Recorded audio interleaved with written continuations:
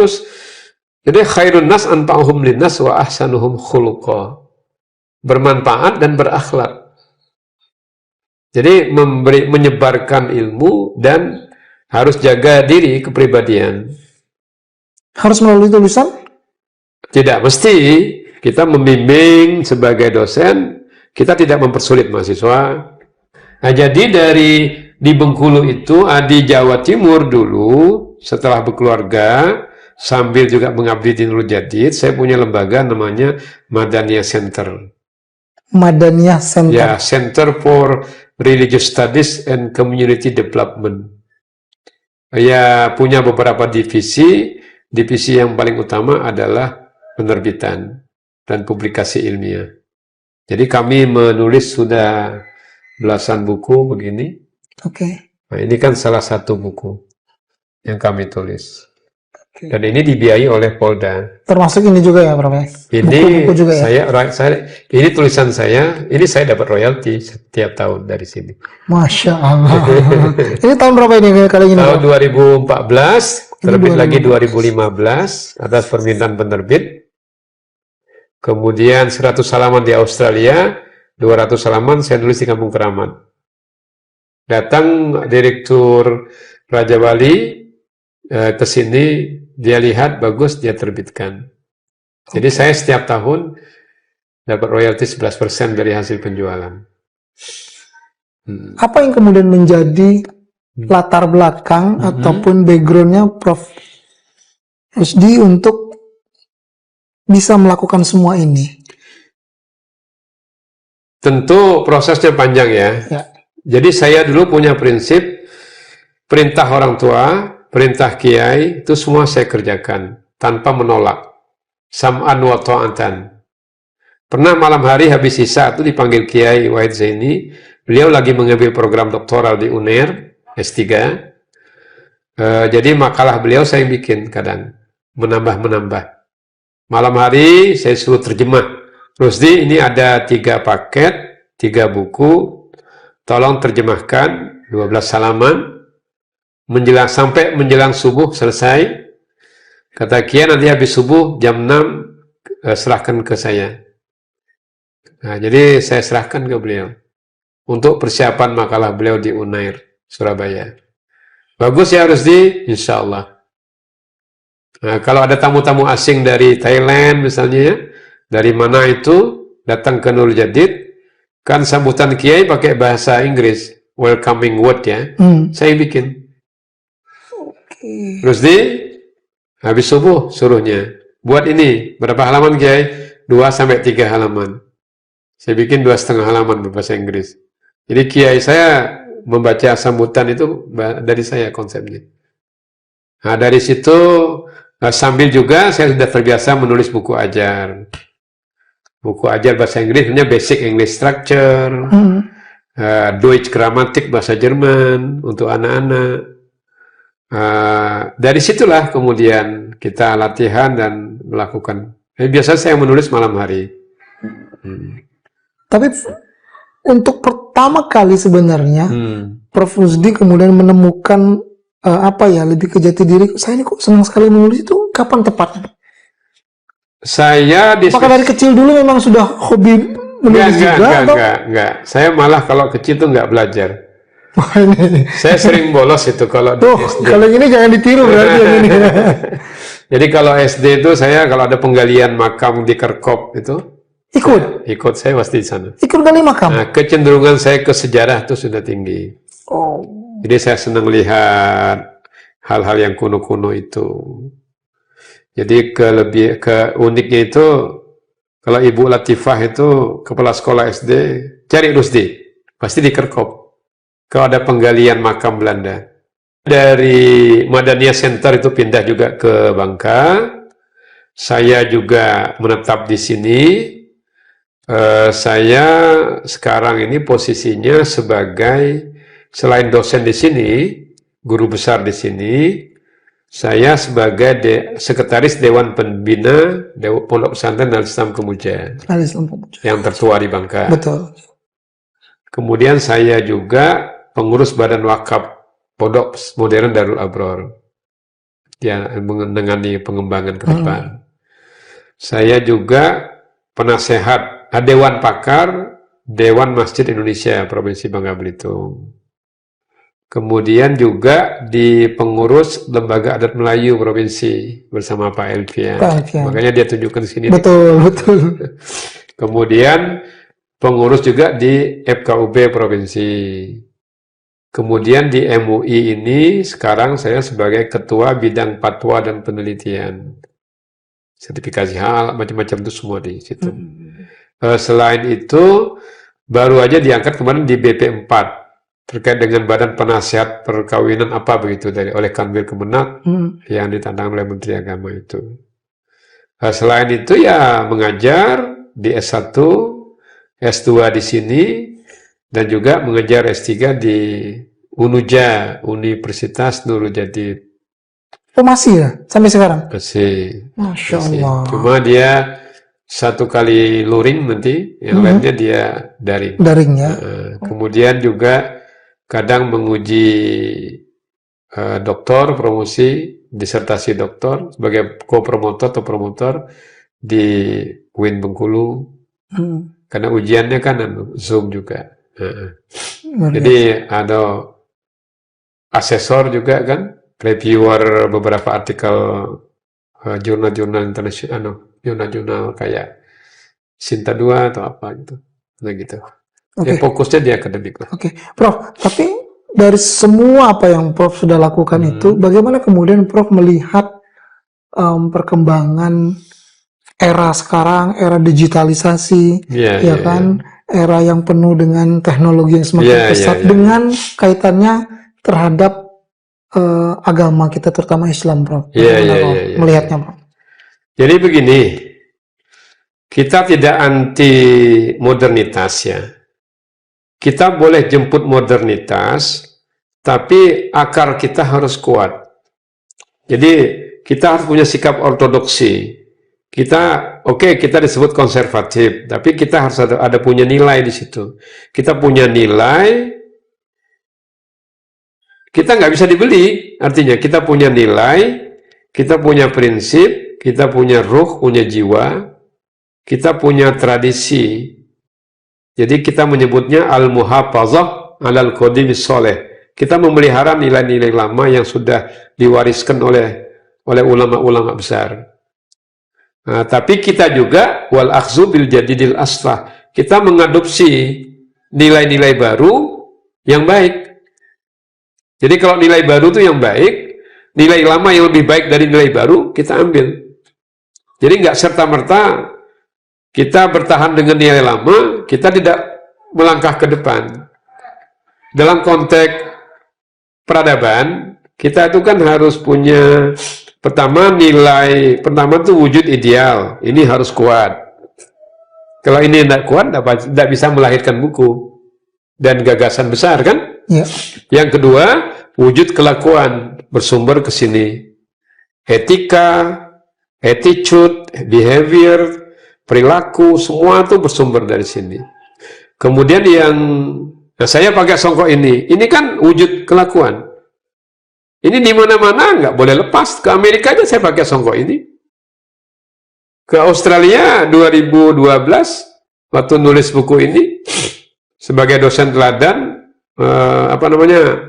POSPI, program lecturers itu ke Australia, saya 40 harian. Saya pakai ini. Sampai ditahan di bandara, saya berdebat. Nah, itu artinya, itu harus dipertahankan. Kemudian, jangan memberi kesan, kalau pakai songwarsam itu kolot. Jangan dikira bahasa Jerman nggak bisa, kan? Bisa kan ya? Betul. Atau bahasa Inggris nggak bisa, kan begitu. Jadi, saya mempertahankan itu sebagai nilai-nilai alam lama yang lebih bagus, aslah. Tapi saya juga menerima hal-hal yang baru yang baik. AI itu bagus. Cuma jangan langsung ke AI. Saya menulis buku ini nggak ada AI-nya. Nggak ada AI-nya menulis. Saya tulis, saya duduk aja. Nah, ketika harus dimodifikasi, dirapikan, kita minta bantu teknologi, kita bantu. Misalnya, Dang, ini tulisan, tolong dimodifikasi paragraf-paragrafnya. Bukan isinya. Isinya dari sini. Isinya tetap kita. Ya. Prof, di momentum Ramadan 2026 ini, apa yang kemudian bisa disampaikan sebagai pesan untuk kita semua, Dok? Saya ada tulisan lagi saya buat itu tentang puasa dan keterusikan duniawi. Jadi saya ingin puasa ini tidak hanya normatif saja, tapi puasa itu lebih kepada menahan diri dari hal-hal yang tidak layak. Yang tidak layak ya. Tidak hanya al-imsak anil akli wasyurbi wal mubtilat al-ukhra. Jadi tidak hanya meninggalkan menahan diri dari lapar dan minum dan hal-hal yang membatalkan, tapi lebih kepada penguatan kepribadian. Jadi kayak puasanya Siti Maryam. Inni nazartu lirrahmani sauma. Saya berjanji kepada Allah yang Maha Pengasih sauma. Jadi sauma itu berpuasa. Falan ukallimal yauma insiya, dan setia saya tidak akan berbicara kepada siapapun.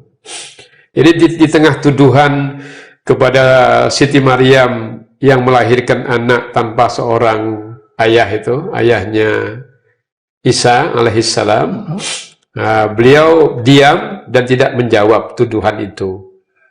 Jadi memperbanyak diam, tapi diamnya terstruktur. Jangan diam-diam budu. Kini diam budu ke. Nah, kan gitu kan. Nah, tapi diam itu terstruktur. Jadi diam asumtu hikmatun. Diam itu bijaksana. Diam terstruktur itu ya penuh dengan renungan-renungan. Apakah kita membaca dengan teliti, cermat, apakah kita menulis konseptual. Jadi melahirkan produk-produk yang bisa dirasakan. Jadi kalau kita menulisnya dengan hati, masuk. Ceramah juga begitu. Kalau dengan hati, pasti masuk. Tapi Prof. Rusdi bukan profesor ataupun bukan dokter yang anti dengan digitalisasi, bukan ya? Tidak ya? Anti dengan? Digitalisasi enggak ya? Oh enggak. Itu justru mempercepat. Oke. Nah, mempercepat sebagai media, cuma sumbernya tetap harus dari kita, dari hati kita ya. Dari kita, karena prosesnya panjang itu. Terakhir Prof, boleh kita memberikan Prof memberikan pesan, memberikan semangat, motivasi, apalagi di Ramadan 2026 ini kepada kita semua lah. Ya, menyikapi modernitas, kita tidak boleh terlalu konservatif. Kita harus mengikuti modernitas itu. Apalagi dalam bentuk teknologi modern dan ilmu pengetahuan. Karena dua hal itulah yang melekat pada wujud material peradaban yang kalau kita capai menjadi sebuah supremasi. Tapi kita juga tidak boleh meninggalkan nilai-nilai yang lama yang memperbesar kita. Artinya the past, the previous, masa lampau itu sangat berhubungan dengan the nowadays yang terjadi sekarang ini dalam menuju the future. Jadi harus ada sinergitas antara yang lampau, sekarang, dan yang akan datang. Tiga hal itulah yang memperkuat manusia sehingga memiliki jati diri, punya kepribadian, punya integritas, sambil mengisi waktu sepadat-padatnya. Innal faragha wal jidata mafsadatun ayya mafsadatin. Sesungguhnya kekosongan itu dan kekayaan itu rusak dalam bentuk segala kerusakan yang akan mengusik kita di dalam menyikapi kehidupan kita. Jadi kita harus bermanfaat, memberlangsungkan diri kita. Jadi memperkuat kepribadian kita bermanfaat untuk keberlangsungan kehidupan manusia di berikutnya. Nah, seperti yang saya katakan tadi, khairun nas anfa'uhum linnas, manusia yang baik itu yang bermanfaat bagi manusia yang lain, wa ahsanuhum khuluqa, dan orang yang paling baik akhlaknya. Nah, demikian, mudah-mudahan kita bisa meningkatkan peradaban dan kebudayaan, dan yang terpenting kita harus berkualitas dan dibutuhkan orang lain. Hargailah orang ketika kita ingin dihargai. Sederhana bukan berarti miskin. Demikian. Baik, terima kasih Prof untuk waktunya. Terima kasih pemirsa, nanti kita jumpa lagi, dan Assalamualaikum warahmatullahi wabarakatuh. Download Tribun X sekarang, menghadirkan lokal menjadi Indonesia. Hari ini sudah ditaja oleh Badan Pengelola Masjid Raya An-Nur Provinsi Riau jauh-jauh hari, diantaranya adalah yang jelas buka bersama, dan buka bersama ini dilakukan rutin dari puasa pertama hingga puasa yang ke-30 nantinya, dan disediakan kurang lebih ada 500 takjil dan juga makanan berat. Nah, Tribuners, ternyata memang sangat seru sekali ya. Kita bisa tetap segar pada sore hari dengan berolahraga di Masjid An-Nur ini, Tribuners.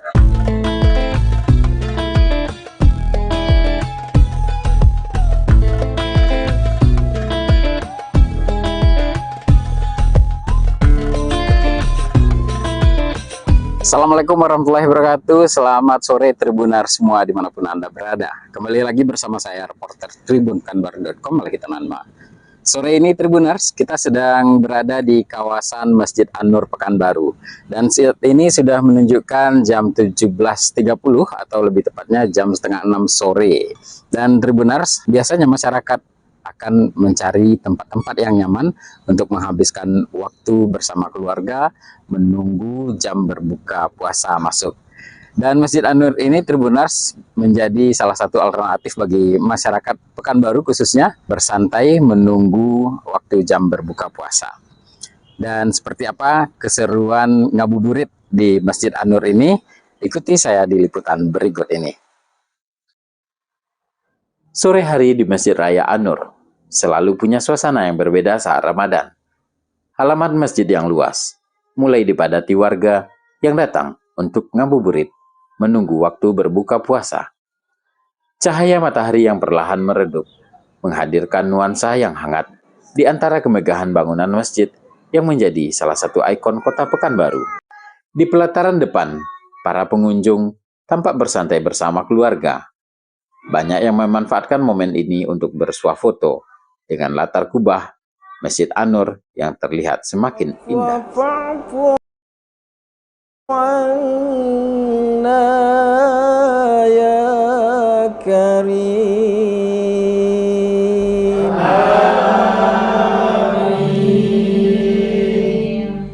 Nashhadu an la ilaha illallah wa nastaghfirullah, nas'aluka ridhaka wal jannah wa na'udzubika min sakhatika wan nar.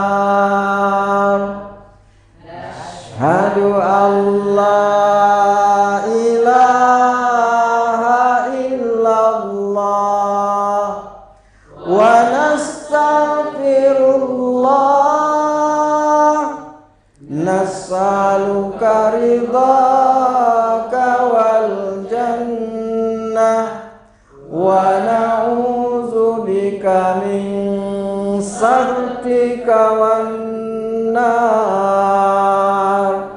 Nashhadu an la ilaha illallah wa nastaghfirullah, nas'aluka ridhaka wal jannah wa na'udzubika min sakhatika wan nar. Allah innaka afuwun karim tuhibbul afwa fa'fu anna ya karim.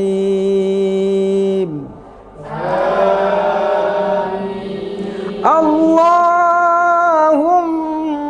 innaka afuwun karim tuhibbul afwa fa'fu anna ya karim.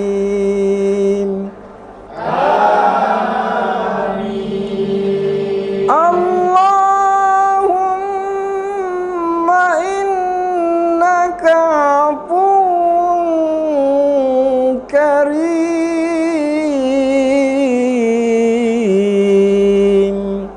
tuhibbul afwa fa'fu anna ya karim.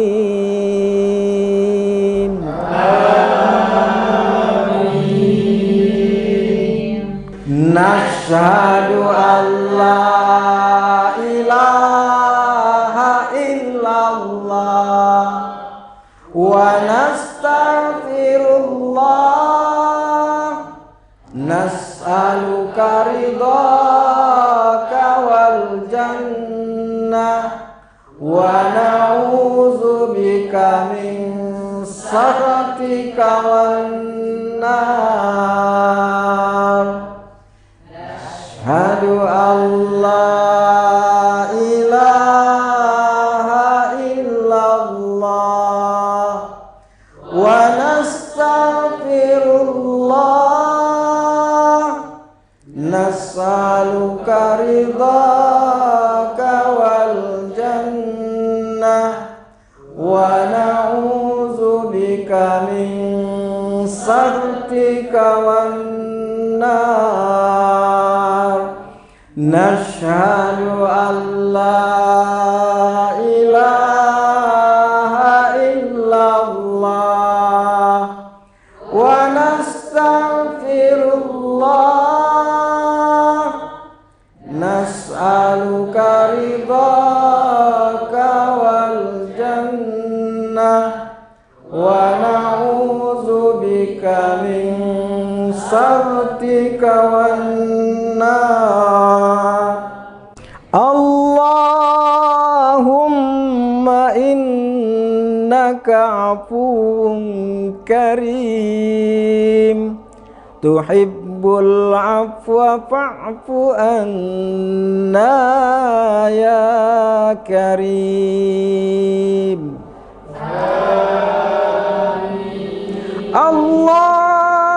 Allahumma innaka afuwun karim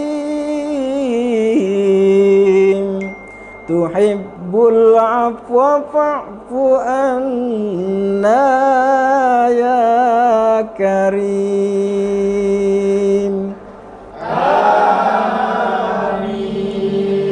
Allahumma innaka afuwun karim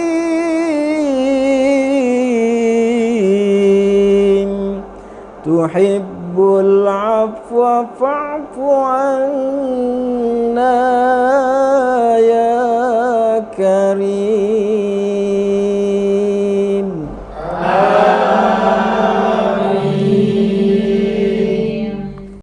Nashhadu an la ilaha illallah wa nastaghfirullah nas'aluka ridhaka wal jannah wa na'udzubika min sakhatika wan nar. Asyhadu an la ilaha illallah wa nastaghfirullah nas'aluka ridhaka wal jannah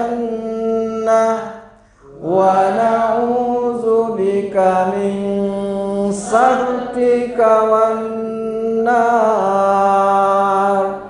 Nashhadu an la ilaha illallah wa nastaghfirullah. Nas'aluka ridhaka wal jannah wa na'udzu bika min sakhatika wan nar. Allahumma innaka afuwun karim tuhibbul afwa fa'fu anna ya karim. Allahumma innaka afuwun karim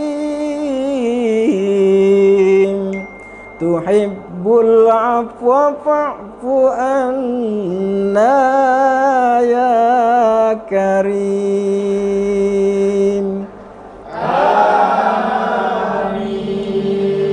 Allahumma innaka afuwun karim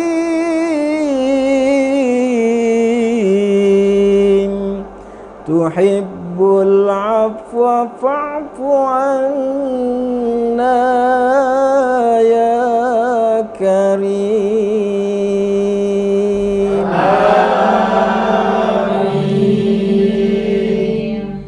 Nashhadu an la ilaha illallah wa nastaghfirullah. Nas'aluka ridhaka wal jannah wa na'udzu bika min sakhatika wan nar. Ashhadu an la ilaha illallah wa nastaghfirullah. Nas'aluka ridhaka wal jannah wa na'udzu bika min sakhatika wan nar. Nashhadu an la ilaha illallah wa nastaghfirullah. Nas'aluka ridhaka wal jannah wa na'udzu bika min sakhatika wan nar. Allahumma innaka afuwun karim tuhibbul afwa fa'fu anna ya karim. Allahumma innaka afuwun karim tuhibbul afwa fa'fu anna ya karim.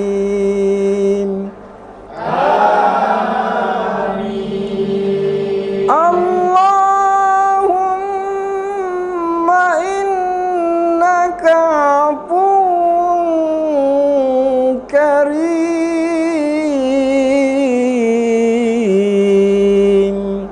tuhibbul afwa fa'fu anna ya karim.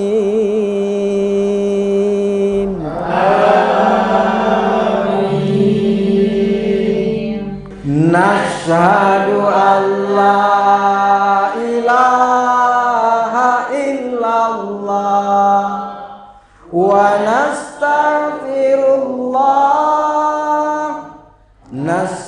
nas'aluka ridhaka wal jannah wa na'udzubika min sakhatika wan nar.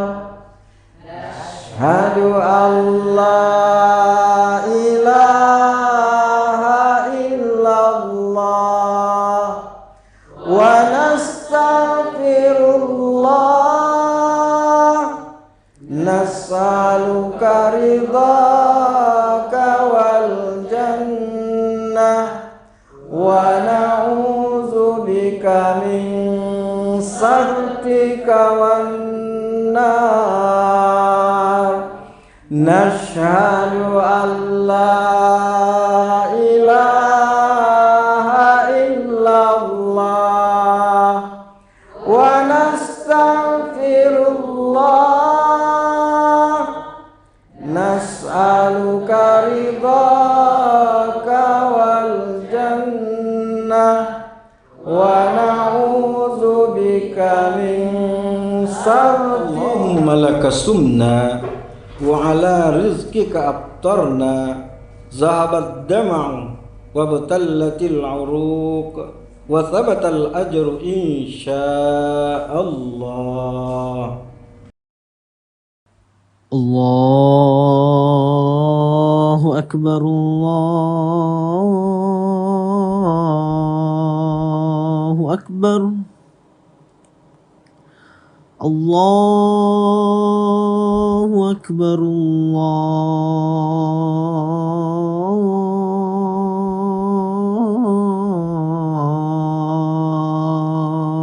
Allahu akbar. Asyhadu an la ilaha illallah.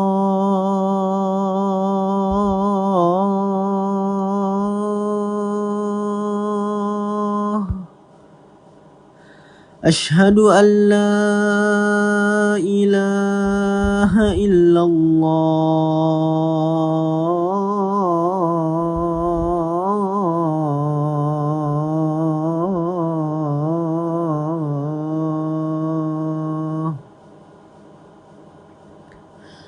Asyhadu anna Muhammadar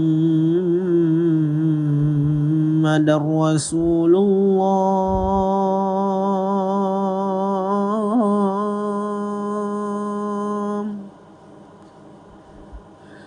Asyhadu anna Muhammadar Rasulullah.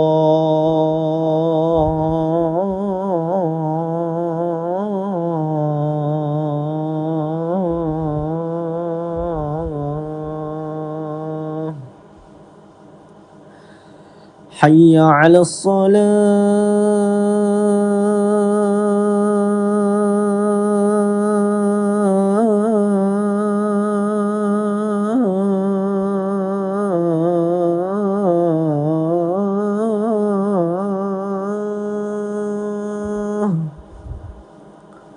Hayya 'alas salah.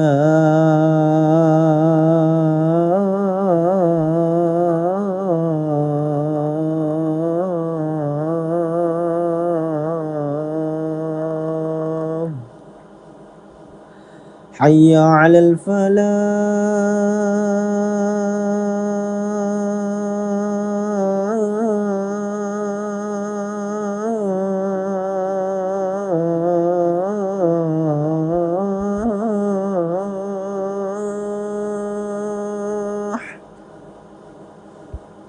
Hayya 'alal falah.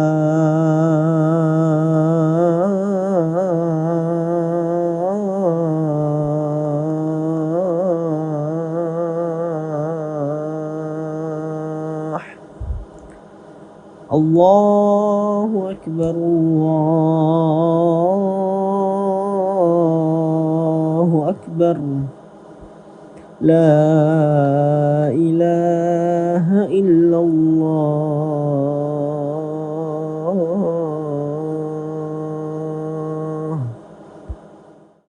Allahumma rabba hadhihi ad-da'wati at-tammah was-salati al-qa'imah آت محمدا الوسيلة والفضيلة والشرف والدرجة العالية الرفيعة وبعثه مقاما محمودا الذي وعدته إنك لا تخلف الميعاد.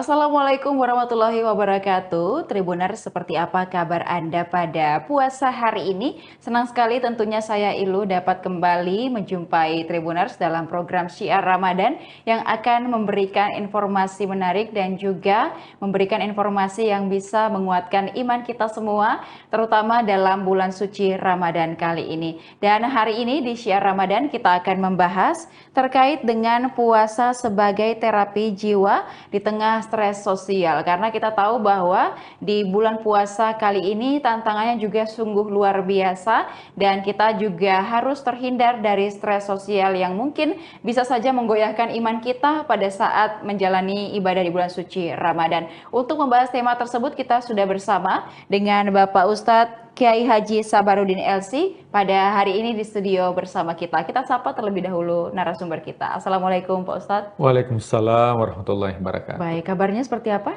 Alhamdulillah, semangat dari hari ke hari, harus tetap semangat. Baik, dan juga Pak Ustadz, ini kita membahas stres sosial begitu Pak Ustadz ya. Mungkin seperti apa tips ataupun juga cara yang harus kita lakukan agar puasa ini kita tetap bisa menjalankan ibadah dan terhindar dari yang namanya stres. Silahkan.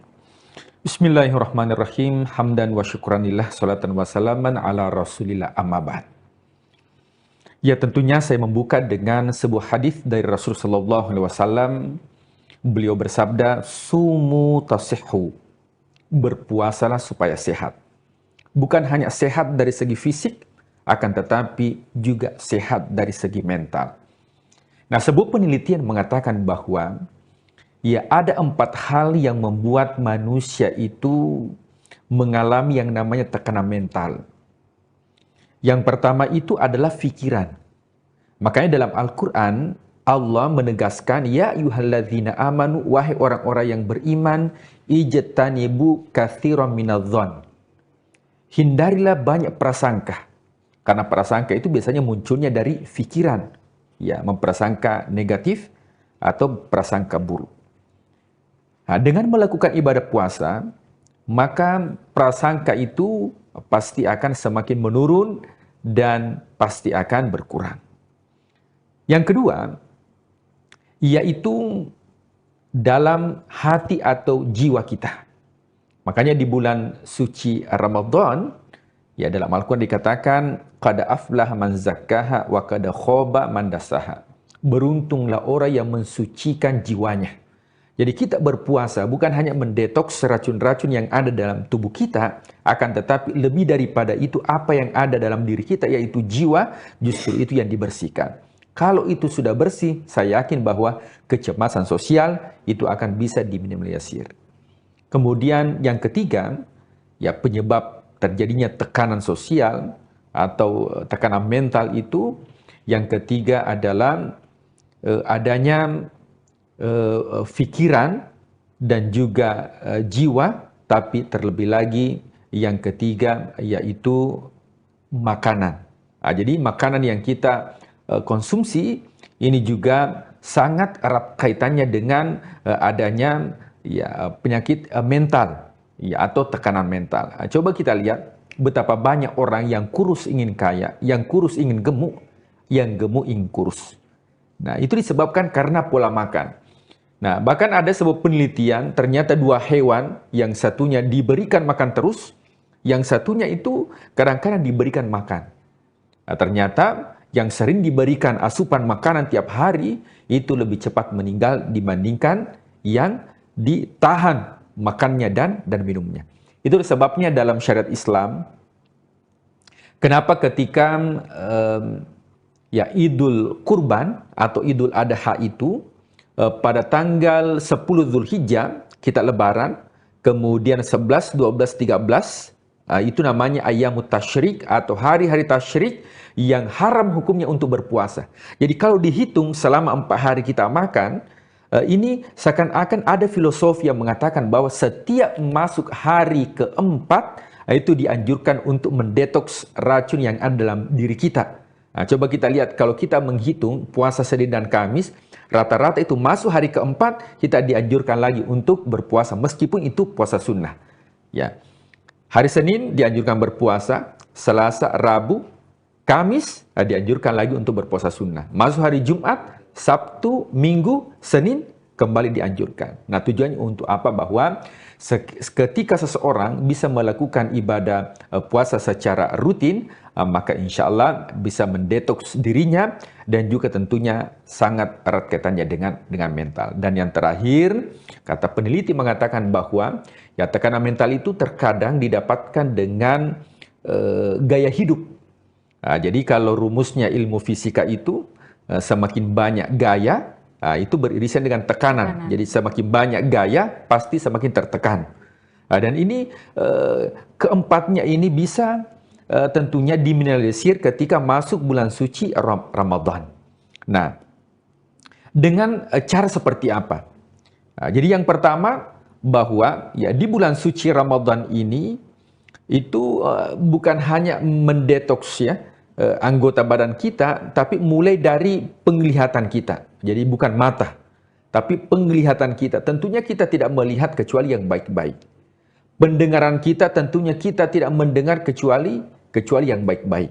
Nah, dengan melihat ya yang baik-baik, mendengar yang baik-baik, karena kita ketahui bersama bahwa lantunan ayat suci Al-Quran, kemudian taklim, bahkan ya di stasiun, di platform media sosial pun itu luar biasa. Ya, kajian-kajian di bulan suci Ramadan itu tujuannya untuk apa? Ya, tujuannya adalah untuk menekan stres yang mungkin dialami banyak orang dengan ekonomi mungkin dan sebagainya. Nah, dengan memfungsikan pendengaran kita, kemudian penglihatan kita, di samping itu tanda bagi orang yang beriman, itu juga cara bulan suci Ramadan untuk mengurangi dan menghilangkan stres yang mungkin dialami masyarakat secara umum. Nah, kemudian yang kedua adalah bahagia. Nah, tips yang kedua adalah bahagia. Nah, jadi di bulan suci Ramadan itu kata Rasulullah SAW, farhatani, ada 2 kebahagiaan yang didapatkan oleh umatku. Farhatani, 2 kebahagiaan. Yang mana itu ya Rasulullah? Farhatun, ya kebahagiaan yang pertama itu indah ketika berbuka puasa. Jadi luar biasa, bahagia ketika kita berbuka. Mungkin dalam keseharian ketika kita sering ngopi di warkop, itu mungkin biasa. Tapi ketika kita berpuasa, kemudian kita berbuka meskipun itu seteguk air atau secangkir teh, tapi itu rasa bahagia itu luar biasa. Ketika kebahagiaan itu muncul, maka kecemasan itu akan tertekan. Dan itu yang diharapkan adanya bulan suci Ramadan. Nah, kemudian yang ketiga, tentunya terkait dengan manajemen emosi. Ya, manajemen emosi, makanya Rasulullah SAW mengatakan, jikalau dalam suci Ramadan ada orang yang bertengkar, ya, ada orang yang mengajak untuk bertengkar, ya, mengajak untuk bersilat lidah, maka katakanlah inni shaim, saya berpuasa. Nah, jadi puasa itu bukan hanya menahan haus dan dahaga, akan tetapi juga menahan diri kita. Bagaimana bisa mengendalikan emosi. Ya. Di antara tanda orang yang bertakwa adalah orang yang mampu menahan amarah. Makanya ada seorang sahabat melapor kepada Rasulullah SAW, ya Rasulullah, nasihatilah aku. Rasulullah tahu kalau orang ini ada masalah di mental. Sehingga Rasulullah mengatakan, la taghdab, la taghdab, la taghdab, jangan marah, jangan marah, jangan marah, walakal jannah, engkau akan mendapatkan kebahagiaan. Nah, kemudian yang selanjutnya adalah spiritual. Nah, spiritualitas sekarang itu luar biasa. Ya, bahkan menurut penelitian mengatakan ini mungkin sudah 5.0, masuk lagi 6.0, ujungnya itu ada spiritualitas. Makanya jangan heran kalau ya banyak sekarang ya rumah-rumah tahfiz yang dibuka bahkan ada komunitas keagamaan, komunitas, bahkan ya para public figure pun sekarang itu sudah masuk ya hijrah face dan sebagainya. Nah, itu bagian dari apa? Bahwa ujungnya manusia dengan adanya tekanan sosial, stres dan sebagainya, itu ujung-ujungnya itu adalah kembali kepada Tuhan, kembali kepada Allah dengan yang dinamakan dengan spiritualitas, dan itu bisa didapatkan di bulan suci Ramadan. Kemudian yang terakhir, munculnya rasa empati. Ya, kalau kita empati kepada seseorang, maka insya Allah itu bisa menurunkan ego kita, menurunkan stres dan sebagainya. Kita lihat bulan suci Ramadan, sebagaimana misalnya ibadah haji, tidak membedakan orang kaya, orang miskin, semua menggunakan pakaian ihram. Di bulan suci Ramadan, baik dia orang kaya, baik dia orang miskin, baik itu ada masalahnya, tidak ada masalahnya, semua diwajibkan untuk menahan yang dinamakan makan dan minum. Nah, tujuannya untuk apa? Bahwa akan muncul empati dan itu bisa mengurangi yang dinamakan dengan tekanan mental atau stres dalam kehidupan. Ya, baik, dan juga kita melihat bahwa stres dalam kehidupan ini memang sebenarnya banyak faktor pengaruhnya ya Pak Ustadz ya, apalagi sekarang zaman media sosial begitu, kita berusaha mungkin menahan emosi, tapi ketika membuka media sosial ada saja berita ataupun juga konten yang bikin kita kembali emosi, dan ini juga yang perlu kita untuk tahan, kita untuk jaga, sebenarnya bukan hanya pada saat bulan puasa ya, kalau bisa seterusnya. Dan bulan puasa ini kita lebih bisa mendekatkan diri lagi, kemudian juga menahan hawa nafsu, haus dan lapar, dan segala hal buruk yang mungkin bisa terjadi dalam hidup kita. Dan terima kasih Pak Ustadz sudah memberikan begitu banyak pencerahan pada hari ini dalam menantikan waktu berbuka puasa, dan semoga kita bisa terus memberikan ilmu ataupun juga berbagi ilmu kepada seluruh Tribuners yang menyaksikan pada hari ini, dan juga pada beberapa program lainnya tentunya di kanal YouTube dan Facebook Tribun Timur, mata lokal menjangkau Indonesia. Pak Ustadz terima kasih, dan juga Tribuners terima kasih sudah menyaksikan program kita, dan juga saksikan terus program menarik lainnya hanya di kanal YouTube dan Facebook Tribun Timur, mata lokal menjangkau Indonesia. Saya Ilu Devisania dan juga narasumber serta seluruh kerabat kerja pamit undur diri. Terima kasih dan sampai jumpa. Wassalamualaikum warahmatullahi wabarakatuh. Waalaikumsalam warahmatullahi wabarakatuh.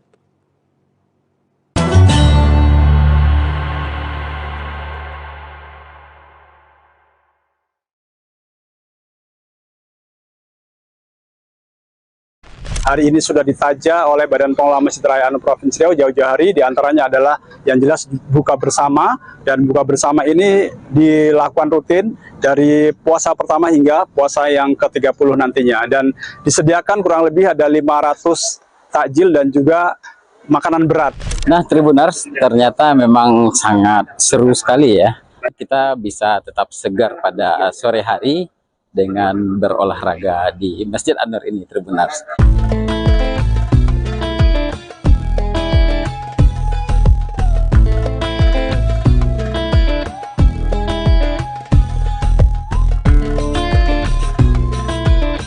Assalamualaikum warahmatullahi wabarakatuh. Selamat sore Tribuners semua dimanapun Anda berada. Kembali lagi bersama saya reporter tribunkanbar.com lagi teman-teman. Sore ini Tribuners, kita sedang berada di kawasan Masjid An-Nur Pekanbaru, dan saat ini sudah menunjukkan jam 17.30 atau lebih tepatnya jam setengah 6 sore.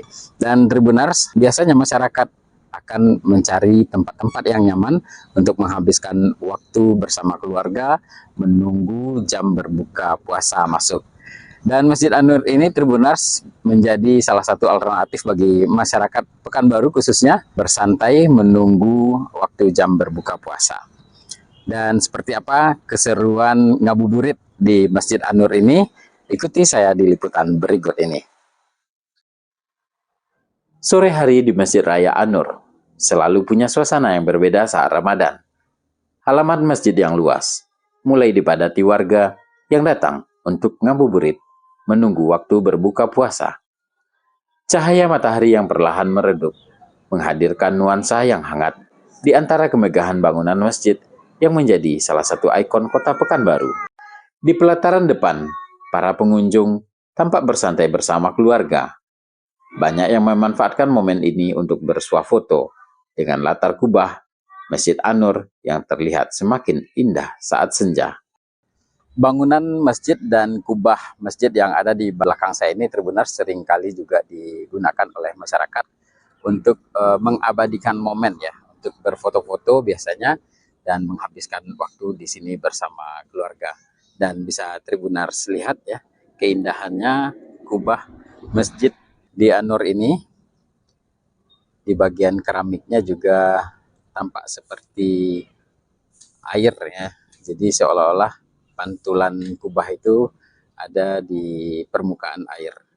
Siluet kubah yang berpadu dengan warna langit jingga menciptakan pemandangan yang memikat mata. Matahari yang tenggelam tepat di sisi kubah menghadirkan panorama yang menenangkan. Beberapa pengunjung mengabadikan momen tersebut dengan kamera ponsel mereka.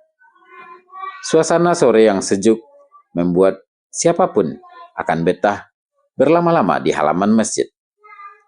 Tidak hanya kubahnya, payung elektrik yang terinspirasi dari Masjid Nabawi juga menjadi daya tarik tersendiri.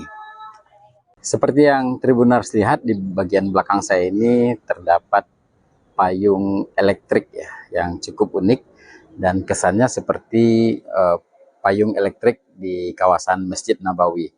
Dan memang payung elektrik ini sempat viral beberapa waktu lalu karena persoalan hukum ya. Tapi terlepas dari itu semua, payung ini bagi masyarakat tetap cukup menarik. Dan masyarakat tetap menjadikannya untuk mengabadikan momen saat ngabuburit di lokasi ini.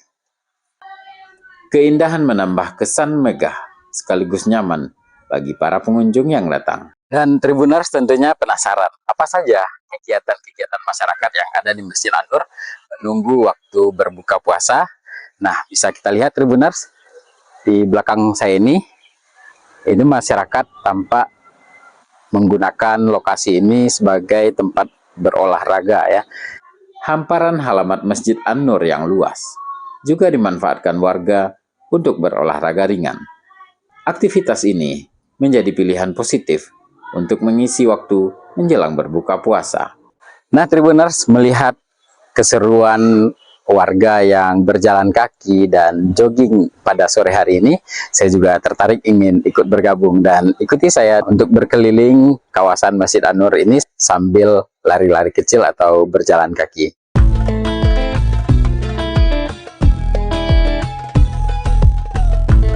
Nah, Tribuners, ternyata memang sangat seru sekali ya. Kita bisa tetap segar pada sore hari dengan berolahraga di Masjid An-Nur ini, Tribuners. Anak-anak tampak riang berlarian, sementara para orang tua tampak berbincang santai di pinggir lapangan. Suasana kebersamaan begitu terasa, memperlihatkan bagaimana masjid tidak hanya menjadi tempat ibadah, tapi juga menjadi ruang publik yang menyatukan masyarakat. Ngabuburit di Masjid An-Nur bukan sekedar menunggu azan maghrib. Di tempat ini, warga bisa menikmati sore dengan cara yang sehat dan menyenangkan, tanpa harus jauh ke pusat kota. Di sudut lain halaman, terlihat warga yang duduk di bawah pepohonan yang besar dan rindang. Mereka menikmati semelir angin sore berbincang dengan rekan lainnya. Teduhnya pepohonan menambah kenyamanan suasana menjelang berbuka puasa. Beberapa keluarga tampak menggelar tikar kecil untuk duduk bersama. Anak-anak bermain di sekitar orang tuanya, sementara sebagian lainnya asik menikmati jajanan yang dibeli di area bazar. Kegiatan sederhana ini menghadirkan kehangatan yang khas di bulan Ramadan. Berbagai stand menawarkan beragam produk, mulai dari pangan, busana muslim, hingga aksesoris. Kehadiran bazar ini semakin meramaikan suasana ngabuburit di Masjid An-Nur. Bazar tersebut juga melibatkan pelaku UMKM binaan Basnas Riau. Menjelang waktu maghrib, pengurus masjid tampak menyiapkan hidangan berbuka puasa gratis bagi masyarakat. Bukan hanya air minum dan takjil saja. Setiap harinya, panitia pengurus masjid menyediakan sekitar 500 paket nasi untuk jemaah yang hadir. Pembagian makanan ini terbuka untuk semua kalangan tanpa syarat khusus. Siapa saja yang datang akan dipersilahkan berbuka puasa bersama. Para pengurus tampak menyambut masyarakat dengan ramah dan penuh kehangatan. Uniknya Tribuners, sambil menunggu berbuka puasa di sini, masyarakat yang datang ke sini bisa langsung berbuka karena pihak pengurus masjid menyediakan bukaan puasa berupa minuman, takjil, dan bahkan juga nasi. Dan bagi Tribuners mungkin yang ada di Pekanbaru juga bisa mencoba nantinya untuk berbuka puasa di Masjid An-Nur ini. Pengurus Masjid An-Nur selalu terbuka bagi siapa saja yang ingin berbuka puasa di sana. Assalamualaikum warahmatullahi wabarakatuh. Selamat datang ahlan wa sahlan kepada seluruh jamaah Masjid Raya An-Nur Provinsi Riau yang telah hadir di masjid terbesar di Provinsi Riau. Tentunya hari ini kita bersama-sama sudah memasuki di bulan yang mulia, bulan suci Ramadan. Di antara kegiatan-kegiatan yang hari ini sudah ditaja oleh Badan Pengelola Masjid Raya An-Nur Provinsi Riau jauh-jauh hari, di antaranya adalah yang jelas buka bersama, dan buka bersama ini dilakukan rutin dari puasa pertama hingga puasa yang ke-30 nantinya, dan disediakan kurang lebih ada 500 takjil dan juga makanan berat. Dan Tribuners, seperti yang kita lihat tadi memang cukup ramai ya masyarakat yang memanfaatkan waktu di sini, bahkan juga langsung berbuka puasa. Jadi setelah olahraga dan juga disediakan langsung makanan oleh para pengurus Masjid An-Nur di sini. Suasana kebersamaan semakin terasa ketika azan maghrib berkumandang. Ratusan warga duduk berjajar menikmati hidangan yang telah disiapkan. Kebersamaan itu menjadi pemandangan yang mengharukan sekaligus membahagiakan. Terima kasih Tribuners sudah menemani saya dari awal tadi. Kita sudah sempat berkeliling dan juga sudah sempat jogging, ngabuburit menunggu waktu berbuka puasa di Masjid An-Nur Pekanbaru ini. Dan Tribuners mungkin yang ada di Pekanbaru, tak ada salahnya untuk mencoba sesekali ngabuburit di Masjid An-Nur ini sekaligus buka bersama keluarga. Demikian dulu liputan kali ini Tribuners, dan sampai jumpa di liputan berikutnya. Assalamualaikum warahmatullahi wabarakatuh. Download Tribun X sekarang, menghadirkan lokal menjadi Indonesia.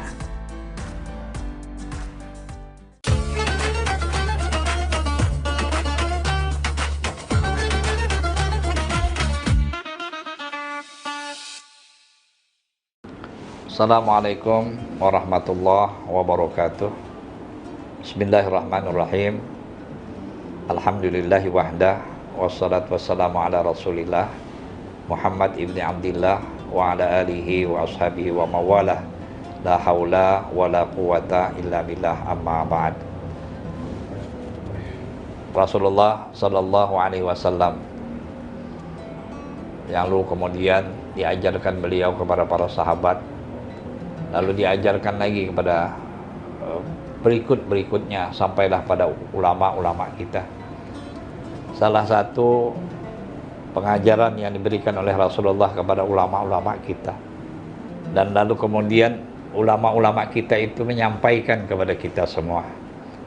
Salah satu yang disampaikan oleh para hukama kepada kita adalah ada 4 perkara yang menjadi penyebab sehingga seseorang itu diangkat oleh Allah derajatnya kepada derajat yang paling tinggi. Turfa'ud darajatul abdi, diangkat oleh Allah derajat seorang hamba dengan derajat yang tinggi. Salah satunya adalah karena hamba itu memiliki sifat al-hilim. Hilim artinya orang yang bijak, orang yang penyantun. Oleh karena itu Allah Subhanahu wa taala menisbahkan namanya dengan Al-Halim, penyantun. Kalau kita sebagai hambanya maka disebut Abdul Halim. Nah, kaum muslimin rahimakumullah, orang-orang yang penyantun, orang-orang yang bijak adalah orang-orang yang patut kita segani, orang-orang yang harus kita jadikan patronase dalam kehidupan. Kita malu melihat orang-orang yang penyantun. Maka Nabi mengingatkan kepada kita, nanti akan datang satu zaman la yastahyi minal halim, dia tidak punya rasa malu rasa hukewuh terhadap orang yang memiliki sifat penyantun, orang-orang yang bijak. Maka apabila ada orang yang memiliki sifat penyantun, orang-orang yang bijak, maka itulah tanda sifat bahwa orang itu akan diangkat oleh Allah ke derajat yang paling tinggi.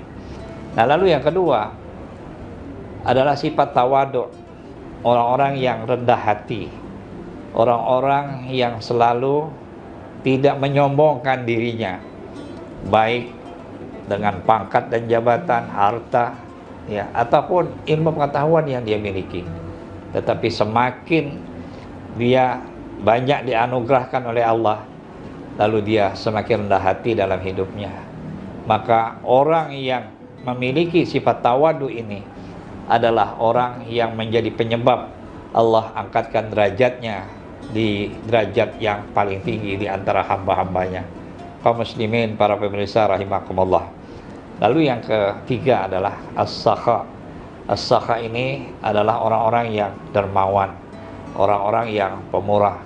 Rasulullah sering mengingatkan kepada kita bahwa orang-orang yang dermawan adalah orang-orang yang dekat dengan Allah, orang-orang yang dekat dengan manusia, orang-orang yang dekat dengan surga, jauh dari api neraka, jauh dari api neraka dan didekatkan kepada surga.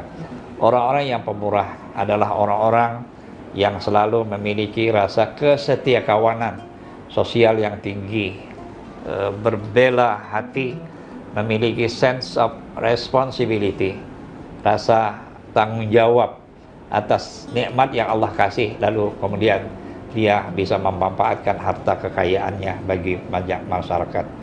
Lalu yang terakhir, wa husnul khuluq, orang yang akhlaknya baik, baik tutur kata, tindakan, perilaku dan sebagainya menunjukkan kebaikan-kebaikan. Maka orang-orang yang memiliki 4 sifat inilah yang menjadi sebab Allah angkat derajatnya pada derajat yang lebih tinggi, baik kehidupannya di atas dunia maupun kehidupannya di akhirat kelak.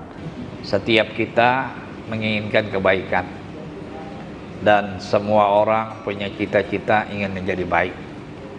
Tapi dalam perjalanan, apa yang diinginkan ternyata tidak berbanding lurus.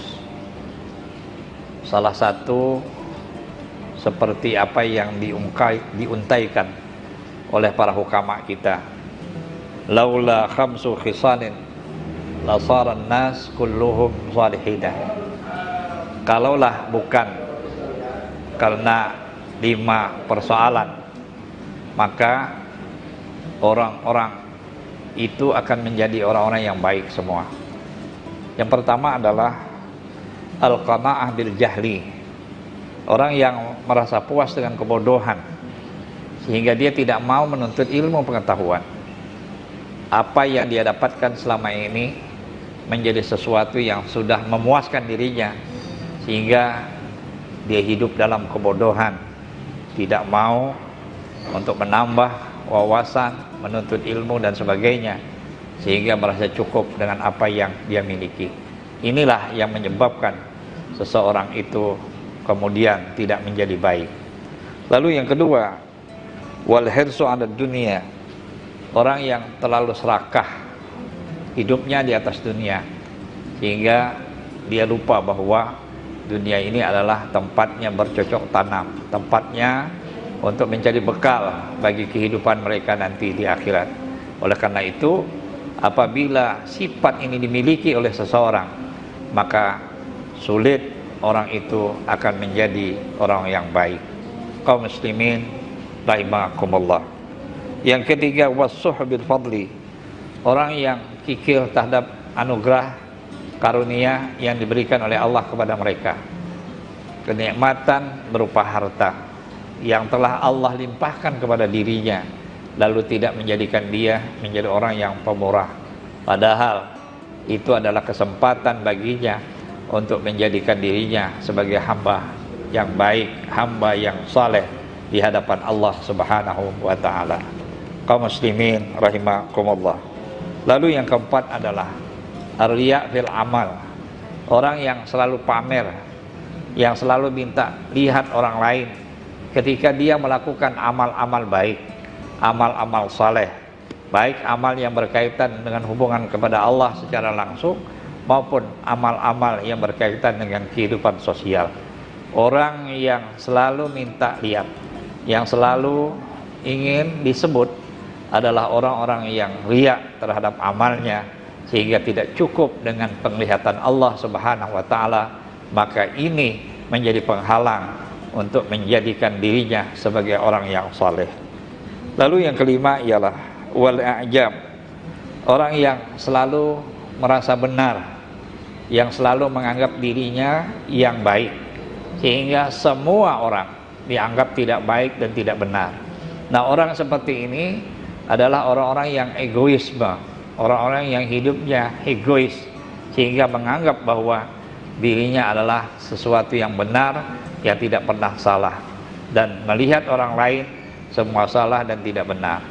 Inilah salah satu sifat yang apabila ada dalam diri seseorang, maka sulit orang itu akan menjadi orang yang saleh di antara kita.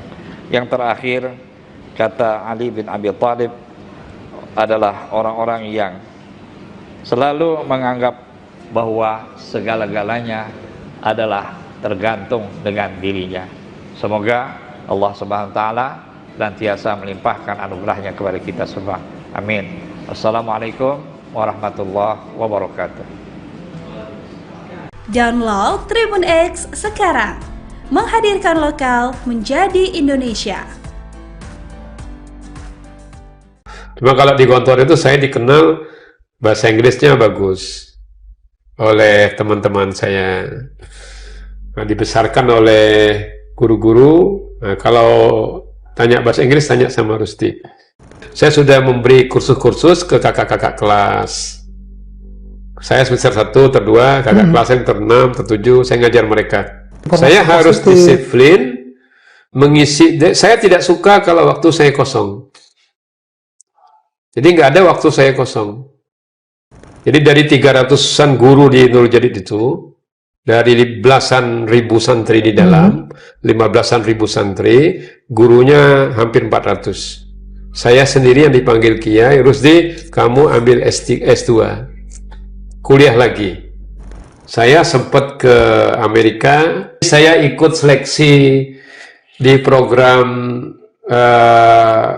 perbandingan agama atas nama Pondok Pesantren Al-Islam Kemuja. Oke. Nah, diizinkan, diseleksi dari 600 orang menjadi 250, menjadi 45. Jadi diinterview pakai bahasa Inggris dari Hawaii sana oleh Naim G. Steinman. Nah, saya berangkat dan lulus bersama 44 pimpinan pondok pesantren se-Indonesia.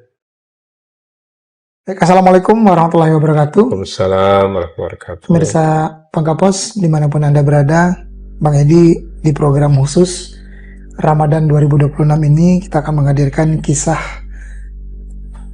ulama, kisah kiai yang ada di Pulau Bangka. Umumnya guru besar juga di Bangka Belitung ini. Beliau adalah Profesor Dr. Rusdi Sulaiman MAG. Oke. Ya, beliau adalah dekan Fakultas Dakwah dan Komunikasi Islam YIN Syekh Abdurrahman Siddiq. Masya Allah. Terima kasih loh Prof, kami sudah diberi kesempatan untuk ngobrol, berbincang banyak soal figur seorang Profesor Dr. Rusdi. Baik, Prof, boleh kita mengawali obrolan hari ini, cerita hari ini dengan Prof. Dr. Rusdi kecil. Ini dulu seperti apa waktu masih kecil-kecilnya dulu? Saya ini nggak sesuai dengan besarnya gitu. Nggak sesuai dengan besarnya. Karena lahirnya dulu 7 bulan, beratnya 1,7 kilo. Prematur? Prematur. Tapi alhamdulillah lahir di Dinas Kesehatan Tentara, karena orang tua kerja di situ. Oke. Oh, di DKT berarti ya? Orang tua asalnya Kemuja, desa Kemuja, ibu juga, kakek nenek juga dari Kemuja. Yang asal usulnya, kalau dari sebelah ibu itu, Haji Ja'far itu asalnya dari Pontianak. Kalau dari sebelah kakek, dari sebelah bapak, itu dari Jambariyah Siddiq. Jadi orang yang pertama kali naun ke Mekah, naun di Mekah. Jadi kalau orang dulu kan pergi haji, kemudian naun pergi lama dan belum pulang berpuluh-puluh tahun. Nah, jadi kakek nenek itu mereka lama di Mekah, paman-paman juga lahir di Mekah. Kecuali orang tua, bapak itu lahir di Kemuje setelah 2 tahun nenek tinggal. Cuma kami, keluarga, bapak, ibu sudah pindah ke Pangkal Pinang di tahun 60-an. Jadi saya lahirnya di Pangkal Pinang. Belajar agama pastinya dengan orang tua kan. Ya. Kemudian pas usia SD, saya sekolah di SD 1 Pangkal Pinang. SD 1 Pangkal Pinang. Hanya siang sore saya sekolah Arab di Setia Utama. Jadi orang menyebutnya AIAI, Al-Ittihadiyah Al-Islamiyah. Yang dekat Masjid Permudi di sebelah Kerkop itu. Nah, baru kemudian di usia 12 di tahun 79 saya ikut, kebetulan waktu itu ada peran Haji Hormen Maddati dekat di pengelola Masjid Permuti itu, kami ke Gontor, ke Pondok Modern Darussalam Gontor. Itu SMP? Ya, SMP-nya. SMP langsung ke Gontor. Cuma di Gontor itu ada belasan orang. Saya lulus tidak mendapat tempat. Yang satu lulus langsung masuk, yang lain tidak lulus. Nah, kemudian saya transit di Pondok Pesantren Ngabar Wali Songo Ngabar. Nah, baru tahun depannya langsung masuk ke Gontor. Nah, di Gontor itu 6 tahun, mulai SD. Nah, jadi SMP SMA-nya kita menyebutnya KMI, Darussalam Gontor. Nah, baru wajib mengajar. Jadi dari 282 alumni Gontor, ada puluhan alumni yang wajib mengajar, termasuk saya. Mengajar di Gontor? Di Gontor. Jadi tidak semua bisa mengajar. Menjadi tenaga pendidik di sana ya? Nah, 1 tahun, sambil kuliah di Fakultas Usuluddin, di jurusan perbandingan agama. Tapi selama di Gontor, ada banyak pengalaman yang bisa saya lakukan. Saya senang bahasa. Jadi saya sudah ikut lomba bahasa Arab sepondok modern Gontor waktu saya kelas 2 KMI, setingkat kelas 2 MTS ya. Nah, kemudian di kelas 4, kelas 1 Aliyah atau kelas 4 KMI, saya juara 2 lomba pidato bahasa Inggris. Baru saya diangkat oleh pimpinan di organisasi Pondok Modern Gontor sebagai bagian penerangan. Jadi bagian penerangan itu harus mampu 2 bahasa, melebihi santri-santri yang lain, maka dia diangkat dan dia berperan di situ. 2 bahasanya Inggris dan Arab? Arab. Jadi kita berdiri setiap 3 hari, 4 hari, ada 4 orang itu bergiliran. Habis maghrib kita menyampaikan pengumuman, untuk pengumuman yang panjangnya, yang kalau ditulis itu 4 lembar, 5 lembar, berbahasa Inggris atau berbahasa Arab, dan dibaca habis maghrib. Jadi ditulis habis asar, harus bisa tampil di depan 3.500 santri. Oke. Kapan kemudian kecintaan terhadap bahasa ini muncul dari seorang? Sejak di Gontor itulah. Sejak di Gontor itu. Apa yang menjadi backgroundnya? Latar belakang cinta jadi dengan bahasa? Tidak juga, karena dulu saya nggak mau ke SMP karena takut bahasa Inggris sama takut bahasa Justru matematika. Takut awalnya ya? Ya. Tapi kemudian setelah di pesantren saya senang. Malah justru cinta dengan bahasa. Ya. Cuma kalau di Gontor itu saya dikenal bahasa Inggrisnya bagus oleh teman-teman saya. Nah, dibesarkan oleh guru-guru. Nah, kalau tanya bahasa Inggris tanya sama Rusti. Nah, begitu. Itu sudah dari sejak MTS. Ya, sejak KMI itu di ya. Gontor. Ya. Sudah mulai menyukai Kemudian bahasa. Dari Gontor saya ingin ke pondok pesantren yang berbeda dengan Gontor. Nah, Gontor itu kan Pondok Modern Darussalam Gontor. Nah, saya cari beberapa pesantren di Jawa Timur bertemulah saya dengan pondok pesantren Nurul Jadid. Nurul Jadid. Ya, Nurul Jadid Python Probolinggo. Mulai tanggal 1 Agustus 1987 saya masuk sana. Saya mulai kuliah 15 Juni 87. Saya masuk ke Fakultas Dakwah, tapi jurusannya bimbingan penyuluhan masyarakat. Di Nurul Jadid itu banyak yang saya bisa kerjakan. Jadi saya diapresiasi oleh Kiai Gontor karena saya menerapkan bahasa Inggris di mana ini? Di Nurul Jadid. Di Nurul Jadid. Nah, jadi ada lembaga LPBA namanya. Jadi saya jadi wakil direktur di lembaga penguatan bahasa asing di Nurul Jadid, menangani 40 santri berminat ke bahasa Arab, 40 santri berminat ke bahasa Inggris. Tapi kulturnya Madura, jadi agak-agak anti bahasa asing. Tapi sebelumnya saya sudah memberi kursus-kursus ke kakak-kakak kelas. Saya semester 1, ter-2, kakak kelas yang ter-6, ter-7, saya ngajar mereka. Ya, di bahasa tadi itu. Itu luar biasa loh, Prof. Masih muda tapi justru mengajar yang lebih senior. Sambil saya mengaji di pesantren, saya kuliah di situ. Saya termasuk yang terbaik. 3 tahun 7 bulan saya selesai, langsung diangkat saya menjadi dosen. Jadi di sana, di Nurul Jadid. Jadi guru dan dosen. Jadi saya juga ngajar bahasa Jerman di sana. Tunggu, bahasa Jerman ini kapan lagi munculnya nih? Belajar di Gontor, otodidak, 1 tahun. Jadi 3 bahasa sekarang? Sudah menguasai 3 bahasa? Bahasa Kemuj, bahasa Madura, bahasa Jawa. Cuma kalau bahasa Madura saya halusnya, bahasa halusnya saya bisa. Kalau Madura ya kasar. Saking pundi, tindak pundi kan begitu. Kalau bahasa Jawa. Kalau bahasa Madura saya halus. Dan ini membuktikan bahwa memang Prof. Rusdi ini memang cinta dengan bahasa. Ya, saya senang berbahasa. Saya terobsesi dengan reporter televisi. Oke. Misalnya, kalau saya reporter sedang ada di Hawaii misalnya, sedang ada di Belanda, sedang ada di Palestina.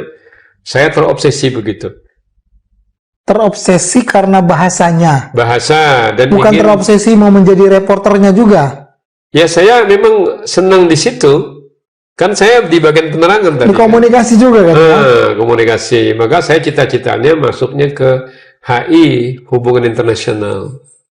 Kalau di UI itu kan ada bahasa Arab dan kawasan internasional kan. Nah, saya dulu senang ke situ. Cuma karena orang tua kita adik 8, kita paling tua, kata bapak, menek kuliah, bang, ya urus sendiri lah. Maka akhirnya ke pondok pesantren, jadi guru, ustadz, jadi biaya kuliah juga dari situ. Benar-benar sudah langsung mandiri. S2, S3 saya beasiswa di UIN Jakarta. Jadi saya nggak mengeluarkan uang sepeser pun. Semua beasiswa. Ya, bahkan saya pernah ngelamar jadi interpreter di KTT Non-Blok ke-10 di Jakarta. Saking saya senang dengan hal-hal yang sifatnya hubungan internasional. Ya, karena berkomunikasi tadi ya. Dan juga saya dulu sering korespondensi dengan Islamic Propagation di Hong Kong, di Afrika Utara. Saya mengumpulkan perangko-perangko yang banyak dari luar negeri. Jadi saya pernah membuat buku tentang writing Arabic and English letters. Jadi surat-surat yang saya kirim, yang saya terima itu saya kumpulkan, saya jadikan buku menyusun surat menyurat bahasa Inggris dan bahasa Arab. Ada surat. Itu ada bukunya, Bro? Ada ya, boleh nanti kita lihat, Bro, ya. Ada bukunya. Boleh. Dan menulis buku-buku ajar dulu di Nurul Jadid. Waktu saya mengajar bahasa Jerman, bahasa Inggris, mengajar bahasa Arab, saya ngajar sejarah. Nah, kalau di perguruan tinggi itu saya ngajar sistem berpikir falsafah, logika, mengajar Islamic Studies, studi Islam. Nah, jadi itu saya senang walaupun saya sebuah pesantren yang awalnya secara kultural agak kurang berkembang, tapi menjadi berkembang. Terus seperti itu. Baik. Tapi cita-cita Prof. Rusdi sendiri sebenarnya dari kecil itu pengen jadi apa sih, Prof? Saya, ya kulit saya putih, orang Kemuje. Asli loh, ini produk Kemuje. Ya, jadi orang Kemuje itu kan harus go international. Go international. Jadi bibit lada itu kan berawal dari Kemuje, yang diambil dari Malaysia. Dan orang Kemuje itu nggak boleh miskin. Karena dia ngambil getah karet tuh pagi dan sore. Jadi dia tidak boleh miskin. Nah, maka dia harus ya terus belajar, terus berkembang. Ya. Karena orang Kemuje lah yang menggagas di pertengahan abad 19 itu yang ke Mekah. Yang saya sebut dengan Jambariyah Siddiq tadi kan. Kakek-kakek kami itu kan, mereka sudah punya semangat. Kapan kemudian Prof. Rusdi setelah dalam perjalanannya akhirnya kembali ke Bangka lagi dan saya tuh sebenarnya diminta untuk menjadi pengurus yayasan di Nurul Jadid. Karena saya cukup lama di Nurul Jadid, 89 mulai 87 sampai 95. Dipanggil kiai pimpinan, saya harus Rusdi. Jadi dari 300-an guru di Nurul Jadid itu, dari belasan ribu santri di dalam, 15-an ribu santri, gurunya hampir 400. Saya sendiri yang dipanggil kiai, Rusdi, kamu ambil S2, kuliah lagi. Kata kiai, kalau main pingpong, main sama yang banyak cemesnya. Jadi main pingpong pun tidak boleh main sama yang bodoh, yang setara. Kalau saya bisa nyemes, skillnya itu yang setara. Jadi yang harus lebih tinggi. Jadi saya disuruh pergi lagi, suruh kuliah. Nah, dibiayai oleh Nurul Jadid setiap bulan sampai saya selesai S2. Setelah saya berkeluarga dengan istri, istri saya kan Bondowoso, Quratul Faizah, alumni S1-nya juga di Nurul Jadid, sama-sama di Fakultas Dakwah, bimbingan penyuluhan masyarakat. Saya ke Jakarta. Saya dapat beasiswa sebenarnya. Hanya uang hariannya saya dapat dari Nurul Jadid 150.000. Udah gede waktu itu. Enggak, kebutuhan di Jakarta 300-an. Saya kasih istri 50.000, dengan anak satu di Bondowoso, saya pegang 100. Tapi ada kegiatan saya di Jakarta, saya terjemah buku. Di Gramedia itu ada buku saya tentang pemberlakuan hukum syariah, itu ada. Terjemahan Prof ya? Ya, 570 halaman. Masya Allah. Saya terjemah itu 3 bulan, 1 hari 15 halaman, 10-15 halaman dalam bahasa Inggris ke bahasa Indonesia. Itu diterbitkan Raja Wali. Dalam 2 bahasa? Tidak, 1 bahasa. Dalam 1 bahasa. Waktu itu biayanya, ongkosnya 5.000 per halaman. Jadi dapat 2 juta sekian. Aktif. Jadi, berarti Prof termasuk? Ya, kita harus aktif dan kita harus mandiri karena kita anak tertua, adik 8. Kemudian kami waktu periode kami itu semua kami di PNS-kan oleh Menteri Agama. Jadi kami 100-an orang lebih itu diangkat sebagai PNS. Dosen di tempat, tapi alat dasarnya harus ditempatkan di mana saja sesuai kebijakan pemerintah. Nah, terus saya izin ke Kiai di Nurul Jadid. Kiai membolehkan, kata Kiai Wahid, Rusdi, fisikmu nggak apa-apa di mana-mana, tapi rohmu sisakan untuk Nurul Jadid. Begitu cintanya loh Pak Kiainya. Ya. Nah, kemudian saya ditaruh di Stein Bengkulu. Awalnya nih di Stein Bengkulu. Sekolah Tinggi Agama Islam Negeri Bengkulu. Cuma ketika saya ditugaskan di Bengkulu, saya setiap beberapa bulan masih ke Nurul Jadid. Jadi saya itu Jember atau Bondowoso, Jember, Nurul Jadid, Bengkulu, Jakarta, Bengkulu. Sambil mengambil S3, program doktor. Berapa lama itu berlangsung? Kalau kalau kami dulu ingin berlama-lama. Jadi program doktor tuh saya ambil 7 tahun. Solo 7 tahun? Iya, 7 tahun karena kita seneng lama. Berarti ini memang disengaja ini? Disengaja berlama-lama? Disengaja lama. Tujuannya? Ya karena kita menikmati belajar itu di Jakarta. Karena di Jakarta yang ada perpustakaan lengkap Jakarta. Ya, perpustakaan lengkap di Jakarta. Yang kedua jaringan juga di Jakarta. Ya?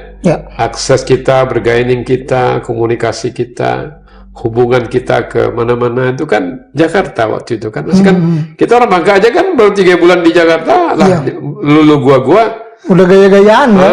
Jadi sudah Jakarta minded kita itu.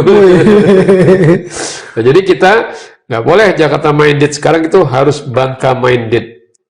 Kapan akhirnya kemudian di Bengkulu saya langsung malam promosi doktor di Jakarta di 2007 akhir. Saya dikasih SK sebagai ketua panitia pendirian pasca sarjana S2. Jadi saya menetap di Bengkulu, baru menetap di Bengkulu, wajib, dan saya diberi rumah dinas di Bengkulu. Jadi hanya ada 2-3 doktor yang saya dapat rumah dinas. Termasuk saya waktu itu ya? Tinggal di dalam kampus. Kampusnya 73 hektar. 30-an hektar untuk sawit, selebihnya untuk kampus. Saya hanya tinggal di Bengkulu 2 tahun 8 bulan. Tapi sejak di Bengkulu, saya sempat ke Amerika selama 40 hari. Tadi karena saya studi juga nih? Bukan studi. Jadi saya ikut seleksi di program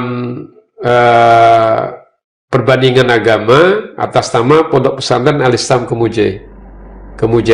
Oke. Nah, diizinkan, diseleksi dari 600 orang menjadi 250, menjadi 45. Jadi diinterview pakai bahasa Inggris dari Hawaii sana oleh Naim G. Steinman. Nah, saya berangkat dan lulus bersama 44 pimpinan pondok pesantren se-Indonesia. Tunggu, yang dari sini berarti Prof sendirian? Atau yang dari Bengkulu saya sendiri, dan dari Bangka adik saya Ali Ansori. Yang sekarang di BPMP. Alhamdulillah tidak lulus. Nah, jadi di sana kami ke Hawaii University di Hawaii selama 2 minggu, dan ke beberapa pusat-pusat agama lain juga, termasuk ke Buddhism Academic juga, ada sebuah university tapi milik Buddha, Buddhism Academic, ke sekolah Obama, kemudian terbang ke California dan tujuannya ke New York. Di New York itu visiting school selama 2 minggu. Ke pondok yang ke sekolah public school yang sangat terkenal, Scarsdale Public School. Nah, jadi diapresiasi luar biasa. Itu menarik untuk, jadi sesuai dengan saya suka tadi kan. Walaupun tidak punya uang, tapi saya bilang tidak punya uang, tapi saya harus ke luar negeri. Dan itu bisa? Dan itu bisa. Bisa terwujud? Bisa terwujud. Benar-benar. Lalu kapan kemudian Prof balik lagi ke sini? Saya setelah dari Bengkulu, alasan pesantren, alasan orang tua, saya ke sini 1 Januari 2011. 2011. Maret 2011, saya mulai nulis. Berarti ini dari Bengkulu langsung ke sini ya? Ya. Jadi tugas disetujui oleh Menteri Agama, saya pindah ke sini. Jadi Menteri Agama yang menyetujui, saya pindah ke ke Stein di sini. Awal di sini? Awal di sini dosen biasa, tapi saya sudah mulai menulis di 15 Maret. Beberapa tulisan ke Bangka Pos. Hanya pernah di 2006 itu tulisan saya waktu saya pulang ke sini, tindak pidana korupsi dalam perspektif agama. Ada arsipnya, tulisan saya di Bangka Pos dulu. Mulai menulis tentang agama, misalnya menyingkap tabir radikalisme agama, misalnya politik perempuan, misalnya politik silaturahim. Beberapa tulisan saya, belasan itu saya kirim ke Bangka Pos, dimuat di Bangka Pos. Artinya Prof ini tetap konsisten untuk menulis, menyampaikan informasi-informasi Saya harus positif. disiplin, mengisi. Saya tidak suka kalau waktu saya kosong. Jadi nggak ada waktu saya kosong.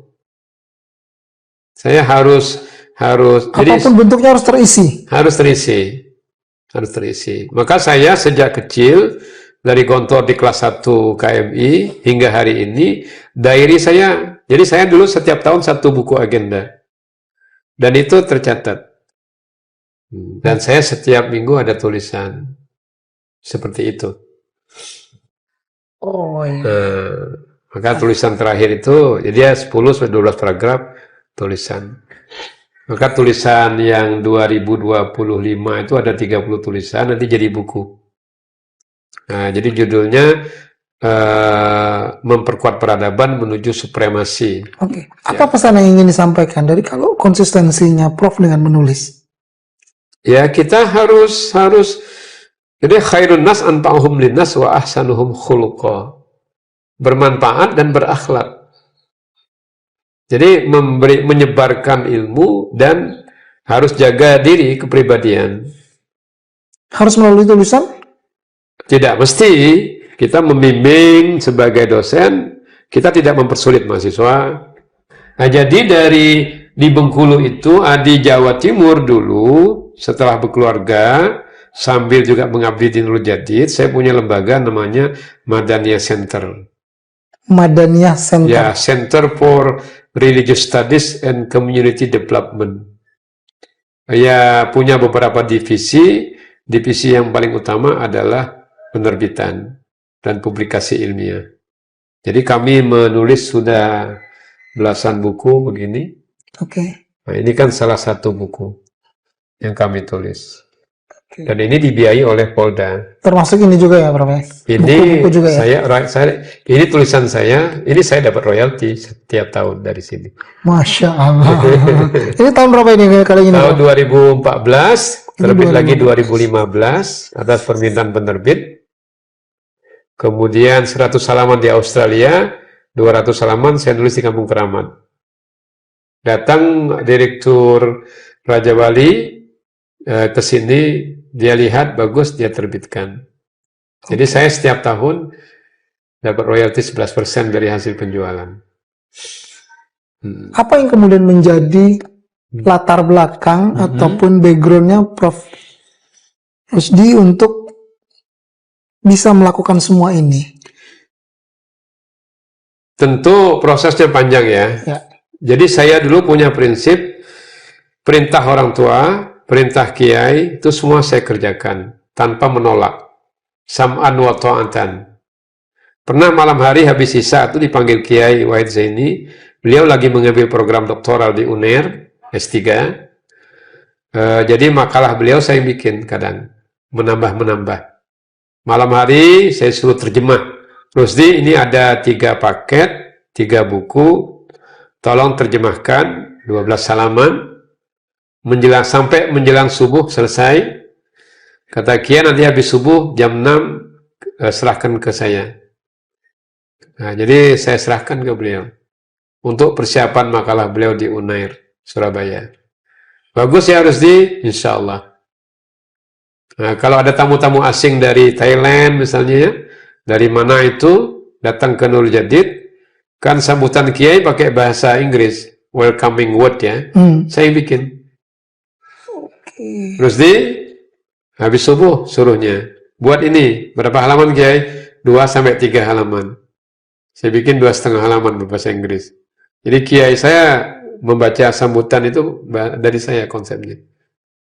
Nah, dari situ sambil juga saya sudah terbiasa menulis buku ajar.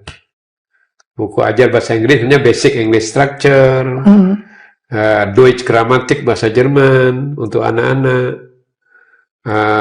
Dari situlah kemudian kita latihan dan melakukan. Biasanya saya menulis malam hari. Tapi untuk pertama kali sebenarnya Prof. Rusdi kemudian menemukan lebih ke jati diri. Saya ini kok senang sekali menulis, itu kapan tepatnya? Apakah dari kecil dulu memang sudah hobi menulis enggak. Saya malah kalau kecil tuh nggak belajar. Saya sering bolos itu kalau di SD. Kalau ini jangan ditiru berarti yang ini. Jadi kalau SD itu saya kalau ada penggalian makam di Kerkop itu ikut saya pasti di sana. Ikut gali makam. Nah, kecenderungan saya ke sejarah itu sudah tinggi. Jadi saya senang lihat hal-hal yang kuno-kuno itu. Jadi uniknya itu kalau Ibu Latifah itu kepala sekolah SD cari Rusdi pasti di Kerkop. Kalau ada penggalian makam Belanda. Dari Madania Center itu pindah juga ke Bangka. Saya juga menetap di sini. Saya sekarang ini posisinya sebagai selain dosen di sini, guru besar di sini, saya sebagai sekretaris Dewan Pembina Pondok Pesantren Al-Islam Kemuja. Yang tertua di Bangka. Betul. Kemudian saya juga pengurus Badan Wakaf Pondok Modern Darul Abror, yang menangani pengembangan ke depan. Saya juga penasehat Dewan Pakar Dewan Masjid Indonesia Provinsi Bangka Belitung. Kemudian juga di pengurus Lembaga Adat Melayu Provinsi bersama Pak Elvian. Makanya dia tunjukkan di sini. Betul. Kemudian pengurus juga di FKUB Provinsi. Kemudian di MUI ini sekarang saya sebagai ketua bidang fatwa dan penelitian. Sertifikasi hal macam-macam itu semua di situ. Selain itu baru aja diangkat kemarin di BP 4 terkait dengan Badan Penasihat Perkawinan begitu oleh Kanwil Kemenak yang ditantang oleh Menteri Agama itu. Selain itu ya mengajar di S1, S2 di sini, dan juga mengajar S3 di UNUJA, Universitas Nurul Jadid. Masih ya? Sampai sekarang? Masih. Masya Allah. Cuma dia satu kali luring nanti, yang lainnya dia daring. Daring ya. Kemudian juga kadang menguji doktor, promosi, disertasi doktor sebagai co-promotor atau promotor di UIN Bengkulu.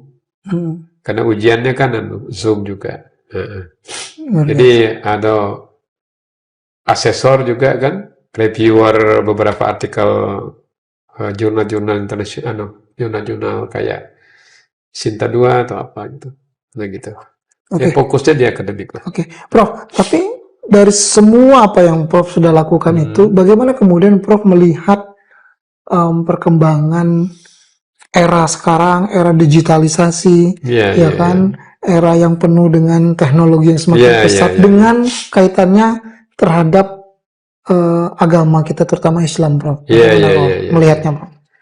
Jadi begini, kita tidak anti modernitas ya.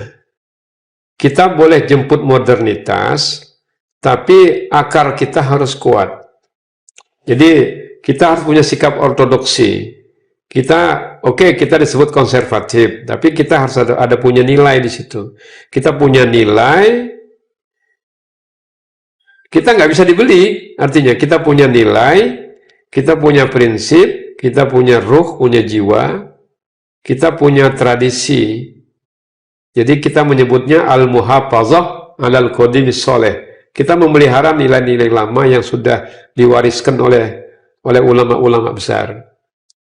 Nah, tapi kita juga wal akhzu bil jadidil aslah. Kita mengadopsi nilai-nilai baru yang baik. Jadi kalau nilai baru itu yang baik, nilai lama yang lebih baik dari nilai baru kita ambil. Jadi nggak serta-merta kita bertahan dengan nilai lama, kita tidak melangkah ke depan. Dalam konteks peradaban, kita itu kan harus punya pertama itu wujud ideal, ini harus kuat. Kalau ini tidak kuat, tidak bisa melahirkan buku dan gagasan besar kan? Yang kedua, wujud kelakuan bersumber ke sini. Etika, attitude, behavior, perilaku, semua itu bersumber dari sini. Kemudian saya pakai songkok ini kan wujud kelakuan. Ini di mana-mana nggak boleh lepas. Ke Amerika aja saya pakai songkok ini. Ke Australia 2012 waktu nulis buku ini sebagai dosen teladan, POSPI, program lecturers itu ke Australia, saya 40 harian, saya pakai ini. Sampai ditahan di bandara, saya berdebat. Nah, itu artinya itu harus dipertahankan. Kemudian jangan memberi kesan, oh kalau pakai songwarsam itu kolot. Jangan dikira bahasa Jerman nggak bisa, kan bisa kan ya? Betul. Atau bahasa Inggris nggak bisa, kan begitu. Jadi saya mempertahankan itu sebagai nilai-nilai alam lama yang lebih bagus, aslah, tapi saya juga menerima hal-hal yang baru yang baik. AI itu bagus, cuma jangan langsung ke AI. Saya menulis buku ini nggak ada AI-nya, nggak ada AI-nya menulis. Saya tulis, saya duduk aja, nah, ketika harus dimodifikasi, dirapikan, nah, kita minta bantu teknologi, kita bantu. Misalnya, Dan ini tulisan, tolong dimodifikasi paragraf-paragrafnya, bukan isinya. Isinya dari sini. Isinya tetap kita. Ya. Prof, di momentum Ramadan 2026 ini, apa yang kemudian bisa disampaikan sebagai pesan untuk kita semua, Dok? Saya ada tulisan lagi saya buat itu tentang puasa dan keterusikan duniawi. Jadi saya ingin puasa ini tidak hanya normatif saja, tapi puasa itu lebih kepada menahan diri dari hal-hal yang tidak layak. Yang tidak layak, ya. Tidak hanya al-imsak anil akli wasyurbi wal mubtilat al-ukhra. Jadi tidak hanya meninggalkan, menahan diri dari lapar dan minum dan hal-hal yang membatalkan, tapi lebih kepada penguatan kepribadian. Jadi kayak puasanya Siti Maryam.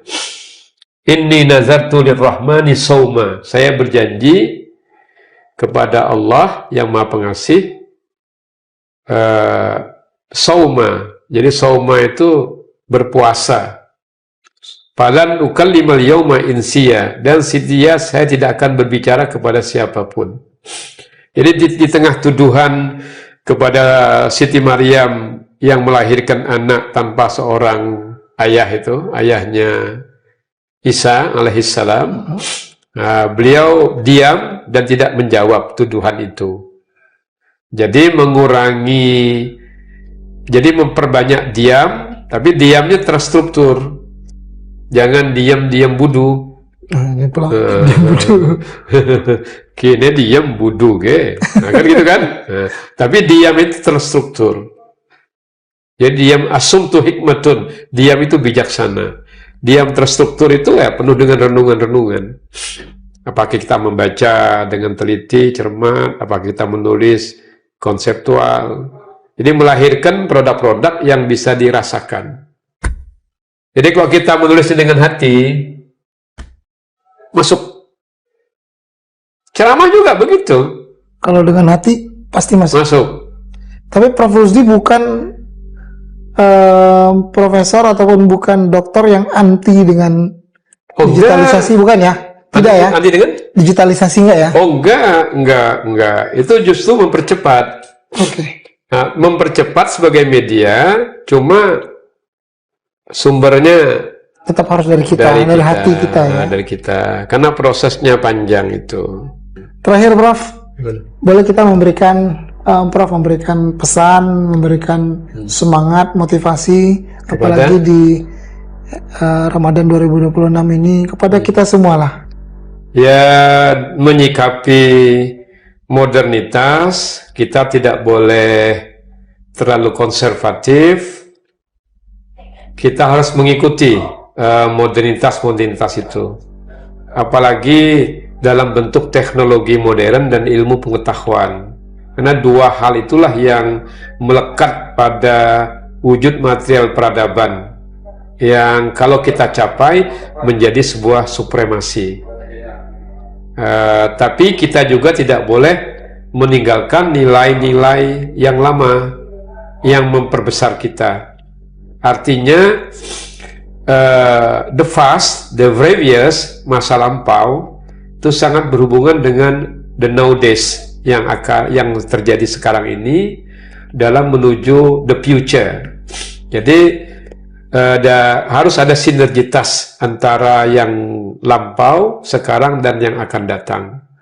3 hal itulah yang memperkuat manusia sehingga memiliki jati diri, punya kepribadian, punya integritas, sambil mengisi waktu sepadat-padatnya.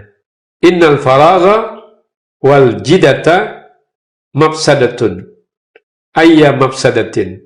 Sesungguhnya kekosongan itu dan kekayaan itu rusak dalam bentuk segala kerusakan yang akan mengusik kita di dalam menyikapi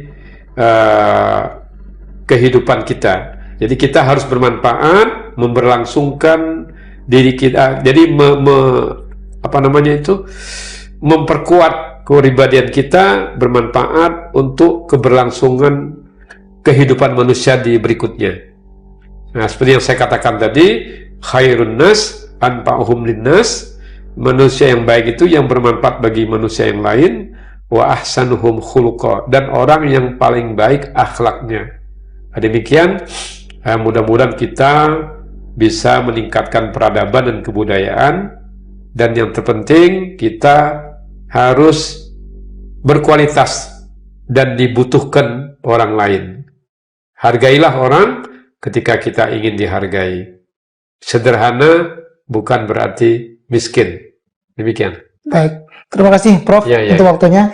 Terima kasih pemirsa, nanti kita jumpa lagi, dan Assalamualaikum warahmatullahi wabarakatuh. Download Tribun X sekarang, menghadirkan lokal menjadi Indonesia.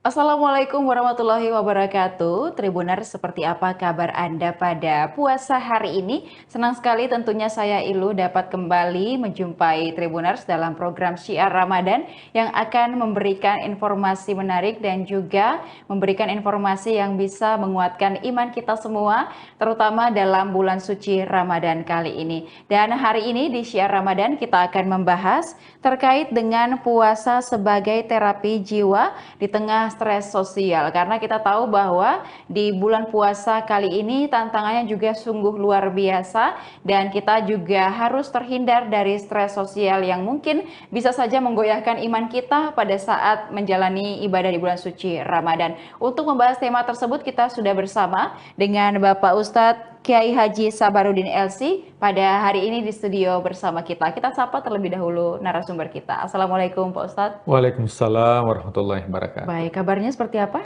Alhamdulillah, semangat dari hari ke hari, harus tetap semangat. Baik, dan juga Pak Ustadz, ini kita membahas stres sosial begitu Pak Ustadz ya. Mungkin seperti apa tips ataupun juga cara yang harus kita lakukan agar puasa ini kita tetap bisa menjalankan ibadah dan terhindar dari yang namanya stres, silahkan. Bismillahirrahmanirrahim. Hamdan wa syukranillah, salatan wa salaman ala rasulillah, amma ba'd. Ya, tentunya saya membuka dengan sebuah hadis dari Rasulullah SAW. Beliau bersabda, sumu tasihhu, berpuasalah supaya sehat. Bukan hanya sehat dari segi fisik, akan tetapi juga sehat dari segi mental. Nah, sebuah penelitian mengatakan bahwa ya, ada 4 hal yang membuat manusia itu mengalami yang namanya tekanan mental. Yang pertama itu adalah pikiran.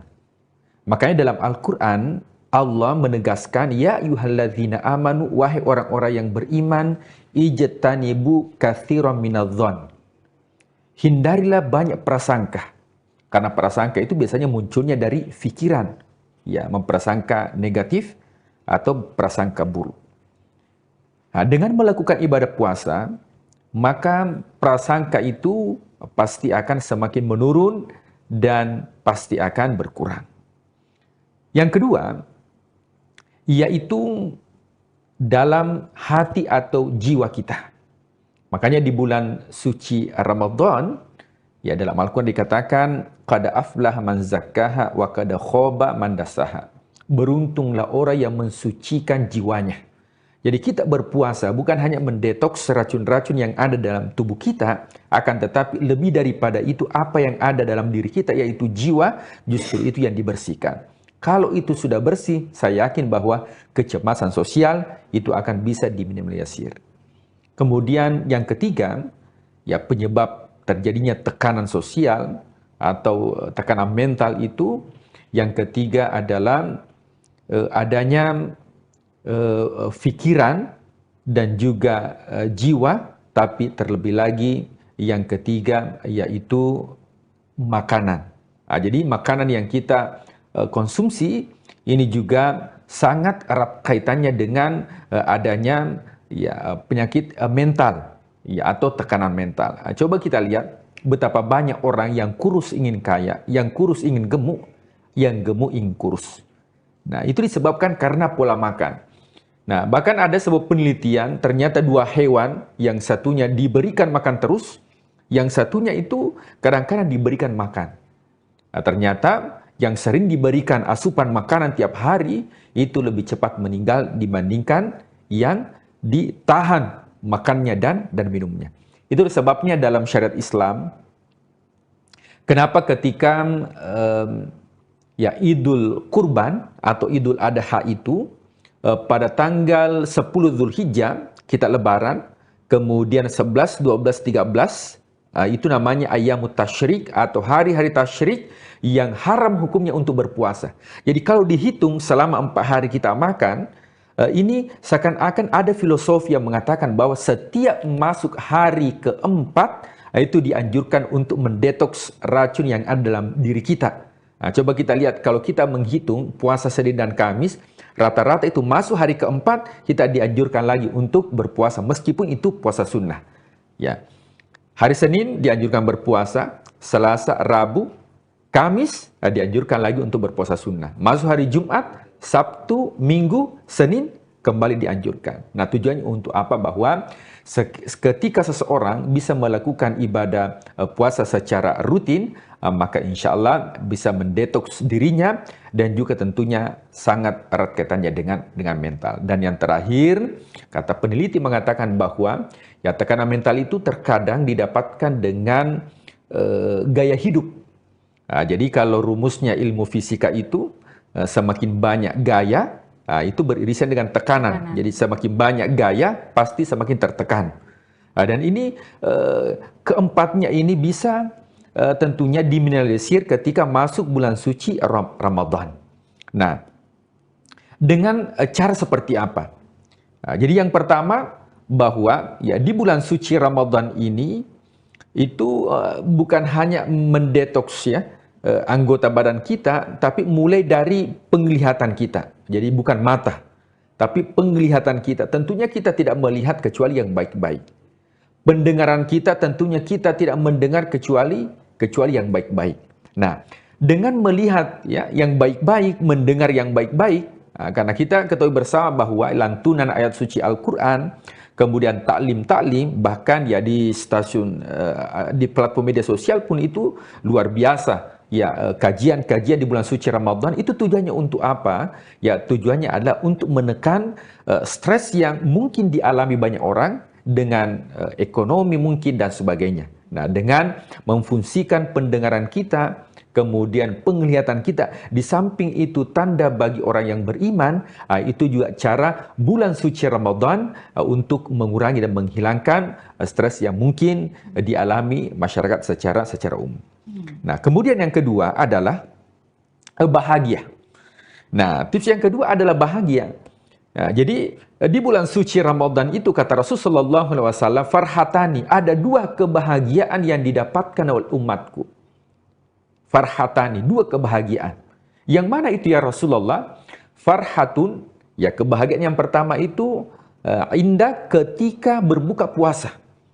Jadi luar biasa, bahagia ketika kita berbuka. Mungkin dalam keseharian ketika kita sering ngopi di warkop, itu mungkin biasa.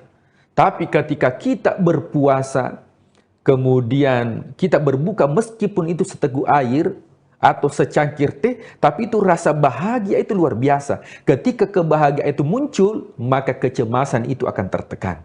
Dan itu yang diharapkan adanya bulan suci Ramadan. Nah, kemudian yang ketiga, tentunya terkait dengan manajemen emosi. Ya, manajemen emosi, makanya Rasulullah SAW mengatakan, jikalau dalam suci Ramadan ada orang yang bertengkar, ya, ada orang yang mengajak untuk bertengkar, ya, mengajak untuk bersilat lidah, maka katakanlah inni shaim, saya berpuasa. Jadi puasa itu bukan hanya menahan haus dan dahaga, akan tetapi juga menahan diri kita. Bagaimana bisa mengendalikan emosi. Ya. Di antara tanda orang yang bertakwa adalah orang yang mampu menahan amarah. Makanya ada seorang sahabat melapor kepada Rasulullah SAW, ya Rasulullah, nasihatilah aku. Rasulullah tahu kalau orang ini ada masalah di mental. Sehingga Rasulullah mengatakan, la taghdab, la taghdab, la taghdab, jangan marah, jangan marah, jangan marah, walakal jannah, engkau akan mendapatkan kebahagiaan. Nah, kemudian yang selanjutnya adalah spiritual. Nah, spiritualitas sekarang itu luar biasa. Ya, bahkan menurut penelitian mengatakan ini mungkin sudah 5.0, masuk lagi 6.0, ujungnya itu ada spiritualitas. Makanya jangan heran kalau ya banyak sekarang ya rumah-rumah tahfiz yang dibuka, bahkan ada komunitas keagamaan, komunitas bahkan ya para public figure pun sekarang itu sudah masuk ya hijrah fest dan sebagainya. Nah, itu bagian dari apa? Bahwa ujungnya manusia dengan adanya tekanan sosial, stres dan sebagainya, itu ujung-ujungnya itu adalah kembali kepada Tuhan, kembali kepada Allah dengan yang dinamakan dengan spiritualitas, dan itu bisa didapatkan di bulan suci Ramadan. Nah, kemudian yang terakhir munculnya rasa empati. Ya, kalau kita empati kepada seseorang, maka insya Allah itu bisa menurunkan ego kita, menurunkan stres dan sebagainya. Kita lihat bulan suci Ramadan. Sebagaimana misalnya ibadah haji, tidak membedakan orang kaya, orang miskin, semua menggunakan pakaian ihram. Di bulan suci Ramadan, baik dia orang kaya, baik dia orang miskin, baik itu ada masalahnya, tidak ada masalahnya, semua diwajibkan untuk menahan yang dinamakan makan dan minum. Nah, tujuannya untuk apa? Bahwa akan muncul empati dan itu bisa mengurangi yang dinamakan dengan tekanan mental atau stres dalam kehidupan. Ya, baik, dan juga kita melihat bahwa stres dalam kehidupan ini memang sebenarnya banyak faktor pengaruhnya ya Pak Ustadz ya, apalagi sekarang zaman media sosial begitu, kita berusaha mungkin menahan emosi, tapi ketika membuka media sosial ada saja berita ataupun juga konten yang bikin kita kembali emosi, dan ini juga yang perlu kita untuk tahan, kita untuk jaga, sebenarnya bukan hanya pada saat bulan puasa ya, kalau bisa seterusnya. Dan bulan puasa ini kita lebih bisa mendekatkan diri lagi, kemudian juga menahan hawa nafsu, haus dan lapar, dan segala hal buruk yang mungkin bisa terjadi dalam hidup kita. Dan terima kasih Pak Ustadz sudah memberikan begitu banyak pencerahan pada hari ini dalam menantikan waktu berbuka puasa, dan semoga kita bisa terus memberikan ilmu ataupun juga berbagi ilmu kepada seluruh Tribuners yang menyaksikan pada hari ini, dan juga pada beberapa program lainnya tentunya di kanal YouTube dan Facebook Tribun Timur, Mata Lokal Menjangkau Indonesia. Pak Ustadz terima kasih, dan juga Tribuners terima kasih sudah menyaksikan program kita, dan juga saksikan terus program menarik lainnya hanya di kanal YouTube dan Facebook Tribun Timur, Mata Lokal Menjangkau Indonesia. Saya Ilu Devisania dan juga narasumber serta seluruh kerabat kerja pamit undur diri. Terima kasih dan sampai jumpa. Wassalamualaikum warahmatullahi wabarakatuh. Waalaikumsalam warahmatullahi wabarakatuh.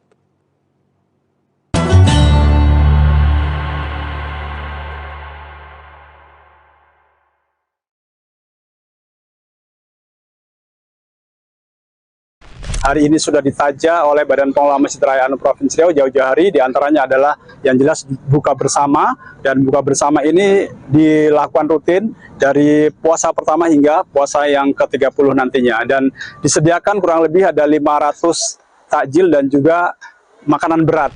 Nah, Tribuners, ternyata memang sangat seru sekali ya. Kita bisa tetap segar pada sore hari dengan berolahraga di Masjid An-Nur ini, Tribuners.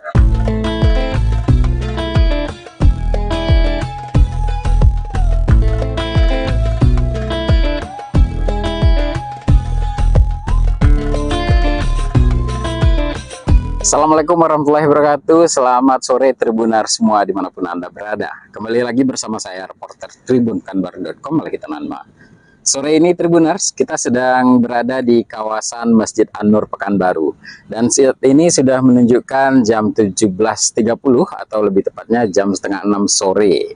Dan Tribuners, biasanya masyarakat akan mencari tempat-tempat yang nyaman untuk menghabiskan waktu bersama keluarga, menunggu jam berbuka puasa masuk. Dan Masjid An-Nur ini Tribuners menjadi salah satu alternatif bagi masyarakat Pekanbaru khususnya bersantai menunggu waktu jam berbuka puasa. Dan seperti apa keseruan ngabuburit di Masjid An-Nur ini? Ikuti saya di liputan berikut ini. Sore hari di Masjid Raya An-Nur selalu punya suasana yang berbeda saat Ramadan. Halaman masjid yang luas mulai dipadati warga yang datang untuk ngabuburit menunggu waktu berbuka puasa. Cahaya matahari yang perlahan meredup menghadirkan nuansa yang hangat di antara kemegahan bangunan masjid yang menjadi salah satu ikon kota Pekanbaru. Di pelataran depan, para pengunjung tampak bersantai bersama keluarga.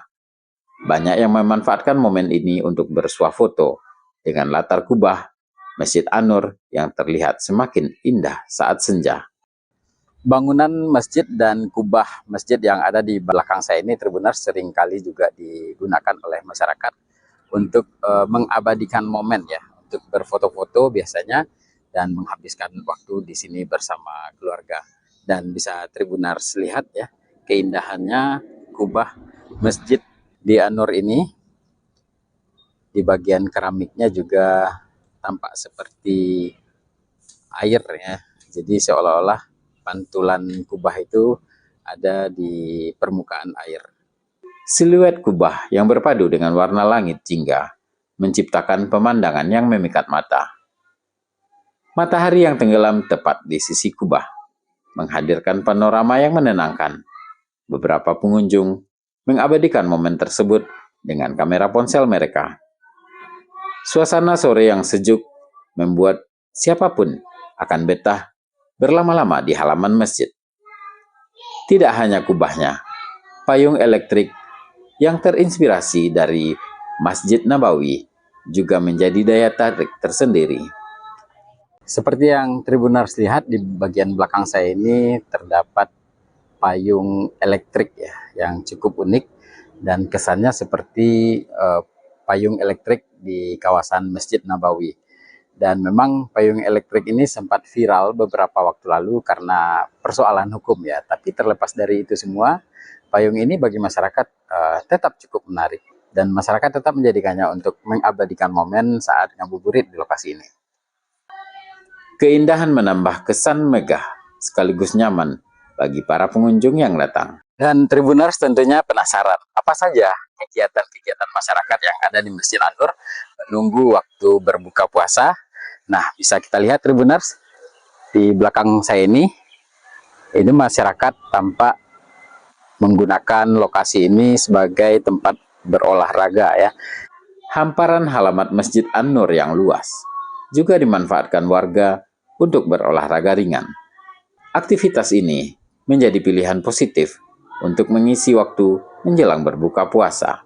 Nah, Tribuners melihat keseruan warga yang berjalan kaki dan jogging pada sore hari ini, saya juga tertarik ingin ikut bergabung dan ikuti saya untuk berkeliling kawasan Masjid An-Nur ini sambil lari-lari kecil atau berjalan kaki.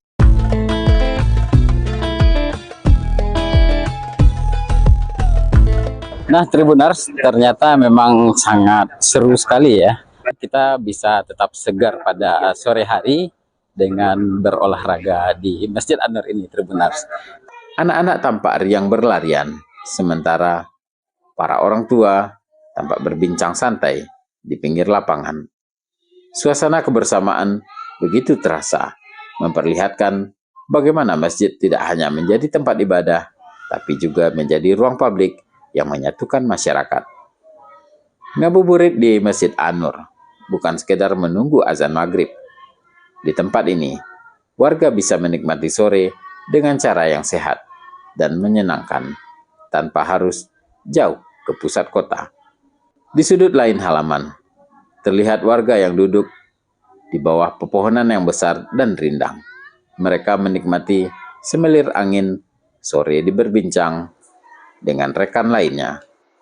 Teduhnya pepohonan menambah kenyamanan suasana menjelang berbuka puasa. Beberapa keluarga tampak menggelar tikar kecil untuk duduk bersama.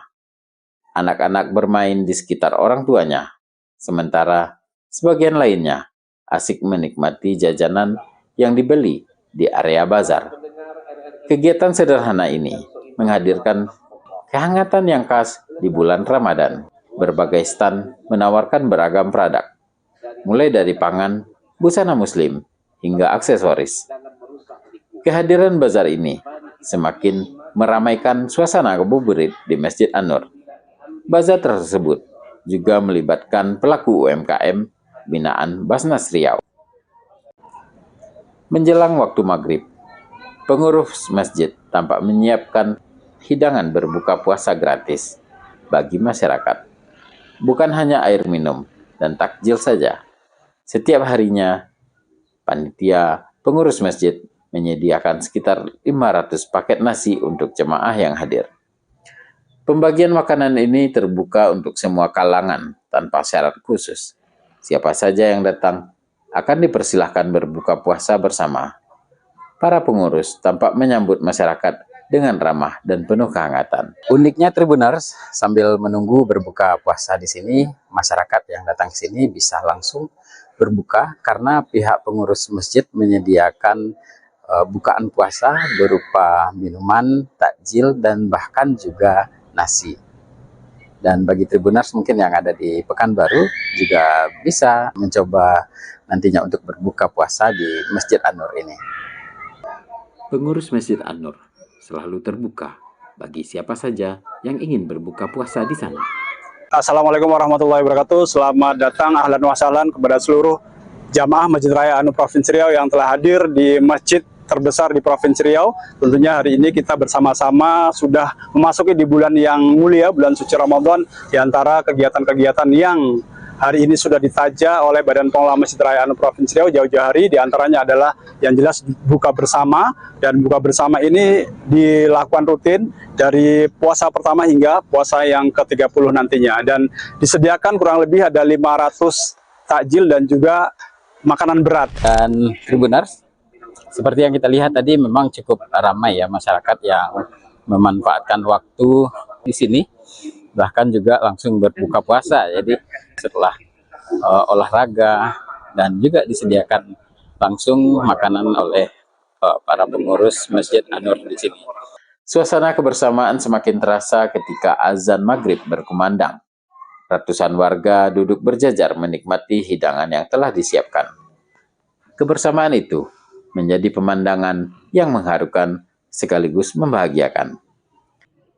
Terima kasih Tribuners sudah menemani saya dari awal tadi. Kita sudah sempat berkeliling dan juga sudah sempat jogging, ngabuburit, menunggu waktu berbuka puasa di Masjid An-Nur Pekanbaru ini. Dan Tribuners mungkin yang ada di Pekanbaru, tak ada salahnya untuk mencoba sesekali ngabuburit di Masjid An-Nur ini sekaligus buka bersama keluarga. Demikian dulu liputan kali ini Tribuners, dan sampai jumpa di liputan berikutnya. Assalamualaikum warahmatullahi wabarakatuh. Download Tribun X sekarang, menghadirkan lokal menjadi Indonesia.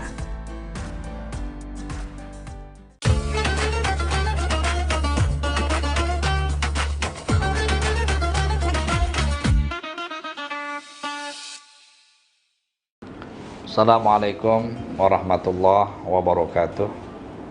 Bismillahirrahmanirrahim.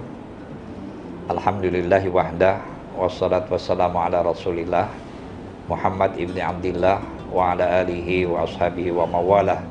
La haula wa la quwata illa billah, amma ba'd. Rasulullah sallallahu alaihi wasallam yang lalu kemudian diajarkan beliau kepada para sahabat, lalu diajarkan lagi kepada berikut-berikutnya sampailah pada ulama-ulama kita. Salah satu pengajaran yang diberikan oleh Rasulullah kepada ulama-ulama kita, dan lalu kemudian ulama-ulama kita itu menyampaikan kepada kita semua. Salah satu yang disampaikan oleh para hukama kepada kita adalah ada 4 perkara yang menjadi penyebab sehingga seseorang itu diangkat oleh Allah derajatnya kepada derajat yang paling tinggi. Turfa'ud darajatul abdi, diangkat oleh Allah derajat seorang hamba dengan derajat yang tinggi. Salah satunya adalah karena hamba itu memiliki sifat al-hilim. Hilim artinya orang yang bijak, orang yang penyantun. Oleh karena itu Allah Subhanahu wa taala menisbahkan namanya dengan Al-Halim, penyantun. Kalau kita sebagai hambanya maka disebut Abdul Halim. Nah, kaum muslimin rahimakumullah, orang-orang yang penyantun, orang-orang yang bijak adalah orang-orang yang patut kita segani, orang-orang yang harus kita jadikan patronase dalam kehidupan. Kita malu melihat orang-orang yang penyantun. Maka Nabi mengingatkan kepada kita, nanti akan datang satu zaman la yastahyi minal halim, dia tidak punya rasa malu, rasa hukewuh terhadap orang yang memiliki sifat penyantun, orang-orang yang bijak. Maka apabila ada orang yang memiliki sifat penyantun, orang-orang yang bijak, maka itulah tanda sifat bahwa orang itu akan diangkat oleh Allah ke derajat yang paling tinggi. Nah, lalu yang kedua adalah sifat tawadu', orang-orang yang rendah hati, orang-orang yang selalu tidak menyombongkan dirinya, baik dengan pangkat dan jabatan, harta, ya, ataupun ilmu pengetahuan yang dia miliki. Tetapi semakin dia banyak dianugerahkan oleh Allah, lalu dia semakin rendah hati dalam hidupnya. Maka orang yang memiliki sifat tawadu ini adalah orang yang menjadi penyebab Allah angkatkan derajatnya di derajat yang paling tinggi di antara hamba-hambanya.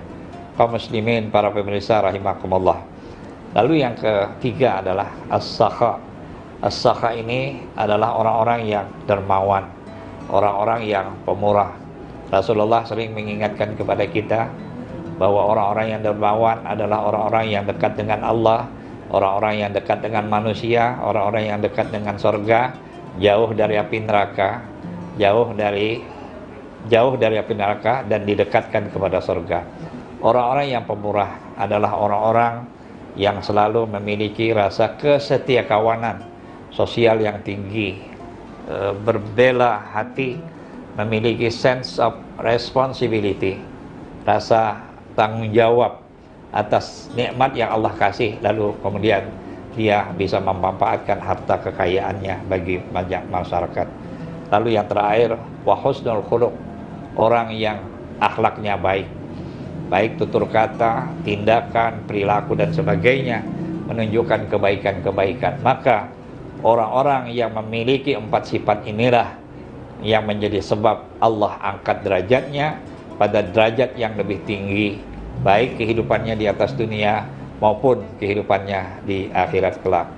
Setiap kita menginginkan kebaikan, dan semua orang punya cita-cita ingin menjadi baik.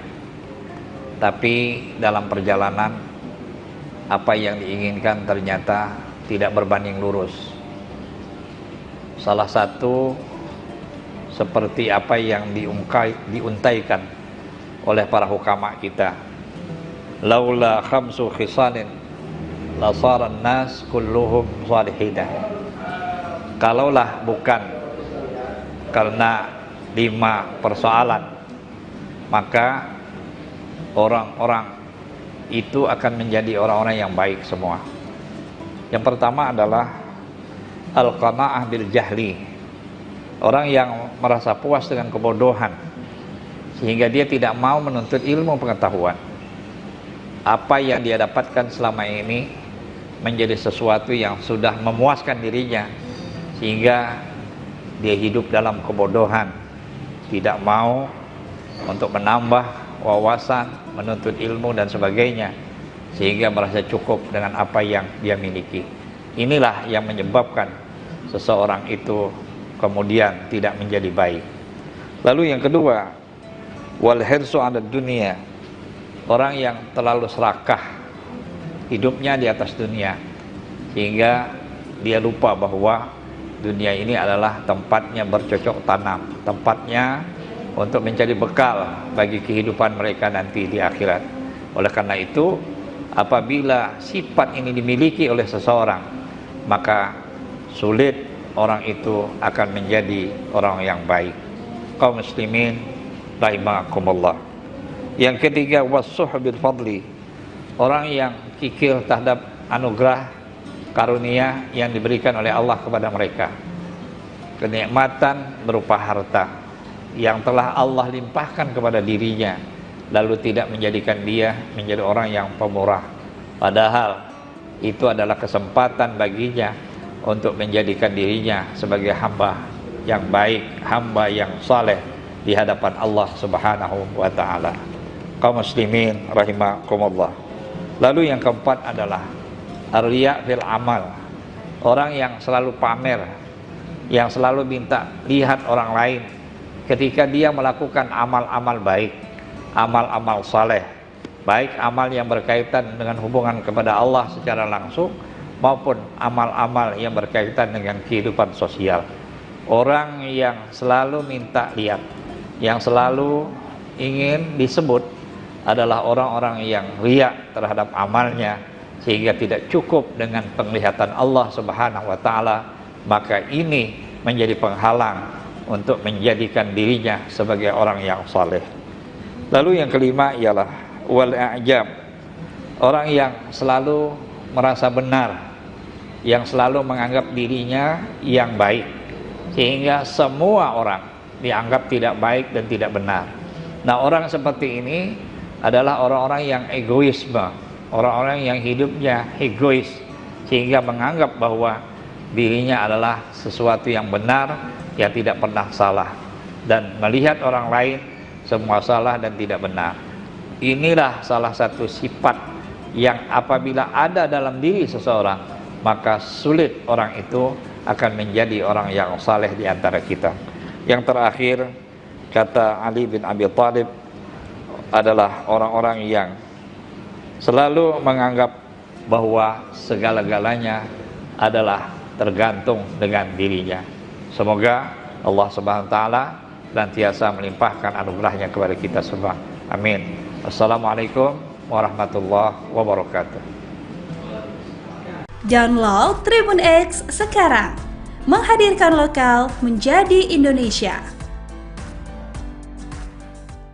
Cuma kalau di Gontor itu saya dikenal bahasa Inggrisnya bagus oleh teman-teman saya. Nah, dibesarkan oleh guru-guru. Nah, kalau tanya bahasa Inggris, tanya sama Rusdi. Saya sudah memberi kursus-kursus ke kakak-kakak kelas. Saya semester 1, ter 2, kakak kelas yang ter 6, ter 7, saya ngajar mereka. Saya harus disiplin mengisi. Saya tidak suka kalau waktu saya kosong. Jadi nggak ada waktu saya kosong. Jadi dari 300-an guru di Nurul Jadid itu, dari belasan ribu santri di dalam, 15-an ribu santri, gurunya hampir 400. Saya sendiri yang dipanggil Kiai, Rusdi, kamu ambil S2, kuliah lagi. Saya sempat ke Amerika, saya ikut seleksi di program perbandingan agama atas nama Pondok Pesantren Al-Islam Kemuja. Oke. Nah, diizinkan, diseleksi, dari 600 orang menjadi 250, menjadi 45. Jadi diinterview pakai bahasa Inggris dari Hawaii sana oleh Naim G. Steinman. Saya berangkat dan lulus bersama 44 pimpinan pondok pesantren se-Indonesia. Assalamualaikum warahmatullahi wabarakatuh. Waalaikumsalam warahmatullahi wabarakatuh. Pemirsa Pangkapos dimanapun Anda berada, Bang Edi di program khusus Ramadan 2026 ini kita akan menghadirkan kisah ulama, kisah kiai yang ada di Pulau Bangka, umumnya guru besar juga di Bangka Belitung ini. Beliau adalah Profesor Dr.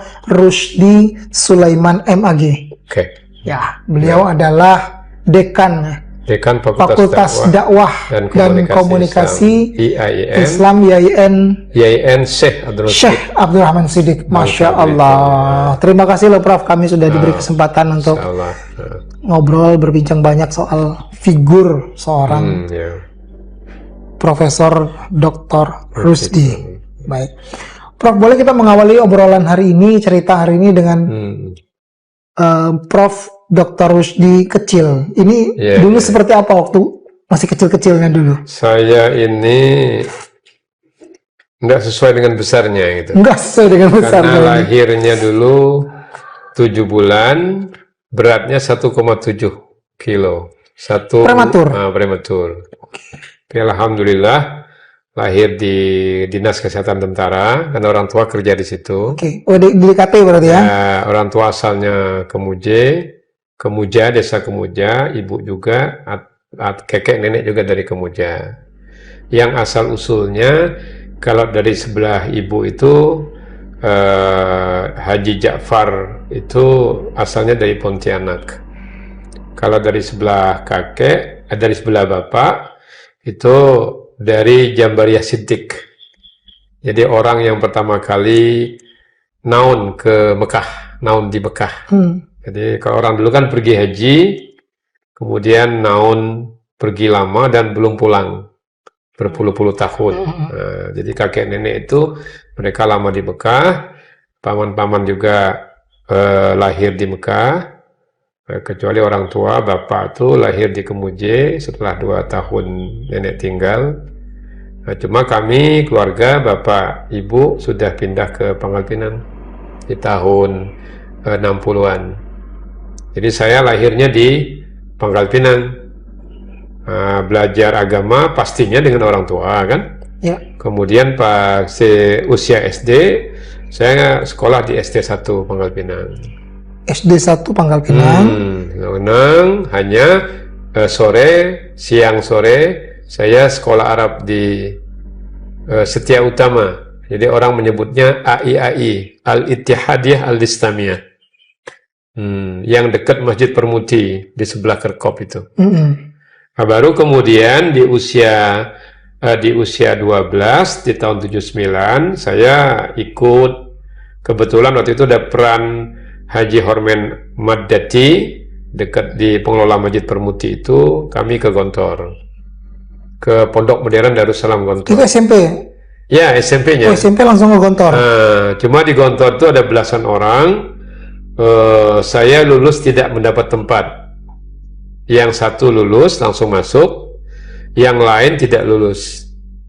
Kemudian saya transit di Pondok Pesantren Ngabar Wali Songo Ngabar.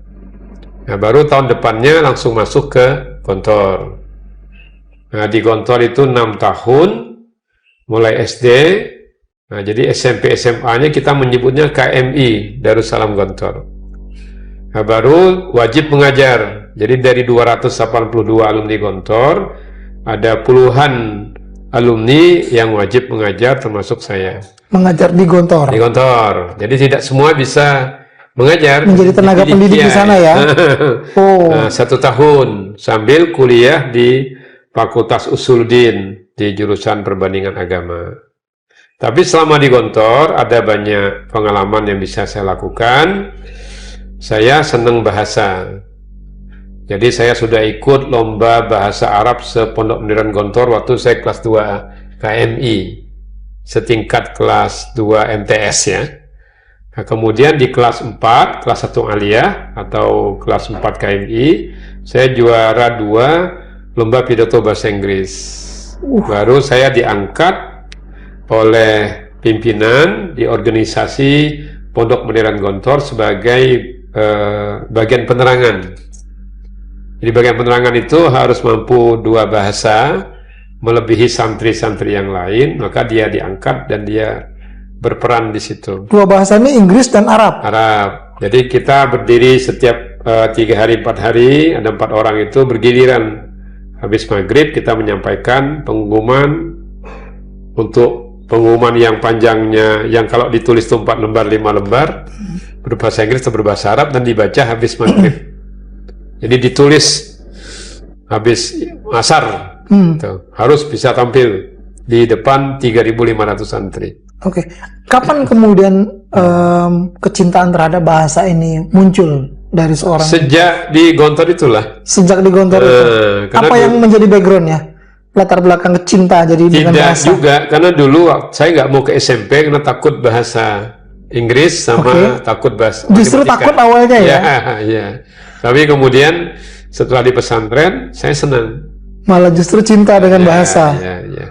Cuma kalau di Gontor itu saya dikenal bahasa Inggrisnya bagus oleh teman-teman saya. Nah, dibesarkan oleh guru-guru. Nah, kalau tanya bahasa Inggris tanya sama Rusti. Nah, begitu. Itu sudah dari sejak MTS. Ya, sejak KMI KMI di itu Gontor. Ya. Sudah mulai menyukai Kemudian dari Gontor saya ingin ke pondok pesantren yang berbeda dengan Gontor. Nah, Gontor itu kan pondok modern Darussalam Gontor. Nah, saya cari beberapa pesantren di Jawa Timur. Bertemulah saya dengan pondok pesantren Nurul Jadid. Nurul Jadid. Ya, Nurul Jadid Paiton Probolinggo. Mulai tanggal 1 Agustus 1987 saya masuk sana. Saya mulai kuliah 15 Juni 87. Saya masuk ke Fakultas Dakwah, tapi jurusannya bimbingan penyuluhan masyarakat. Di Nurul Jadid itu banyak yang saya bisa kerjakan. Jadi saya diapresiasi oleh Kiai Gontor karena saya menerapkan bahasa Inggris di mana ini? Di Nurul Jadid. Di Nurul Jadid. Nah, jadi ada lembaga LPBA namanya. Jadi saya jadi wakil direktur di lembaga penguatan bahasa asing di Nurul Jadid, menangani 40 santri berminat ke bahasa Arab, 40 santri berminat ke bahasa Inggris. Tapi kulturnya Madura. Jadi agak-agak anti bahasa asing. Tapi sebelumnya saya sudah memberi kursus-kursus ke kakak-kakak kelas. Saya semester 1, ter 2, kakak kelas saya ter 6, ter 7, saya ngajar mereka. Ya, di bahasa tadi itu. Itu luar biasa loh, Prof. Masih muda tapi justru mengajar yang lebih senior. Ya. Sambil saya mengaji di pesantren, saya kuliah di situ. Saya termasuk yang terbaik. 3 tahun 7 bulan saya selesai, langsung diangkat saya menjadi dosen. Jadi di sana di Nurul Jadid. Jadi guru dan dosen. Jadi saya juga ngajar bahasa Jerman di sana.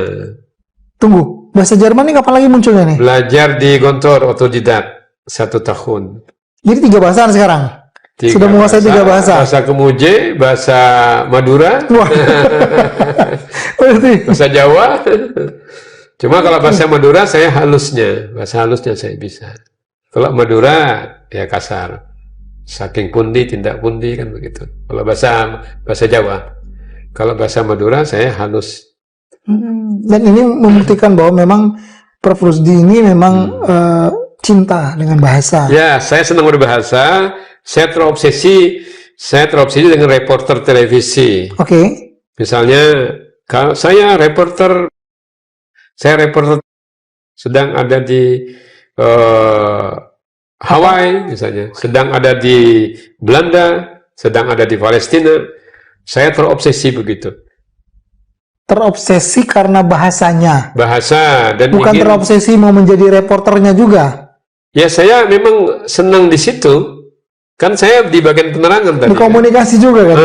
Komunikasi. Maka saya cita-citanya masuknya ke HI, Hubungan Internasional. Kalau di UI itu kan ada Bahasa Arab dan Kawasan Internasional kan. Nah, saya dulu senang ke situ. Cuma karena orang tua kita adik 8, kita paling tua, kata bapak, menek kuliah, bang, ya urus sendiri lah.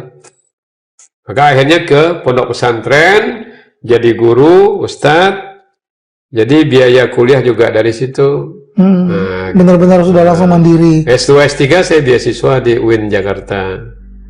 Jadi saya nggak mengeluarkan uang sepeser pun. Semua beasiswa. Ya, bahkan saya pernah ngelamar jadi interpreter di KTT Non-Blok ke-10 di Jakarta. Saking saya senang dengan hal-hal yang sifatnya hubungan internasional. Ya, karena berkomunikasi tadi ya. Dan juga saya dulu sering korespondensi dengan Islamic Propagation di Hong Kong, di Afrika Utara. Saya mengumpulkan perangko-perangko yang banyak dari luar negeri. Jadi saya pernah membuat buku tentang writing Arabic and English letters. Jadi surat-surat yang saya kirim, yang saya terima itu saya kumpulkan, saya jadikan buku menyusun surat menyurat bahasa Inggris dan bahasa Arab. Ada surat. Itu ada bukunya, Bro? Ada ya, boleh nanti kita lihat, Bro ya. Ada bukunya. Boleh. Dan menulis buku-buku ajar dulu di Nurul Jadid. Waktu saya mengajar bahasa Jerman, bahasa Inggris, mengajar bahasa Arab, saya ngajar sejarah. Nah, kalau di perguruan tinggi itu saya ngajar sistem berpikir falsafah, logika, mengajar Islamic Studies, studi Islam. Nah, jadi itu saya senang walaupun saya di sebuah pesantren yang awalnya secara kultural agak kurang berkembang, tapi menjadi berkembang. Itu seperti itu. Baik. Tapi cita-cita Prof. Rusdi sendiri sebenarnya dari kecil itu pengen jadi apa sih, Prof? Saya, ya kulit saya putih, orang Kemuje. Asli loh, ini produk Kemuje. Ya. Jadi orang Kemuje itu kan harus go international. Go international. Jadi bibit lada itu kan berawal dari Kemuje, yang diambil dari Malaysia. Dan orang Kemuje itu nggak boleh miskin, karena dia ngambil getah karet tuh pagi dan sore. Jadi dia tidak boleh miskin. Maka dia harus ya terus belajar, terus berkembang. Ya, karena orang Kemuje lah yang menggagas di pertengahan abad 19 itu yang ke Mekah. Yang saya sebut dengan Jambariyah Siddiq tadi kan, kakek-kakek kami itu kan, mereka sudah punya semangat. Apa kemudian Prof. Rusdi setelah dalam perjalanannya akhirnya kembali ke Bangka lagi dan saya tuh sebenarnya diminta untuk menjadi pengurus yayasan di Nurul Jadid. Oke. Karena saya cukup lama di Nurul Jadid, 89 mulai 87 sampai 95. Dipanggil kiai pimpinan, saya harus jadi dari 300-an guru di Nurul Jadid itu, dari belasan ribu santri di dalam, 15-an ribu santri, gurunya hampir 400. Saya sendiri yang dipanggil kiai, Rusdi, kamu ambil S2, kuliah lagi. Kata kiai, kalau main pingpong, main sama yang banyak cemesnya. Jadi main pingpong pun tidak boleh main sama yang bodoh, yang setara. Kalau saya bisa nyemes, skillnya tuh yang setara. Jadi yang harus lebih tinggi. Jadi saya disuruh pergi lagi, suruh kuliah. Nah, dibiayai oleh Nurul Jadid setiap bulan sampai saya selesai S2. Setelah saya berkeluarga dengan istri, istri saya kan Bondowoso, Quratul Faizah, alumni S1-nya juga di Nurul Jadid. Sama-sama di Fakultas Dakwah, bimbingan penyuluhan masyarakat. Saya ke Jakarta, saya dapat beasiswa sebenarnya. Hanya uang hariannya saya dapat dari Nurul Jadid. 150.000. Udah gede waktu itu. Enggak, kebutuhan di Jakarta 300-an. Oke. Saya kasih istri 50.000, dengan anak satu di Bondowoso, saya pegang 100. Tapi ada kegiatan saya di Jakarta, saya terjemah buku. Di Gramedia itu ada buku saya tentang pemberlakuan hukum syariah, itu ada. Terjemahan Prof ya? Ya, 570 halaman. Masya Allah. Saya terjemah itu 3 bulan, 1 hari 15 halaman, 10-15 halaman dalam bahasa Inggris ke bahasa Indonesia. Itu diterbitkan Raja Wali. Dalam 2 bahasa? Tidak, 1 bahasa. Dalam 1 bahasa. Waktu itu biayanya, ongkosnya 5.000 per halaman. Nah, jadi dapat 2 juta sekian.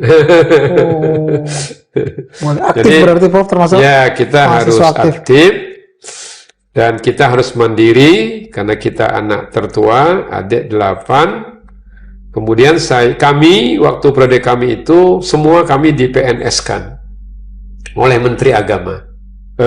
Jadi kami 100-an orang lebih itu diangkat sebagai PNS, dosen di tempat, tapi alat dasarnya harus ditempatkan di mana saja sesuai kebijakan pemerintah. Nah, terus saya izin ke Kiai di Nurul Jadid, Kiai membolehkan, kata Kiai Wahid Rusdi, fisikmu nggak apa-apa di mana-mana, tapi rohmu sisahkan untuk Nurul Jadid.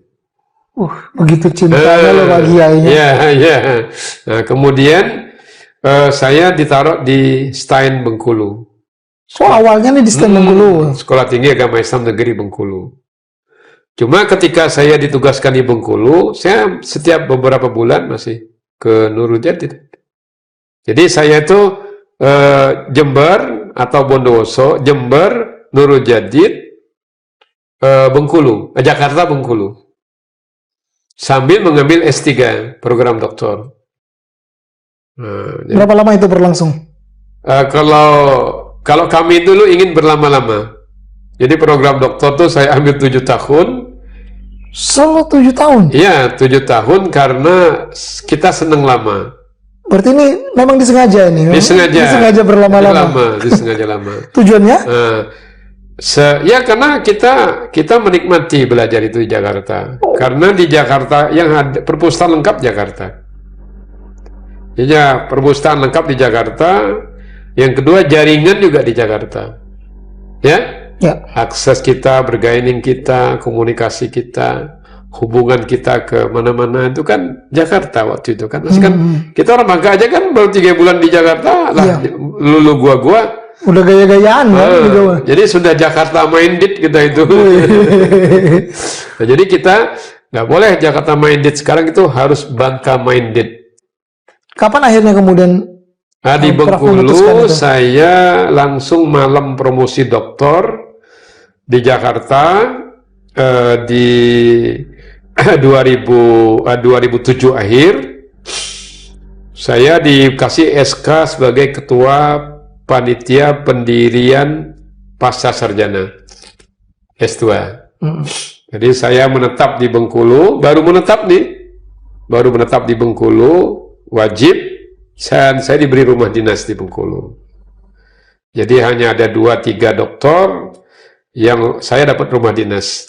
Termasuk saya waktu itu ya? Tinggal di dalam kampusnya 73 hektar. 30-an hektar untuk sawit, selebihnya untuk kampus. Saya hanya tinggal di Bengkulu 2 tahun 8 bulan.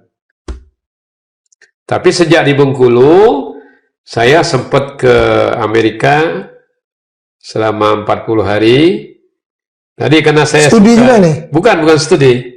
Jadi saya ikut seleksi di program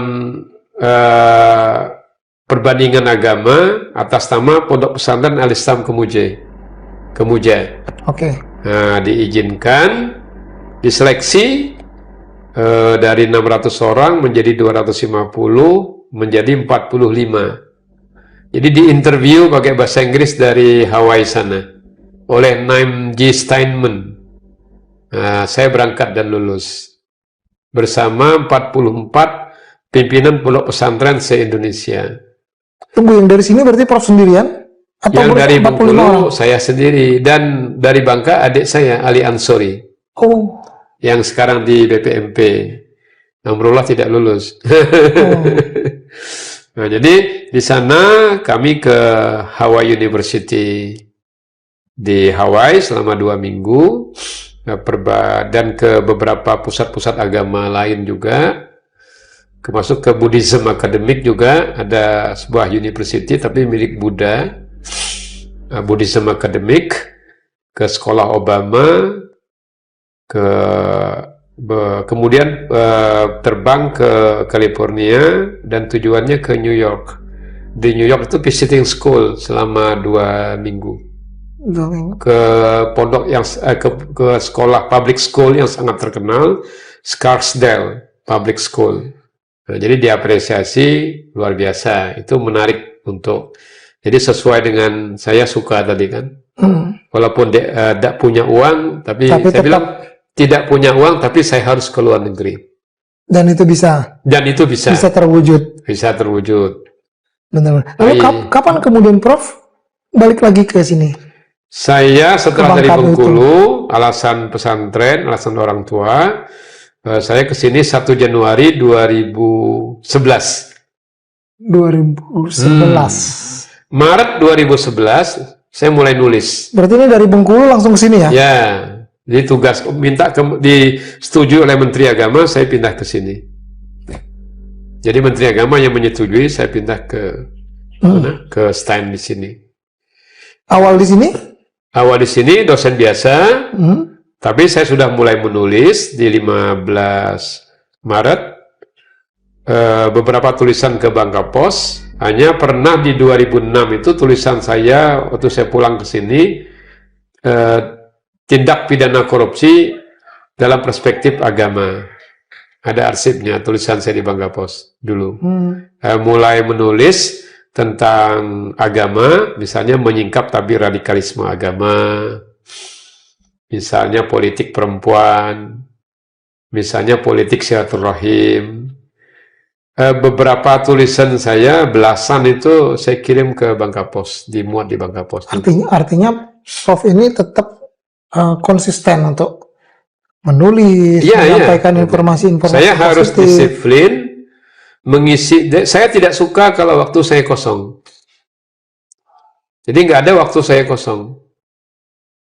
Saya harus apapun bentuknya harus terisi. Harus terisi.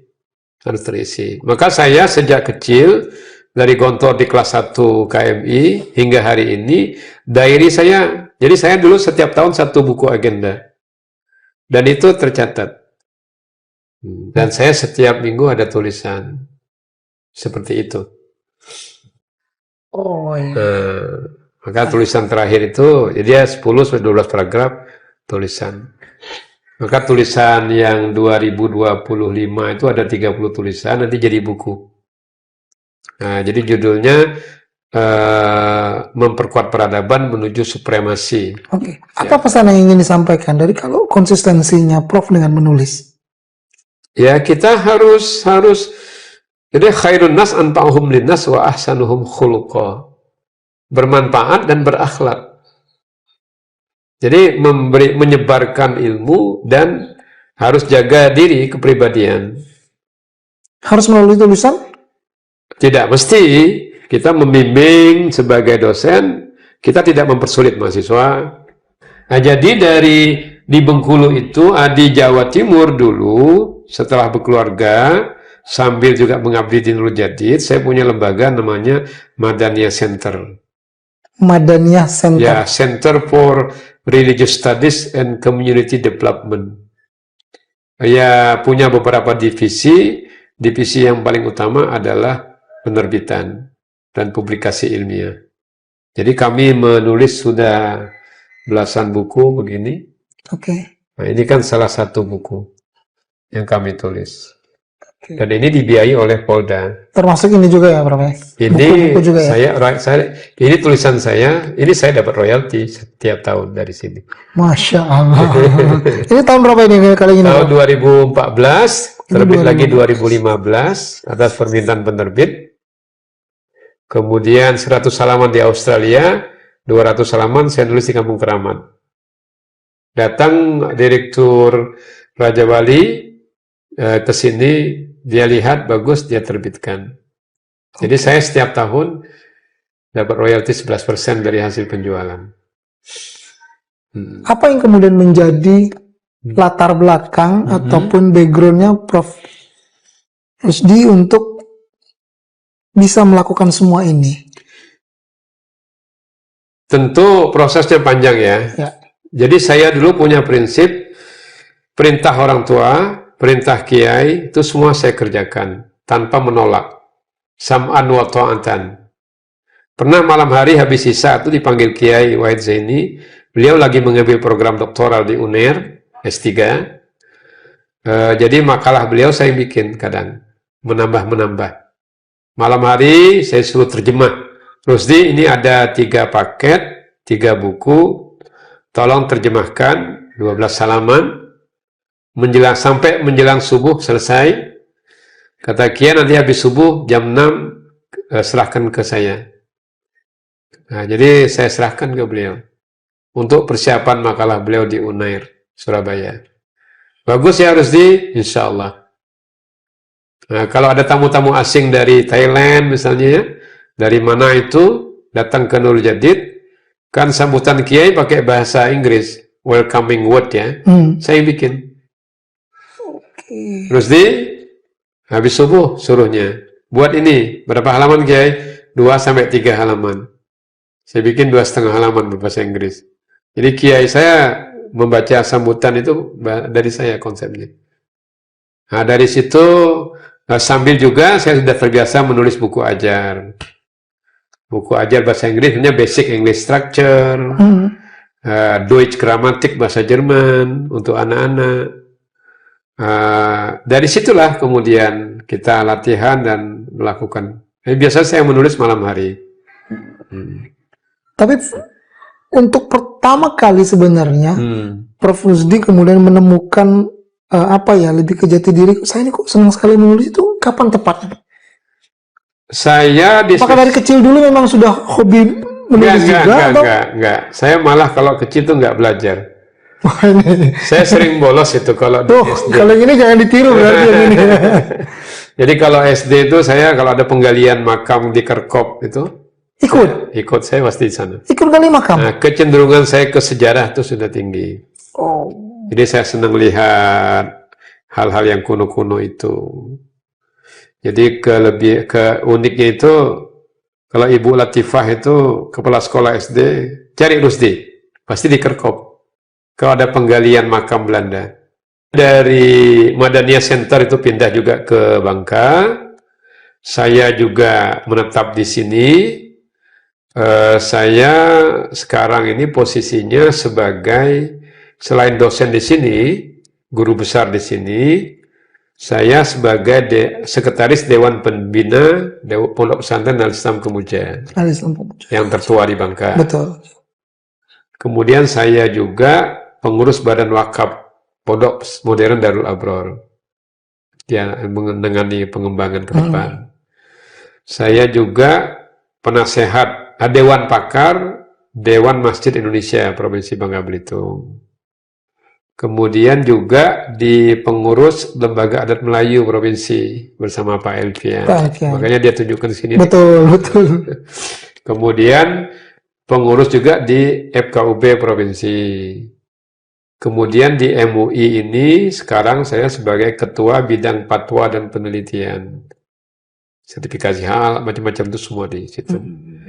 Selain itu, baru aja diangkat kemarin di BP4 terkait dengan Badan Penasehat Perkawinan apa begitu oleh Kanwil Kemenak yang ditantang oleh Menteri Agama itu. Selain itu ya mengajar di S1, S2 di sini, dan juga mengajar S3 di UNUJA, Universitas Nurul Jadid. Masih ya? Sampai sekarang? Masih. Masya Allah. Cuma dia 1 kali luring nanti, yang lainnya dia daring. Daring ya. Kemudian juga kadang menguji doktor, promosi, disertasi doktor sebagai co-promotor atau promotor di UIN Bengkulu. Karena ujiannya kan Zoom juga. Jadi ada asesor juga kan, reviewer beberapa artikel jurnal-jurnal internasional, jurnal-jurnal kayak Sinta 2 atau apa gitu. Nah gitu.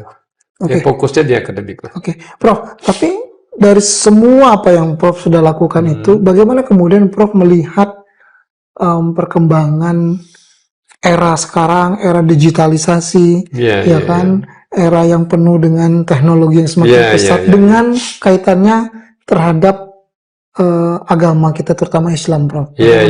Melihatnya, Prof. Jadi begini, kita tidak anti modernitas ya. Kita boleh jemput modernitas, tapi akar kita harus kuat. Jadi kita harus punya sikap ortodoksi.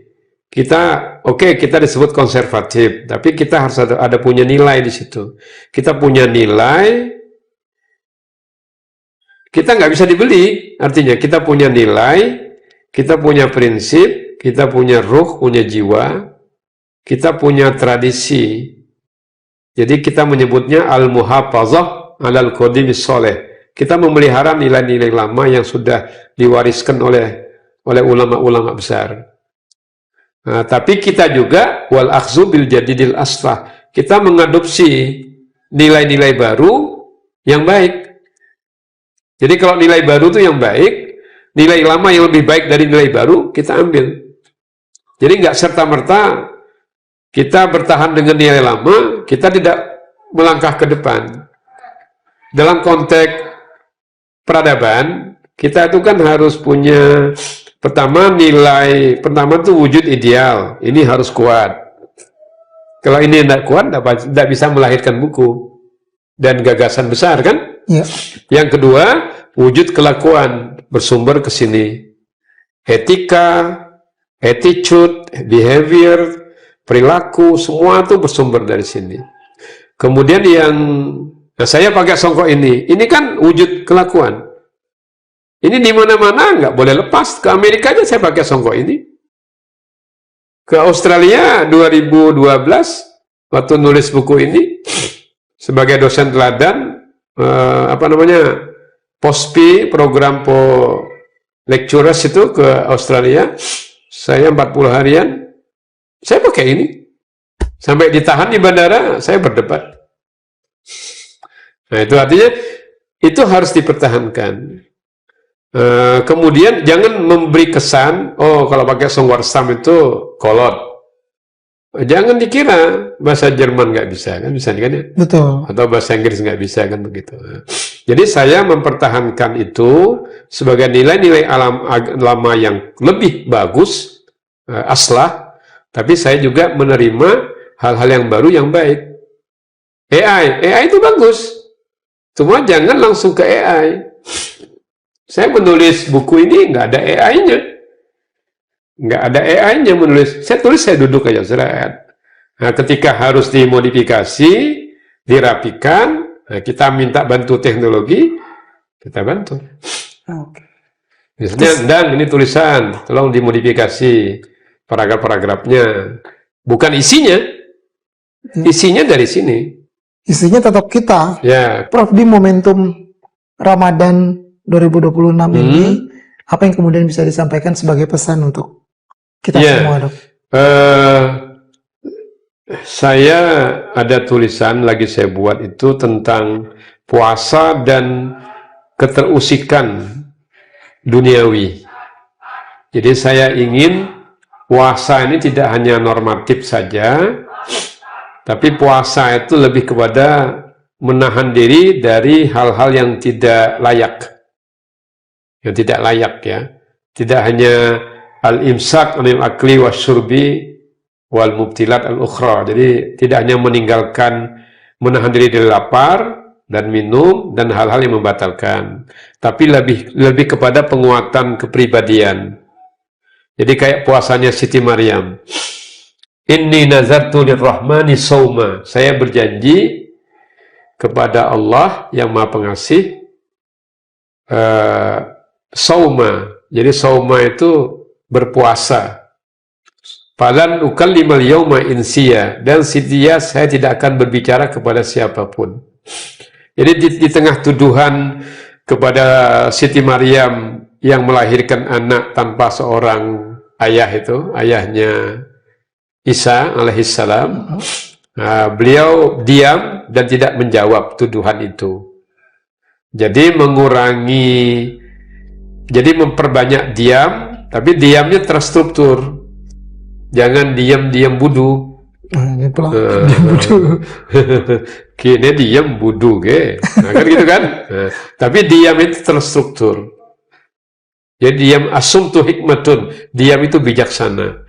Diam terstruktur itu ya penuh dengan renungan-renungan. Apakah kita membaca dengan teliti, cermat, apakah kita menulis konseptual. Jadi melahirkan produk-produk yang bisa dirasakan. Jadi kalau kita menulisnya dengan hati, masuk. Ceramah juga begitu. Kalau dengan hati pasti masuk. Tapi Prof. Rusdi bukan profesor ataupun bukan dokter yang anti dengan digitalisasi, bukan ya? Tidak ya? Anti dengan digitalisasi enggak ya? Oh enggak. Itu justru mempercepat. Nah, mempercepat sebagai media, cuma sumbernya tetap harus dari kita, dari hati kita ya. Dari kita, karena prosesnya panjang itu. Terakhir Prof, boleh kita memberikan Prof memberikan pesan, memberikan semangat, motivasi, apalagi di Ramadan 2026 ini kepada kita semua lah. Ya, menyikapi modernitas, kita tidak boleh terlalu konservatif. Kita harus mengikuti modernitas itu. Apalagi dalam bentuk teknologi modern dan ilmu pengetahuan. Karena dua hal itulah yang melekat pada wujud material peradaban yang kalau kita capai menjadi sebuah supremasi. Tapi kita juga tidak boleh meninggalkan nilai-nilai yang lama yang memperbesar kita. Artinya the past, the previous, masa lampau itu sangat berhubungan dengan the nowadays yang terjadi sekarang ini dalam menuju the future. Jadi harus ada sinergitas antara yang lampau, sekarang, dan yang akan datang. Tiga hal itulah yang memperkuat manusia sehingga memiliki jati diri, punya kepribadian, punya integritas, sambil mengisi waktu sepadat-padatnya. Innal faragha wal jidata mafsadatun ayya mafsadatin. Sesungguhnya kekosongan itu dan kekayaan itu rusak dalam bentuk segala kerusakan yang akan mengusik kita di dalam menyikapi kehidupan kita. Jadi kita harus bermanfaat, memberlangsungkan diri kita. Jadi memperkuat kepribadian kita, bermanfaat untuk keberlangsungan kehidupan manusia di berikutnya. Nah, seperti yang saya katakan tadi, khairun nas anfa'uhum linnas, manusia yang baik itu yang bermanfaat bagi manusia yang lain, wa ahsanuhum khuluqa, dan orang yang paling baik akhlaknya. Demikian, mudah-mudahan kita bisa meningkatkan peradaban dan kebudayaan, dan yang terpenting kita harus berkualitas dan dibutuhkan orang lain. Hargailah orang ketika kita ingin dihargai. Sederhana bukan berarti miskin. Demikian. Baik, terima kasih Prof untuk waktunya.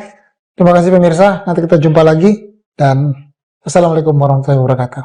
Download Tribun X sekarang, menghadirkan lokal menjadi Indonesia.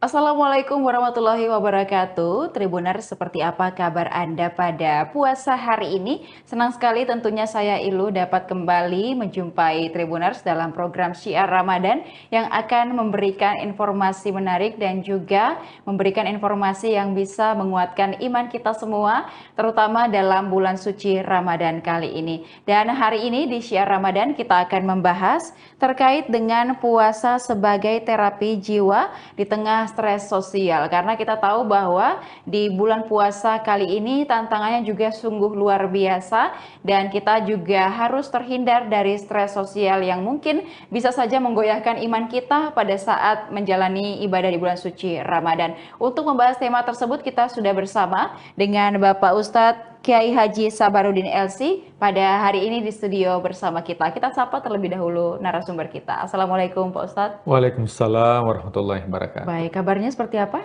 Alhamdulillah, semangat dari hari ke hari, harus tetap semangat. Baik, dan juga Pak Ustadz, ini kita membahas stres sosial begitu Pak Ustadz ya. Mungkin seperti apa tips ataupun juga cara yang harus kita lakukan agar puasa ini kita tetap bisa menjalankan ibadah dan terhindar dari yang namanya stres. Silahkan.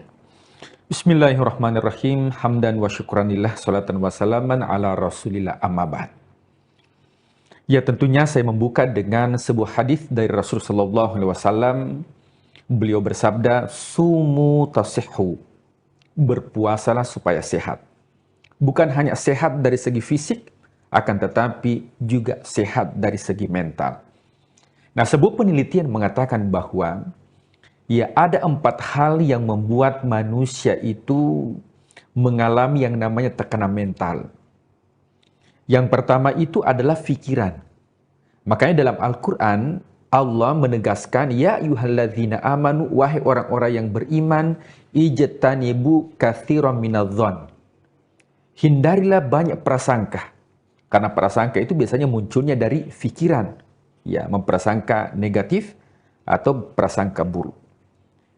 Nah, dengan melakukan ibadah puasa, maka prasangka itu pasti akan semakin menurun dan pasti akan berkurang. Yang kedua, yaitu dalam hati atau jiwa kita. Makanya di bulan suci Ramadan, ya dalam Al-Quran dikatakan, qad aflaha man zakkaha wa qad khaba man dassaha. Beruntunglah orang yang mensucikan jiwanya.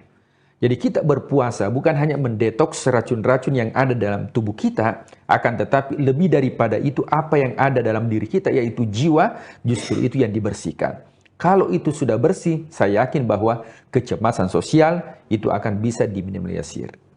Kemudian yang ketiga, ya penyebab terjadinya tekanan sosial atau tekanan mental itu, yang ketiga adalah adanya pikiran dan juga jiwa, tapi terlebih lagi yang ketiga yaitu makanan. Jadi makanan yang kita konsumsi ini juga sangat erat kaitannya dengan adanya ya penyakit mental ya atau tekanan mental. Coba kita lihat betapa banyak orang yang kurus ingin kaya, yang kurus ingin gemuk, yang gemuk ingin kurus. Nah, itu disebabkan karena pola makan.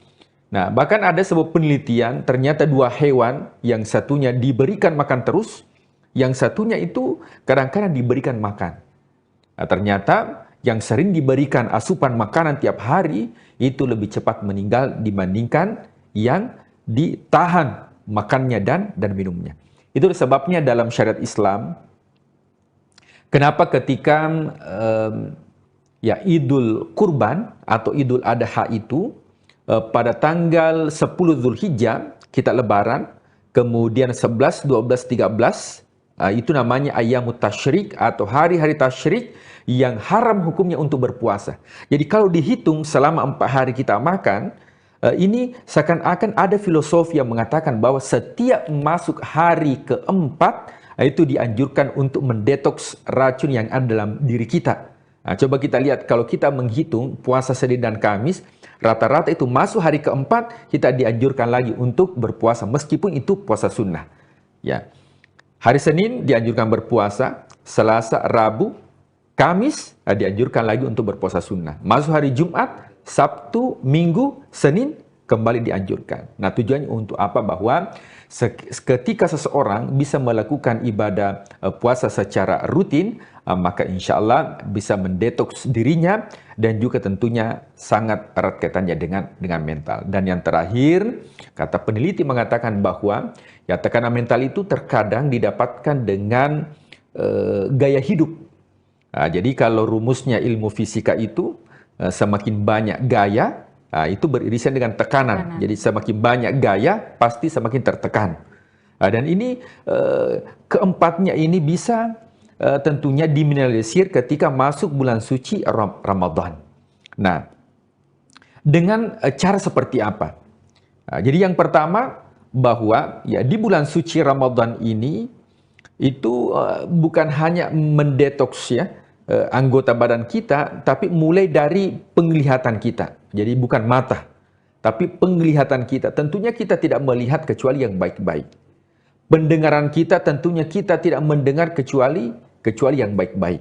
Nah, dengan melihat ya yang baik-baik, mendengar yang baik-baik, karena kita ketahui bersama bahwa lantunan ayat suci Al-Quran, kemudian taklim, bahkan ya di stasiun, di platform media sosial pun itu luar biasa. Ya, kajian-kajian di bulan suci Ramadan itu tujuannya untuk apa? Ya, tujuannya adalah untuk menekan stres yang mungkin dialami banyak orang dengan ekonomi mungkin dan sebagainya. Nah, dengan memfungsikan pendengaran kita, kemudian penglihatan kita, di samping itu tanda bagi orang yang beriman, itu juga cara bulan suci Ramadan untuk mengurangi dan menghilangkan stres yang mungkin dialami masyarakat secara umum. Nah, kemudian yang kedua adalah bahagia. Nah, tips yang kedua adalah bahagia.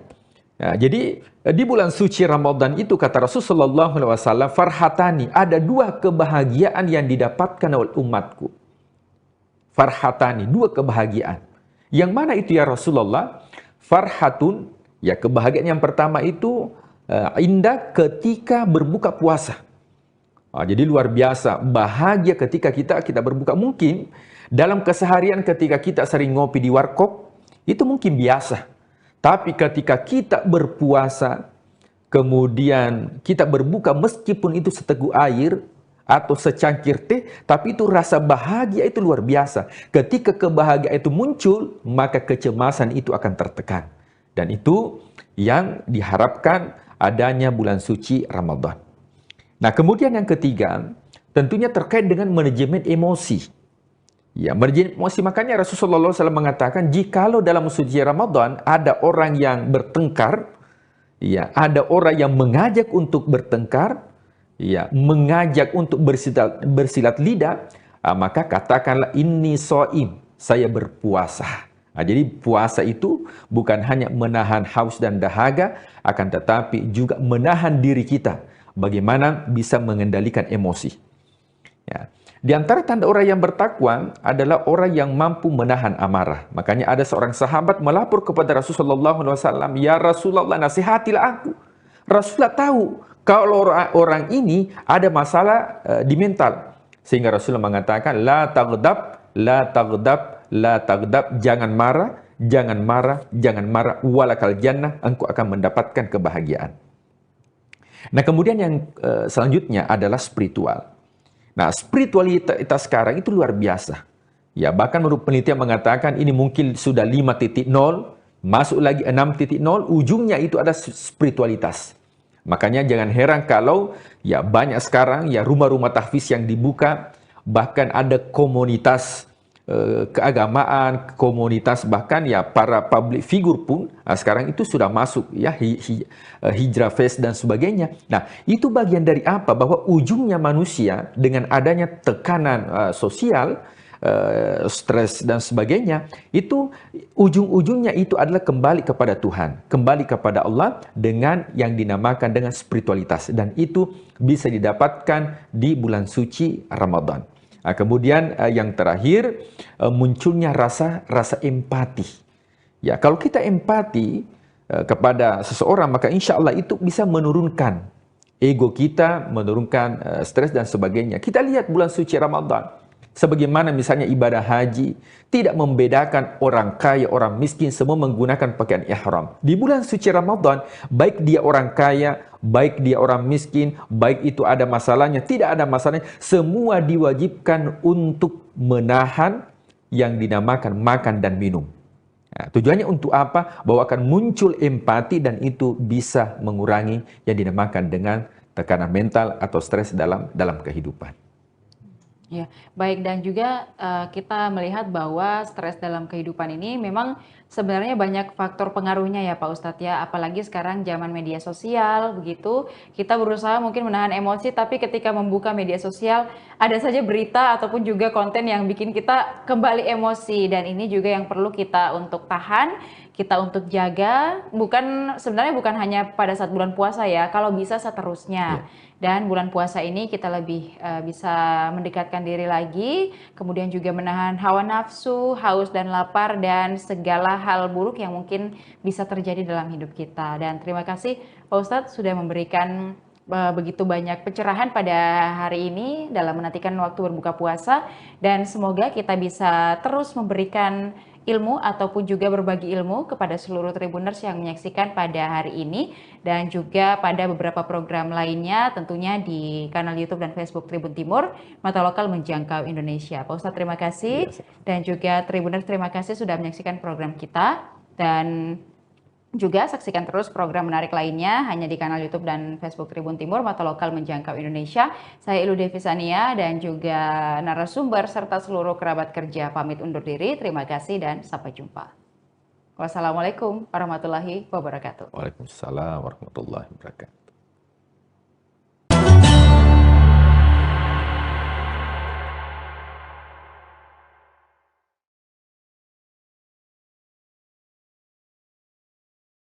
Hari ini sudah ditaja oleh Badan Pengelola Masjid Raya An-Nur Provinsi Riau jauh-jauh hari, diantaranya adalah yang jelas buka bersama, dan buka bersama ini dilakukan rutin dari puasa pertama hingga puasa yang ke-30 nantinya, dan disediakan kurang lebih ada 500 takjil dan juga makanan berat. Nah Tribuners, ternyata memang sangat seru sekali ya, kita bisa tetap segar pada sore hari dengan berolahraga di Masjid An-Nur ini Tribuners.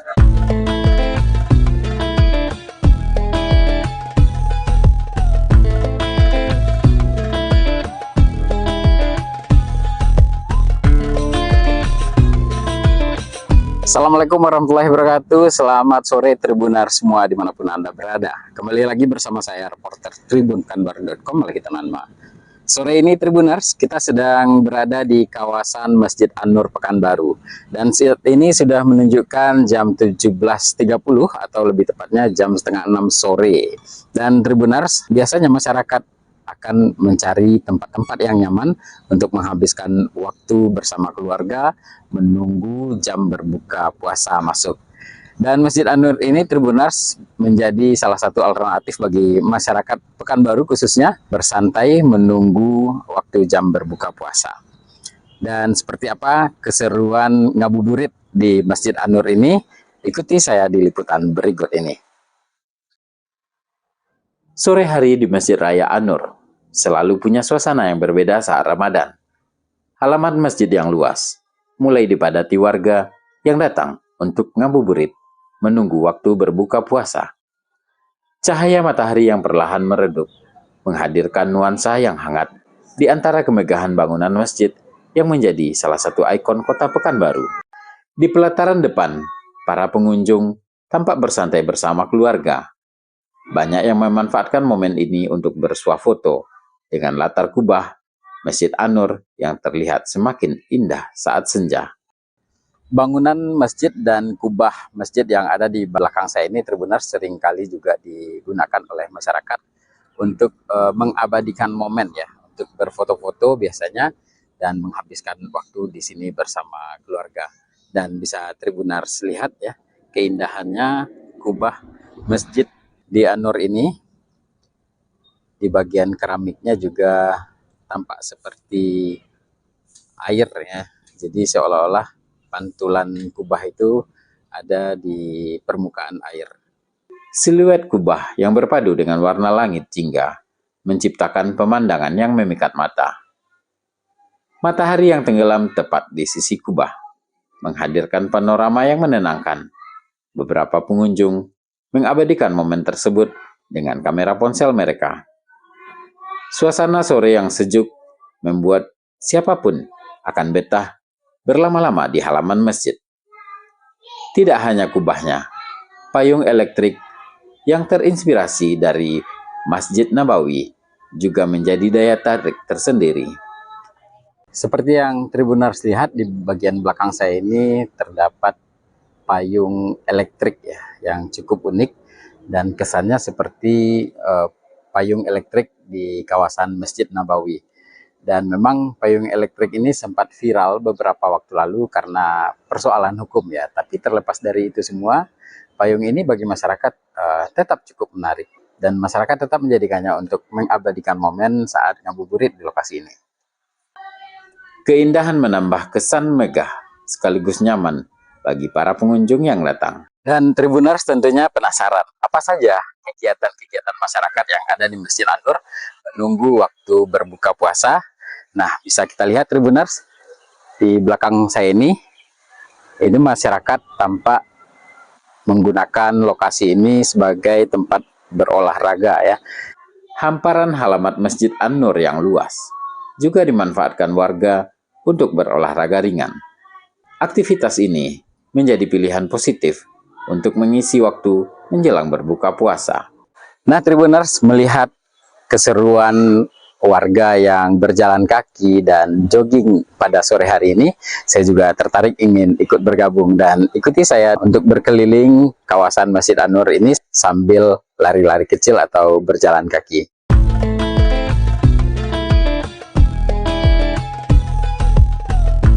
Nah, Tribuners, ternyata memang sangat seru sekali ya. Kita bisa tetap segar pada sore hari dengan berolahraga di Masjid An-Nur ini, Tribuners. Anak-anak tampak riang berlarian, sementara para orang tua tampak berbincang santai di pinggir lapangan. Suasana kebersamaan begitu terasa, memperlihatkan bagaimana masjid tidak hanya menjadi tempat ibadah, tapi juga menjadi ruang publik yang menyatukan masyarakat. Ngabuburit di Masjid An-Nur bukan sekedar menunggu azan maghrib. Di tempat ini, warga bisa menikmati sore dengan cara yang sehat dan menyenangkan, tanpa harus jauh ke pusat kota. Di sudut lain halaman, terlihat warga yang duduk di bawah pepohonan yang besar dan rindang. Mereka menikmati semilir angin sore berbincang dengan rekan lainnya. Teduhnya pepohonan menambah kenyamanan suasana menjelang berbuka puasa. Beberapa keluarga tampak menggelar tikar kecil untuk duduk bersama. Anak-anak bermain di sekitar orang tuanya, sementara sebagian lainnya asik menikmati jajanan yang dibeli di area bazar. Kegiatan sederhana ini menghadirkan kehangatan yang khas di bulan Ramadan. Berbagai stand menawarkan beragam produk, mulai dari pangan, busana muslim, hingga aksesoris. Kehadiran bazar ini semakin meramaikan suasana ngabuburit di Masjid An-Nur. Bazar tersebut juga melibatkan pelaku UMKM binaan Basnas Riau. Menjelang waktu maghrib, pengurus masjid tampak menyiapkan hidangan berbuka puasa gratis bagi masyarakat. Bukan hanya air minum dan takjil saja. Setiap harinya, panitia pengurus masjid menyediakan sekitar 500 paket nasi untuk jemaah yang hadir. Pembagian makanan ini terbuka untuk semua kalangan tanpa syarat khusus. Siapa saja yang datang akan dipersilahkan berbuka puasa bersama.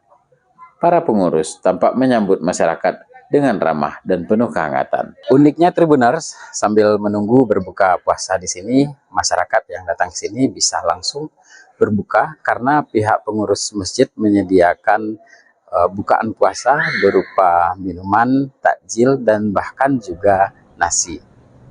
Dan bagi Tribuners mungkin yang ada di Pekanbaru juga bisa mencoba nantinya untuk berbuka puasa di Masjid An-Nur ini. Pengurus Masjid An-Nur selalu terbuka bagi siapa saja yang ingin berbuka puasa di sana. Assalamualaikum warahmatullahi wabarakatuh. Selamat datang ahlan wa sahlan kepada seluruh jamaah Masjid Raya ANU Provinsi Riau yang telah hadir di masjid terbesar di Provinsi Riau. Tentunya hari ini kita bersama-sama sudah memasuki di bulan yang mulia, bulan suci Ramadan. Di antara kegiatan-kegiatan yang hari ini sudah ditaja oleh Badan Pengelola Masjid Raya ANU Provinsi Riau jauh-jauh hari, di antaranya adalah yang jelas buka bersama, dan buka bersama ini dilakukan rutin dari puasa pertama hingga puasa yang ke-30 nantinya, dan disediakan kurang lebih ada 500 takjil dan juga makanan berat. Dan Tribuners, seperti yang kita lihat tadi memang cukup ramai ya masyarakat yang memanfaatkan waktu di sini, bahkan juga langsung berbuka puasa. Jadi setelah olahraga dan juga disediakan langsung makanan oleh para pengurus Masjid An-Nur di sini. Suasana kebersamaan semakin terasa ketika azan maghrib berkumandang. Ratusan warga duduk berjajar menikmati hidangan yang telah disiapkan. Kebersamaan itu menjadi pemandangan yang mengharukan sekaligus membahagiakan. Terima kasih Tribuners sudah menemani saya dari awal tadi. Kita sudah sempat berkeliling dan juga sudah sempat jogging, ngabuburit menunggu waktu berbuka puasa di Masjid An-Nur Pekanbaru ini. Dan Tribuners mungkin yang ada di Pekanbaru, tak ada salahnya untuk mencoba sesekali ngabuburit di Masjid An-Nur ini sekaligus buka bersama keluarga. Demikian dulu liputan kali ini Tribuners, dan sampai jumpa di liputan berikutnya. Assalamualaikum warahmatullahi wabarakatuh. Download Tribun X sekarang, menghadirkan lokal menjadi Indonesia.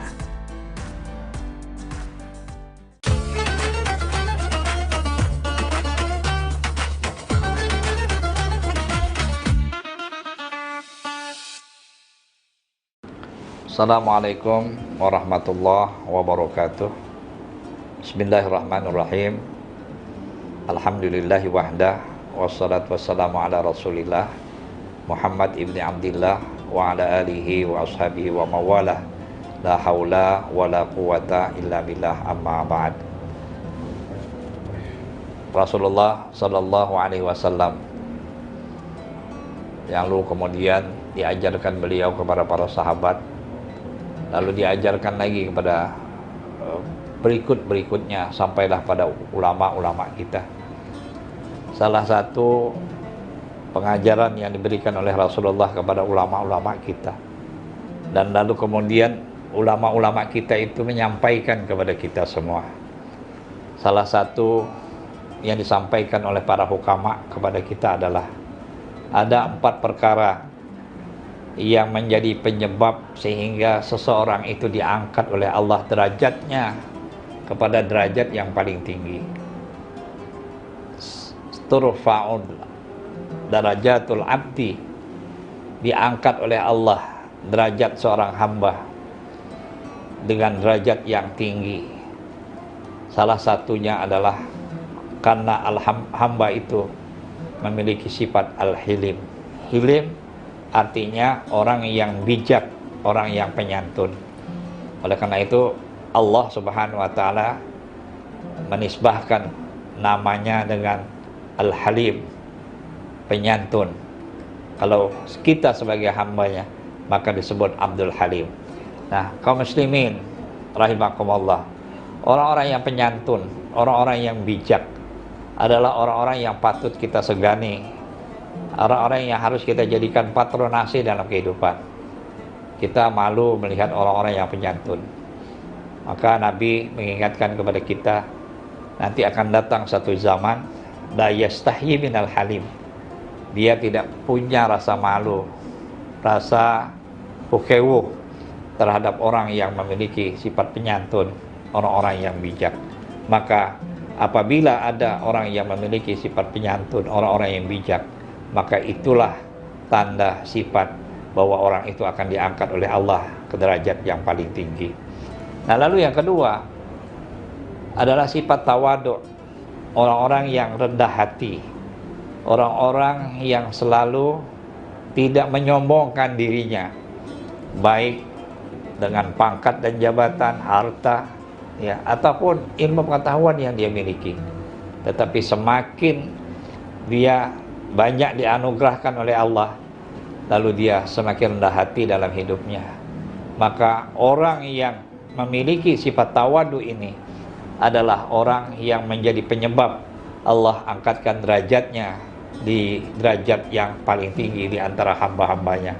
Kaum muslimin, para pemirsa rahimakumullah. Lalu yang ketiga adalah as-sakha. As-sakha ini adalah orang-orang yang dermawan, orang-orang yang pemurah. Rasulullah sering mengingatkan kepada kita bahwa orang-orang yang dermawan adalah orang-orang yang dekat dengan Allah, orang-orang yang dekat dengan manusia, orang-orang yang dekat dengan surga, jauh dari api neraka, jauh dari api neraka dan didekatkan kepada surga.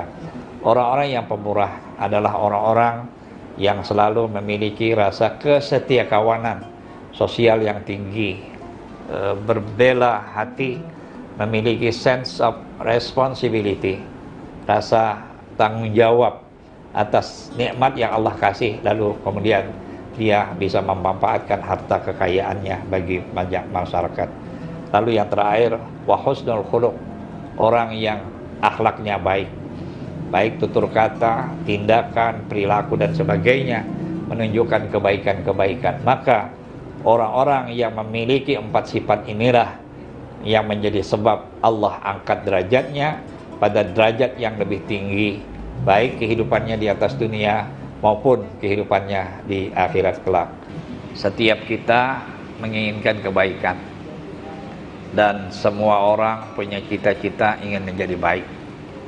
Tapi dalam perjalanan, apa yang diinginkan ternyata tidak berbanding lurus. Salah satu seperti apa yang diuntaikan oleh para hukama kita, laula khamsu khisalin lasaran nas kulluhum salihidah. Kalaulah bukan karena 5 persoalan, maka orang-orang itu akan menjadi orang-orang yang baik semua. Yang pertama adalah al-qana'ah bil jahli, orang yang merasa puas dengan kebodohan sehingga dia tidak mau menuntut ilmu pengetahuan. Apa yang dia dapatkan selama ini menjadi sesuatu yang sudah memuaskan dirinya, sehingga dia hidup dalam kebodohan, tidak mau untuk menambah wawasan, menuntut ilmu dan sebagainya, sehingga merasa cukup dengan apa yang dia miliki. Inilah yang menyebabkan seseorang itu kemudian tidak menjadi baik. Lalu yang kedua, wal hirsu 'ala dunia, orang yang terlalu serakah hidupnya di atas dunia, sehingga dia lupa bahwa dunia ini adalah tempatnya bercocok tanam, tempatnya untuk mencari bekal bagi kehidupan mereka nanti di akhirat. Oleh karena itu, apabila sifat ini dimiliki oleh seseorang, maka sulit orang itu akan menjadi orang yang baik. Kaum muslimin rahimakumullah. Yang ketiga, was-suhbil fadli, orang yang kikir terhadap anugerah karunia yang diberikan oleh Allah kepada mereka.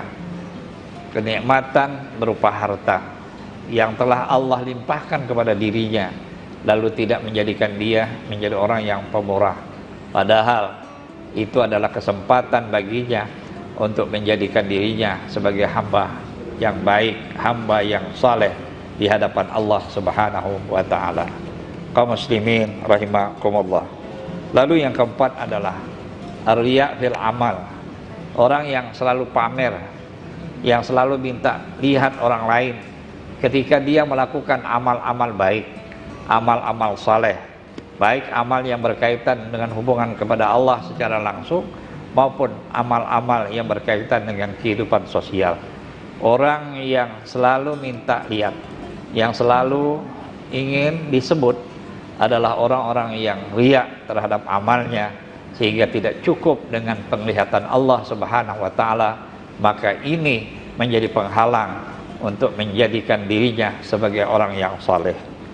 Lalu yang kelima ialah wal a'jab, orang yang selalu merasa benar, yang selalu menganggap dirinya yang baik, sehingga semua orang dianggap tidak baik dan tidak benar. Nah, orang seperti ini adalah orang-orang yang egoisme, orang-orang yang hidupnya egois, sehingga menganggap bahwa dirinya adalah sesuatu yang benar, yang tidak pernah salah, dan melihat orang lain semua salah dan tidak benar. Inilah salah satu sifat yang apabila ada dalam diri seseorang, maka sulit orang itu akan menjadi orang yang saleh di antara kita.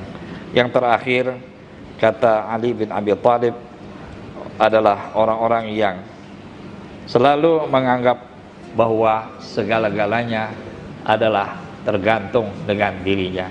Semoga Allah Subhanahu wa taala senantiasa melimpahkan anugerahnya kepada kita semua.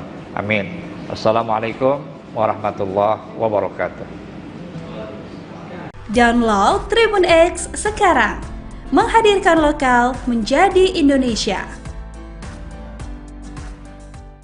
Cuma kalau di Gontor itu saya dikenal bahasa Inggrisnya bagus oleh teman-teman saya.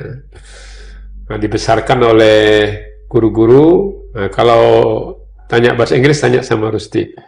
Saya sudah memberi kursus-kursus ke kakak-kakak kelas. Saya semester 1, ter-2, kakak kelas yang ter-6, ter-7, saya ngajar mereka.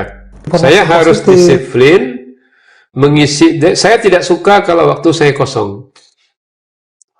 Jadi nggak ada waktu saya kosong. Jadi dari 300-an guru di Nurul Jadid itu, dari belasan ribu santri di dalam, 15-an ribu santri, gurunya hampir 400. Saya sendiri yang dipanggil Kiai, Rusdi, kamu ambil S2, kuliah lagi. Saya sempat ke Amerika, saya ikut seleksi di program perbandingan agama atas nama Pondok Pesantren Al-Islam Kemuja. Oke. Nah, diizinkan, diseleksi dari 600 orang menjadi 250, menjadi 45. Jadi diinterview pakai bahasa Inggris dari Hawaii sana oleh Naim G. Steinman. Nah, saya berangkat dan lulus bersama 44 pimpinan pondok pesantren se-Indonesia. Assalamualaikum warahmatullahi wabarakatuh. Waalaikumsalam warahmatullahi wabarakatuh. Pemirsa Pangkapos dimanapun Anda berada, Bang Edi di program khusus Ramadan 2026 ini kita akan menghadirkan kisah ulama, kisah kiai yang ada di Pulau Bangka. Umumnya guru besar juga di Bangka Belitung ini. Beliau adalah Dr. Profesor Dr. Rusdi Sulaiman MAG. Ya, beliau adalah dekan Fakultas Dakwah dan Komunikasi Islam IAIN Syekh Abdurrahman Siddiq. Masya Allah. Terima kasih loh Prof, kami sudah diberi kesempatan untuk ngobrol, berbincang banyak soal figur seorang Profesor Dr. Rusdi. Baik, Prof, boleh kita mengawali obrolan hari ini, cerita hari ini dengan Prof. Dr. Rusdi kecil. Ini dulu seperti apa waktu masih kecil-kecilnya dulu? Saya ini nggak sesuai dengan besarnya gitu. Nggak sesuai dengan besarnya. Karena lahirnya dulu 7 bulan, beratnya 1,7 kilo. Prematur. Prematur. Tapi alhamdulillah lahir di Dinas Kesehatan Tentara, karena orang tua kerja di situ. Oh, di KT berarti ya? Orang tua asalnya Kemuja, desa Kemuja, ibu juga, kakek nenek juga dari Kemuja. Yang asal usulnya, kalau dari sebelah ibu itu, Haji Ja'far itu asalnya dari Pontianak. Kalau dari sebelah kakek, dari sebelah bapak, itu dari Jambariyah Siddiq. Jadi orang yang pertama kali naun ke Mekah, naun di Mekah. Jadi kalau orang dulu kan pergi haji, kemudian naun pergi lama dan belum pulang berpuluh-puluh tahun. Nah, jadi kakek nenek itu mereka lama di Mekah, paman-paman juga lahir di Mekah, kecuali orang tua bapak itu lahir di Kemuja setelah 2 tahun nenek tinggal. Nah, cuma kami keluarga bapak ibu sudah pindah ke Pangkal Pinang di tahun 60-an. Jadi saya lahirnya di Pangkal Pinang. Belajar agama pastinya dengan orang tua kan. Ya. Kemudian pas usia SD, saya sekolah di SD 1 Pangkal Pinang. SD 1 Pangkal Pinang. Hanya siang sore saya sekolah Arab di Setia Utama. Jadi orang menyebutnya AIAI, Al-Ittihadiyah Al-Islamiyah. Yang dekat Masjid Permuti di sebelah Kerkop itu. Nah, baru kemudian di usia 12 di tahun 79 saya ikut, kebetulan waktu itu ada peran Haji Hormen Maddati dekat di pengelola Masjid Permuti itu, kami ke Gontor, ke Pondok Modern Darussalam Gontor. Itu SMP? Ya, SMP-nya. Oh, SMP langsung ke Gontor. Cuma di Gontor itu ada belasan orang. Saya lulus tidak mendapat tempat. Yang satu lulus langsung masuk, yang lain tidak lulus. Nah, kemudian saya transit di Pondok Pesantren Ngabar Wali Songo Ngabar. Nah, baru tahun depannya langsung masuk ke Gontor. Nah, di Gontor itu 6 tahun, mulai SD. Nah, jadi SMP SMA-nya kita menyebutnya KMI Darussalam Gontor.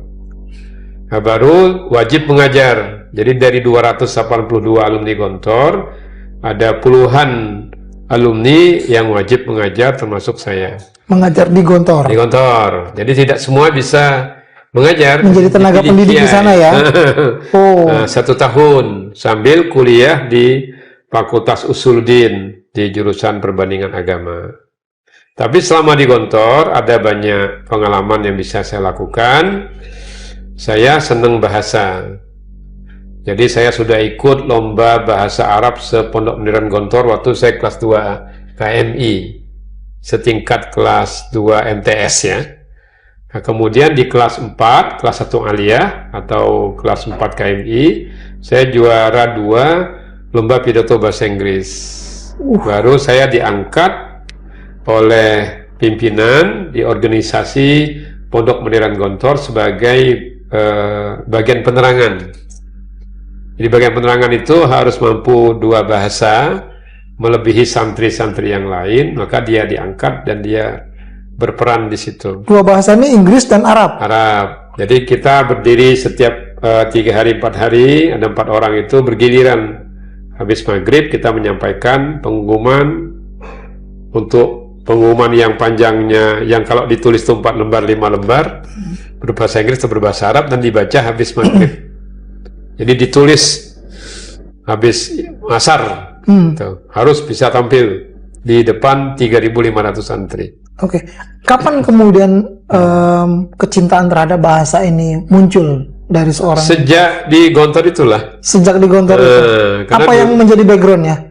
Latar belakang cinta jadi dengan bahasa? Tidak juga, karena dulu saya nggak mau ke SMP karena takut bahasa Inggris sama takut bahasa Justru matematika. Takut awalnya ya? Ya. Tapi kemudian setelah di pesantren saya senang. Malah justru cinta dengan bahasa. Ya. Cuma kalau di Gontor itu saya dikenal bahasa Inggrisnya bagus oleh teman-teman saya. Nah, dibesarkan oleh guru-guru. Nah, kalau tanya bahasa Inggris, tanya sama Rusti. Nah, begitu. Itu sudah dari sejak MTS? Ya, sejak KMI itu di Gontor. Ya. Sudah mulai menyukai Kemudian bahasa. Dari Gontor, saya ingin ke pondok pesantren yang berbeda dengan Gontor. Nah, Gontor itu kan Pondok Modern Darussalam Gontor. Nah, saya cari beberapa pesantren di Jawa Timur. Bertemulah saya dengan pondok pesantren Nurul Jadid. Nurul Jadid. Ya, Nurul Jadid Python Probolinggo. Mulai tanggal 1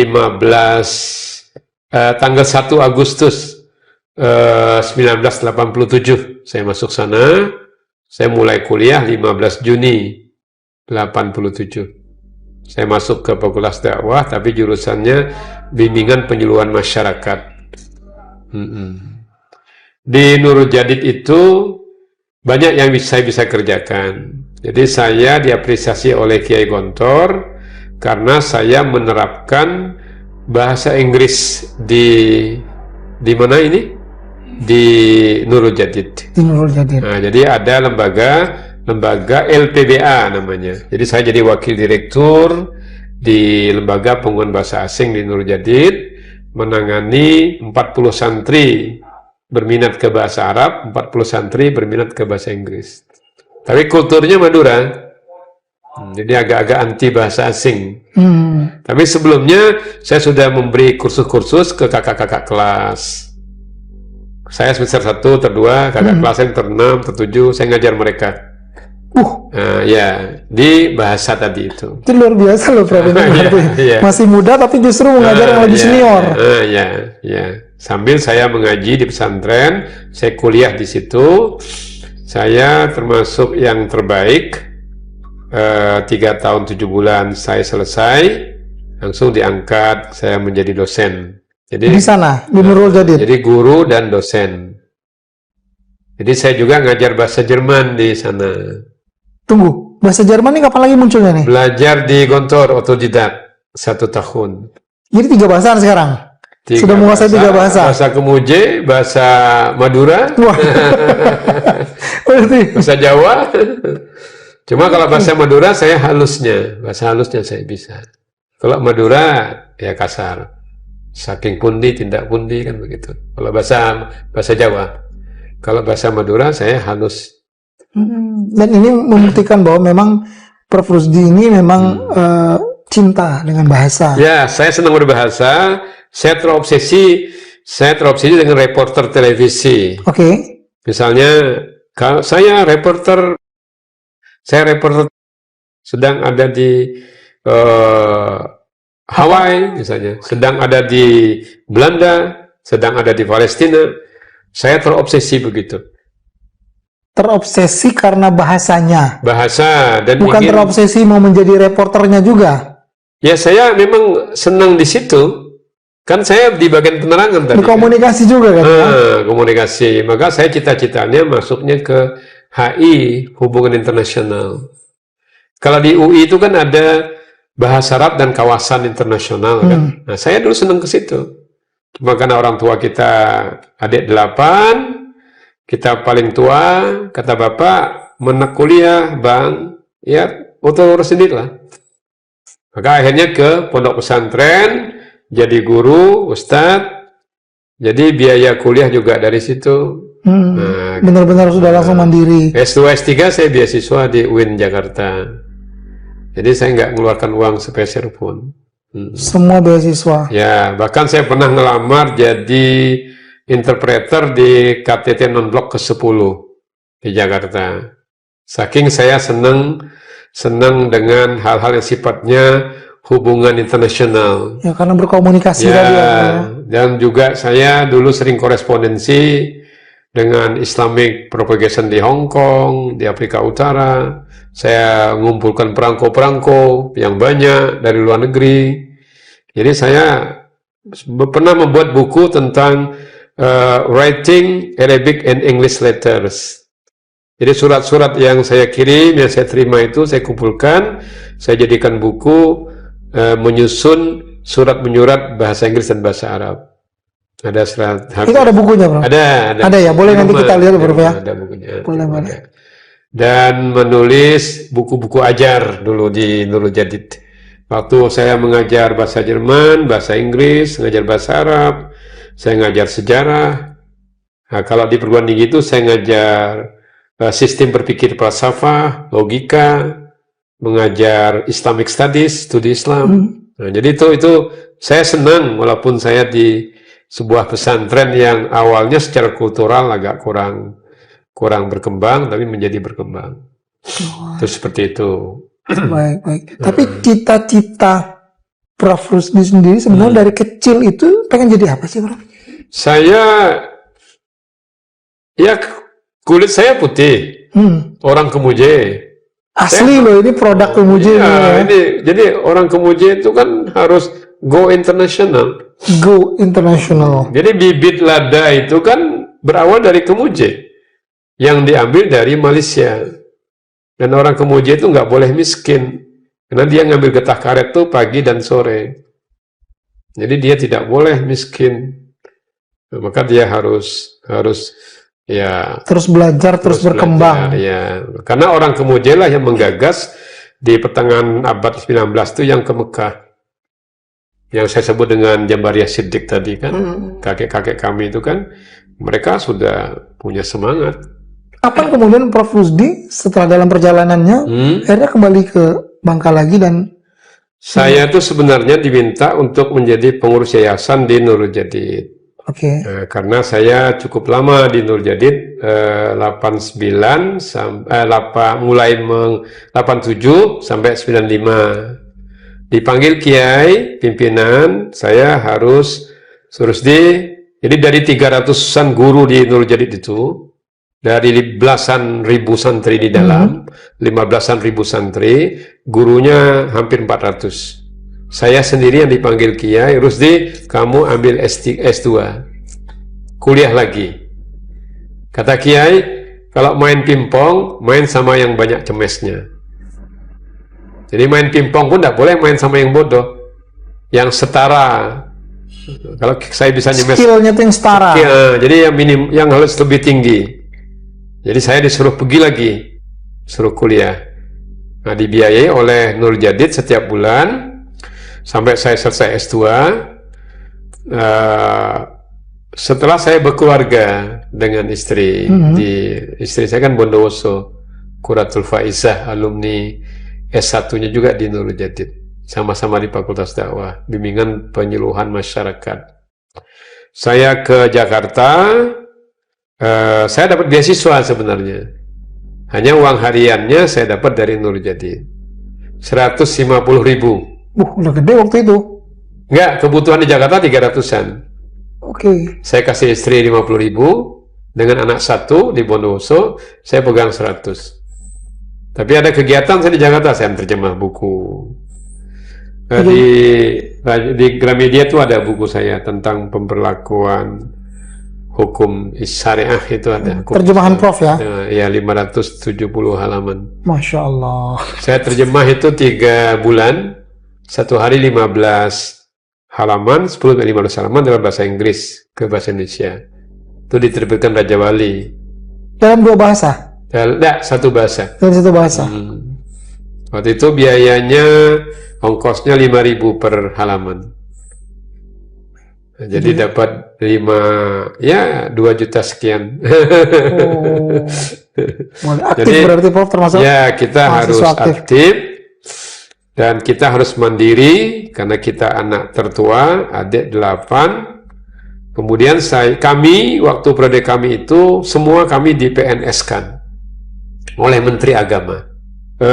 Jadi kami 100-an orang lebih itu diangkat sebagai PNS. Dosen di tempat, tapi alat dasarnya harus ditempatkan di mana saja sesuai kebijakan pemerintah. Nah, terus saya izin ke Kiai di Nurul Jadid. Kiai membolehkan, kata Kiai Wahid, Rusdi, fisikmu nggak apa-apa di mana-mana, tapi rohmu sisahkan untuk Nurul Jadid. Begitu cintanya loh Pak Kiainya. Ya. Nah, kemudian saya ditaruh di Stein Bengkulu. So awalnya nih di Stein Bengkulu. Sekolah Tinggi Agama Islam Negeri Bengkulu. Cuma ketika saya ditugaskan di Bengkulu, saya setiap beberapa bulan masih ke Nurul Jadid.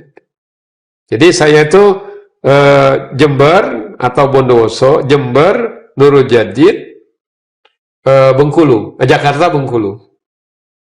Sambil mengambil S3, program doktor. Berapa lama itu berlangsung? Kalau kami dulu ingin berlama-lama, jadi program doktor tuh saya ambil 7 tahun. Solo 7 tahun? Iya, 7 tahun karena kita seneng lama. Berarti ini memang disengaja ini? Disengaja berlama-lama? Disengaja lama. Tujuannya? Ya karena kita menikmati belajar itu di Jakarta. Karena di Jakarta yang ada perpustakaan lengkap Jakarta. Ya, perpustakaan lengkap di Jakarta. Yang kedua, jaringan juga di Jakarta. Ya?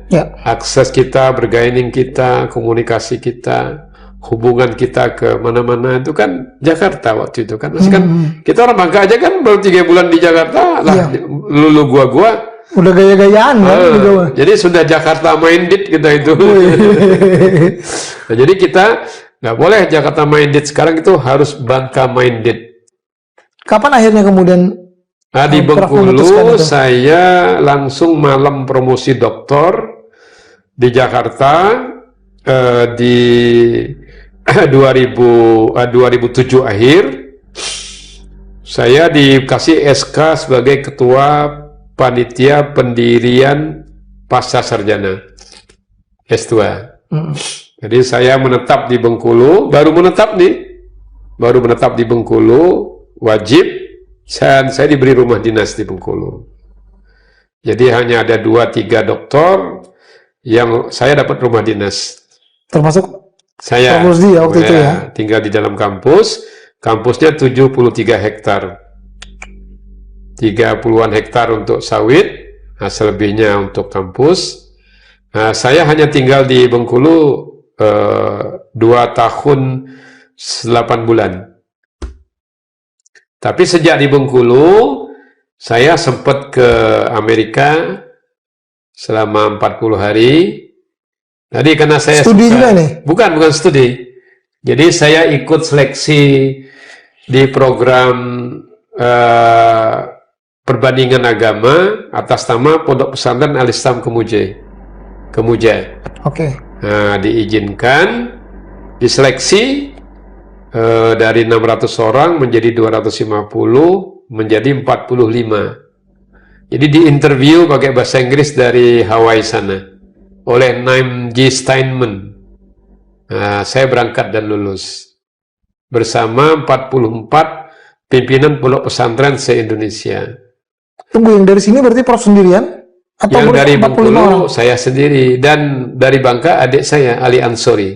Oh. Yang sekarang di BPMP. Alhamdulillah tidak lulus. Nah, jadi di sana kami ke Hawaii University di Hawaii selama 2 minggu, dan ke beberapa pusat-pusat agama lain juga. Masuk ke Buddhism Academic juga, ada sebuah university tapi milik Buddha, Buddhism Academic, ke sekolah Obama, kemudian terbang ke California dan tujuannya ke New York. Di New York itu visiting school selama 2 minggu. Ke pondok yang ke sekolah public school yang sangat terkenal, Scarsdale Public School. Nah, jadi diapresiasi luar biasa, itu menarik untuk, jadi sesuai dengan saya suka tadi kan, walaupun tidak punya uang, tapi saya bilang tidak punya uang, tapi saya harus ke luar negeri. Dan itu bisa. Dan itu bisa. Bisa terwujud. Bisa terwujud. Benar. Lalu kapan kemudian Prof balik lagi ke sini? Saya setelah dari Bengkulu, alasan pesantren, alasan orang tua. Saya ke sini 1 Januari 2011. 2011. Maret 2011 saya mulai nulis. Berarti ini dari Bengkulu langsung ke sini ya? Ya. Jadi tugas disetujui oleh Menteri Agama, saya pindah ke sini. Jadi Menteri Agama yang menyetujui, saya pindah ke ke stand di sini. Awal di sini? Awal di sini dosen biasa. Tapi saya sudah mulai menulis di 15 Maret, beberapa tulisan ke Bangka Pos. Hanya pernah di 2006 itu tulisan saya waktu saya pulang ke sini, tindak pidana korupsi dalam perspektif agama. Ada arsipnya, tulisan saya di Bangka Pos dulu. Mulai menulis tentang agama, misalnya menyingkap tabir radikalisme agama, misalnya politik perempuan, misalnya politik silaturahim. Beberapa tulisan saya, belasan itu saya kirim ke Bangka Pos, dimuat di Bangka Pos. Artinya Prof ini tetap konsisten untuk menulis, menyampaikan informasi-informasi. Saya harus disiplin, mengisi. Saya tidak suka kalau waktu saya kosong. Jadi nggak ada waktu saya kosong. Saya harus apapun jadi, bentuknya harus terisi. Harus terisi. Maka saya sejak kecil dari Gontor di kelas 1 KMI hingga hari ini, diary saya, jadi saya dulu setiap tahun 1 buku agenda. Dan itu tercatat. Dan saya setiap minggu ada tulisan. Seperti itu. Oh iya. Maka tulisan terakhir itu, jadi 10-12 paragraf tulisan.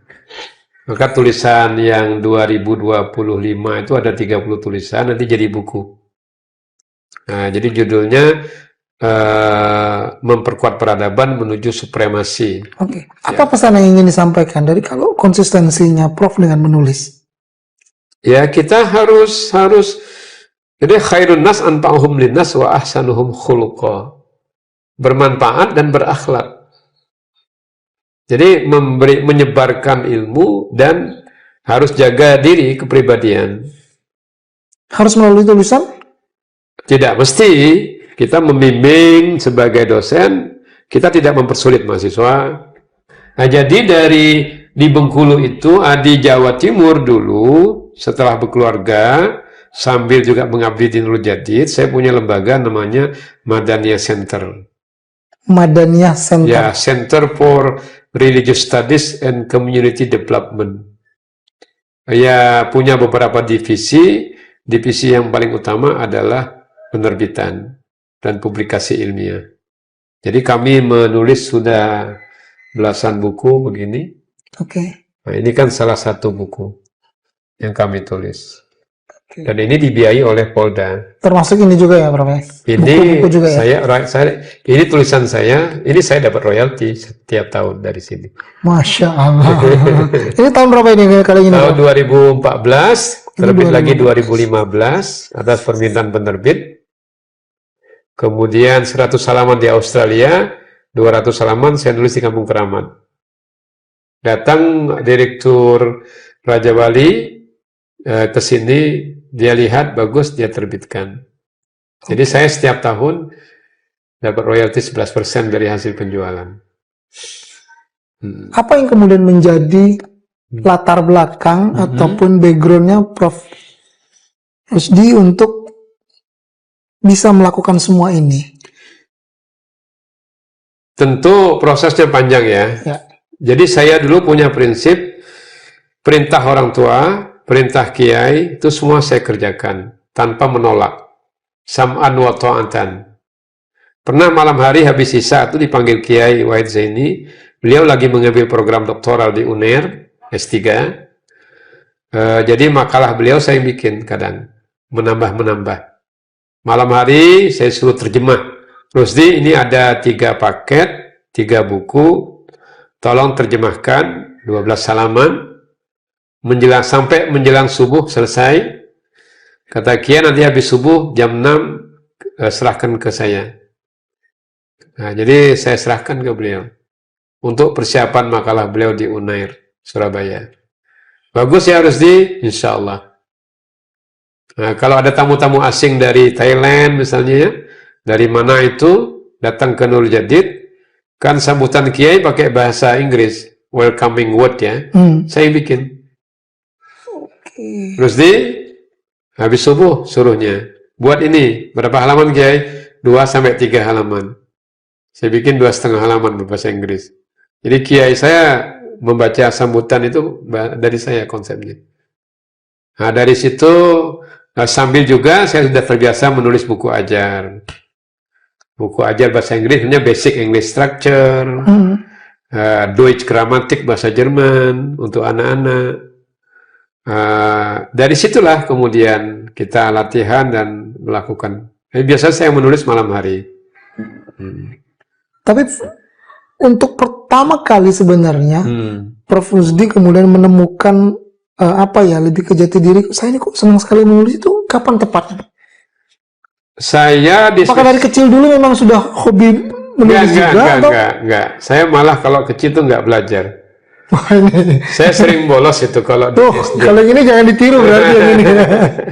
Jadi kalau SD itu saya kalau ada penggalian makam di Kerkop itu ikut saya pasti di sana. Ikut gali makam. Nah, kecenderungan saya ke sejarah itu sudah tinggi. Jadi saya senang lihat hal-hal yang kuno-kuno itu. Jadi ke uniknya itu, kalau Ibu Latifah itu kepala sekolah SD, cari Rusdi, pasti di Kerkop. Kalau ada penggalian makam Belanda. Dari Madania Center itu pindah juga ke Bangka. Saya juga menetap di sini. Saya sekarang ini posisinya sebagai, selain dosen di sini, guru besar di sini, saya sebagai sekretaris Dewan Pembina Pondok Pesantren Al-Islam Kemuja, yang tertua di Bangka. Betul. Kemudian saya juga pengurus Badan Wakaf Pondok Modern Darul Abror, yang menangani pengembangan ke depan. Saya juga penasehat Dewan Pakar Dewan Masjid Indonesia Provinsi Bangka Belitung. Kemudian juga di pengurus Lembaga Adat Melayu Provinsi bersama Pak Elvian. Makanya dia tunjukkan di sini. Betul, betul. Kemudian pengurus juga di FKUB Provinsi. Kemudian di MUI ini sekarang saya sebagai Ketua Bidang Fatwa dan Penelitian. Sertifikasi hal, macam-macam itu semua di situ.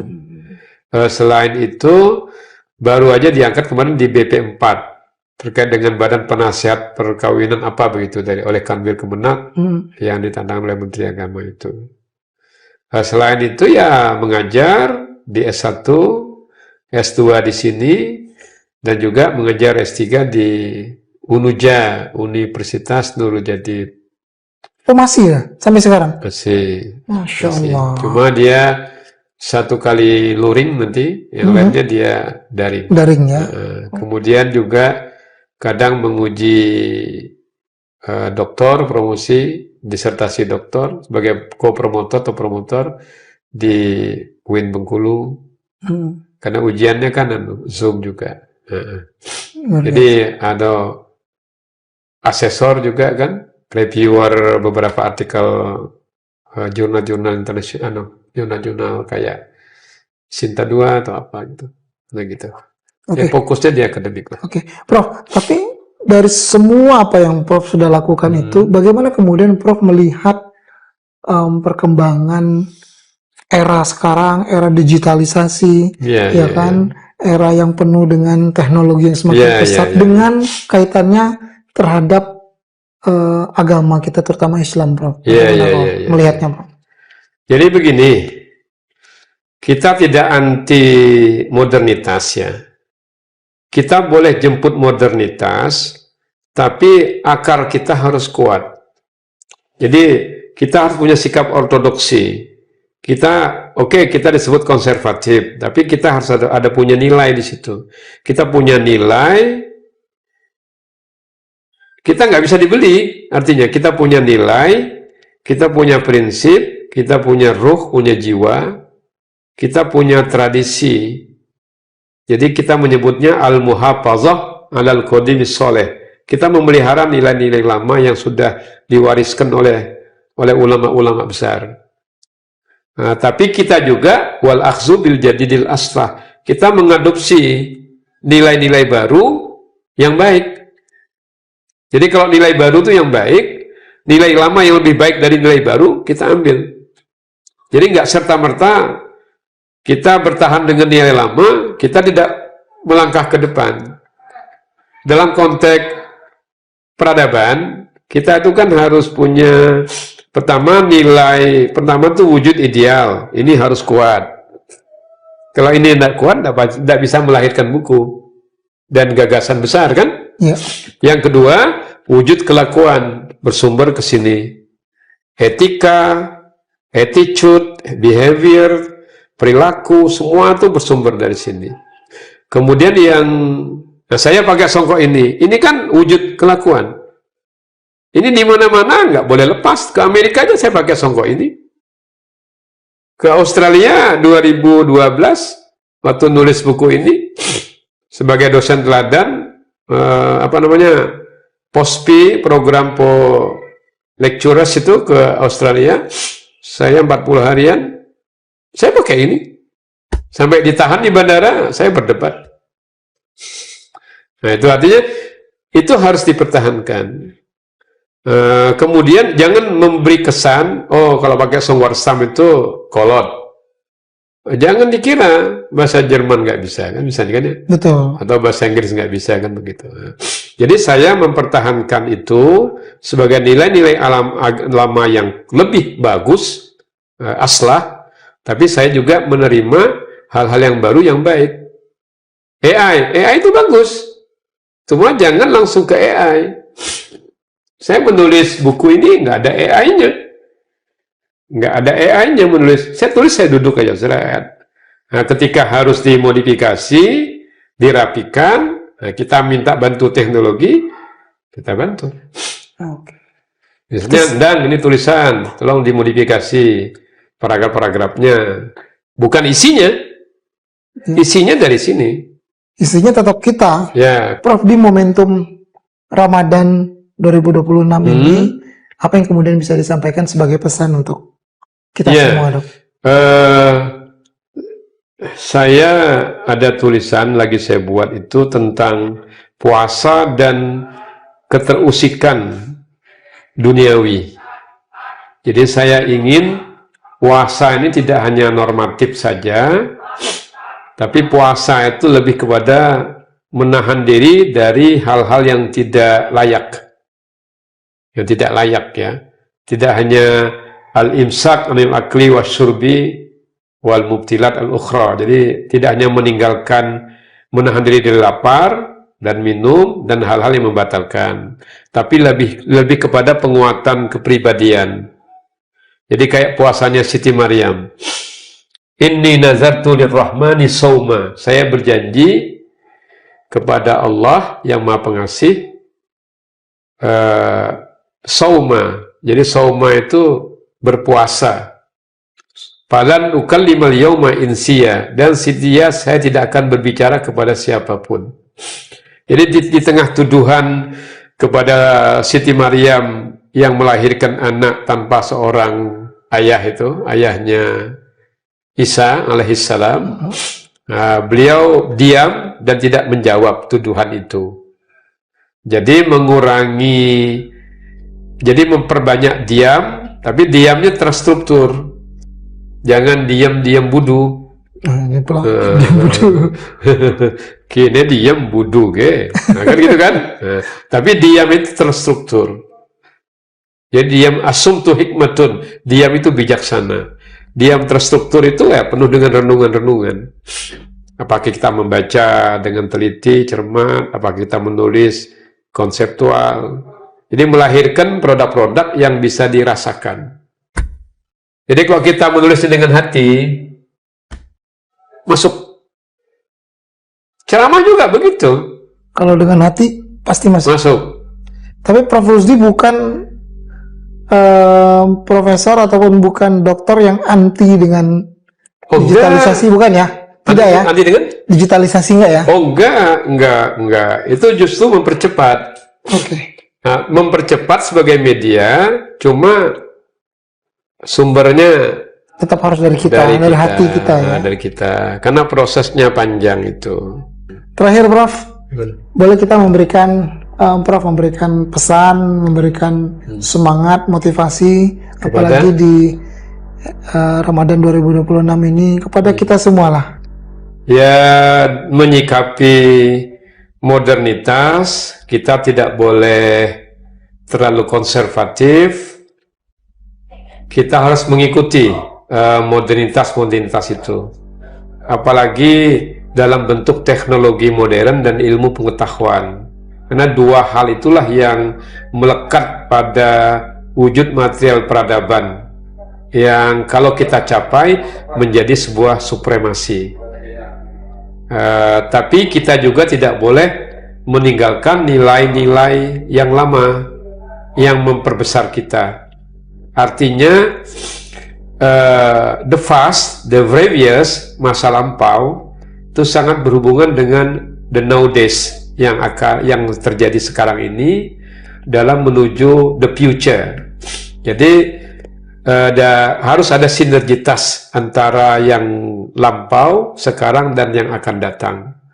Tiga hal itulah yang memperkuat manusia sehingga memiliki jati diri, punya kepribadian, punya integritas, sambil mengisi waktu sepadat-padatnya. Innal faragha wal jidata mafsadatun ayya mafsadatin. Sesungguhnya kekosongan itu dan kekayaan itu rusak dalam bentuk segala kerusakan yang akan mengusik kita di dalam menyikapi kehidupan kita. Jadi kita harus bermanfaat, memberlangsungkan diri kita. Jadi memperkuat kepribadian kita, bermanfaat untuk keberlangsungan kehidupan manusia di berikutnya.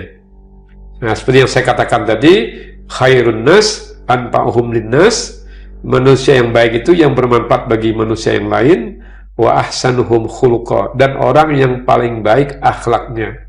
Demikian, mudah-mudahan kita bisa meningkatkan peradaban dan kebudayaan, dan yang terpenting kita harus berkualitas dan dibutuhkan orang lain. Hargailah orang ketika kita ingin dihargai. Sederhana bukan berarti miskin. Demikian. Baik, terima kasih Prof untuk waktunya. Terima kasih pemirsa, nanti kita jumpa lagi, dan wassalamualaikum warahmatullahi wabarakatuh. Download Tribun X sekarang, menghadirkan lokal menjadi Indonesia.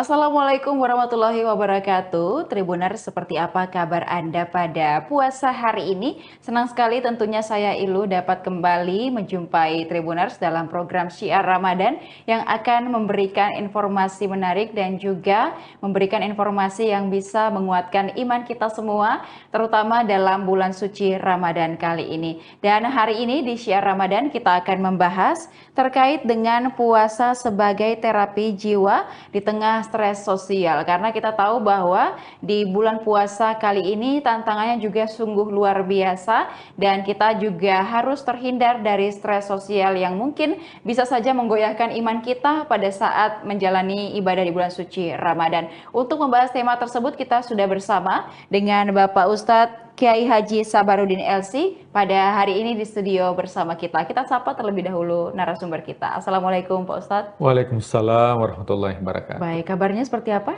Alhamdulillah, semangat dari hari ke hari, harus tetap semangat. Baik, dan juga Pak Ustadz, ini kita membahas stres sosial begitu Pak Ustadz ya. Mungkin seperti apa tips ataupun juga cara yang harus kita lakukan agar puasa ini kita tetap bisa menjalankan ibadah dan terhindar dari yang namanya stres. Silahkan. Bismillahirrahmanirrahim. Hamdan wa syukranillah, salatan wa salaman ala rasulillah, amma ba'd. Ya, tentunya saya membuka dengan sebuah hadis dari Rasulullah SAW. Beliau bersabda, sumu tasihhu, berpuasalah supaya sehat. Bukan hanya sehat dari segi fisik, akan tetapi juga sehat dari segi mental. Nah, sebuah penelitian mengatakan bahwa ya, ada 4 hal yang membuat manusia itu mengalami yang namanya tekanan mental. Yang pertama itu adalah pikiran. Makanya dalam Al-Quran, Allah menegaskan, ya ayyuhalladzina amanu, wahai orang-orang yang beriman, ijtanibu katsiran minadh-dhon. Hindarilah banyak prasangka. Karena prasangka itu biasanya munculnya dari pikiran. Ya, memprasangka negatif atau prasangka buruk. Nah, dengan melakukan ibadah puasa, maka prasangka itu pasti akan semakin menurun dan pasti akan berkurang. Yang kedua, yaitu dalam hati atau jiwa kita. Makanya di bulan suci Ramadan, ya dalam Al-Quran dikatakan, qad aflaha man zakkaha wa qad khaba man dassaha. beruntunglah orang yang mensucikan jiwanya. Jadi kita berpuasa bukan hanya mendetoks racun-racun yang ada dalam tubuh kita, akan tetapi lebih daripada itu apa yang ada dalam diri kita, yaitu jiwa, justru itu yang dibersihkan. Kalau itu sudah bersih, saya yakin bahwa kecemasan sosial itu akan bisa diminimalisir. Kemudian yang ketiga, ya penyebab terjadinya tekanan sosial atau tekanan mental itu, yang ketiga adalah adanya pikiran dan juga jiwa, tapi terlebih lagi yang ketiga yaitu makanan. Jadi makanan yang kita konsumsi ini juga sangat erat kaitannya dengan adanya ya penyakit mental ya atau tekanan mental. Coba kita lihat betapa banyak orang yang kurus ingin kaya, yang kurus ingin gemuk, yang gemuk ingin kurus. Nah, itu disebabkan karena pola makan. Nah, bahkan ada sebuah penelitian, ternyata dua hewan, yang satunya diberikan makan terus, yang satunya itu kadang-kadang diberikan makan. Nah, ternyata yang sering diberikan asupan makanan tiap hari, itu lebih cepat meninggal dibandingkan yang ditahan makannya dan minumnya. Itu sebabnya dalam syariat Islam, kenapa ketika ya Idul Kurban atau Idul Adha itu, pada tanggal 10 Zulhijjah kita lebaran, kemudian 11, 12, 13 itu namanya Ayyamut Tasyrik atau hari-hari tasyrik yang haram hukumnya untuk berpuasa. Jadi kalau dihitung selama 4 hari kita makan, ini seakan-akan ada filosofi yang mengatakan bahwa setiap masuk hari keempat itu dianjurkan untuk mendetoks racun yang ada dalam diri kita. Nah, coba kita lihat kalau kita menghitung puasa Senin dan Kamis, rata-rata itu masuk hari keempat kita dianjurkan lagi untuk berpuasa meskipun itu puasa sunnah. Ya, hari Senin dianjurkan berpuasa, Selasa, Rabu, Kamis dianjurkan lagi untuk berpuasa sunnah. Masuk hari Jumat, Sabtu, Minggu, Senin kembali dianjurkan. Nah, tujuannya untuk apa? Bahwa ketika seseorang bisa melakukan ibadah puasa secara rutin, maka insya Allah bisa mendetoks dirinya dan juga tentunya sangat erat kaitannya dengan mental. Dan yang terakhir, kata peneliti mengatakan bahwa ya tekanan mental itu terkadang didapatkan dengan gaya hidup. Nah, jadi kalau rumusnya ilmu fisika itu semakin banyak gaya, itu beririsan dengan tekanan. Jadi semakin banyak gaya, pasti semakin tertekan.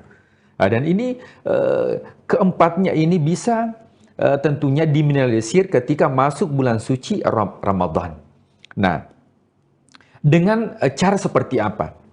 Jadi yang pertama, bahwa ya di bulan suci Ramadan ini itu bukan hanya mendetoks ya anggota badan kita, tapi mulai dari penglihatan kita. Jadi bukan mata, tapi penglihatan kita. Tentunya kita tidak melihat kecuali yang baik-baik. Pendengaran kita tentunya kita tidak mendengar kecuali yang baik-baik. Nah, dengan melihat ya yang baik-baik, mendengar yang baik-baik, karena kita ketahui bersama bahwa lantunan ayat suci Al-Quran, kemudian taklim, bahkan ya di stasiun, di platform media sosial pun itu luar biasa. Ya, kajian-kajian di bulan suci Ramadan itu tujuannya untuk apa? Ya, tujuannya adalah untuk menekan stres yang mungkin dialami banyak orang dengan ekonomi mungkin dan sebagainya. Nah, dengan memfungsikan pendengaran kita, kemudian penglihatan kita, di samping itu tanda bagi orang yang beriman, itu juga cara bulan suci Ramadan untuk mengurangi dan menghilangkan stres yang mungkin dialami masyarakat secara umum. Nah, kemudian yang kedua adalah bahagia. Nah, tips yang kedua adalah bahagia. Nah, jadi di bulan suci Ramadan itu kata Rasulullah SAW, farhatani, ada dua kebahagiaan yang didapatkan oleh umatku. Farhatani, dua kebahagiaan. Yang mana itu ya Rasulullah? Farhatun, ya kebahagiaan yang pertama itu indah ketika berbuka puasa. Jadi luar biasa, bahagia ketika kita berbuka. Mungkin dalam keseharian ketika kita sering ngopi di warkop, itu mungkin biasa. Tapi ketika kita berpuasa, kemudian kita berbuka meskipun itu seteguk air, atau secangkir teh, tapi itu rasa bahagia itu luar biasa. Ketika kebahagiaan itu muncul, maka kecemasan itu akan tertekan. Dan itu yang diharapkan adanya bulan suci Ramadan. Nah, kemudian yang ketiga, tentunya terkait dengan manajemen emosi. Ya, manajemen emosi, makanya Rasulullah SAW mengatakan, jikalau dalam suci Ramadan ada orang yang bertengkar, ya, ada orang yang mengajak untuk bertengkar, ya, mengajak untuk bersilat lidah, maka katakanlah ini shaim, saya berpuasa. Jadi puasa itu bukan hanya menahan haus dan dahaga, akan tetapi juga menahan diri kita. Bagaimana bisa mengendalikan emosi. Ya. Di antara tanda orang yang bertakwa adalah orang yang mampu menahan amarah. Makanya ada seorang sahabat melapor kepada Rasulullah SAW, ya Rasulullah, nasihatilah aku. Rasulullah tahu kalau orang ini ada masalah di mental. Sehingga Rasulullah mengatakan, la taghdab, la taghdab, la taghdab, jangan marah, jangan marah, jangan marah, walakal jannah, engkau akan mendapatkan kebahagiaan. Nah, kemudian yang selanjutnya adalah spiritual. Nah, spiritualitas sekarang itu luar biasa. Ya, bahkan menurut penelitian mengatakan ini mungkin sudah 5.0, masuk lagi 6.0, ujungnya itu ada spiritualitas. Makanya jangan heran kalau ya banyak sekarang ya rumah-rumah tahfiz yang dibuka, bahkan ada komunitas keagamaan, komunitas bahkan ya para public figure pun sekarang itu sudah masuk ya hijrah fest dan sebagainya. Nah, itu bagian dari apa? Bahwa ujungnya manusia dengan adanya tekanan sosial, stres dan sebagainya, itu ujung-ujungnya itu adalah kembali kepada Tuhan, kembali kepada Allah dengan yang dinamakan dengan spiritualitas, dan itu bisa didapatkan di bulan suci Ramadan. Nah, kemudian yang terakhir munculnya rasa empati. Ya, kalau kita empati kepada seseorang, maka insya Allah itu bisa menurunkan ego kita, menurunkan stres dan sebagainya. Kita lihat bulan suci Ramadan. Sebagaimana misalnya ibadah haji, tidak membedakan orang kaya, orang miskin, semua menggunakan pakaian ihram. Di bulan suci Ramadan, baik dia orang kaya, baik dia orang miskin, baik itu ada masalahnya, tidak ada masalahnya, semua diwajibkan untuk menahan yang dinamakan makan dan minum. Nah, tujuannya untuk apa? Bahwa akan muncul empati dan itu bisa mengurangi yang dinamakan dengan tekanan mental atau stres dalam kehidupan. Ya, baik, dan juga kita melihat bahwa stres dalam kehidupan ini memang sebenarnya banyak faktor pengaruhnya ya Pak Ustadz ya, apalagi sekarang zaman media sosial begitu, kita berusaha mungkin menahan emosi, tapi ketika membuka media sosial ada saja berita ataupun juga konten yang bikin kita kembali emosi, dan ini juga yang perlu kita untuk tahan, kita untuk jaga, sebenarnya bukan hanya pada saat bulan puasa ya, kalau bisa seterusnya. Dan bulan puasa ini kita lebih bisa mendekatkan diri lagi, kemudian juga menahan hawa nafsu, haus dan lapar, dan segala hal buruk yang mungkin bisa terjadi dalam hidup kita. Dan terima kasih Pak Ustadz sudah memberikan begitu banyak pencerahan pada hari ini dalam menantikan waktu berbuka puasa, dan semoga kita bisa terus memberikan ilmu ataupun juga berbagi ilmu kepada seluruh Tribuners yang menyaksikan pada hari ini, dan juga pada beberapa program lainnya tentunya di kanal YouTube dan Facebook Tribun Timur, Mata Lokal Menjangkau Indonesia. Pak Ustadz terima kasih, dan juga Tribuners terima kasih sudah menyaksikan program kita, dan juga saksikan terus program menarik lainnya hanya di kanal YouTube dan Facebook Tribun Timur, Mata Lokal Menjangkau Indonesia. Saya Ilu Devisania dan juga narasumber serta seluruh kerabat kerja pamit undur diri. Terima kasih dan sampai jumpa. Wassalamualaikum warahmatullahi wabarakatuh. Waalaikumsalam warahmatullahi wabarakatuh.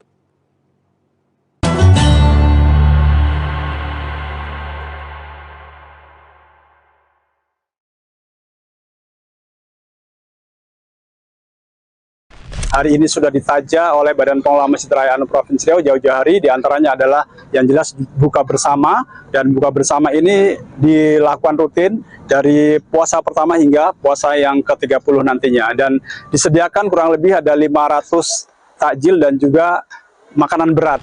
Nah Tribuners, ternyata memang sangat seru sekali ya, kita bisa tetap segar pada sore hari dengan berolahraga di Masjid An-Nur ini Tribuners.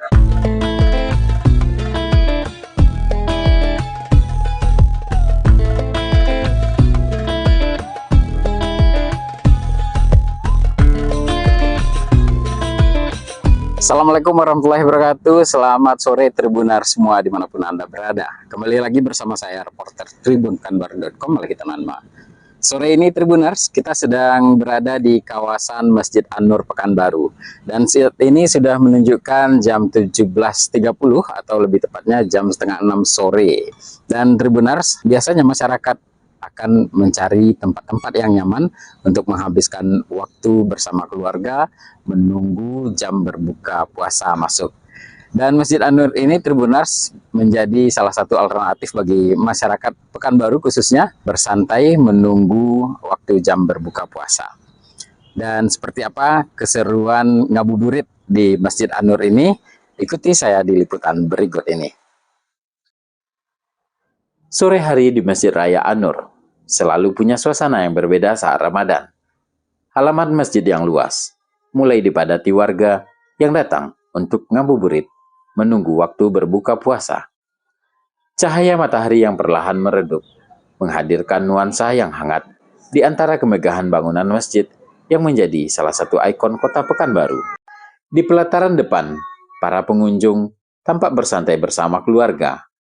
Banyak yang memanfaatkan momen ini untuk bersuah foto dengan latar kubah Masjid An-Nur yang terlihat semakin indah saat senja. Bangunan masjid dan kubah masjid yang ada di belakang saya ini Tribunars seringkali juga digunakan oleh masyarakat untuk mengabadikan momen ya, untuk berfoto-foto biasanya dan menghabiskan waktu di sini bersama keluarga. Dan bisa Tribunars lihat ya keindahannya kubah masjid di An-Nur ini. Di bagian keramiknya juga tampak seperti air ya. Jadi seolah-olah pantulan kubah itu ada di permukaan air. Siluet kubah yang berpadu dengan warna langit jingga menciptakan pemandangan yang memikat mata.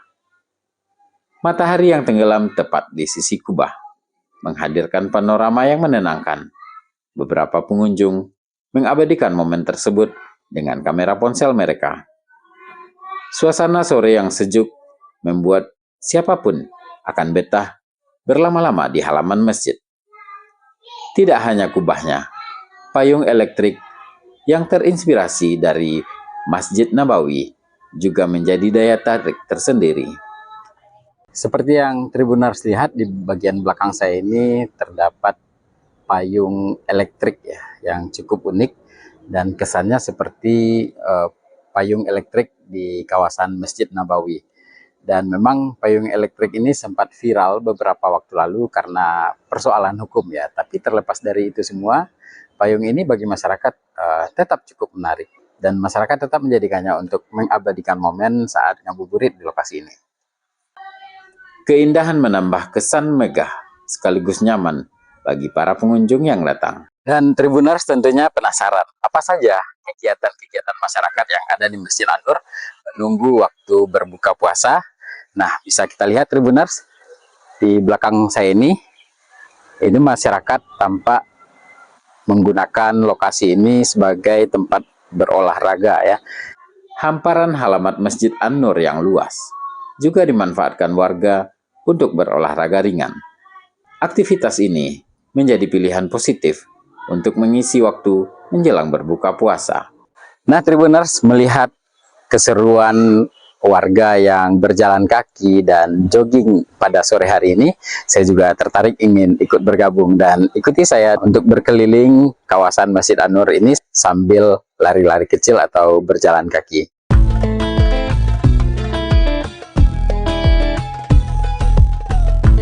Nah, Tribunars ternyata memang sangat seru sekali ya. Kita bisa tetap segar pada sore hari dengan berolahraga di Masjid An-Nur ini, Tribunars. Anak-anak tampak riang berlarian, sementara para orang tua tampak berbincang santai di pinggir lapangan. Suasana kebersamaan begitu terasa, memperlihatkan bagaimana masjid tidak hanya menjadi tempat ibadah, tapi juga menjadi ruang publik yang menyatukan masyarakat. Ngabuburit di Masjid An-Nur bukan sekedar menunggu azan maghrib. Di tempat ini, warga bisa menikmati sore dengan cara yang sehat dan menyenangkan, tanpa harus jauh ke pusat kota. Di sudut lain halaman, terlihat warga yang duduk di bawah pepohonan yang besar dan rindang. Mereka menikmati semelir angin sore berbincang dengan rekan lainnya. Teduhnya pepohonan menambah kenyamanan suasana menjelang berbuka puasa. Beberapa keluarga tampak menggelar tikar kecil untuk duduk bersama. Anak-anak bermain di sekitar orang tuanya, sementara sebagian lainnya asik menikmati jajanan yang dibeli di area bazar. Kegiatan sederhana ini menghadirkan kehangatan yang khas di bulan Ramadan. Berbagai stan menawarkan beragam produk, mulai dari pangan, busana muslim, hingga aksesoris. Kehadiran bazar ini semakin meramaikan suasana ngabuburit di Masjid An-Nur. Bazar tersebut juga melibatkan pelaku UMKM binaan Basnas Riau. Menjelang waktu maghrib, pengurus masjid tampak menyiapkan hidangan berbuka puasa gratis bagi masyarakat. Bukan hanya air minum dan takjil saja. Setiap harinya, panitia pengurus masjid menyediakan sekitar 500 paket nasi untuk jemaah yang hadir. Pembagian makanan ini terbuka untuk semua kalangan tanpa syarat khusus. Siapa saja yang datang akan dipersilahkan berbuka puasa bersama. Para pengurus tampak menyambut masyarakat dengan ramah dan penuh kehangatan. Uniknya Tribuners, sambil menunggu berbuka puasa di sini, masyarakat yang datang ke sini bisa langsung berbuka karena pihak pengurus masjid menyediakan bukaan puasa berupa minuman, takjil, dan bahkan juga nasi. Dan bagi Tribuners mungkin yang ada di Pekanbaru juga bisa mencoba nantinya untuk berbuka puasa di Masjid An-Nur ini. Pengurus Masjid An-Nur selalu terbuka bagi siapa saja yang ingin berbuka puasa di sana. Assalamualaikum warahmatullahi wabarakatuh. Selamat datang, ahlan wa sahlan kepada seluruh jamaah Masjid Raya An-Nur Provinsi Riau yang telah hadir di masjid terbesar di Provinsi Riau. Tentunya hari ini kita bersama-sama sudah memasuki di bulan yang mulia, bulan suci Ramadan. Di antara kegiatan-kegiatan yang hari ini sudah ditaja oleh Badan Pengelola Masjid Raya An-Nur Provinsi Riau jauh-jauh hari, di antaranya adalah yang jelas buka bersama, dan buka bersama ini dilakukan rutin dari puasa pertama hingga puasa yang ke-30 nantinya, dan disediakan kurang lebih ada 500 takjil dan juga makanan berat. Dan Tribuners, seperti yang kita lihat tadi memang cukup ramai ya masyarakat yang memanfaatkan waktu di sini, bahkan juga langsung berbuka puasa. Jadi setelah olahraga dan juga disediakan langsung makanan oleh para pengurus Masjid An-Nur di sini. Suasana kebersamaan semakin terasa ketika azan maghrib berkumandang. Ratusan warga duduk berjajar menikmati hidangan yang telah disiapkan. Kebersamaan itu menjadi pemandangan yang mengharukan sekaligus membahagiakan. Terima kasih Tribuners sudah menemani saya dari awal tadi. Kita sudah sempat berkeliling dan juga sudah sempat jogging, ngabuburit, menunggu waktu berbuka puasa di Masjid An-Nur Pekanbaru ini. Dan Tribuners mungkin yang ada di Pekanbaru, tak ada salahnya untuk mencoba sesekali ngabuburit di Masjid An-Nur ini sekaligus buka bersama keluarga. Demikian dulu liputan kali ini Tribuners, dan sampai jumpa di liputan berikutnya. Assalamualaikum warahmatullahi wabarakatuh. Download Tribun X sekarang, menghadirkan lokal menjadi Indonesia.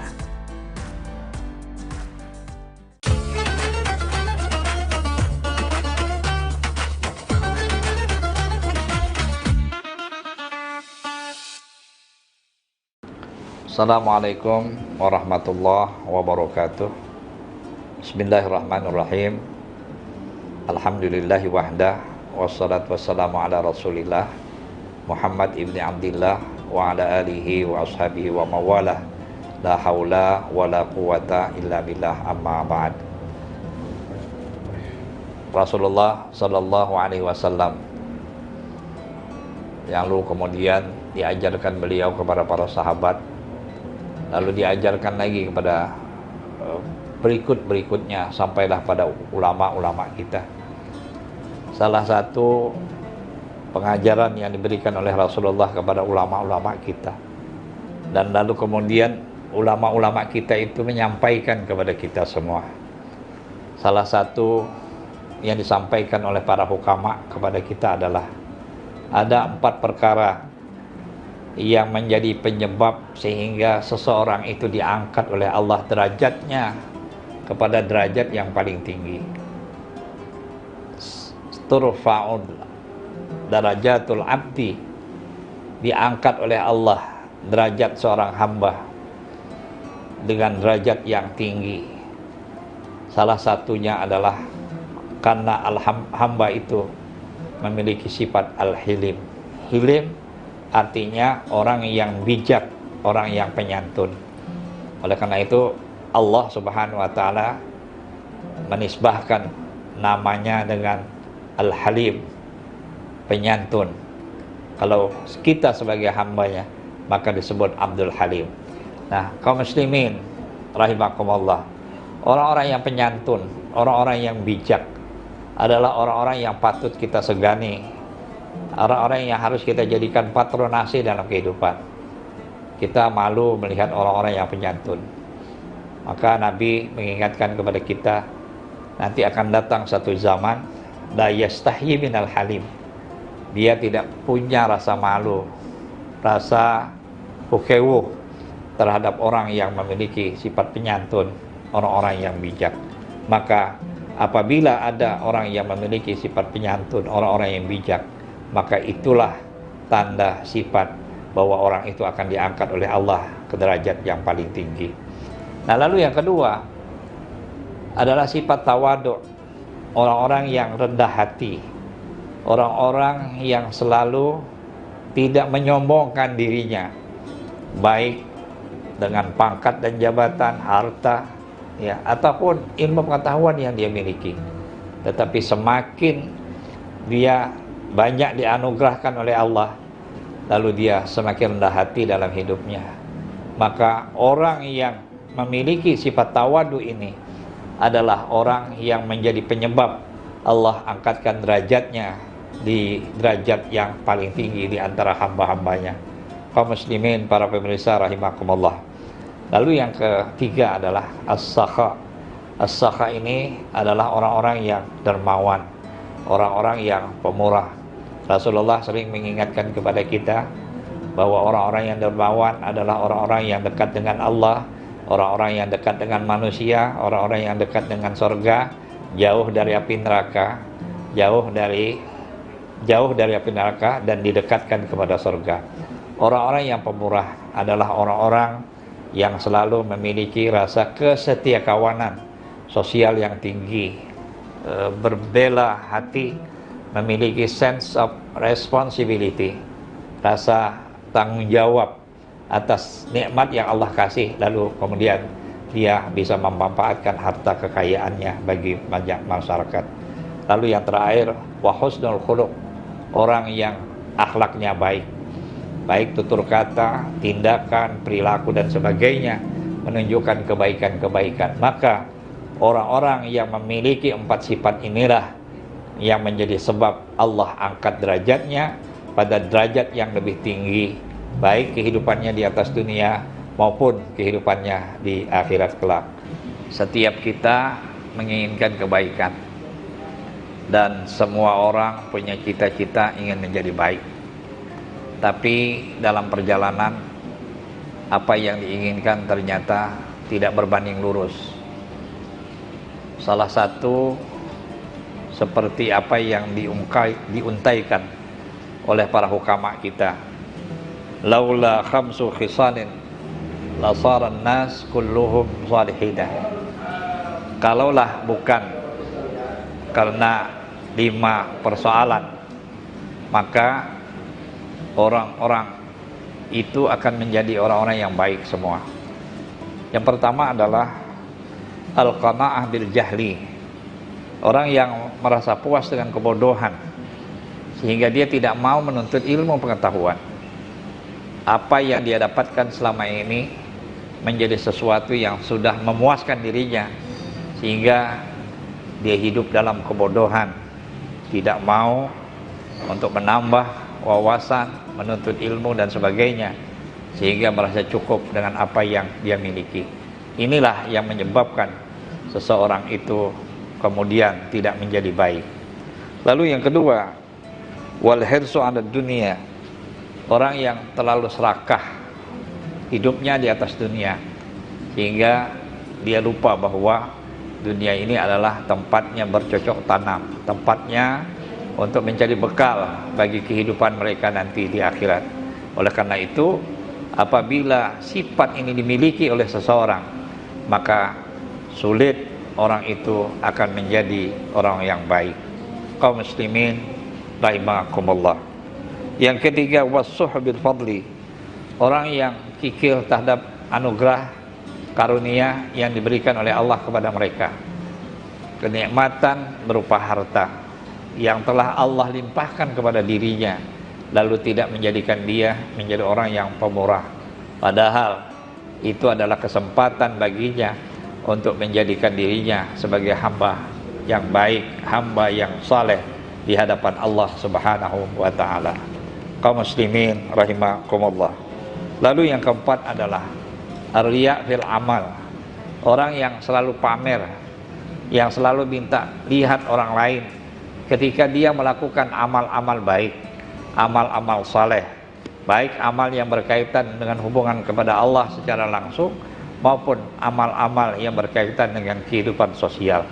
Orang yang selalu minta lihat, yang selalu ingin disebut, adalah orang-orang yang riya terhadap amalnya, sehingga tidak cukup dengan penglihatan Allah Subhanahu wa taala, maka ini menjadi penghalang untuk menjadikan dirinya sebagai orang yang saleh.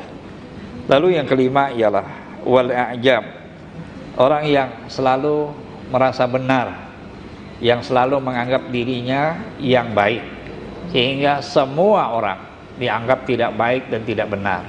Nah, orang seperti ini adalah orang-orang yang egoisme, orang-orang yang hidupnya egois, sehingga menganggap bahwa dirinya adalah sesuatu yang benar, yang tidak pernah salah, dan melihat orang lain semua salah dan tidak benar. Inilah salah satu sifat yang apabila ada dalam diri seseorang, maka sulit orang itu akan menjadi orang yang saleh di antara kita. Yang terakhir, kata Ali bin Abi Thalib, adalah orang-orang yang selalu menganggap bahwa segala-galanya adalah tergantung dengan dirinya. Semoga Allah Subhanahu wa taala senantiasa melimpahkan anugerahnya kepada kita semua. Amin. Assalamualaikum warahmatullahi wabarakatuh. Download Tribun X sekarang, menghadirkan lokal menjadi Indonesia. Cuma kalau di kantor itu saya dikenal bahasa Inggrisnya bagus oleh teman-teman saya. Nah, dibesarkan oleh guru-guru. Nah, kalau tanya bahasa Inggris, tanya sama Rusti. Saya sudah memberi kursus-kursus ke kakak-kakak kelas. Saya semester 1, ter 2, kakak kelas yang ter 6, ter 7, saya ngajar mereka. Saya harus disiplin mengisi. Saya tidak suka kalau waktu saya kosong. Jadi nggak ada waktu saya kosong. Jadi dari 300-an guru di Nurul Jadid itu, dari belasan ribu santri di dalam, 15-an ribu santri, gurunya hampir 400. Saya sendiri yang dipanggil Kiai, Rusdi, kamu ambil S2, kuliah lagi. Saya sempat ke Amerika, saya ikut seleksi di program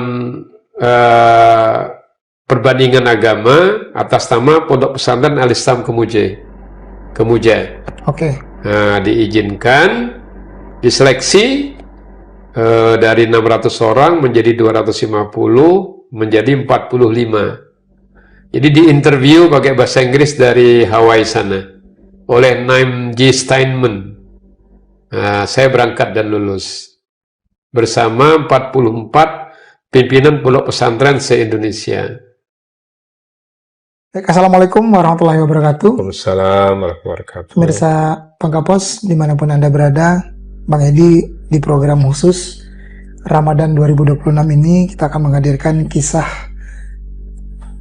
ulama, kisah kiai yang ada di Pulau Bangka. Guru. Umumnya guru besar juga di Bangka Belitung ini. Beliau adalah Profesor Dr. Rusdi Sulaiman MAG. Oke.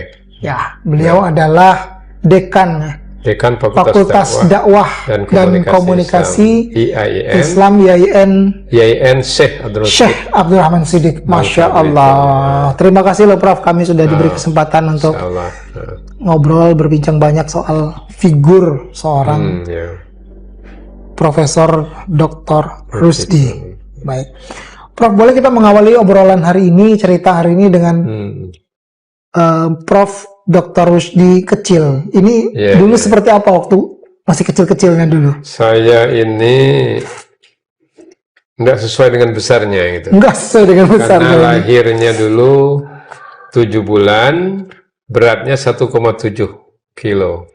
Prematur. Prematur. Tapi alhamdulillah lahir di Dinas Kesehatan Tentara, karena orang tua kerja di situ. Oke. Oh, di KT berarti ya? Orang tua asalnya Kemuja, desa Kemuja, ibu juga, kakek nenek juga dari Kemuja. Yang asal usulnya, kalau dari sebelah ibu itu Haji Ja'far itu asalnya dari Pontianak. Kalau dari sebelah kakek, dari sebelah bapak itu dari Jambariyah Siddiq. Jadi orang yang pertama kali naun ke Mekah, naun di Mekah.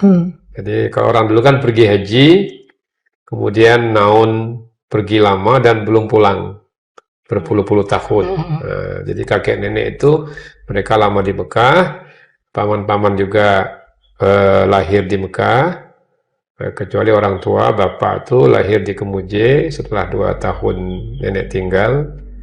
Nah, cuma kami keluarga bapak ibu sudah pindah ke Pangkal Pinang di tahun 60-an. Jadi saya lahirnya di Pangkal Pinang.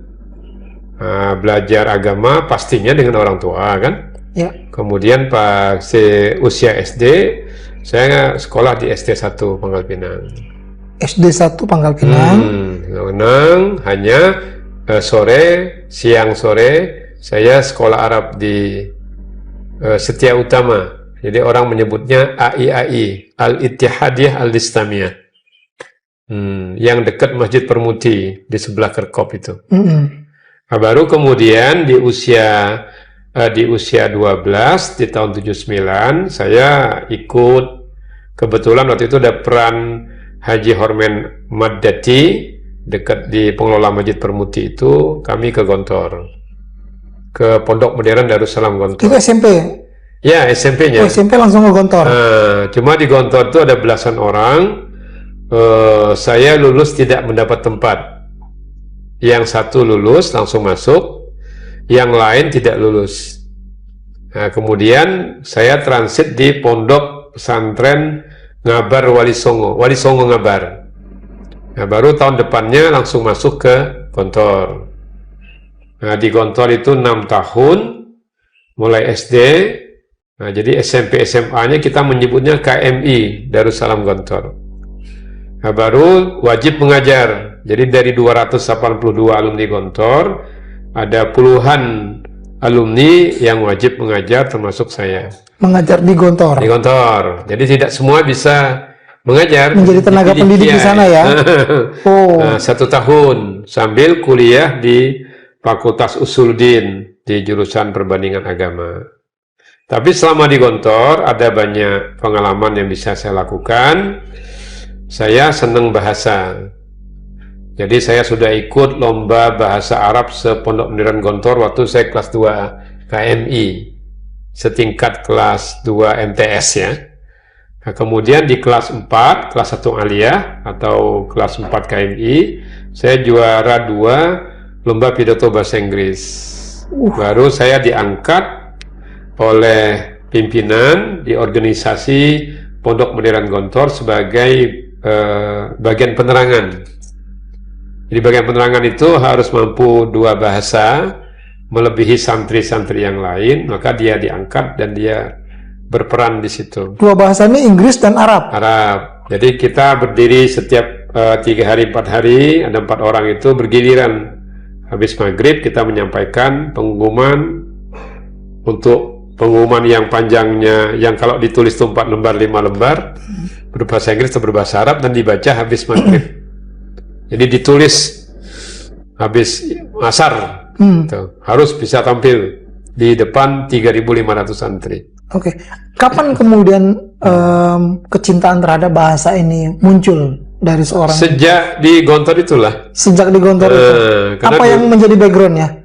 Latar belakang cinta jadi dengan bahasa? Tidak juga, karena dulu saya nggak mau ke SMP karena takut bahasa Inggris sama takut bahasa Justru matematika. Takut awalnya ya?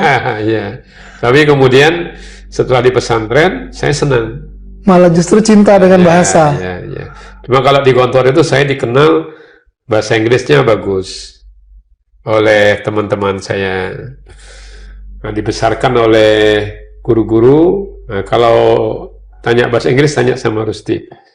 Nah, begitu. Itu sudah dari sejak MTS? Ya, sejak KMI itu di ya? Gontor. Ya. Sudah mulai menyukai Kemudian bahasa. Dari Gontor, saya ingin ke pondok pesantren yang berbeda dengan Gontor. Nah, Gontor itu kan pondok modern Darussalam Gontor.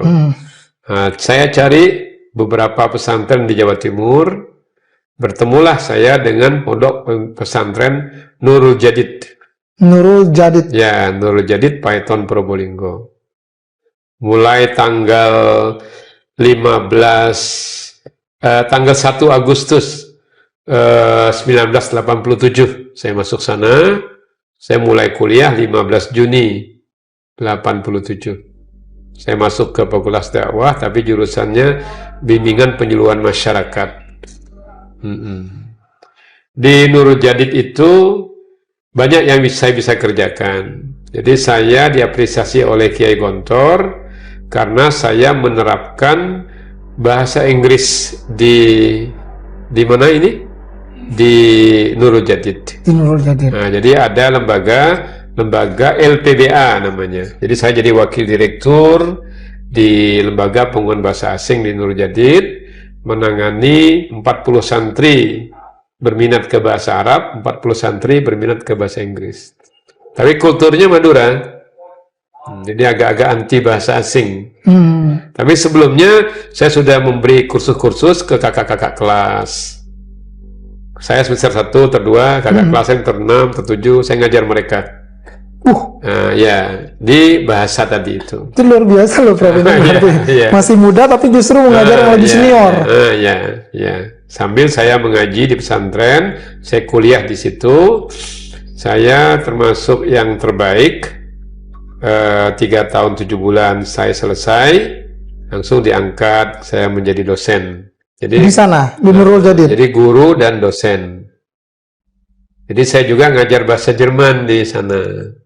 Tunggu, bahasa Jerman ini kapan lagi munculnya nih? Belajar di Gontor, otodidak, 1 tahun. Jadi 3 bahasa sekarang? Sudah menguasai 3 bahasa? Bahasa Kemuje, bahasa Madura, bahasa Jawa. Cuma kalau bahasa Madura saya halusnya, bahasa halusnya saya bisa. Kalau Madura ya kasar, saking pundi, tindak pundi kan begitu. Kalau bahasa Jawa, kalau bahasa Madura saya halus. Dan ini membuktikan bahwa memang Prof. Rusdi ini memang cinta dengan bahasa. Ya, saya senang berbahasa. Saya terobsesi dengan reporter televisi. Oke. Misalnya, kalau saya reporter sedang ada di Hawaii, misalnya, sedang ada di Belanda, sedang ada di Palestina.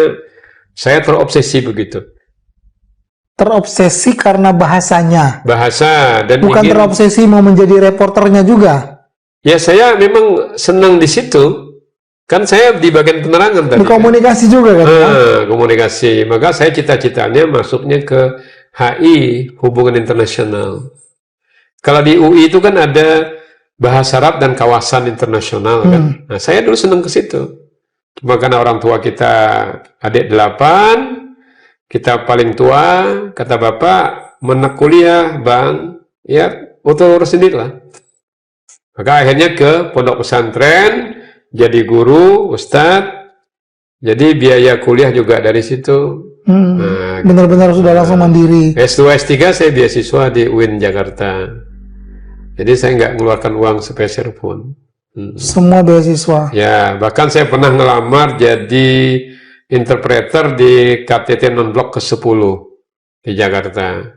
Saking saya senang dengan hal-hal yang sifatnya hubungan internasional. Ya, karena berkomunikasi tadi ya. Dan juga saya dulu sering korespondensi dengan Islamic Propagation di Hong Kong, di Afrika Utara. Saya mengumpulkan perangko-perangko yang banyak dari luar negeri. Jadi saya pernah membuat buku tentang writing Arabic and English letters.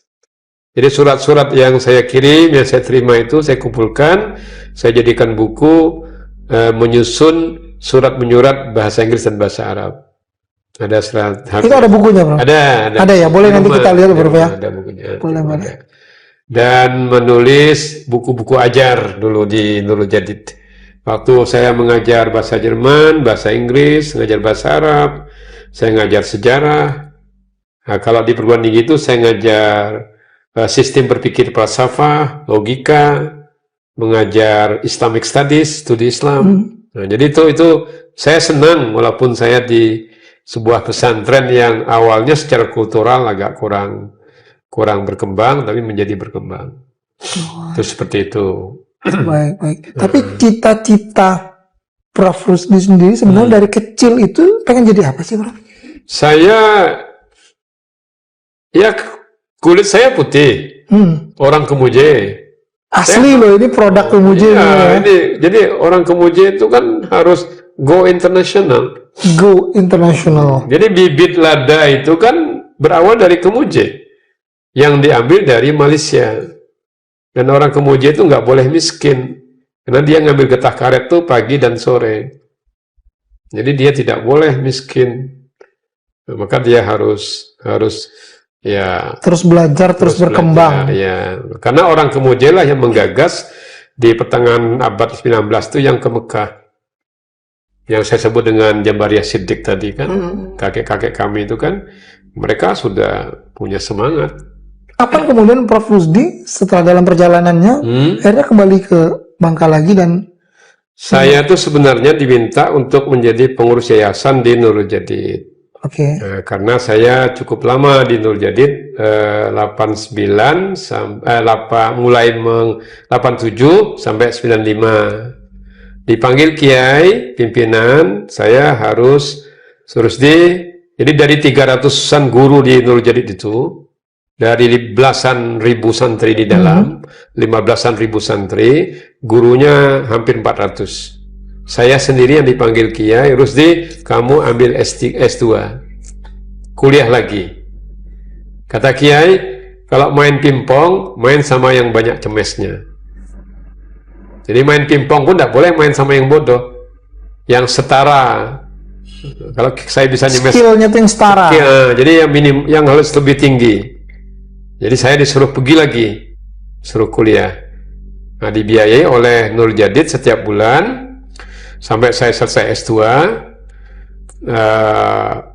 Setelah saya berkeluarga dengan istri, istri saya kan Bondowoso, Quratul Faizah, alumni S1-nya juga di Nurul Jadid, sama-sama di Fakultas Dakwah, bimbingan penyuluhan masyarakat. Saya ke Jakarta, saya dapat beasiswa sebenarnya. Hanya uang hariannya saya dapat dari Nurul Jadid, 150.000. Udah gede waktu itu. Enggak, kebutuhan di Jakarta 300-an. Oke. Saya kasih istri 50.000, dengan anak satu di Bondowoso, saya pegang 100. Tapi ada kegiatan saya di Jakarta, saya terjemah buku. Di Gramedia itu ada buku saya tentang pemberlakuan hukum syariah, itu ada. Terjemahan Prof ya? Ya, 570 halaman. Masya Allah. Saya terjemah itu 3 bulan, 1 hari 15 halaman, 10-15 halaman dalam bahasa Inggris ke bahasa Indonesia. Itu diterbitkan Raja Wali. Dalam 2 bahasa? Tidak, 1 bahasa. Dalam 1 bahasa. Waktu itu biayanya, ongkosnya 5.000 per halaman. Jadi dapat 2 juta sekian. Aktif Jadi, berarti Prof termasuk? Ya, kita harus aktif dan kita harus mandiri karena kita anak tertua, adik 8. Kemudian kami waktu periode kami itu semua kami di PNS-kan oleh Menteri Agama. Jadi kami 100-an orang lebih itu diangkat sebagai PNS, dosen di tempat, tapi alat dasarnya harus ditempatkan di mana saja sesuai kebijakan pemerintah. Nah, terus saya izin ke Kiai di Nurul Jadid, Kiai membolehkan, kata Kiai Wahid Rusdi, fisikmu nggak apa-apa di mana-mana, tapi rohmu sisahkan untuk Nurul Jadid. Begitu cintanya loh Pak Kiainya. Ya. Nah, kemudian saya ditaruh di Stein Bengkulu. Awalnya nih di Stein Bengkulu. Sekolah Tinggi Agama Islam Negeri Bengkulu. Cuma ketika saya ditugaskan di Bengkulu, saya setiap beberapa bulan masih ke Nurul Jadid. Jadi saya itu Jember atau Bondowoso, Jember, Nurul Jadid, Bengkulu, Jakarta Bengkulu. Sambil mengambil S3, program doktor. Berapa lama itu berlangsung? Kalau kami dulu ingin berlama-lama. Jadi program doktor tuh saya ambil 7 tahun. Solo 7 tahun? Iya, 7 tahun karena kita senang lama. Berarti ini memang disengaja ini? Disengaja berlama-lama? Disengaja lama. Tujuannya? Ya karena kita menikmati belajar itu di Jakarta. Karena di Jakarta yang ada perpustakaan lengkap Jakarta. Ya, perpustakaan lengkap di Jakarta. Yang kedua jaringan juga di Jakarta. Ya. Akses kita, bergaining kita, komunikasi kita, hubungan kita ke mana-mana itu kan Jakarta waktu itu kan. Masih kan kita orang Bangka aja kan baru 3 bulan di Jakarta lah, lulu gua. Udah gaya-gayaan gitu. Jadi sudah Jakarta minded kita itu. Nah, jadi kita nggak boleh Jakarta minded, sekarang itu harus Bangka minded. Kapan akhirnya kemudian di Bengkulu saya langsung malam promosi doktor di Jakarta di 2007 akhir saya dikasih SK sebagai ketua panitia pendirian pasca sarjana S2. Jadi saya menetap di Bengkulu, baru menetap di Bengkulu, wajib, dan saya diberi rumah dinas di Bengkulu. Jadi hanya ada 2-3 doktor yang saya dapat rumah dinas. Termasuk saya waktu itu ya? Tinggal di dalam kampusnya 73 hektar. 30-an hektar untuk sawit, selebihnya untuk kampus. Saya hanya tinggal di Bengkulu 2 tahun 8 bulan.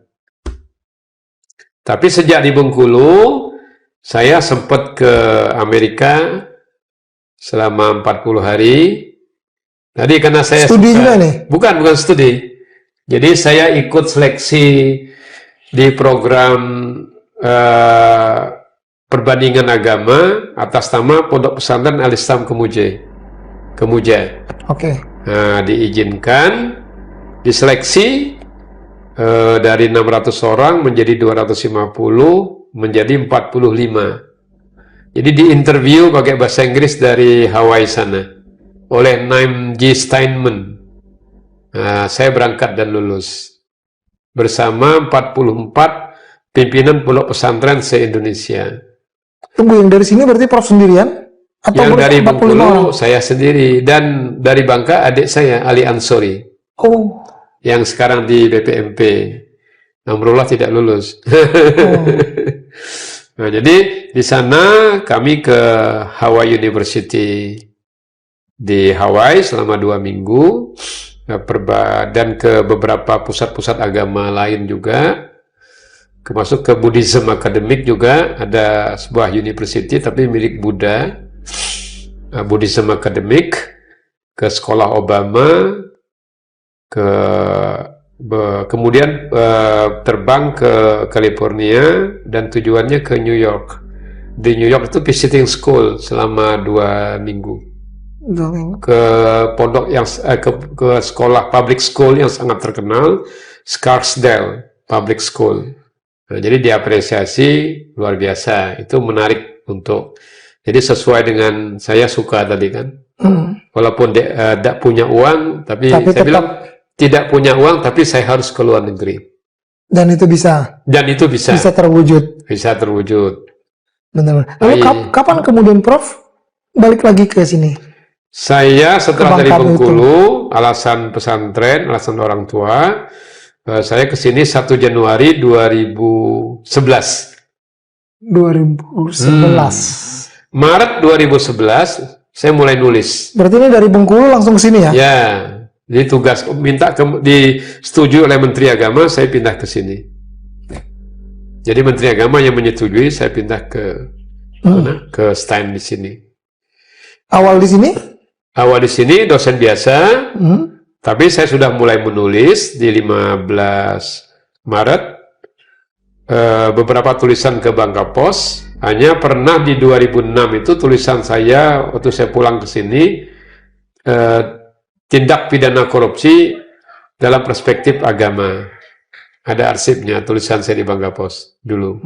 Mulai menulis tentang agama, misalnya menyingkap tabir radikalisme agama, misalnya politik perempuan, misalnya politik silaturahim. Beberapa tulisan saya, belasan itu saya kirim ke Bangka Pos, dimuat di Bangka Pos. Artinya Prof ini tetap konsisten untuk menulis, menyampaikan informasi-informasi. Saya harus disiplin mengisi. Saya tidak suka kalau waktu saya kosong. Jadi nggak ada waktu saya kosong. Saya harus apapun jadi, bentuknya harus terisi. Harus terisi. Harus terisi. Maka saya sejak kecil, dari Gontor di kelas 1 KMI hingga hari ini, diary saya, jadi saya dulu setiap tahun 1 buku agenda. Dan itu tercatat. Dan saya setiap minggu ada tulisan. Seperti itu. Oh iya. Maka tulisan terakhir itu, jadi 10-12 paragraf tulisan. Maka tulisan yang 2025 itu ada 30 tulisan, nanti jadi buku. Nah, jadi judulnya memperkuat peradaban menuju supremasi. Oke. Apa pesan yang ingin disampaikan dari kalau konsistensinya Prof dengan menulis? Ya, kita harus jadi khairun nas anfa'uhum linnas wa ahsanuhum khuluqa. Bermanfaat dan berakhlak. Jadi menyebarkan ilmu dan harus jaga diri kepribadian. Harus melalui tulisan? Tidak mesti.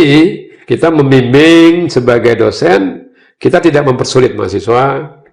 Nah, jadi di Bengkulu itu, di Jawa Timur dulu, setelah berkeluarga, sambil juga mengabdi di Nurul Jadid, saya punya lembaga namanya Madaniyah Center. Madaniyah Center? Ya, Center for Religious Studies and Community Development. Ya, punya beberapa divisi. Divisi yang paling utama adalah penerbitan dan publikasi ilmiah.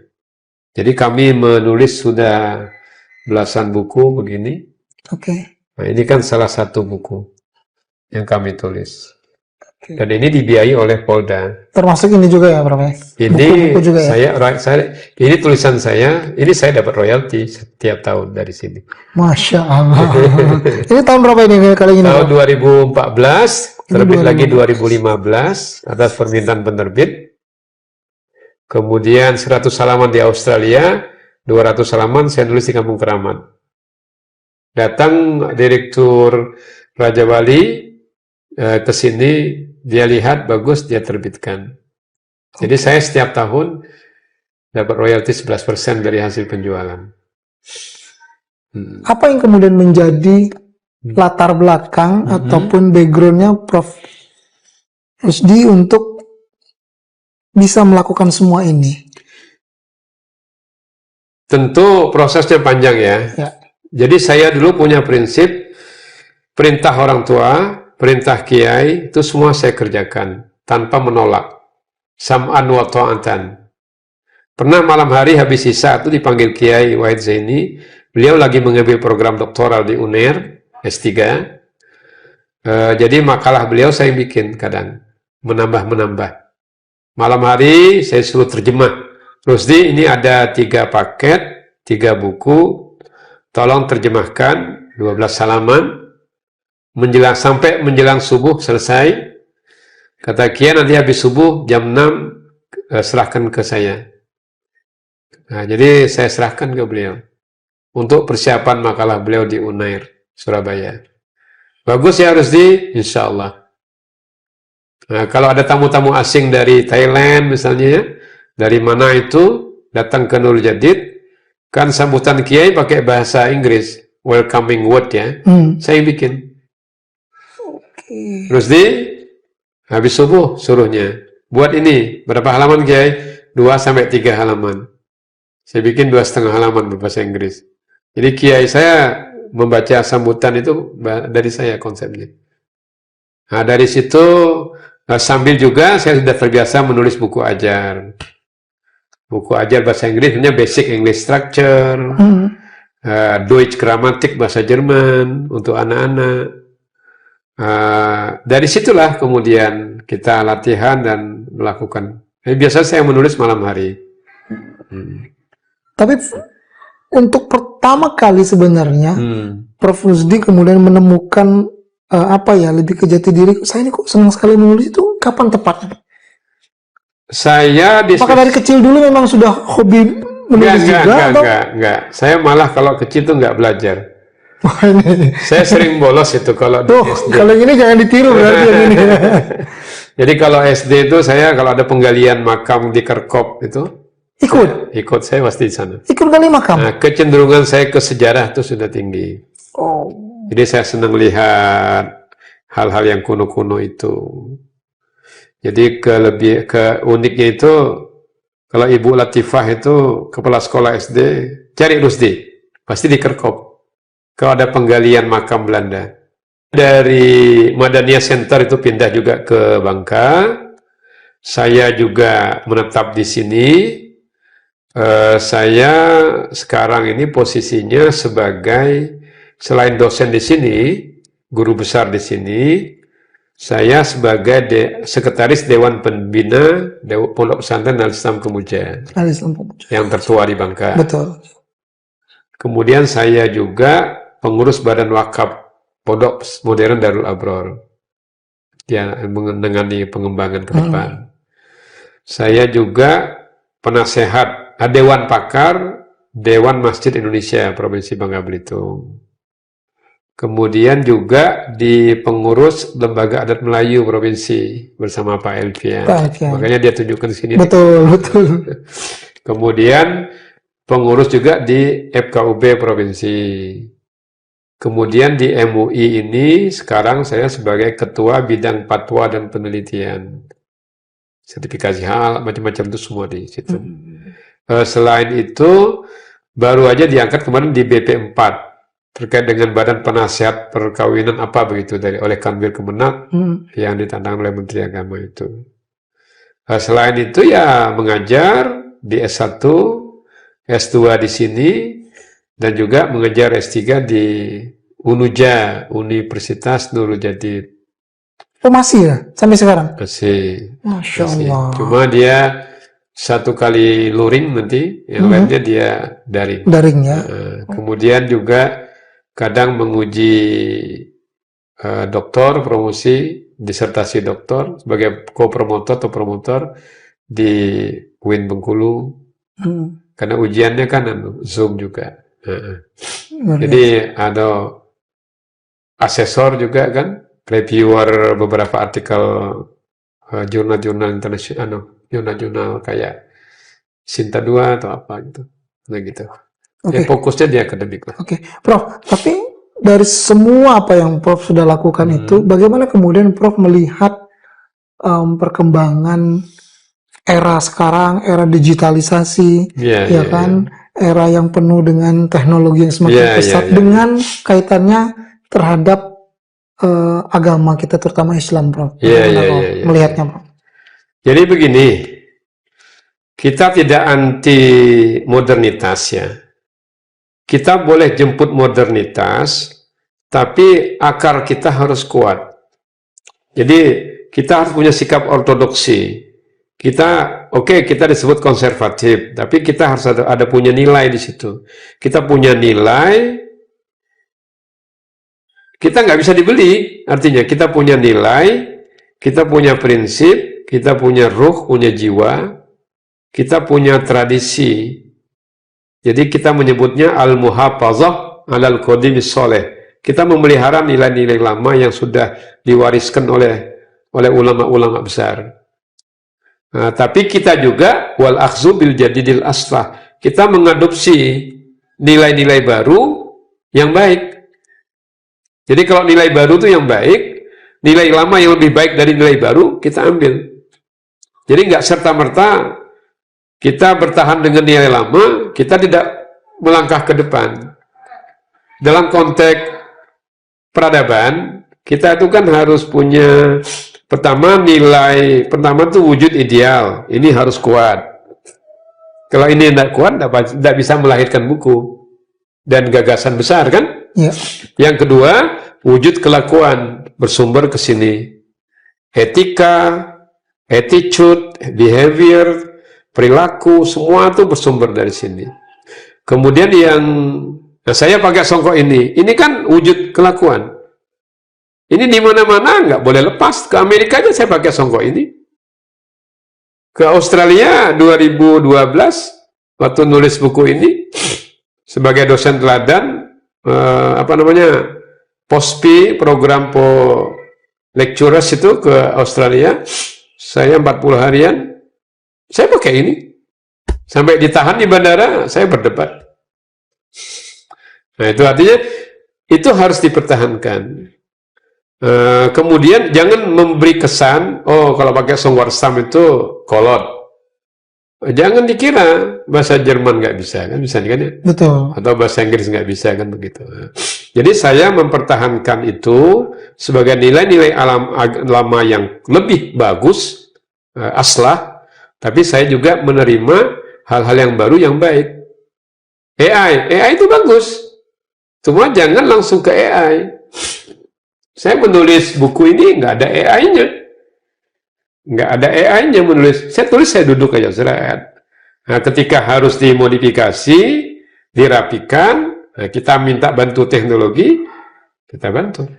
Oke. Misalnya, dan ini tulisan, tolong dimodifikasi. Paragraf-paragrafnya, bukan isinya. Isinya dari sini. Isinya tetap kita. Ya. Prof, di momentum Ramadan 2026 ini, apa yang kemudian bisa disampaikan sebagai pesan untuk kita semua, Dok? Saya ada tulisan lagi saya buat itu tentang puasa dan keterusikan duniawi.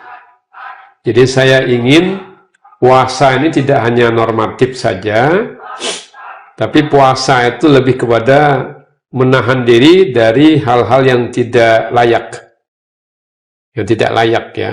Tidak hanya al-imsak anil akli wasyurbi wal mubtilat al-ukhra. Jadi tidak hanya menahan diri dari lapar dan minum dan hal-hal yang membatalkan, tapi lebih kepada penguatan kepribadian. Jadi kayak puasanya Siti Maryam.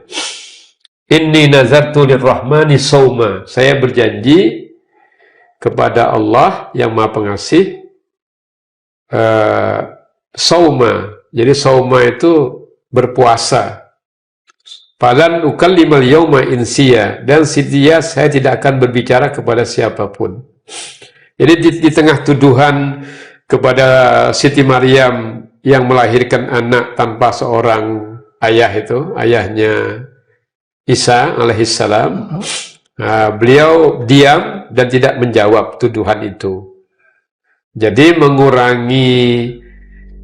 memperbanyak diam, tapi diamnya terstruktur. Jangan diam-diam budu. Kini diam budu, nah, kan gitu kan? Nah, tapi diam itu terstruktur. Jadi diam asumtu hikmatun, diam itu bijaksana. Diam terstruktur itu ya penuh dengan renungan-renungan. Apakah kita membaca dengan teliti, cermat, apakah kita menulis konseptual. Jadi melahirkan produk-produk yang bisa dirasakan. Jadi kalau kita menulisnya dengan hati, masuk. Ceramah juga begitu. Kalau dengan hati pasti masuk. Masuk. Tapi Prof. Rusdi bukan profesor ataupun bukan dokter yang anti dengan digitalisasi, bukan ya? Tidak ya? Anti dengan? Digitalisasi enggak ya? Oh enggak. Itu justru mempercepat. Oke. Nah, mempercepat sebagai media, cuma sumbernya tetap harus dari kita, dari hati kita ya. Dari kita, karena prosesnya panjang itu. Terakhir Prof, boleh kita memberikan Prof memberikan pesan, memberikan semangat, motivasi, apalagi di Ramadan 2026 ini kepada kita semua lah.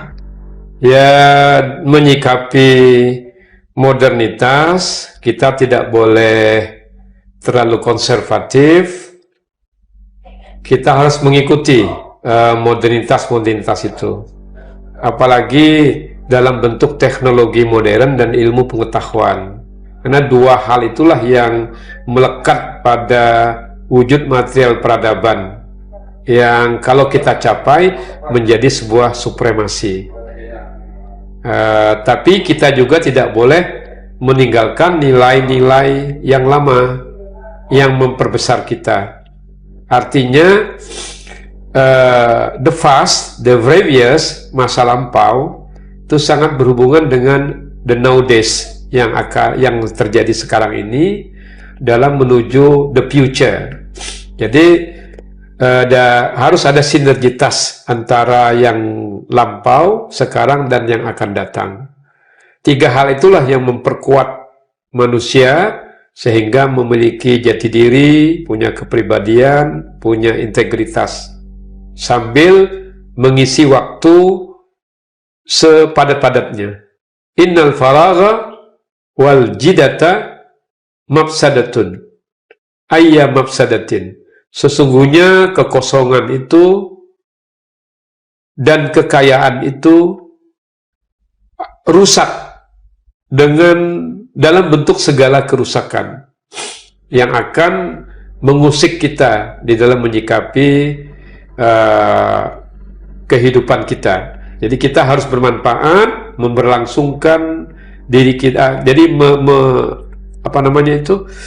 memperkuat kepribadian kita, bermanfaat untuk keberlangsungan kehidupan manusia di berikutnya.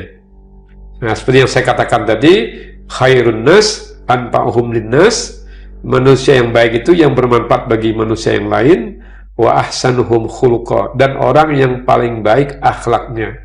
Demikian, mudah-mudahan kita bisa meningkatkan peradaban dan kebudayaan, dan yang terpenting kita harus berkualitas dan dibutuhkan orang lain. Hargailah orang ketika kita ingin dihargai. Sederhana bukan berarti miskin. Demikian. Baik, terima kasih Prof untuk waktunya. Terima kasih pemirsa, nanti kita jumpa lagi, dan Assalamualaikum warahmatullahi wabarakatuh. Download Tribun X sekarang, menghadirkan lokal menjadi Indonesia.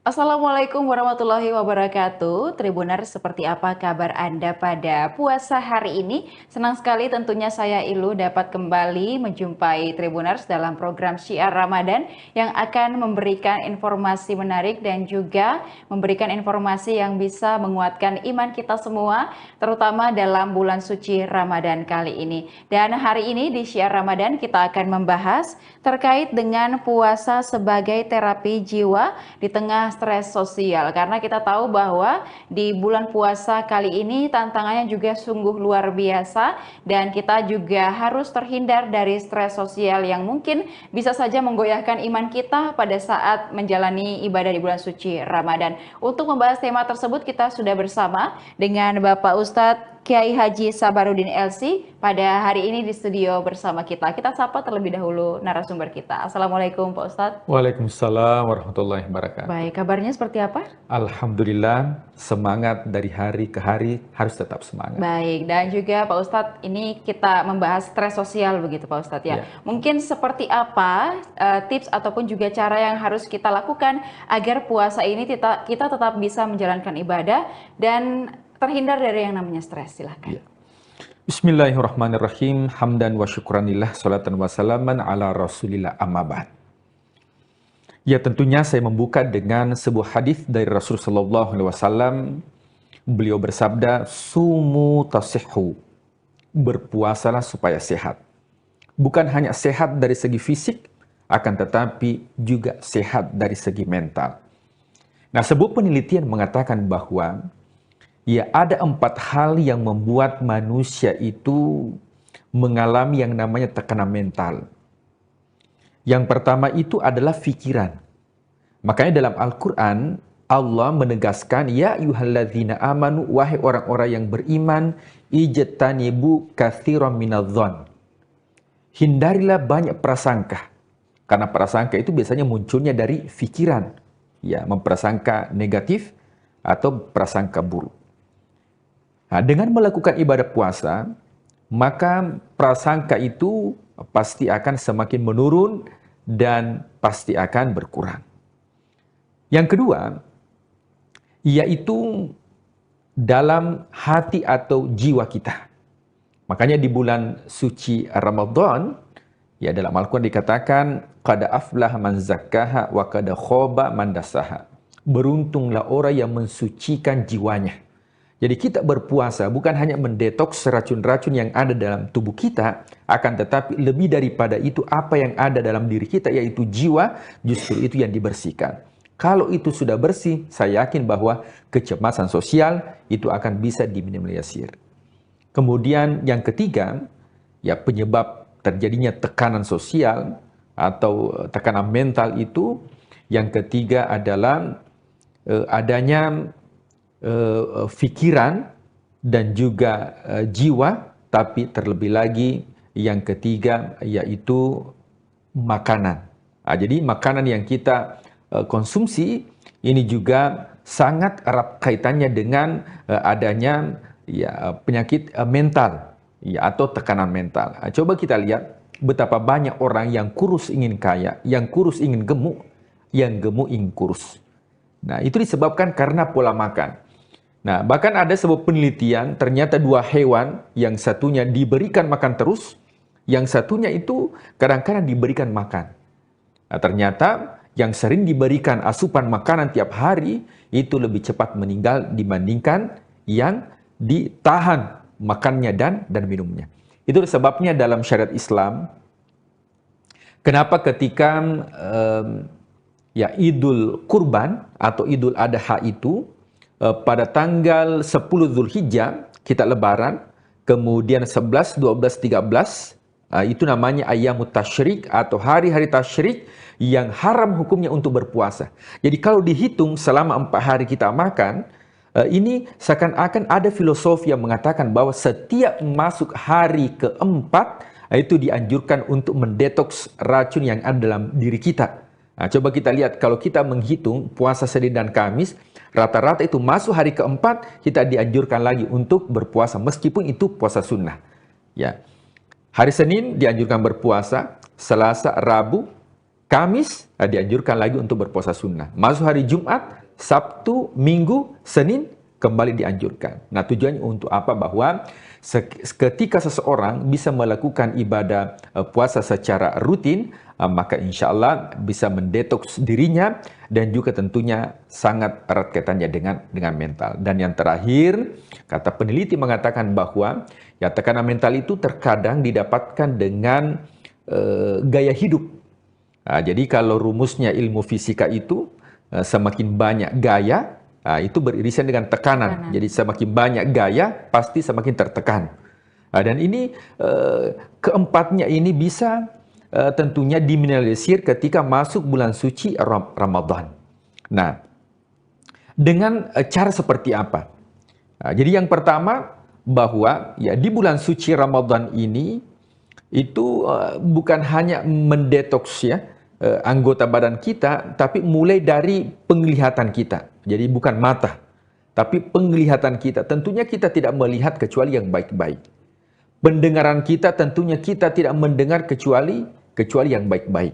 Nah, dengan melihat ya yang baik-baik, mendengar yang baik-baik, karena kita ketahui bersama bahwa lantunan ayat suci Al-Quran, kemudian taklim, bahkan ya di stasiun, di platform media sosial pun itu luar biasa. Ya, kajian-kajian di bulan suci Ramadan itu tujuannya untuk apa? Ya, tujuannya adalah untuk menekan stres yang mungkin dialami banyak orang dengan ekonomi mungkin dan sebagainya. Nah, dengan memfungsikan pendengaran kita, kemudian penglihatan kita, di samping itu tanda bagi orang yang beriman, itu juga cara bulan suci Ramadan untuk mengurangi dan menghilangkan stres yang mungkin dialami masyarakat secara umum.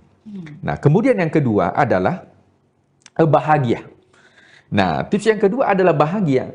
Nah, jadi di bulan suci Ramadan itu kata Rasulullah SAW, farhatani, ada dua kebahagiaan yang didapatkan oleh umatku.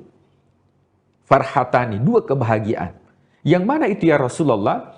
Farhatun, ya kebahagiaan yang pertama itu indah ketika berbuka puasa. Jadi luar biasa, bahagia ketika kita berbuka. Mungkin dalam keseharian ketika kita sering ngopi di warkop, itu mungkin biasa. Tapi ketika kita berpuasa, kemudian kita berbuka meskipun itu seteguk air atau secangkir teh, tapi itu rasa bahagia itu luar biasa. Ketika kebahagiaan itu muncul, maka kecemasan itu akan tertekan. Dan itu yang diharapkan adanya bulan suci Ramadan. Nah, kemudian yang ketiga, tentunya terkait dengan manajemen emosi. Ya, manajemen emosi, makanya Rasulullah SAW mengatakan, jikalau dalam suci Ramadan ada orang yang bertengkar, ya, ada orang yang mengajak untuk bertengkar, ya, mengajak untuk bersilat lidah, maka katakanlah inni shaim, saya berpuasa. Jadi puasa itu bukan hanya menahan haus dan dahaga, akan tetapi juga menahan diri kita. Bagaimana bisa mengendalikan emosi. Ya. Di antara tanda orang yang bertakwa adalah orang yang mampu menahan amarah. Makanya ada seorang sahabat melapor kepada Rasulullah SAW, ya Rasulullah, nasihatilah aku. Rasulullah tahu kalau orang ini ada masalah di mental. Sehingga Rasulullah mengatakan, la taghdab, la taghdab, la taghdab, jangan marah, jangan marah, jangan marah, walakal jannah, engkau akan mendapatkan kebahagiaan. Nah, kemudian yang selanjutnya adalah spiritual. Nah, spiritualitas sekarang itu luar biasa. Ya, bahkan menurut penelitian mengatakan ini mungkin sudah 5.0, masuk lagi 6.0, ujungnya itu ada spiritualitas. Makanya jangan heran kalau ya banyak sekarang ya rumah-rumah tahfiz yang dibuka, bahkan ada komunitas keagamaan, komunitas, bahkan ya para public figure pun sekarang itu sudah masuk ya hijrah fest dan sebagainya. Nah, itu bagian dari apa? Bahwa ujungnya manusia dengan adanya tekanan sosial, stres dan sebagainya, itu ujung-ujungnya itu adalah kembali kepada Tuhan, kembali kepada Allah dengan yang dinamakan dengan spiritualitas, dan itu bisa didapatkan di bulan suci Ramadan. Nah, kemudian yang terakhir munculnya rasa empati. Ya, kalau kita empati kepada seseorang, maka insya Allah itu bisa menurunkan ego kita, menurunkan stres dan sebagainya. Kita lihat bulan suci Ramadan, sebagaimana misalnya ibadah haji, tidak membedakan orang kaya, orang miskin, semua menggunakan pakaian ihram. Di bulan suci Ramadan, baik dia orang kaya, baik dia orang miskin, baik itu ada masalahnya, tidak ada masalahnya, semua diwajibkan untuk menahan yang dinamakan makan dan minum. Nah, tujuannya untuk apa? Bahwa akan muncul empati dan itu bisa mengurangi yang dinamakan dengan tekanan mental atau stres dalam kehidupan. Ya, baik, dan juga kita melihat bahwa stres dalam kehidupan ini memang sebenarnya banyak faktor pengaruhnya ya Pak Ustadz ya, apalagi sekarang zaman media sosial begitu, kita berusaha mungkin menahan emosi, tapi ketika membuka media sosial ada saja berita ataupun juga konten yang bikin kita kembali emosi, dan ini juga yang perlu kita untuk tahan, kita untuk jaga, sebenarnya bukan hanya pada saat bulan puasa ya, kalau bisa seterusnya. Dan bulan puasa ini kita lebih bisa mendekatkan diri lagi, kemudian juga menahan hawa nafsu, haus dan lapar, dan segala hal buruk yang mungkin bisa terjadi dalam hidup kita. Dan terima kasih Pak Ustadz sudah memberikan begitu banyak pencerahan pada hari ini dalam menantikan waktu berbuka puasa, dan semoga kita bisa terus memberikan ilmu ataupun juga berbagi ilmu kepada seluruh Tribuners yang menyaksikan pada hari ini, dan juga pada beberapa program lainnya tentunya di kanal YouTube dan Facebook Tribun Timur, Mata Lokal Menjangkau Indonesia. Pak Ustadz terima kasih, dan juga Tribuners terima kasih sudah menyaksikan program kita, dan juga saksikan terus program menarik lainnya hanya di kanal YouTube dan Facebook Tribun Timur, Mata Lokal Menjangkau Indonesia. Saya Ilu Devisania dan juga narasumber serta seluruh kerabat kerja pamit undur diri. Terima kasih dan sampai jumpa. Wassalamualaikum warahmatullahi wabarakatuh. Waalaikumsalam warahmatullahi wabarakatuh.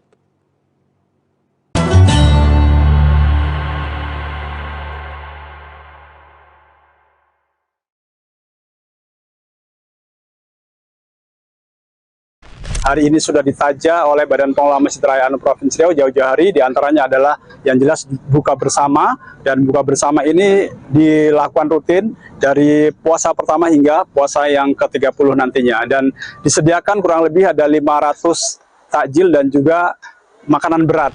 Nah Tribuners, ternyata memang sangat seru sekali ya, kita bisa tetap segar pada sore hari dengan berolahraga di Masjid An-Nur ini Tribuners.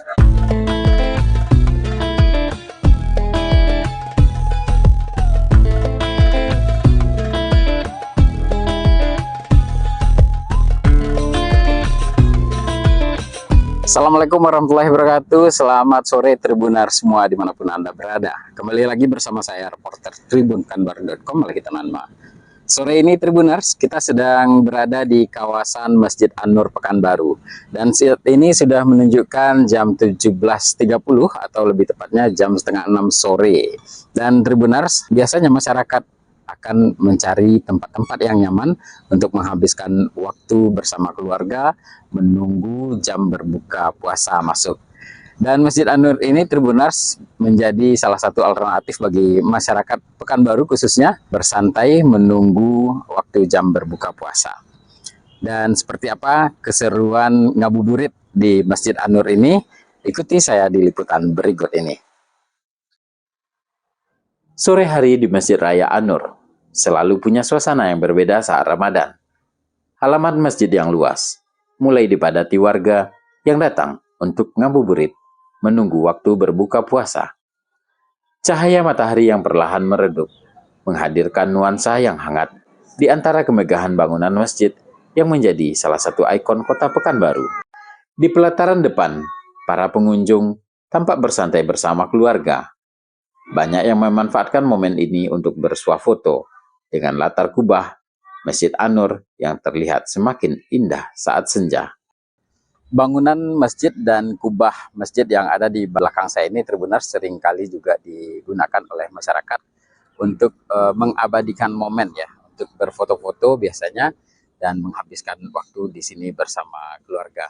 Dan bisa Tribuners lihat ya keindahannya kubah masjid di An-Nur ini. Di bagian keramiknya juga tampak seperti air ya. Jadi seolah-olah pantulan kubah itu ada di permukaan air. Siluet kubah yang berpadu dengan warna langit jingga menciptakan pemandangan yang memikat mata. Matahari yang tenggelam tepat di sisi kubah menghadirkan panorama yang menenangkan. Beberapa pengunjung mengabadikan momen tersebut dengan kamera ponsel mereka. Suasana sore yang sejuk membuat siapapun akan betah berlama-lama di halaman masjid. Tidak hanya kubahnya, payung elektrik yang terinspirasi dari Masjid Nabawi juga menjadi daya tarik tersendiri. Seperti yang Tribuners lihat di bagian belakang saya ini terdapat payung elektrik ya, yang cukup unik dan kesannya seperti payung elektrik di kawasan Masjid Nabawi. Dan memang payung elektrik ini sempat viral beberapa waktu lalu karena persoalan hukum ya. Tapi terlepas dari itu semua, payung ini bagi masyarakat tetap cukup menarik. Dan masyarakat tetap menjadikannya untuk mengabadikan momen saat ngabuburit di lokasi ini. Keindahan menambah kesan megah sekaligus nyaman bagi para pengunjung yang datang. Dan Tribuners tentunya penasaran apa saja kegiatan-kegiatan masyarakat yang ada di Masjid An-Nur menunggu waktu berbuka puasa. Nah, bisa kita lihat Tribuners di belakang saya ini masyarakat tampak menggunakan lokasi ini sebagai tempat berolahraga ya. Hamparan halaman Masjid An-Nur yang luas juga dimanfaatkan warga untuk berolahraga ringan. Aktivitas ini menjadi pilihan positif untuk mengisi waktu menjelang berbuka puasa. Nah, Tribuners, melihat keseruan warga yang berjalan kaki dan jogging pada sore hari ini, saya juga tertarik ingin ikut bergabung dan ikuti saya untuk berkeliling kawasan Masjid An-Nur ini sambil lari-lari kecil atau berjalan kaki.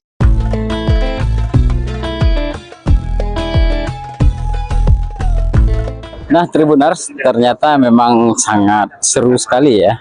Kita bisa tetap segar pada sore hari dengan berolahraga di Masjid An-Nur ini, Tribuners. Anak-anak tampak riang berlarian, sementara para orang tua tampak berbincang santai di pinggir lapangan. Suasana kebersamaan begitu terasa, memperlihatkan bagaimana masjid tidak hanya menjadi tempat ibadah, tapi juga menjadi ruang publik yang menyatukan masyarakat. Ngabuburit di Masjid An-Nur bukan sekedar menunggu azan maghrib. Di tempat ini, warga bisa menikmati sore dengan cara yang sehat dan menyenangkan, tanpa harus jauh ke pusat kota. Di sudut lain halaman, terlihat warga yang duduk di bawah pepohonan yang besar dan rindang. Mereka menikmati semelir angin sore di berbincang dengan rekan lainnya. Teduhnya pepohonan menambah kenyamanan suasana menjelang berbuka puasa. Beberapa keluarga tampak menggelar tikar kecil untuk duduk bersama. Anak-anak bermain di sekitar orang tuanya, sementara sebagian lainnya asik menikmati jajanan yang dibeli di area bazar. Kegiatan sederhana ini menghadirkan kehangatan yang khas di bulan Ramadan. Berbagai stand menawarkan beragam produk, mulai dari pangan, busana muslim, hingga aksesoris. Kehadiran bazar ini semakin meramaikan suasana ngabuburit di Masjid An-Nur. Bazar tersebut juga melibatkan pelaku UMKM binaan Basnas Riau. Menjelang waktu maghrib, pengurus masjid tampak menyiapkan hidangan berbuka puasa gratis bagi masyarakat. Bukan hanya air minum dan takjil saja. Setiap harinya, panitia pengurus masjid menyediakan sekitar 500 paket nasi untuk jemaah yang hadir. Pembagian makanan ini terbuka untuk semua kalangan tanpa syarat khusus. Siapa saja yang datang akan dipersilahkan berbuka puasa bersama. Para pengurus tampak menyambut masyarakat dengan ramah dan penuh kehangatan. Uniknya Tribuners, sambil menunggu berbuka puasa di sini, masyarakat yang datang ke sini bisa langsung berbuka karena pihak pengurus masjid menyediakan bukaan puasa berupa minuman, takjil, dan bahkan juga nasi. Dan bagi Tribuners mungkin yang ada di Pekanbaru juga bisa mencoba nantinya untuk berbuka puasa di Masjid An-Nur ini. Pengurus Masjid An-Nur selalu terbuka bagi siapa saja yang ingin berbuka puasa di sana. Assalamualaikum warahmatullahi wabarakatuh. Selamat datang ahlan wa sahlan kepada seluruh jamaah Masjid Raya An-Nur Provinsi Riau yang telah hadir di masjid terbesar di Provinsi Riau. Tentunya hari ini kita bersama-sama sudah memasuki di bulan yang mulia, bulan suci Ramadan. Di antara kegiatan-kegiatan yang hari ini sudah ditaja oleh Badan Pengelola Masjid Raya Anu Provinsi Riau jauh-jauh hari. Di antaranya adalah yang jelas buka bersama, dan buka bersama ini dilakukan rutin dari puasa pertama hingga puasa yang ke-30 nantinya. Dan disediakan kurang lebih ada 500 takjil dan juga makanan berat. Dan Tribuners, seperti yang kita lihat tadi memang cukup ramai ya masyarakat yang memanfaatkan waktu di sini, bahkan juga langsung berbuka puasa. Jadi setelah olahraga dan juga disediakan langsung makanan oleh para pengurus Masjid An-Nur di sini. Suasana kebersamaan semakin terasa ketika azan maghrib berkumandang. Ratusan warga duduk berjajar menikmati hidangan yang telah disiapkan. Kebersamaan itu menjadi pemandangan yang mengharukan sekaligus membahagiakan. Terima kasih Tribuners sudah menemani saya dari awal tadi. Kita sudah sempat berkeliling dan juga sudah sempat jogging, ngabuburit menunggu waktu berbuka puasa di Masjid An-Nur Pekanbaru ini. Dan Tribuners mungkin yang ada di Pekanbaru, tak ada salahnya untuk mencoba sesekali ngabuburit di Masjid An-Nur ini sekaligus buka bersama keluarga. Demikian dulu liputan kali ini Tribuners, dan sampai jumpa di liputan berikutnya. Assalamualaikum warahmatullahi wabarakatuh. Download Tribun X sekarang, menghadirkan lokal menjadi Indonesia.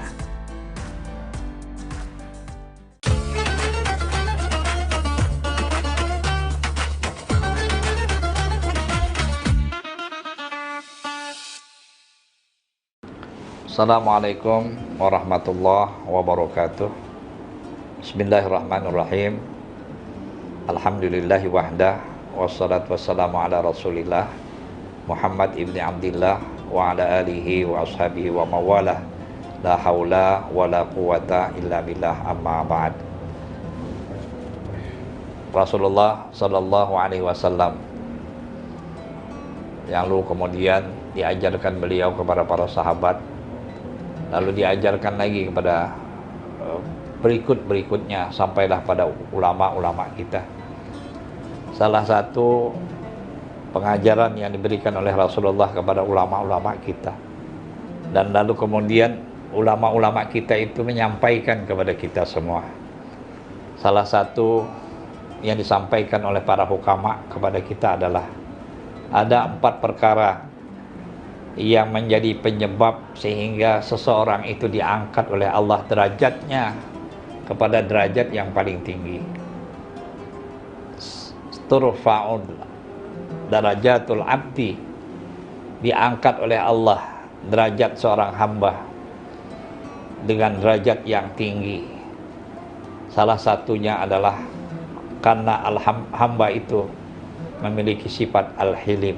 Hilim artinya orang yang bijak, orang yang penyantun. Oleh karena itu Allah Subhanahu wa taala menisbahkan namanya dengan Al-Halim, penyantun.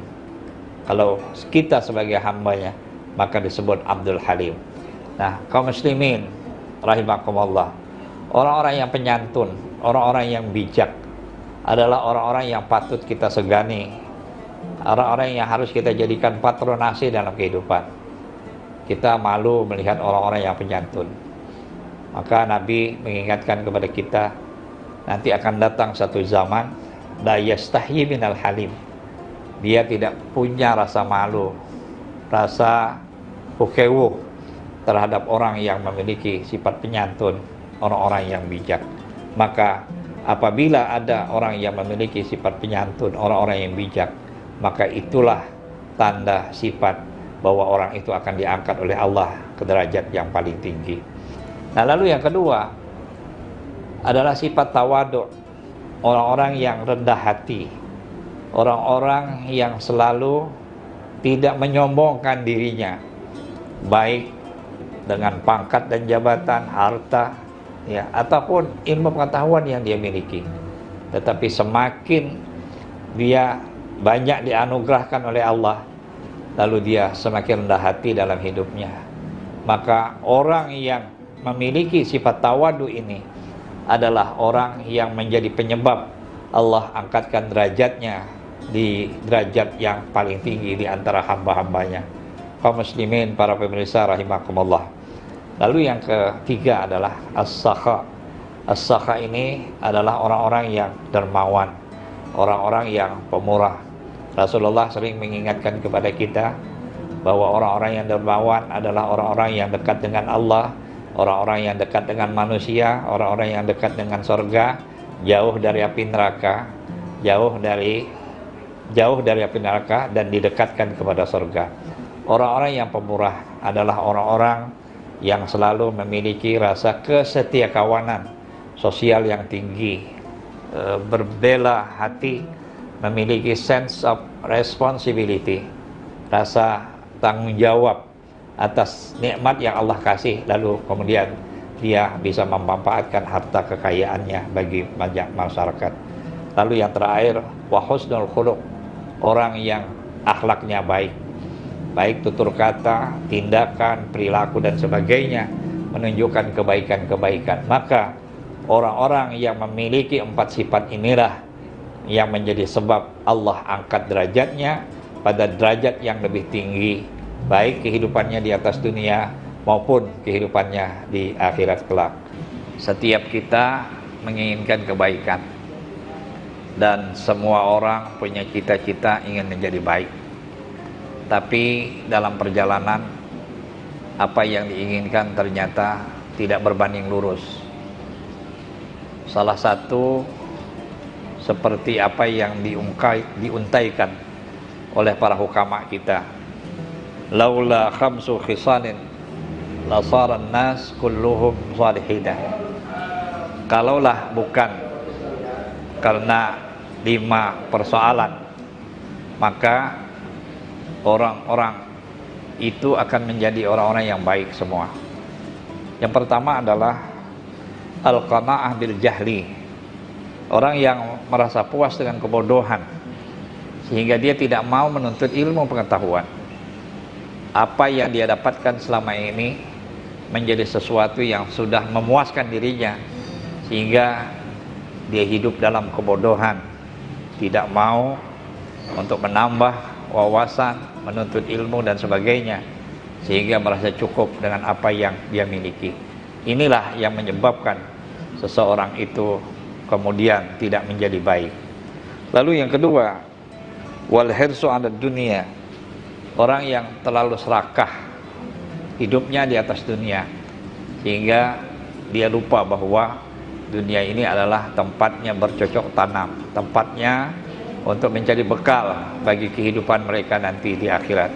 Oleh karena itu, apabila sifat ini dimiliki oleh seseorang, maka sulit orang itu akan menjadi orang yang baik. Kaum muslimin rahimakumullah. Yang ketiga, was-suhbil fadli, orang yang kikir terhadap anugerah karunia yang diberikan oleh Allah kepada mereka. Kenikmatan berupa harta yang telah Allah limpahkan kepada dirinya, lalu tidak menjadikan dia menjadi orang yang pemurah, padahal itu adalah kesempatan baginya untuk menjadikan dirinya sebagai hamba yang baik, hamba yang saleh di hadapan Allah Subhanahu wa ta'ala. Kaum muslimin rahimakumullah. Lalu yang keempat adalah ar-riya' fil amal, orang yang selalu pamer, yang selalu minta lihat orang lain ketika dia melakukan amal-amal baik, amal-amal saleh, baik amal yang berkaitan dengan hubungan kepada Allah secara langsung maupun amal-amal yang berkaitan dengan kehidupan sosial. Orang yang selalu minta lihat, yang selalu ingin disebut, adalah orang-orang yang riya terhadap amalnya, sehingga tidak cukup dengan penglihatan Allah Subhanahu wa ta'ala. Maka ini menjadi penghalang untuk menjadikan dirinya sebagai orang yang saleh. Lalu yang kelima ialah wal a'jab, orang yang selalu merasa benar, yang selalu menganggap dirinya yang baik, sehingga semua orang dianggap tidak baik dan tidak benar.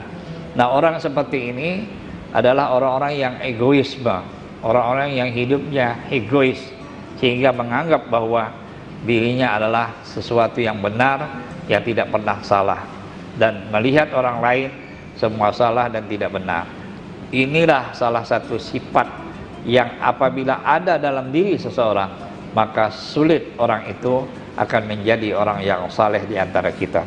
Yang terakhir, kata Ali bin Abi Thalib, adalah orang-orang yang selalu menganggap bahwa segala-galanya adalah tergantung dengan dirinya.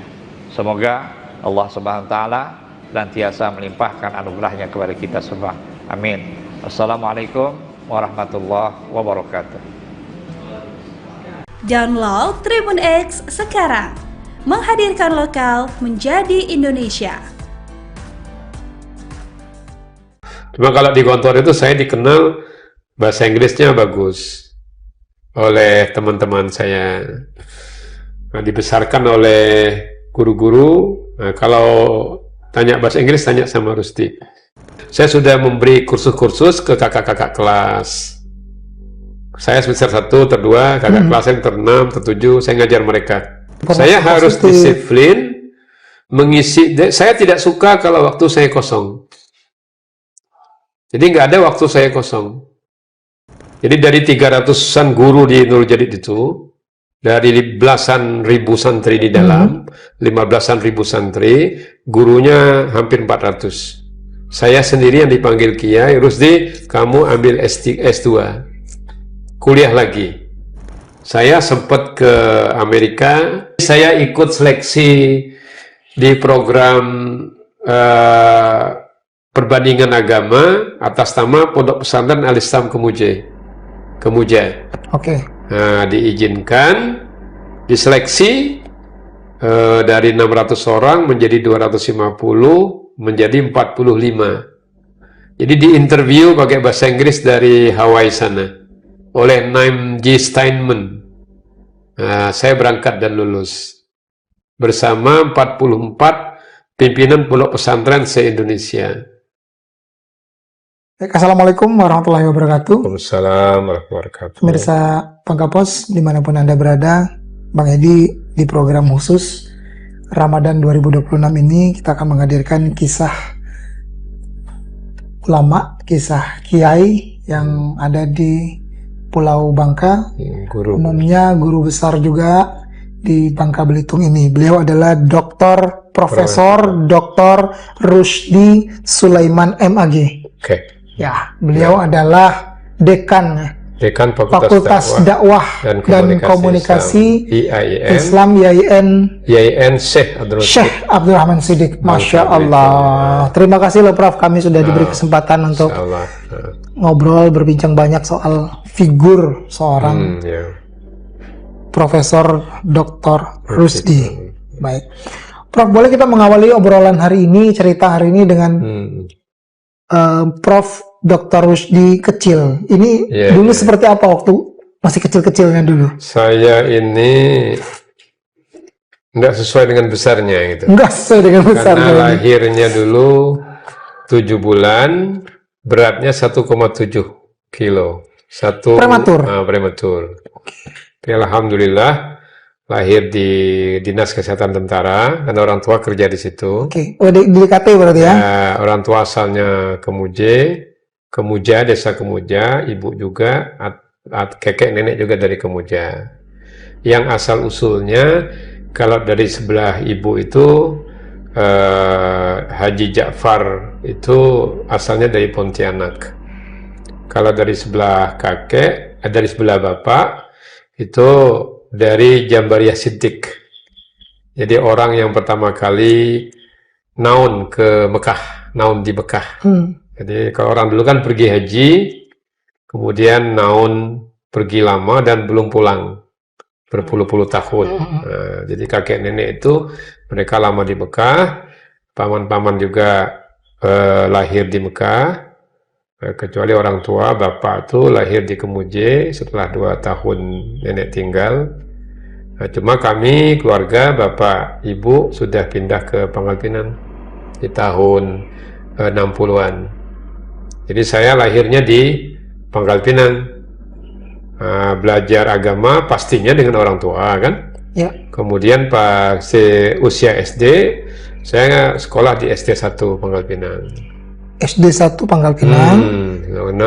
Hanya siang sore saya sekolah Arab di Setia Utama. Jadi orang menyebutnya AIAI, Al-Ittihadiyah Al-Islamiyah, yang dekat Masjid Permuti di sebelah Kerkop itu. Nah, baru kemudian di usia 12 di tahun 79 saya ikut, kebetulan waktu itu ada peran Haji Hormen Maddati dekat di pengelola Masjid Permuti itu, kami ke Gontor, ke Pondok Modern Darussalam Gontor. Itu SMP ya?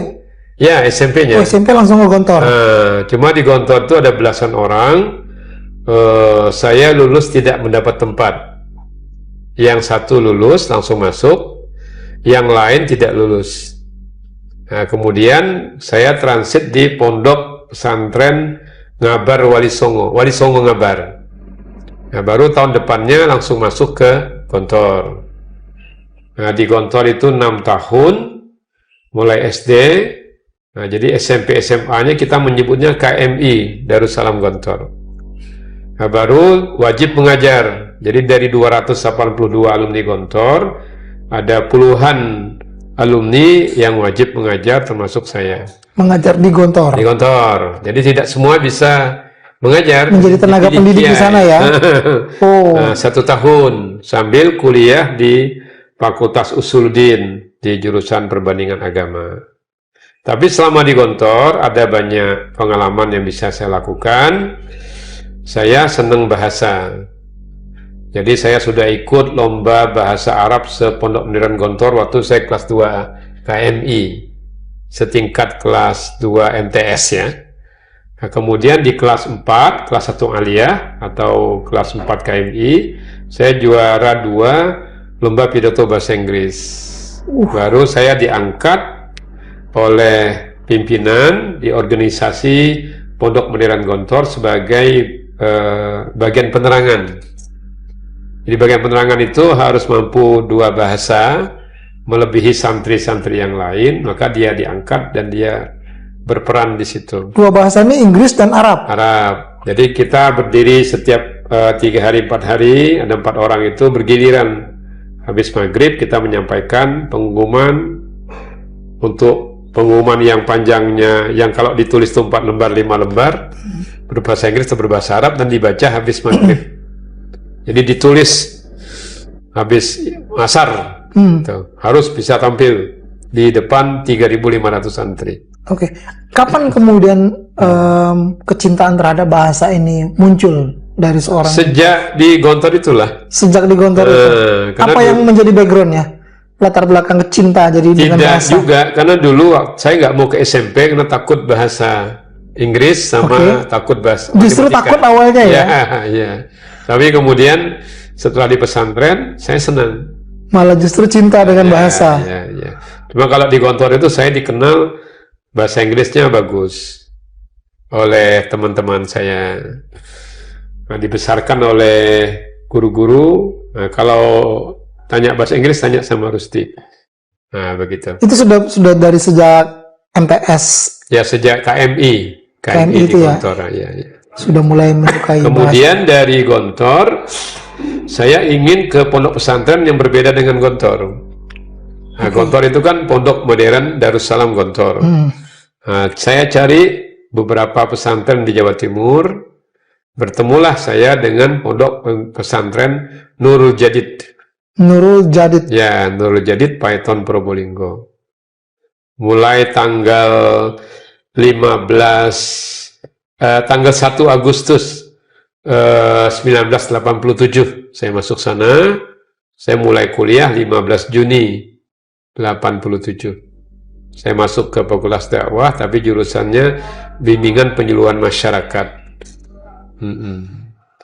Di Nurul Jadid itu banyak yang saya bisa kerjakan. Jadi saya diapresiasi oleh Kiai Gontor karena saya menerapkan bahasa Inggris di mana ini? Di Nurul Jadid. Di Nurul Jadid. Nah, jadi ada lembaga LPBA namanya. Jadi saya jadi wakil direktur di lembaga penguatan bahasa asing di Nurul Jadid, menangani 40 santri berminat ke bahasa Arab, 40 santri berminat ke bahasa Inggris. Tapi kulturnya Madura. Jadi agak-agak anti bahasa asing. Tapi sebelumnya saya sudah memberi kursus-kursus ke kakak-kakak kelas. Saya semester 1, ter-2, kakak kelas yang ter-6, ter-7, saya ngajar mereka. Ya, di bahasa tadi itu. Itu luar biasa loh, Prof. Masih muda tapi justru mengajar yang lebih senior. Ya. Sambil saya mengaji di pesantren, saya kuliah di situ. Saya termasuk yang terbaik. 3 tahun 7 bulan saya selesai, langsung diangkat saya menjadi dosen. Jadi di sana di Nurul Jadid. Jadi guru dan dosen.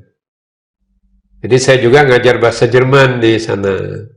Tunggu, bahasa Jerman ini kapan lagi munculnya nih? Belajar di Gontor otodidak 1 tahun. Jadi 3 bahasa sekarang. Sudah menguasai 3 bahasa. Bahasa Kemuj, bahasa Madura,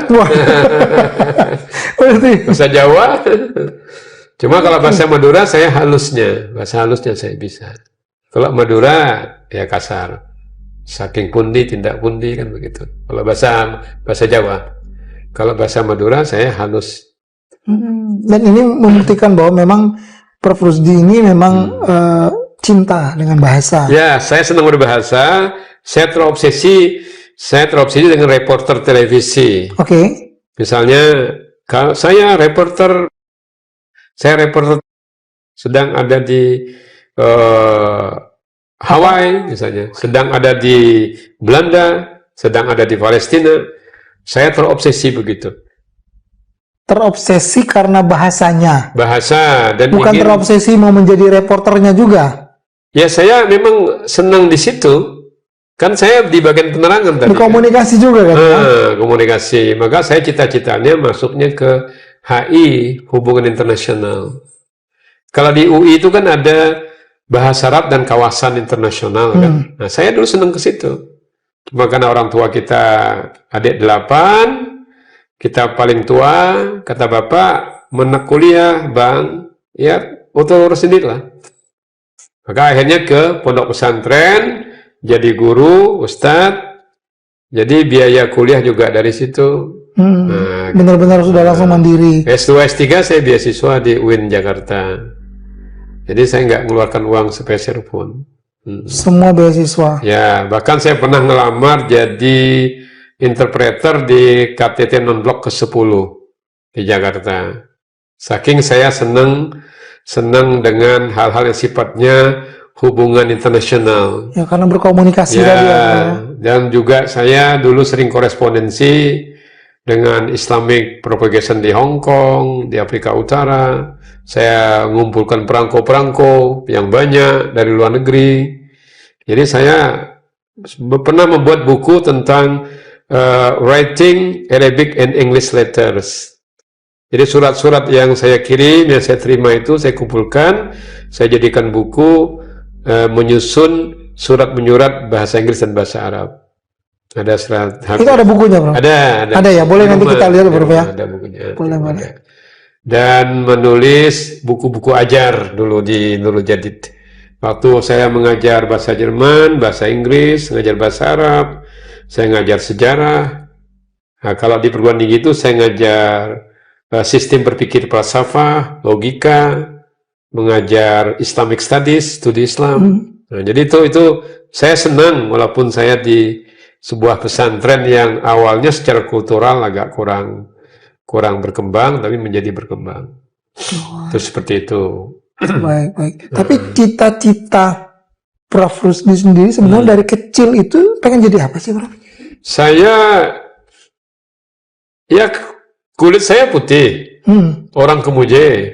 Asli loh, ini produk Kemuj. Ya, jadi orang Kemuj itu kan harus go international. Go international. Jadi bibit lada itu kan berawal dari Kemuj, yang diambil dari Malaysia.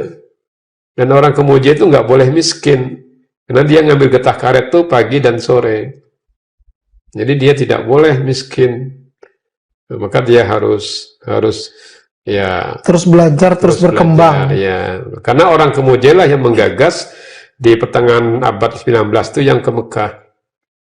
Yang saya sebut dengan Jambariyah Siddiq tadi kan, kakek-kakek kami itu kan, mereka sudah punya semangat. Kapan kemudian Prof. Rusdi setelah dalam perjalanannya akhirnya kembali ke Bangka lagi dan saya tuh sebenarnya diminta untuk menjadi pengurus yayasan di Nurul Jadid. Oke. Karena saya cukup lama di Nurul Jadid, 89 sampai 87 sampai 95. Dipanggil kiai pimpinan, saya harus Rusdi. Jadi dari 300-an guru di Nurul Jadid itu, dari belasan ribu santri di dalam, 15-an ribu santri, gurunya hampir 400. Saya sendiri yang dipanggil kiai, Rusdi, kamu ambil S2, kuliah lagi. Kata kiai, kalau main pingpong, main sama yang banyak cemesnya. Jadi main pingpong pun tidak boleh main sama yang bodoh, yang setara. Kalau saya bisa nyemes, skillnya itu yang setara. Jadi yang harus lebih tinggi. Jadi saya disuruh pergi lagi, suruh kuliah. Nah, dibiayai oleh Nurul Jadid setiap bulan sampai saya selesai S2. Setelah saya berkeluarga dengan istri, istri saya kan Bondowoso, Quratul Faizah, alumni S1-nya juga di Nurul Jadid, sama-sama di Fakultas Dakwah, bimbingan penyuluhan masyarakat. Saya ke Jakarta. Saya dapat beasiswa sebenarnya. Hanya uang hariannya saya dapat dari Nurul Jadid 150.000. Udah gede waktu itu. Enggak, kebutuhan di Jakarta 300-an. Oke. Saya kasih istri 50.000, dengan anak satu di Bondowoso, saya pegang 100. Tapi ada kegiatan saya di Jakarta, saya terjemah buku. Di Gramedia itu ada buku saya tentang pemberlakuan hukum syariah, itu ada. Terjemahan Prof ya? Ya, 570 halaman. Masya Allah. Saya terjemah itu 3 bulan, 1 hari 15 halaman, 10-15 halaman dalam bahasa Inggris ke bahasa Indonesia. Itu diterbitkan Raja Wali. Dalam 2 bahasa? Tidak, 1 bahasa. Dalam 1 bahasa. Waktu itu biayanya, ongkosnya 5.000 per halaman. Jadi dapat 2 juta sekian. Aktif. Jadi, berarti Prof termasuk? Ya, kita harus aktif dan kita harus mandiri karena kita anak tertua, adik 8. Kemudian kami waktu periode kami itu semua kami di PNS-kan oleh Menteri Agama. Jadi kami 100-an orang lebih itu diangkat sebagai PNS. Dosen di tempat, tapi alat dasarnya harus ditempatkan di mana saja sesuai kebijakan pemerintah. Nah, terus saya izin ke Kiai di Nurul Jadid. Kiai membolehkan, kata Kiai Wahid, Rusdi, fisikmu nggak apa-apa di mana-mana, tapi rohmu sisahkan untuk Nurul Jadid. Begitu cintanya loh Pak Kiainya. Ya. Nah, kemudian saya ditaruh di Stein Bengkulu. Awalnya nih di Stein Bengkulu. Sekolah Tinggi Agama Islam Negeri Bengkulu. Cuma ketika saya ditugaskan di Bengkulu, saya setiap beberapa bulan masih ke Nurul Jadid. Jadi saya itu Jember atau Bondowoso, Jember, Nurul Jadid, Bengkulu, Jakarta, Bengkulu. Sambil mengambil S3, program doktor. Berapa lama itu berlangsung? Kalau kami dulu ingin berlama-lama, jadi program doktor tuh saya ambil 7 tahun. Solo 7 tahun? Iya, 7 tahun karena kita seneng lama. Berarti ini memang disengaja ini? Disengaja berlama-lama? Disengaja lama. Tujuannya? Ya karena kita menikmati belajar itu di Jakarta. Karena di Jakarta yang ada perpustakaan lengkap Jakarta. Ya, perpustakaan lengkap di Jakarta. Yang kedua, jaringan juga di Jakarta. Ya. Akses kita, bergaining kita, komunikasi kita, hubungan kita ke mana-mana itu kan Jakarta waktu itu kan. Masih kan kita orang Bangka aja kan baru 3 bulan di Jakarta lah, lulu gua udah gaya-gayaan kan. Jadi sudah Jakarta minded kita itu. Nah, jadi kita nggak boleh Jakarta minded, sekarang itu harus Bangka minded. Kapan akhirnya kemudian di Bengkulu saya langsung malam promosi doktor di Jakarta. di 2007 akhir, saya dikasih SK sebagai ketua panitia pendirian pasca sarjana S2. Jadi saya menetap di Bengkulu, baru menetap di Bengkulu, wajib, dan saya diberi rumah dinas di Bengkulu. Jadi hanya ada 2-3 doktor yang saya dapat rumah dinas. Termasuk saya Pak Rusdi ya waktu itu ya? Tinggal di dalam kampus. Kampusnya 73 hektar. 30-an hektar untuk sawit, selebihnya untuk kampus. Saya hanya tinggal di Bengkulu 2 tahun 8 bulan. Tapi sejak di Bengkulu, saya sempat ke Amerika selama 40 hari. Tadi karena saya studi suka, juga nih? Bukan studi. Jadi saya ikut seleksi di program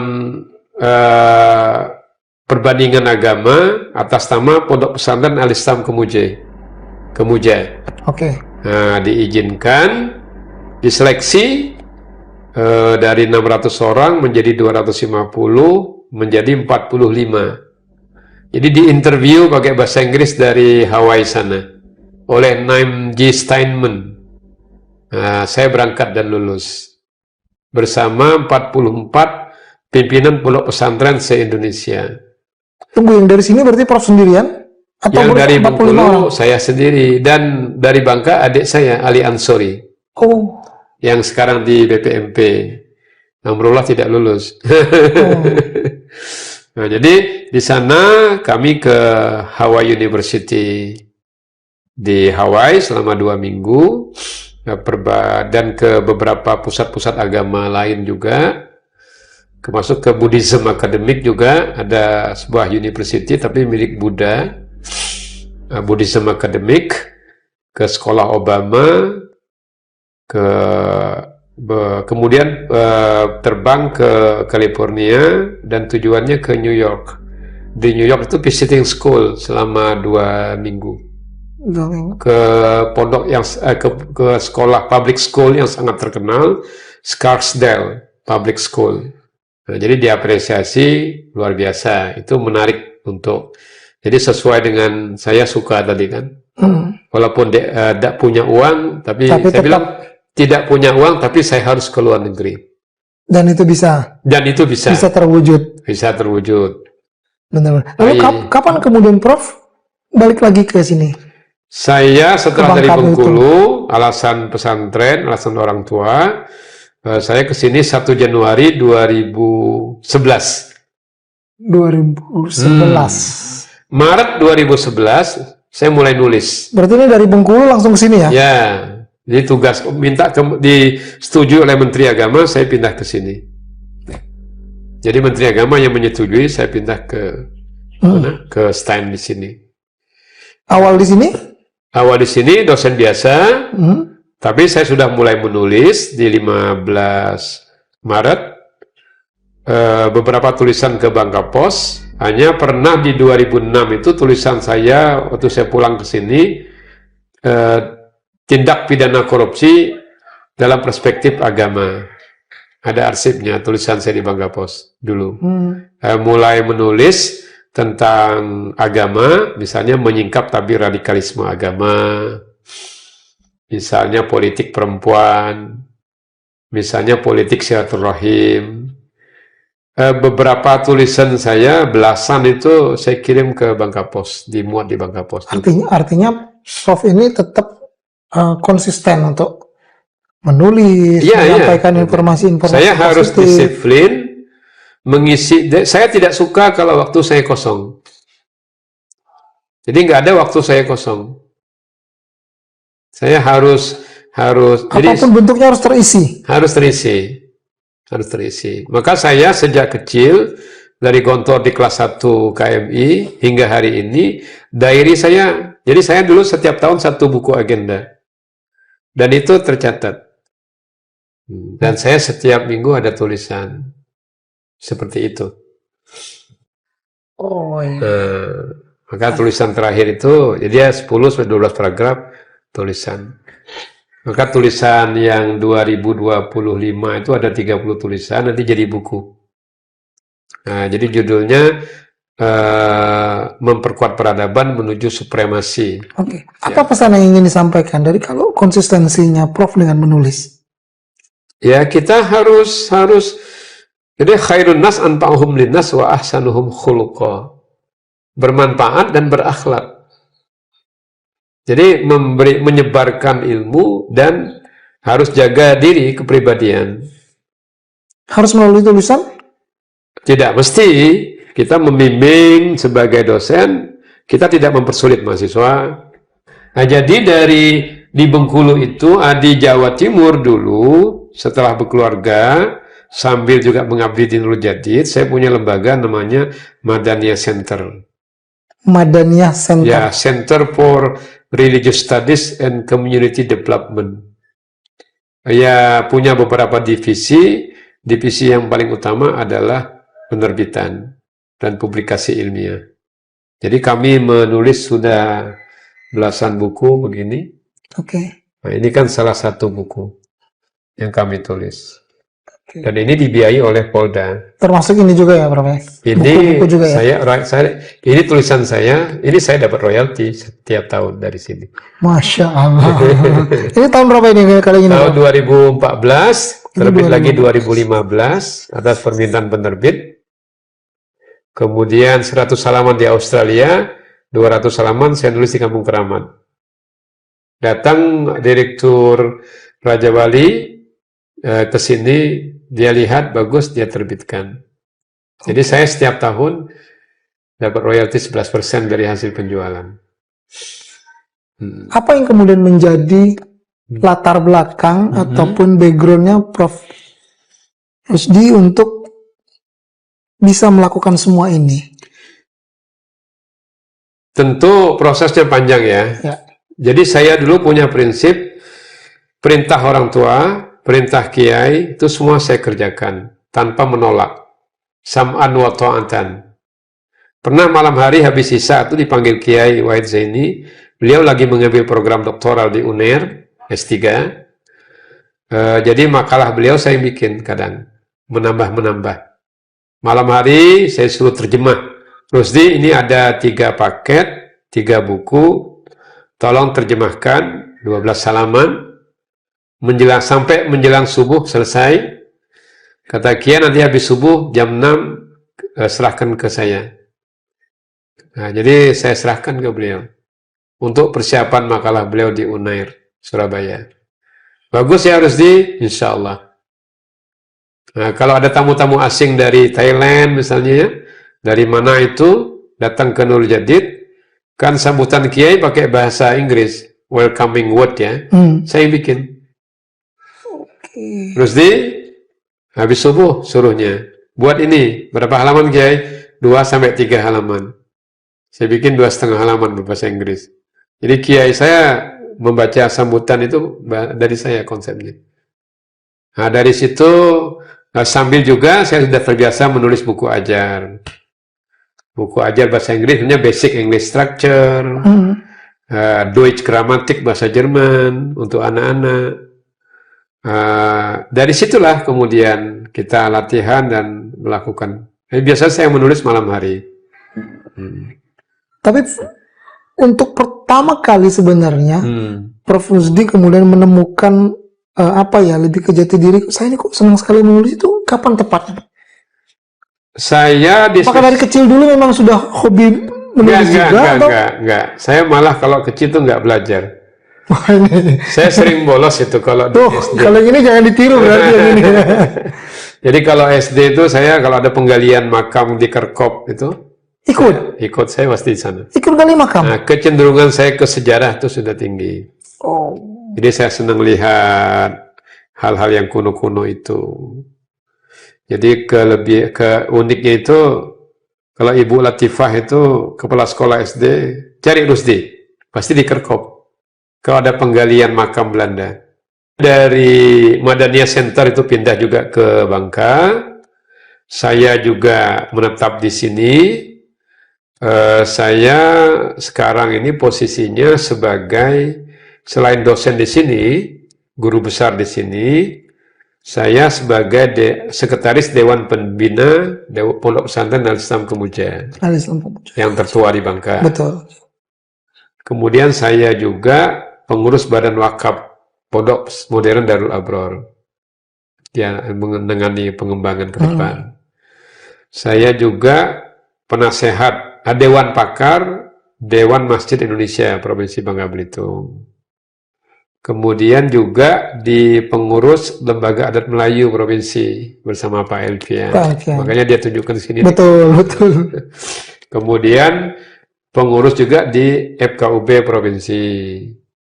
Kemudian di MUI ini sekarang saya sebagai Ketua Bidang Fatwa dan Penelitian. Sertifikasi halal, macam-macam itu semua di situ. Selain itu, baru aja diangkat kemarin di BP4. Terkait dengan Badan Penasihat Perkawinan apa begitu oleh Kanwil Kemenak yang ditantang oleh Menteri Agama itu. Selain itu ya mengajar di S1, S2 di sini, dan juga mengajar S3 di UNUJA, Universitas Nurul Jadid. Oh masih ya? Sampai sekarang? Masih. Masya Allah. Cuma dia 1 kali luring nanti, yang lainnya dia daring. Daring ya. Kemudian juga kadang menguji doktor, promosi, disertasi doktor sebagai co-promotor atau promotor di UIN Bengkulu. Karena ujiannya kan Zoom juga. Jadi ada asesor juga kan, reviewer beberapa artikel jurnal-jurnal internasional, jurnal-jurnal kayak Sinta 2 atau apa gitu. Nah gitu. Ya, fokusnya di akademik lah. Prof, tapi dari semua apa yang Prof sudah lakukan itu, bagaimana kemudian Prof melihat perkembangan era sekarang, era digitalisasi, era yang penuh dengan teknologi yang semakin pesat dengan kaitannya terhadap agama kita, terutama Islam, Prof. Melihatnya, Prof. Jadi begini, kita tidak anti modernitas ya. Kita boleh jemput modernitas, tapi akar kita harus kuat. Jadi kita harus punya sikap ortodoksi. Kita, kita disebut konservatif, tapi kita harus ada punya nilai di situ. Kita punya nilai, kita nggak bisa dibeli. Artinya kita punya nilai, kita punya prinsip, kita punya ruh, punya jiwa, kita punya tradisi. Jadi kita menyebutnya al-muhafazah alal qadimis sholeh. Kita memelihara nilai-nilai lama yang sudah diwariskan oleh ulama-ulama besar. Nah, tapi kita juga wal akhzu bil jadidil aslah. Kita mengadopsi nilai-nilai baru yang baik. Jadi kalau nilai baru itu yang baik, nilai lama yang lebih baik dari nilai baru kita ambil. Jadi nggak serta-merta kita bertahan dengan nilai lama, kita tidak melangkah ke depan. Dalam konteks peradaban, kita itu kan harus punya, pertama itu wujud ideal, ini harus kuat. Kalau ini tidak kuat, tidak bisa melahirkan buku dan gagasan besar kan? Yang kedua, wujud kelakuan bersumber ke sini. Etika, attitude, behavior, perilaku, semua itu bersumber dari sini. Kemudian saya pakai songkok ini kan wujud kelakuan. Ini di mana-mana nggak boleh lepas. Ke Amerika aja saya pakai songkok ini. Ke Australia 2012 waktu nulis buku ini sebagai dosen teladan POSPI, program lecturers itu ke Australia. Saya 40 harian. Saya pakai ini. Sampai ditahan di bandara, saya berdebat. Nah, itu artinya itu harus dipertahankan. Kemudian jangan memberi kesan, kalau pakai songwarsam itu kolot. Jangan dikira bahasa Jerman nggak bisa, kan bisa kan ya? Betul. Atau bahasa Inggris nggak bisa, kan begitu. Jadi saya mempertahankan itu sebagai nilai-nilai lama yang lebih bagus, aslah. Tapi saya juga menerima hal-hal yang baru yang baik. AI itu bagus. Cuma jangan langsung ke AI. Saya menulis buku ini nggak ada AI-nya. Nggak ada AI-nya menulis. Saya tulis, saya duduk aja. Nah, ketika harus dimodifikasi, dirapikan, nah, kita minta bantu teknologi, kita bantu. Misalnya, Dan, ini tulisan, tolong dimodifikasi paragraf-paragrafnya. Bukan isinya. Isinya dari sini.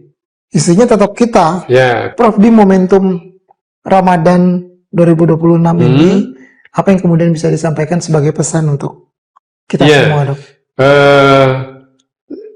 Saya ada tulisan lagi saya buat itu tentang puasa dan keterusikan duniawi. Jadi saya ingin puasa ini tidak hanya normatif saja, tapi puasa itu lebih kepada menahan diri dari hal-hal yang tidak layak. Yang tidak layak ya. Tidak hanya al-imsak anil akli wasyurbi wal mubtilat al-ukhra. Jadi tidak hanya meninggalkan, menahan diri dari lapar dan minum dan hal-hal yang membatalkan, tapi lebih kepada penguatan kepribadian. Jadi kayak puasanya Siti Maryam. Inni nazartu lirrahmani sauma. Saya berjanji kepada Allah yang Maha Pengasih sauma. Jadi sauma itu berpuasa. Falan ukallimal yauma insiya, dan setia saya tidak akan berbicara kepada siapapun. Jadi di tengah tuduhan kepada Siti Maryam yang melahirkan anak tanpa seorang ayah itu, ayahnya Isa alaihissalam, beliau diam dan tidak menjawab tuduhan itu. Jadi memperbanyak diam, tapi diamnya terstruktur. Jangan diam-diam budu. Ini pula diam budu. Kini diam budu, nah, kan gitu kan? Nah, tapi diam itu terstruktur. Jadi diam asumtu hikmatun, diam itu bijaksana. Diam terstruktur itu ya penuh dengan renungan-renungan.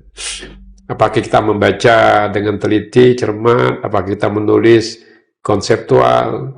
Jadi melahirkan produk-produk yang bisa dirasakan. Jadi kalau kita menulisnya dengan hati, masuk. Ceramah juga begitu. Kalau dengan hati, pasti masuk. Masuk. Tapi Prof. Rusdi bukan profesor ataupun bukan dokter yang anti dengan digitalisasi, bukan ya? Tidak ya? Anti dengan? Digitalisasi enggak ya? Oh enggak. Itu justru mempercepat. Oke. Nah, mempercepat sebagai media, cuma sumbernya tetap harus dari kita, dari hati kita ya. Dari kita, karena prosesnya panjang itu. Terakhir Prof, boleh kita memberikan Prof memberikan pesan, memberikan semangat, motivasi, apalagi di Ramadan 2026 ini kepada kita semua lah. Ya, menyikapi modernitas, kita tidak boleh terlalu konservatif. Kita harus mengikuti modernitas itu, apalagi dalam bentuk teknologi modern dan ilmu pengetahuan, karena dua hal itulah yang melekat pada wujud material peradaban yang kalau kita capai menjadi sebuah supremasi. Tapi kita juga tidak boleh meninggalkan nilai-nilai yang lama yang memperbesar kita. Artinya the past, the previous, masa lampau itu sangat berhubungan dengan the nowadays yang terjadi sekarang ini dalam menuju the future. Jadi harus ada sinergitas antara yang lampau, sekarang, dan yang akan datang. Tiga hal itulah yang memperkuat manusia sehingga memiliki jati diri, punya kepribadian, punya integritas, sambil mengisi waktu sepadat-padatnya. Innal faragha wal jidata mafsadatun ayya mafsadatin. Sesungguhnya kekosongan itu dan kekayaan itu rusak dalam bentuk segala kerusakan. yang akan mengusik kita di dalam menyikapi kehidupan kita. Jadi kita harus bermanfaat, memberlangsungkan diri kita. Jadi memperkuat kepribadian kita, bermanfaat untuk keberlangsungan kehidupan manusia di berikutnya. Nah, seperti yang saya katakan tadi, khairun nas anfa'uhum linnas, manusia yang baik itu yang bermanfaat bagi manusia yang lain, wa ahsanuhum khuluqa, dan orang yang paling baik akhlaknya. Demikian, mudah-mudahan kita bisa meningkatkan peradaban dan kebudayaan, dan yang terpenting kita harus berkualitas dan dibutuhkan orang lain. Hargailah orang ketika kita ingin dihargai. Sederhana bukan berarti miskin. Demikian. Baik, terima kasih Prof untuk waktunya. Terima kasih pemirsa, nanti kita jumpa lagi, dan Assalamualaikum warahmatullahi wabarakatuh. Download Tribun X sekarang, menghadirkan lokal menjadi Indonesia.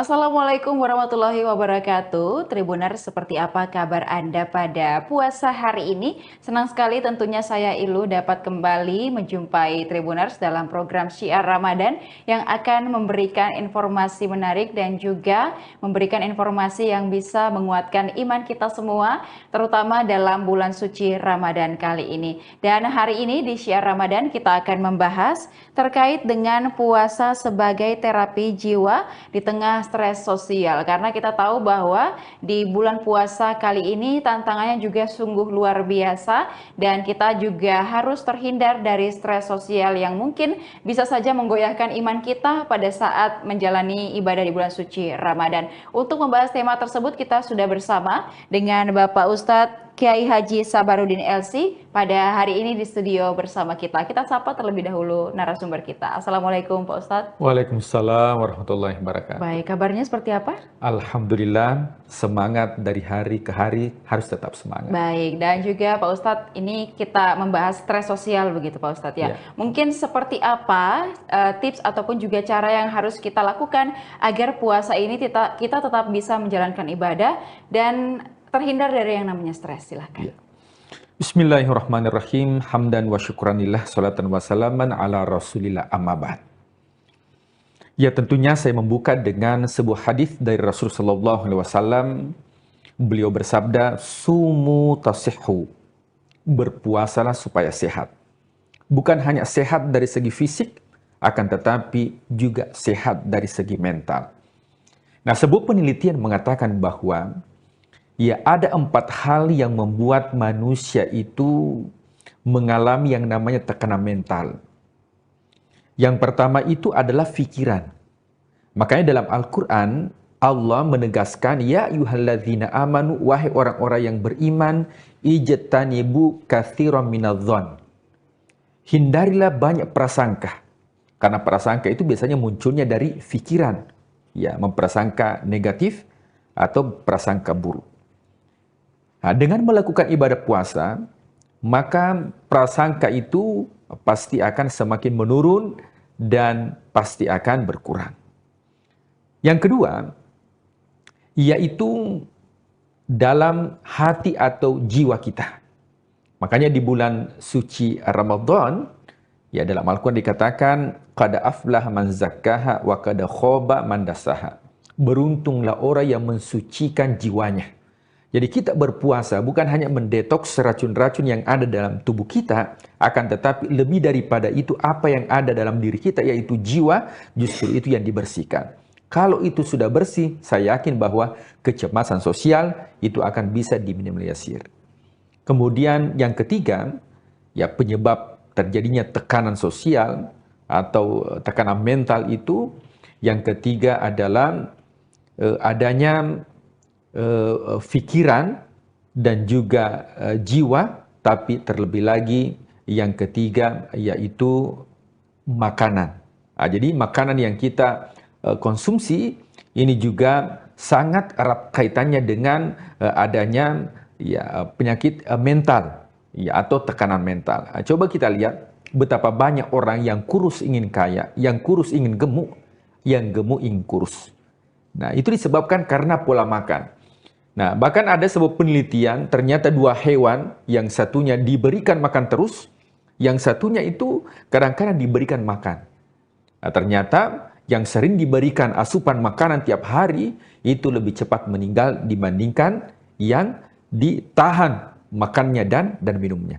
Itu sebabnya dalam syariat Islam, kenapa ketika Idul Kurban atau Idul Adha itu, pada tanggal 10 Zulhijjah kita lebaran, kemudian 11, 12, 13 itu namanya Ayyamut Tasyrik atau hari-hari tasyrik yang haram hukumnya untuk berpuasa. Jadi kalau dihitung selama 4 hari kita makan, ini seakan-akan ada filosofi yang mengatakan bahwa setiap masuk hari keempat itu dianjurkan untuk mendetoks racun yang ada dalam diri kita. Nah, coba kita lihat, kalau kita menghitung puasa Senin dan Kamis, rata-rata itu masuk hari keempat, kita dianjurkan lagi untuk berpuasa, meskipun itu puasa sunnah. Ya. Hari Senin dianjurkan berpuasa, Selasa, Rabu, Kamis dianjurkan lagi untuk berpuasa sunnah. Masuk hari Jumat, Sabtu, Minggu, Senin kembali dianjurkan. Nah, tujuannya untuk apa? Bahwa ketika seseorang bisa melakukan ibadah puasa secara rutin, maka insya Allah bisa mendetoks dirinya dan juga tentunya sangat erat kaitannya dengan mental. Dan yang terakhir, kata peneliti mengatakan bahwa tekanan mental itu terkadang didapatkan dengan gaya hidup. Nah, jadi kalau rumusnya ilmu fisika itu semakin banyak gaya, itu beririsan dengan tekanan. Jadi semakin banyak gaya, pasti semakin tertekan. Dan ini keempatnya ini bisa tentunya diminimalisir ketika masuk bulan suci Ramadan. Nah, dengan cara seperti apa? Jadi yang pertama, bahwa di bulan suci Ramadan ini itu bukan hanya mendetoks anggota badan kita, tapi mulai dari penglihatan kita. Jadi bukan mata, tapi penglihatan kita. Tentunya kita tidak melihat kecuali yang baik-baik.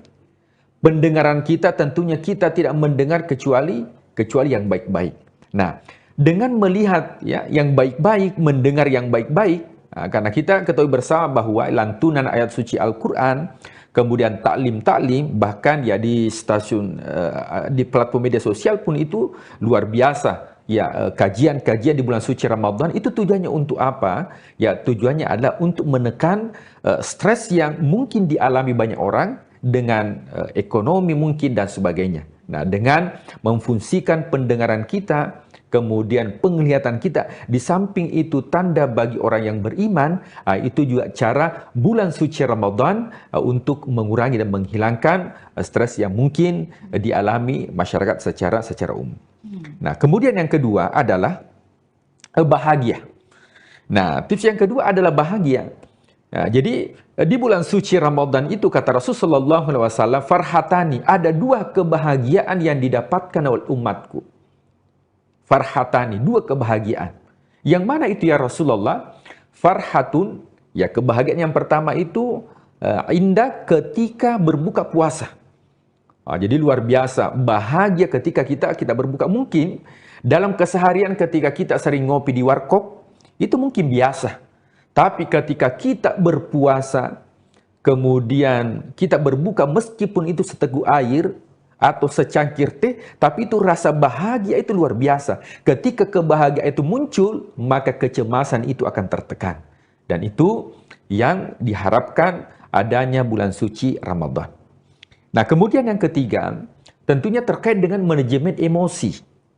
Manajemen emosi, makanya Rasulullah SAW mengatakan, jikalau dalam suci Ramadan ada orang yang bertengkar, ada orang yang mengajak untuk bertengkar, mengajak untuk bersilat lidah, maka katakanlah ini shaim, saya berpuasa. Nah, jadi puasa itu bukan hanya menahan haus dan dahaga, akan tetapi juga menahan diri kita. Bagaimana bisa mengendalikan emosi. Ya. Di antara tanda orang yang bertakwa adalah orang yang mampu menahan amarah. Makanya ada seorang sahabat melapor kepada Rasulullah SAW, "Ya Rasulullah, nasihatilah aku."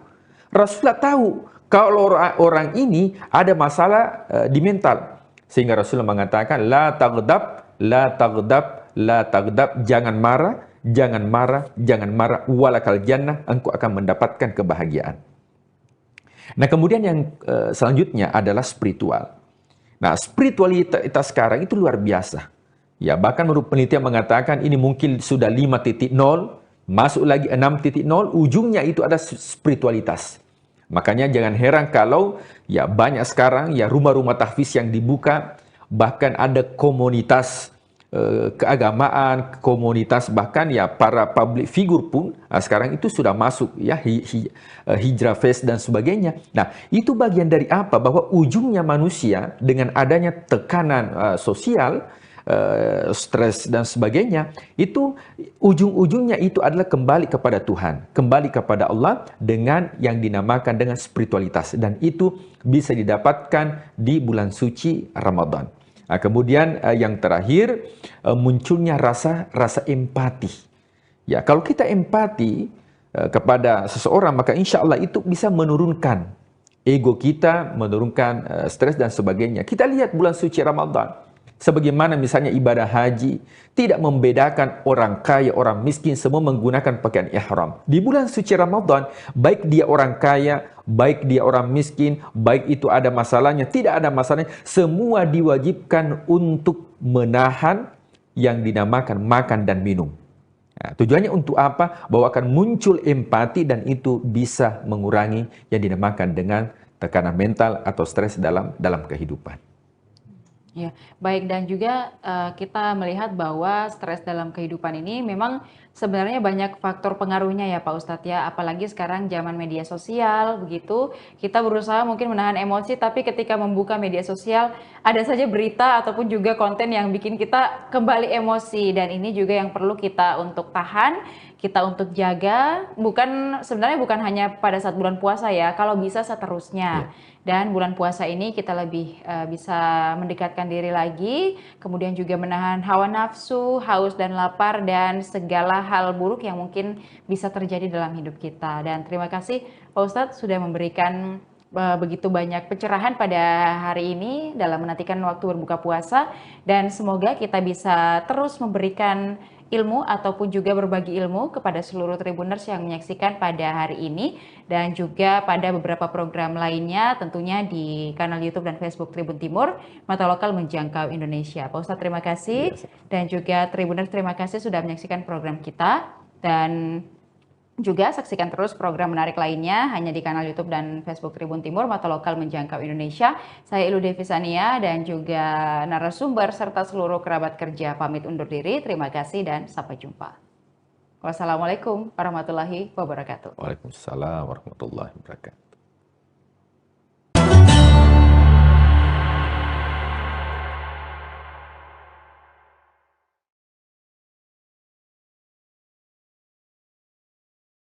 Hari ini sudah ditaja oleh Badan Pengelola Masjid Raya Anu Provinsi Riau jauh-jauh hari, diantaranya adalah yang jelas buka bersama, dan buka bersama ini dilakukan rutin dari puasa pertama hingga puasa yang ke-30 nantinya, dan disediakan kurang lebih ada 500 takjil dan juga makanan berat.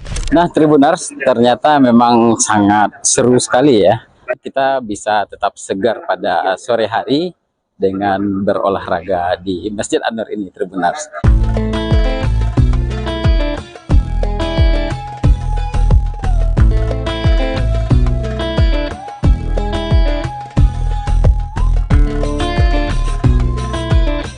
Assalamualaikum warahmatullahi wabarakatuh. Selamat sore Tribuners semua dimanapun Anda berada. Kembali lagi bersama saya reporter tribunkanbar.com lagi teman-teman. Sore ini Tribuners, kita sedang berada di kawasan Masjid An-Nur Pekanbaru, dan saat ini sudah menunjukkan jam 17.30 atau lebih tepatnya jam setengah 6 sore. Dan Tribuners, biasanya masyarakat akan mencari tempat-tempat yang nyaman untuk menghabiskan waktu bersama keluarga, menunggu jam berbuka puasa masuk. Dan Masjid An-Nur ini Tribuners menjadi salah satu alternatif bagi masyarakat Pekanbaru khususnya bersantai menunggu waktu jam berbuka puasa. Dan seperti apa keseruan ngabuburit di Masjid An-Nur ini? Ikuti saya di liputan berikut ini. Sore hari di Masjid Raya An-Nur selalu punya suasana yang berbeda saat Ramadan. Halaman masjid yang luas mulai dipadati warga yang datang untuk ngabuburit, menunggu waktu berbuka puasa. Cahaya matahari yang perlahan meredup menghadirkan nuansa yang hangat di antara kemegahan bangunan masjid yang menjadi salah satu ikon kota Pekanbaru. Di pelataran depan, para pengunjung tampak bersantai bersama keluarga. Banyak yang memanfaatkan momen ini untuk bersuah foto dengan latar kubah Masjid An-Nur yang terlihat semakin indah saat senja. Bangunan masjid dan kubah masjid yang ada di belakang saya ini Tribuners seringkali juga digunakan oleh masyarakat untuk mengabadikan momen ya, untuk berfoto-foto biasanya dan menghabiskan waktu di sini bersama keluarga. Dan bisa Tribuners lihat ya keindahannya kubah masjid di An-Nur ini. Di bagian keramiknya juga tampak seperti air ya. Jadi seolah-olah pantulan kubah itu ada di permukaan air. Siluet kubah yang berpadu dengan warna langit jingga menciptakan pemandangan yang memikat mata. Matahari yang tenggelam tepat di sisi kubah menghadirkan panorama yang menenangkan.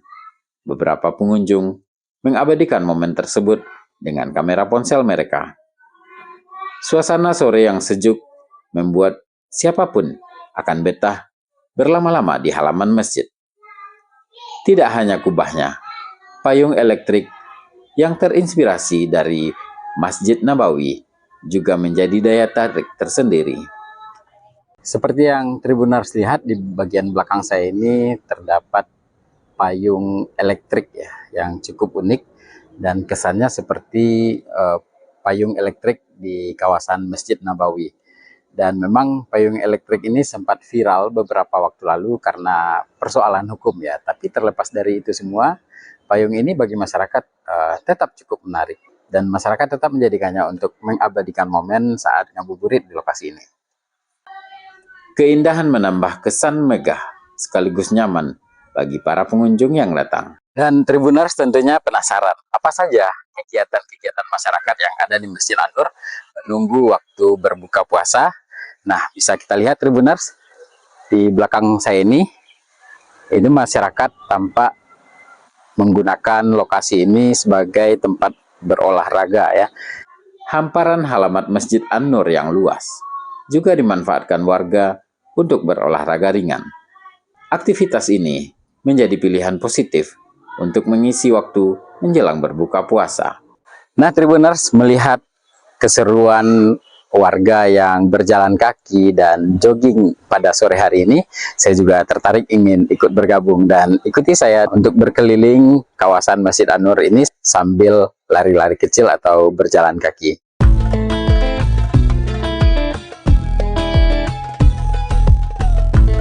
Nah, Tribuners, ternyata memang sangat seru sekali ya.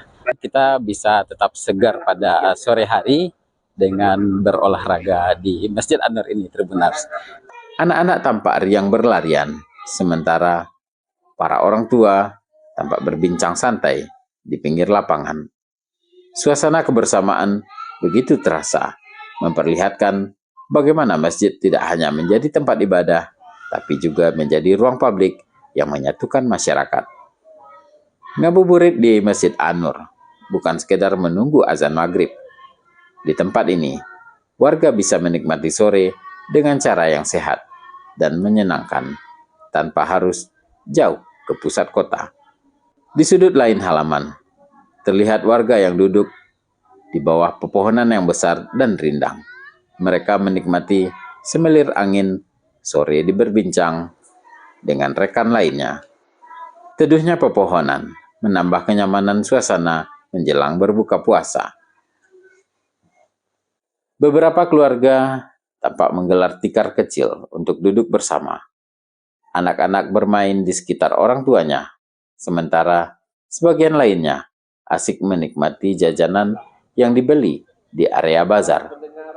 Kegiatan sederhana ini menghadirkan kehangatan yang khas di bulan Ramadan. Berbagai stan menawarkan beragam produk, mulai dari pangan, busana muslim, hingga aksesoris. Kehadiran bazar ini semakin meramaikan suasana ngabuburit di Masjid An-Nur. Bazar tersebut juga melibatkan pelaku UMKM binaan Basnas Riau. Menjelang waktu maghrib, pengurus masjid tampak menyiapkan hidangan berbuka puasa gratis bagi masyarakat. Bukan hanya air minum dan takjil saja. Setiap harinya, panitia pengurus masjid menyediakan sekitar 500 paket nasi untuk jemaah yang hadir. Pembagian makanan ini terbuka untuk semua kalangan tanpa syarat khusus. Siapa saja yang datang akan dipersilahkan berbuka puasa bersama. Para pengurus tampak menyambut masyarakat dengan ramah dan penuh kehangatan. Uniknya Tribuners, sambil menunggu berbuka puasa di sini, masyarakat yang datang ke sini bisa langsung berbuka karena pihak pengurus masjid menyediakan bukaan puasa berupa minuman, takjil, dan bahkan juga nasi. Dan bagi Tribuners mungkin yang ada di Pekanbaru juga bisa mencoba nantinya untuk berbuka puasa di Masjid An-Nur ini. Pengurus Masjid An-Nur selalu terbuka bagi siapa saja yang ingin berbuka puasa di sana. Assalamualaikum warahmatullahi wabarakatuh. Selamat datang ahlan wa sahlan kepada seluruh jamaah Masjid Raya An-Nur Provinsi Riau yang telah hadir di masjid terbesar di Provinsi Riau. Tentunya hari ini kita bersama-sama sudah memasuki di bulan yang mulia, bulan suci Ramadan. Di antara kegiatan-kegiatan yang hari ini sudah ditaja oleh Badan Pengelola Masjid Raya An-Nur Provinsi Riau jauh-jauh hari, di antaranya adalah yang jelas buka bersama. Dan buka bersama ini dilakukan rutin dari puasa pertama hingga puasa yang ke-30 nantinya. Dan disediakan kurang lebih ada 500 takjil dan juga makanan berat. Dan Tribuners, seperti yang kita lihat tadi memang cukup ramai ya masyarakat yang memanfaatkan waktu di sini, bahkan juga langsung berbuka puasa. Jadi setelah olahraga dan juga disediakan langsung makanan oleh para pengurus Masjid An-Nur di sini. Suasana kebersamaan semakin terasa ketika azan maghrib berkumandang. Ratusan warga duduk berjajar menikmati hidangan yang telah disiapkan. Kebersamaan itu menjadi pemandangan yang mengharukan sekaligus membahagiakan. Terima kasih Tribuners sudah menemani saya dari awal tadi. Kita sudah sempat berkeliling dan juga sudah sempat jogging, ngabuburit, menunggu waktu berbuka puasa di Masjid An-Nur Pekanbaru ini. Dan Tribuners mungkin yang ada di Pekanbaru, tak ada salahnya untuk mencoba sesekali ngabuburit di Masjid An-Nur ini sekaligus buka bersama keluarga. Demikian dulu liputan kali ini Tribuners, dan sampai jumpa di liputan berikutnya. Assalamualaikum warahmatullahi wabarakatuh. Download Tribun X sekarang, menghadirkan lokal menjadi Indonesia.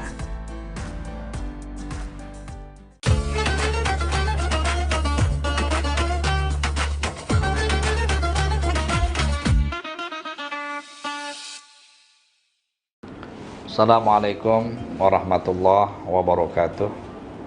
Bismillahirrahmanirrahim.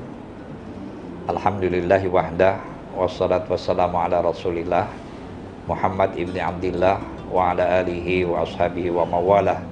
La haula wa la quwata illa billah, amma ba'd. Rasulullah sallallahu alaihi wasallam yang lalu kemudian diajarkan beliau kepada para sahabat, lalu diajarkan lagi kepada berikutnya sampailah pada ulama-ulama kita. Salah satu pengajaran yang diberikan oleh Rasulullah kepada ulama-ulama kita, dan lalu kemudian ulama-ulama kita itu menyampaikan kepada kita semua. Salah satu yang disampaikan oleh para hukama kepada kita adalah ada 4 perkara yang menjadi penyebab sehingga seseorang itu diangkat oleh Allah derajatnya kepada derajat yang paling tinggi. Turfa'un darajatul abdi, diangkat oleh Allah derajat seorang hamba dengan derajat yang tinggi. Salah satunya adalah karena hamba itu memiliki sifat al-hilim. Hilim artinya orang yang bijak, orang yang penyantun. Oleh karena itu Allah Subhanahu wa taala menisbahkan namanya dengan Al-Halim, penyantun. Kalau kita sebagai hambanya, maka disebut Abdul Halim. Nah, kaum muslimin rahimakumullah, orang-orang yang penyantun, orang-orang yang bijak adalah orang-orang yang patut kita segani, orang-orang yang harus kita jadikan patronase dalam kehidupan. Kita malu melihat orang-orang yang penyantun. Maka Nabi mengingatkan kepada kita, nanti akan datang satu zaman la yastahyi minal halim. Dia tidak punya rasa malu, rasa hukewuh terhadap orang yang memiliki sifat penyantun, orang-orang yang bijak. Maka apabila ada orang yang memiliki sifat penyantun, orang-orang yang bijak, maka itulah tanda sifat bahwa orang itu akan diangkat oleh Allah ke derajat yang paling tinggi. Nah, lalu yang kedua adalah sifat tawadu', orang-orang yang rendah hati, orang-orang yang selalu tidak menyombongkan dirinya, baik dengan pangkat dan jabatan, harta, ya, ataupun ilmu pengetahuan yang dia miliki. Tetapi semakin dia banyak dianugerahkan oleh Allah, lalu dia semakin rendah hati dalam hidupnya. Maka orang yang memiliki sifat tawadu ini adalah orang yang menjadi penyebab Allah angkatkan derajatnya di derajat yang paling tinggi di antara hamba-hambanya. Kaum muslimin, para pemirsa rahimakumullah. Lalu yang ketiga adalah as-sakha. As-sakha ini adalah orang-orang yang dermawan, orang-orang yang pemurah. Rasulullah sering mengingatkan kepada kita bahwa orang-orang yang dermawan adalah orang-orang yang dekat dengan Allah, orang-orang yang dekat dengan manusia, orang-orang yang dekat dengan surga, jauh dari api neraka, jauh dari api neraka dan didekatkan kepada surga. Orang-orang yang pemurah adalah orang-orang yang selalu memiliki rasa kesetiakawanan sosial yang tinggi, berbela hati, memiliki sense of responsibility, rasa tanggung jawab atas nikmat yang Allah kasih, lalu kemudian dia bisa memanfaatkan harta kekayaannya bagi banyak masyarakat.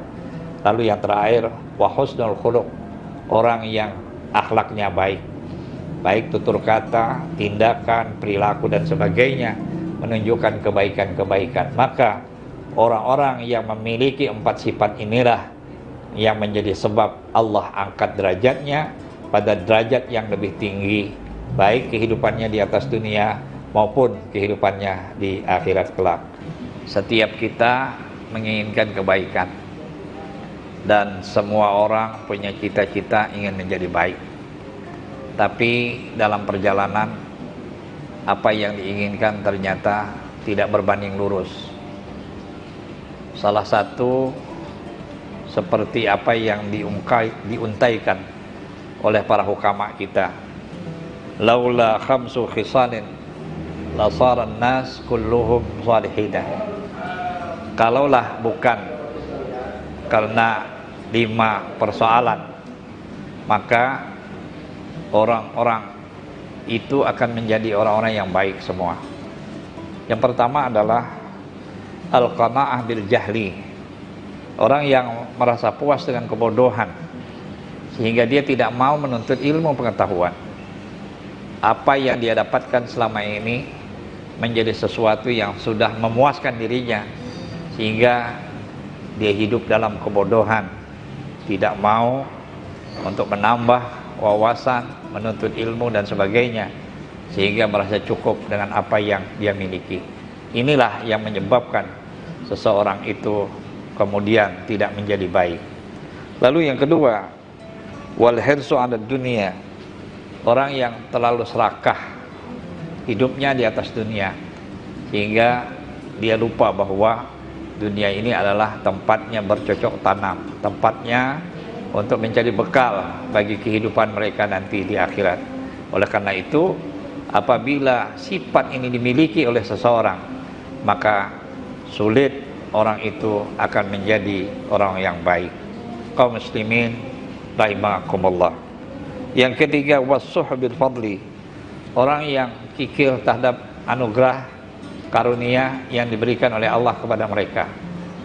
Kenikmatan berupa harta yang telah Allah limpahkan kepada dirinya, lalu tidak menjadikan dia menjadi orang yang pemurah, padahal itu adalah kesempatan baginya untuk menjadikan dirinya sebagai hamba yang baik, hamba yang saleh di hadapan Allah Subhanahu wa ta'ala. Kaum muslimin rahimakumullah. Lalu yang keempat adalah ar-riya' fil amal, orang yang selalu pamer, yang selalu minta lihat orang lain ketika dia melakukan amal-amal baik, amal-amal saleh, baik amal yang berkaitan dengan hubungan kepada Allah secara langsung maupun amal-amal yang berkaitan dengan kehidupan sosial.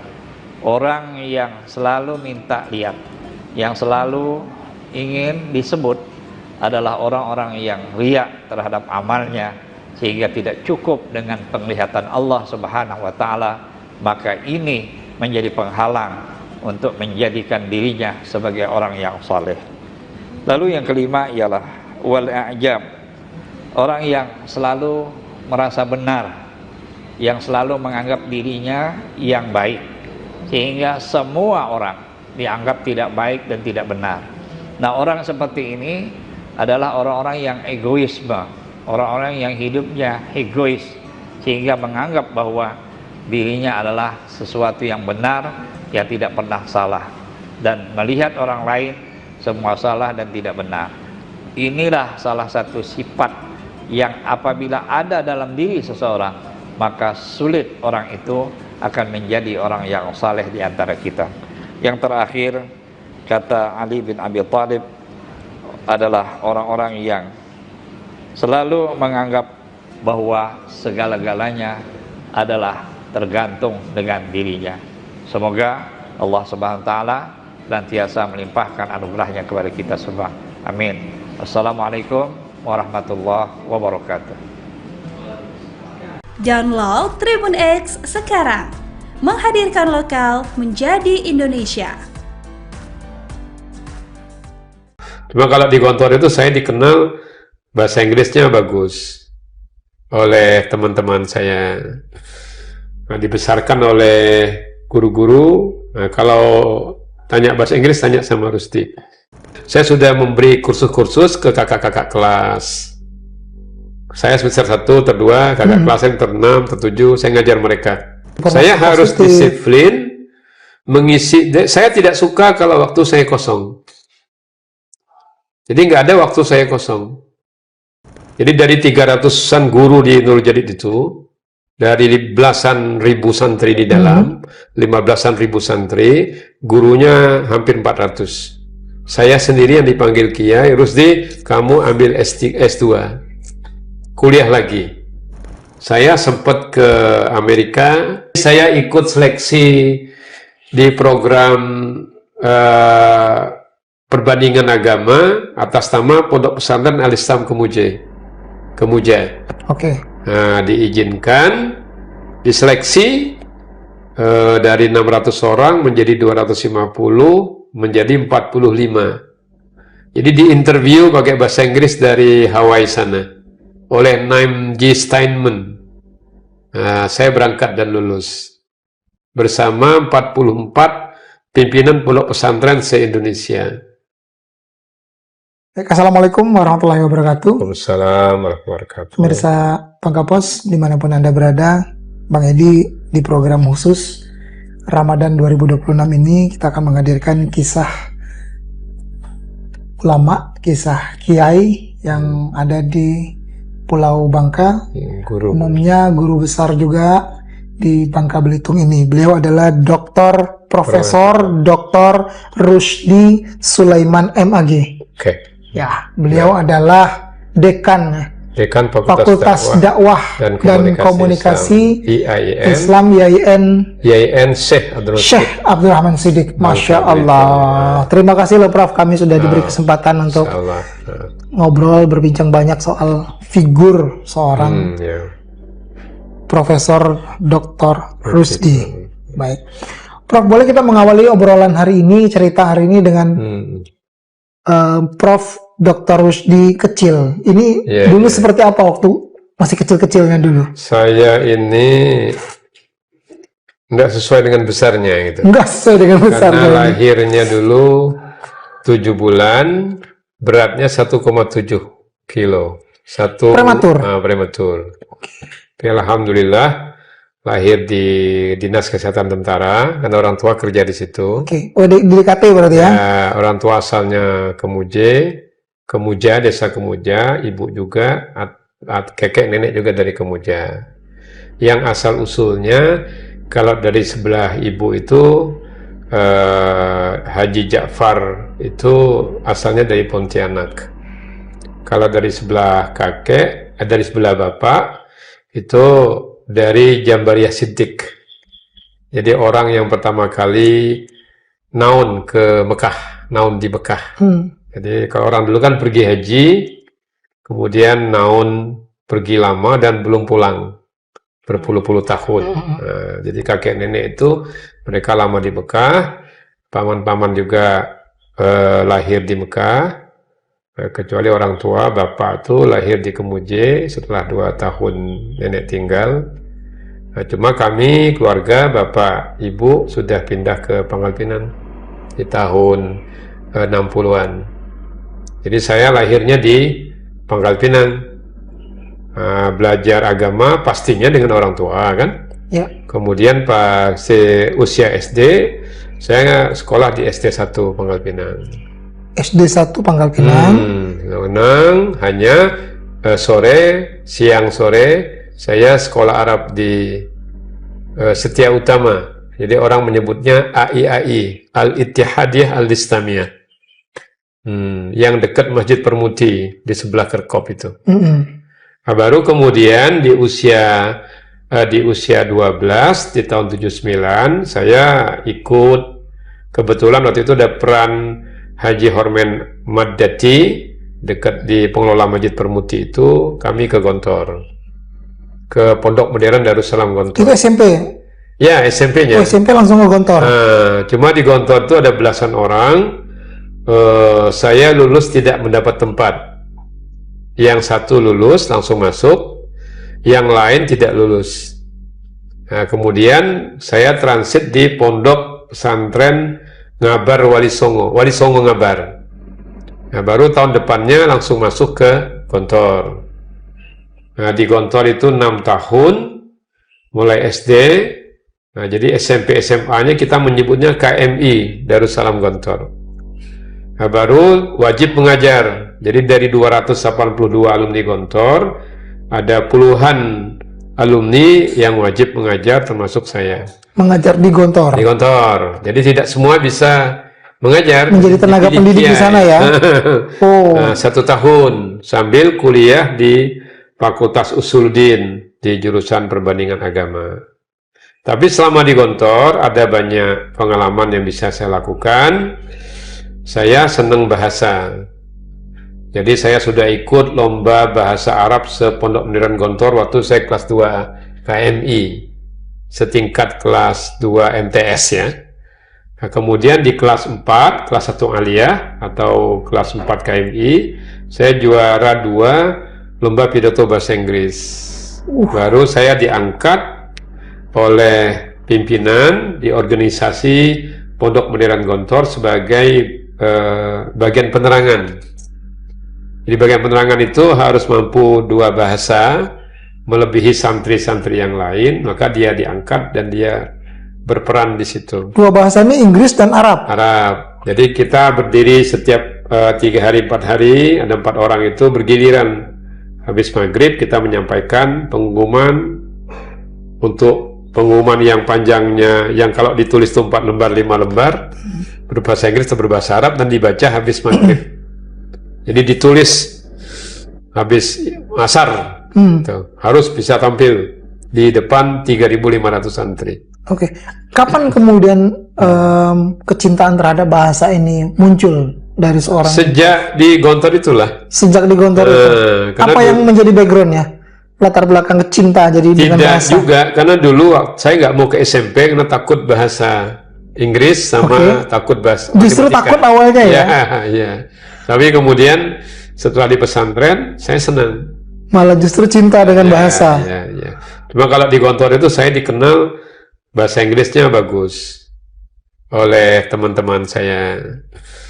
Nah, dibesarkan oleh guru-guru. Nah, kalau tanya bahasa Inggris, tanya sama Rusdi. Nah, begitu. Itu sudah dari sejak MTS? Ya, sejak KMI itu di ya? Gontor. Ya. Sudah mulai menyukai Kemudian bahasa. Dari Gontor, saya ingin ke pondok pesantren yang berbeda dengan Gontor. Nah, Gontor itu kan pondok modern Darussalam Gontor. Nah, saya cari beberapa pesantren di Jawa Timur. Bertemulah saya dengan pondok pesantren Nurul Jadid. Nurul Jadid. Ya, Nurul Jadid Paiton Probolinggo. Mulai tanggal 1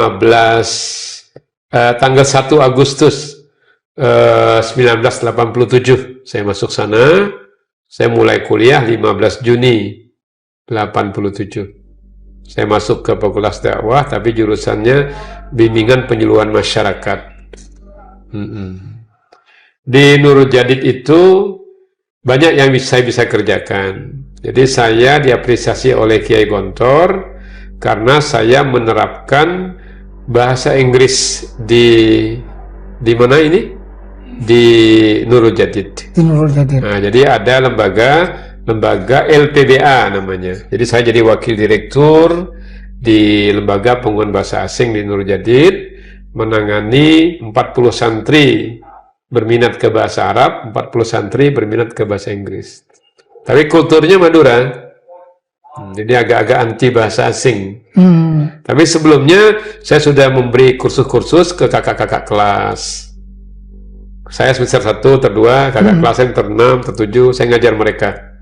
Nah, ya, di bahasa tadi itu. Itu luar biasa loh, Prof. Masih muda tapi justru mengajar yang lebih senior.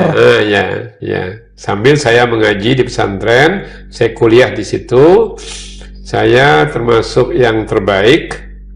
3 tahun 7 bulan saya selesai, langsung diangkat saya menjadi dosen. Jadi di sana, di Nurul Jadid. Jadi guru dan dosen. Jadi saya juga ngajar bahasa Jerman di sana. Tunggu, bahasa Jerman ini kapan lagi munculnya nih? Belajar di Gontor, otodidak, 1 tahun. Jadi 3 bahasa sekarang? Sudah menguasai 3 bahasa? Bahasa Kemuje, bahasa Madura, bahasa Jawa. Cuma kalau bahasa Madura saya bahasa halusnya saya bisa. Kalau Madura ya kasar, saking pundi tindak pundi kan begitu. Kalau bahasa Jawa, kalau bahasa Madura saya halus. Dan ini membuktikan bahwa memang Prof. Rusdi ini memang cinta dengan bahasa. Ya, saya senang berbahasa. Saya terobsesi dengan reporter televisi. Oke. Misalnya, kalau saya reporter sedang ada di Hawaii misalnya, sedang ada di Belanda, sedang ada di Palestina, saya terobsesi begitu. Terobsesi karena bahasanya? Bahasa. Dan bukan terobsesi mau menjadi reporternya juga? Ya, saya memang senang di situ. Kan saya di bagian penerangan tadi. Di komunikasi kan? Juga kan? Komunikasi. Maka saya cita-citanya masuknya ke HI, Hubungan Internasional. Kalau di UI itu kan ada bahasa Arab dan kawasan internasional kan. Nah, saya dulu senang ke situ. Cuma karena orang tua kita adik 8, kita paling tua, kata bapak, menek kuliah, bang, ya urus sendiri lah. Maka akhirnya ke pondok pesantren, jadi guru, ustadz, jadi biaya kuliah juga dari situ. Nah, benar-benar sudah langsung mandiri. S2, S3 saya beasiswa di UIN Jakarta. Jadi saya nggak mengeluarkan uang sepeser pun. Semua beasiswa? Ya, bahkan saya pernah ngelamar jadi interpreter di KTT non-blok ke-10 di Jakarta.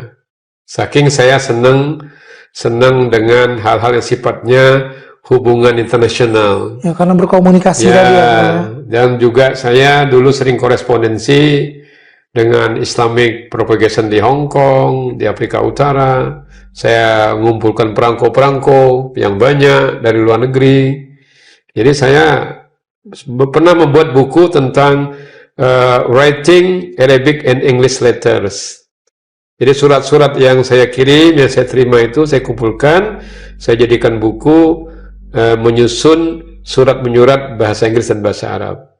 Ada surat. Itu ada bukunya, Bro? Ada ya, boleh nanti kita lihat, Bro, ya. Ada bukunya. Boleh. Dan menulis buku-buku ajar dulu di Nurul Jadid. Waktu saya mengajar bahasa Jerman, bahasa Inggris, mengajar bahasa Arab, saya ngajar sejarah.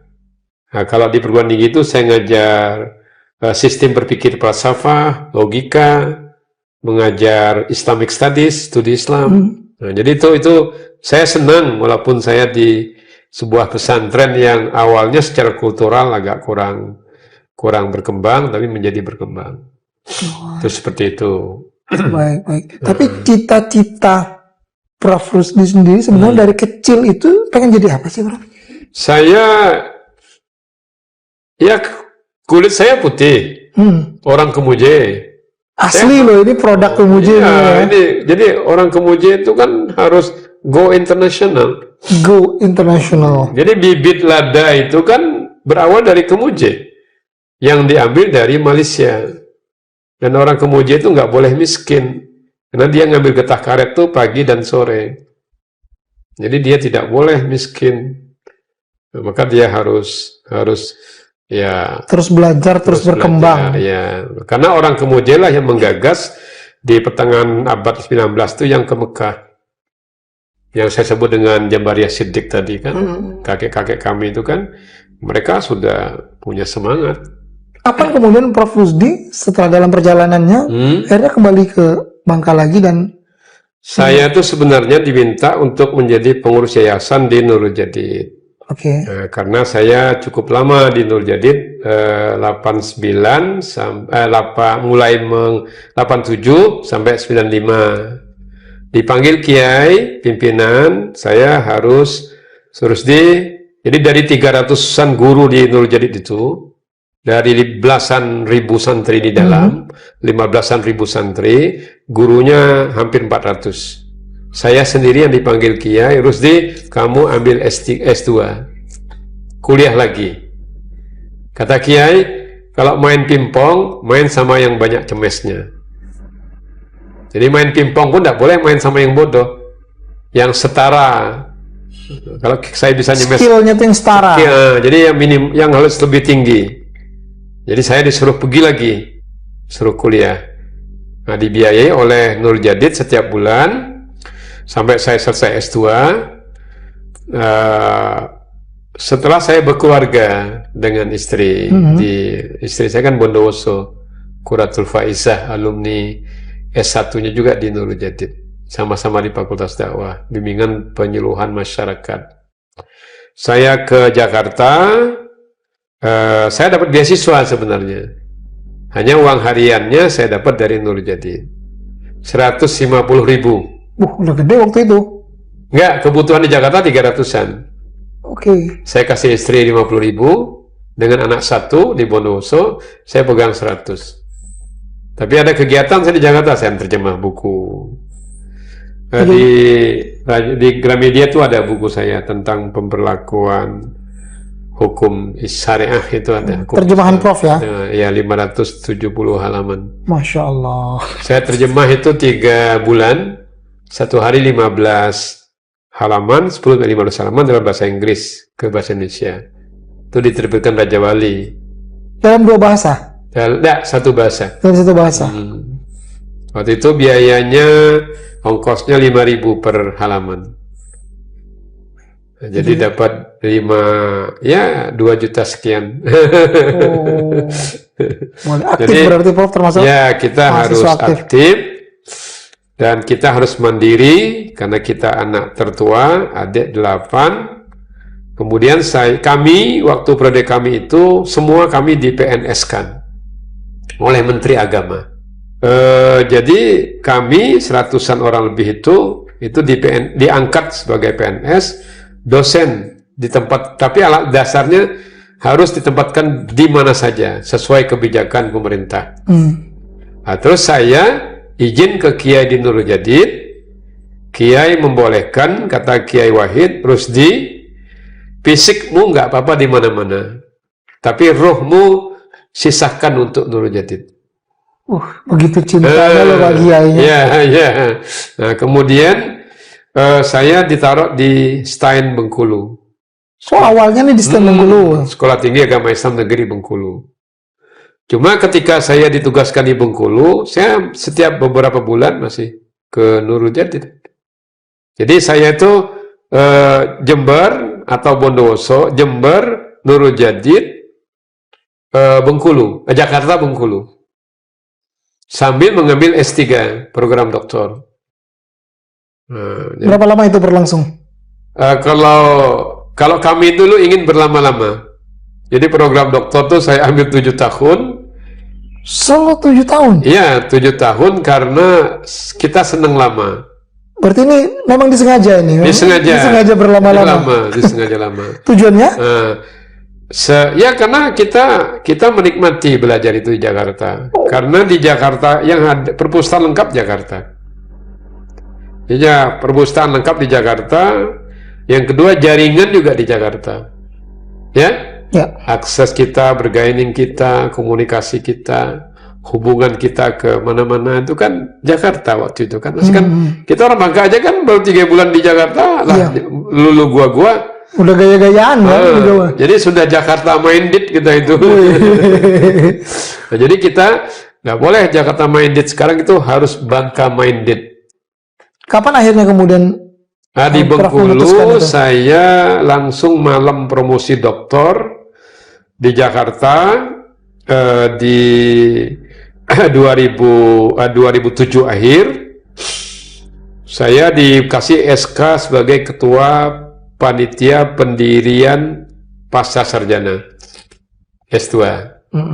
Jadi saya menetap di Bengkulu, baru menetap di Bengkulu, wajib, dan saya diberi rumah dinas di Bengkulu. Jadi hanya ada 2-3 doktor yang saya dapat rumah dinas. Termasuk saya waktu itu ya? Tinggal di dalam kampus, kampusnya 73 hektar. 30-an hektar untuk sawit, nah selebihnya untuk kampus. Nah, saya hanya tinggal di Bengkulu 2 tahun 8 bulan. Tapi sejak di Bengkulu, saya sempat ke Amerika selama 40 hari. Tadi karena saya studi juga nih? Bukan studi. Jadi saya ikut seleksi di program perbandingan agama atas nama Pondok Pesantren Al-Islam Kemuja. Oke. Nah, diizinkan, diseleksi dari 600 orang menjadi 250, menjadi 45. Jadi diinterview pakai bahasa Inggris dari Hawaii sana oleh Naim G. Steinman. Nah, saya berangkat dan lulus bersama 44 pimpinan pondok pesantren se-Indonesia. Tunggu, yang dari sini berarti Prof sendirian? Atau yang dari Bengkulu saya sendiri, dan dari Bangka adik saya Ali Ansori. Yang sekarang di BPMP. Alhamdulillah tidak lulus. Nah, jadi di sana kami ke Hawaii University di Hawaii selama 2 minggu, dan ke beberapa pusat-pusat agama lain juga. Masuk ke Buddhism Academic juga, ada sebuah university tapi milik Buddha, Buddhism Academic, ke sekolah Obama, kemudian terbang ke California dan tujuannya ke New York. Di New York itu visiting school selama 2 minggu. Ke pondok yang ke sekolah public school yang sangat terkenal, Scarsdale Public School. Nah, jadi diapresiasi luar biasa, itu menarik untuk, jadi sesuai dengan saya suka tadi kan, walaupun tidak punya uang, tapi saya bilang tidak punya uang tapi saya harus ke luar negeri. Dan itu bisa. Dan itu bisa. Bisa terwujud. Bisa terwujud. Benar. Lalu kapan kemudian Prof balik lagi ke sini? Saya setelah dari Bengkulu, alasan pesantren, alasan orang tua, saya ke sini 1 Januari 2011. 2011. Maret 2011 saya mulai nulis. Berarti ini dari Bengkulu langsung ke sini ya? Ya. Jadi tugas disetujui oleh Menteri Agama, saya pindah ke sini. Jadi Menteri Agama yang menyetujui, saya pindah ke ke stand di sini. Awal di sini? Awal di sini dosen biasa, tapi saya sudah mulai menulis di 15 Maret. Beberapa tulisan ke Bangka Pos. Hanya pernah di 2006 itu tulisan saya waktu saya pulang ke sini, tindak pidana korupsi dalam perspektif agama. Ada arsipnya, tulisan saya di Bangka Pos dulu. Mulai menulis tentang agama, misalnya menyingkap tabir radikalisme agama, misalnya politik perempuan, misalnya politik silaturahim. Beberapa tulisan saya, belasan itu saya kirim ke Bangka Pos, dimuat di Bangka Pos. Artinya Prof ini tetap konsisten untuk menulis, menyampaikan informasi-informasi. Saya harus disiplin mengisi. Saya tidak suka kalau waktu saya kosong. Jadi nggak ada waktu saya kosong. Saya harus apapun jadi, bentuknya harus terisi. Harus terisi. Maka saya sejak kecil dari Gontor di kelas 1 KMI hingga hari ini diary saya. Jadi saya dulu setiap tahun 1 buku agenda. Dan itu tercatat. Dan saya setiap minggu ada tulisan. Seperti itu. Oh iya. Maka tulisan terakhir itu, jadi 10-12 paragraf tulisan. Maka tulisan yang 2025 itu ada 30 tulisan, nanti jadi buku. Nah, jadi judulnya memperkuat peradaban menuju supremasi. Oke. Apa pesan yang ingin disampaikan dari kalau konsistensinya Prof dengan menulis? Ya, kita harus jadi khairun nas anfa'uhum linnas wa ahsanuhum khuluqa. Bermanfaat dan berakhlak. Jadi menyebarkan ilmu dan harus jaga diri kepribadian. Harus melalui tulisan? Tidak mesti. Kita membimbing sebagai dosen, kita tidak mempersulit mahasiswa. Nah, jadi di Bengkulu itu, di Jawa Timur dulu, setelah berkeluarga, sambil juga mengabdi di Nurul Jadid, saya punya lembaga namanya Madaniyah Center. Madaniyah Center. Ya, Center for Religious Studies and Community Development. Ya, punya beberapa divisi. Divisi yang paling utama adalah penerbitan dan publikasi ilmiah. Jadi kami menulis sudah belasan buku begini. Oke. Nah, ini kan salah satu buku yang kami tulis. Dan ini dibiayai oleh Polda. Termasuk ini juga ya, Prof? Ini buku juga ya? Ini tulisan saya, ini saya dapat royalti setiap tahun dari sini. Masya Allah. Ini tahun berapa ini kali ini? Tahun 2014, terbit lagi 2015 atas permintaan penerbit. Kemudian 100 halaman di Australia, 200 halaman saya nulis di Kampung Keramat. Datang Direktur Raja Wali ke sini, dia lihat bagus, dia terbitkan. Jadi saya setiap tahun dapat royalti 11% dari hasil penjualan. Apa yang kemudian menjadi latar belakang ataupun backgroundnya Prof Rusdi untuk bisa melakukan semua ini? Tentu prosesnya panjang ya. Jadi saya dulu punya prinsip, perintah orang tua, perintah kiai, itu semua saya kerjakan tanpa menolak. Sam'an wa ta'atan. Pernah malam hari habis isya itu dipanggil Kiai Wahid Zaini. Beliau lagi mengambil program doktoral di UNER, S3.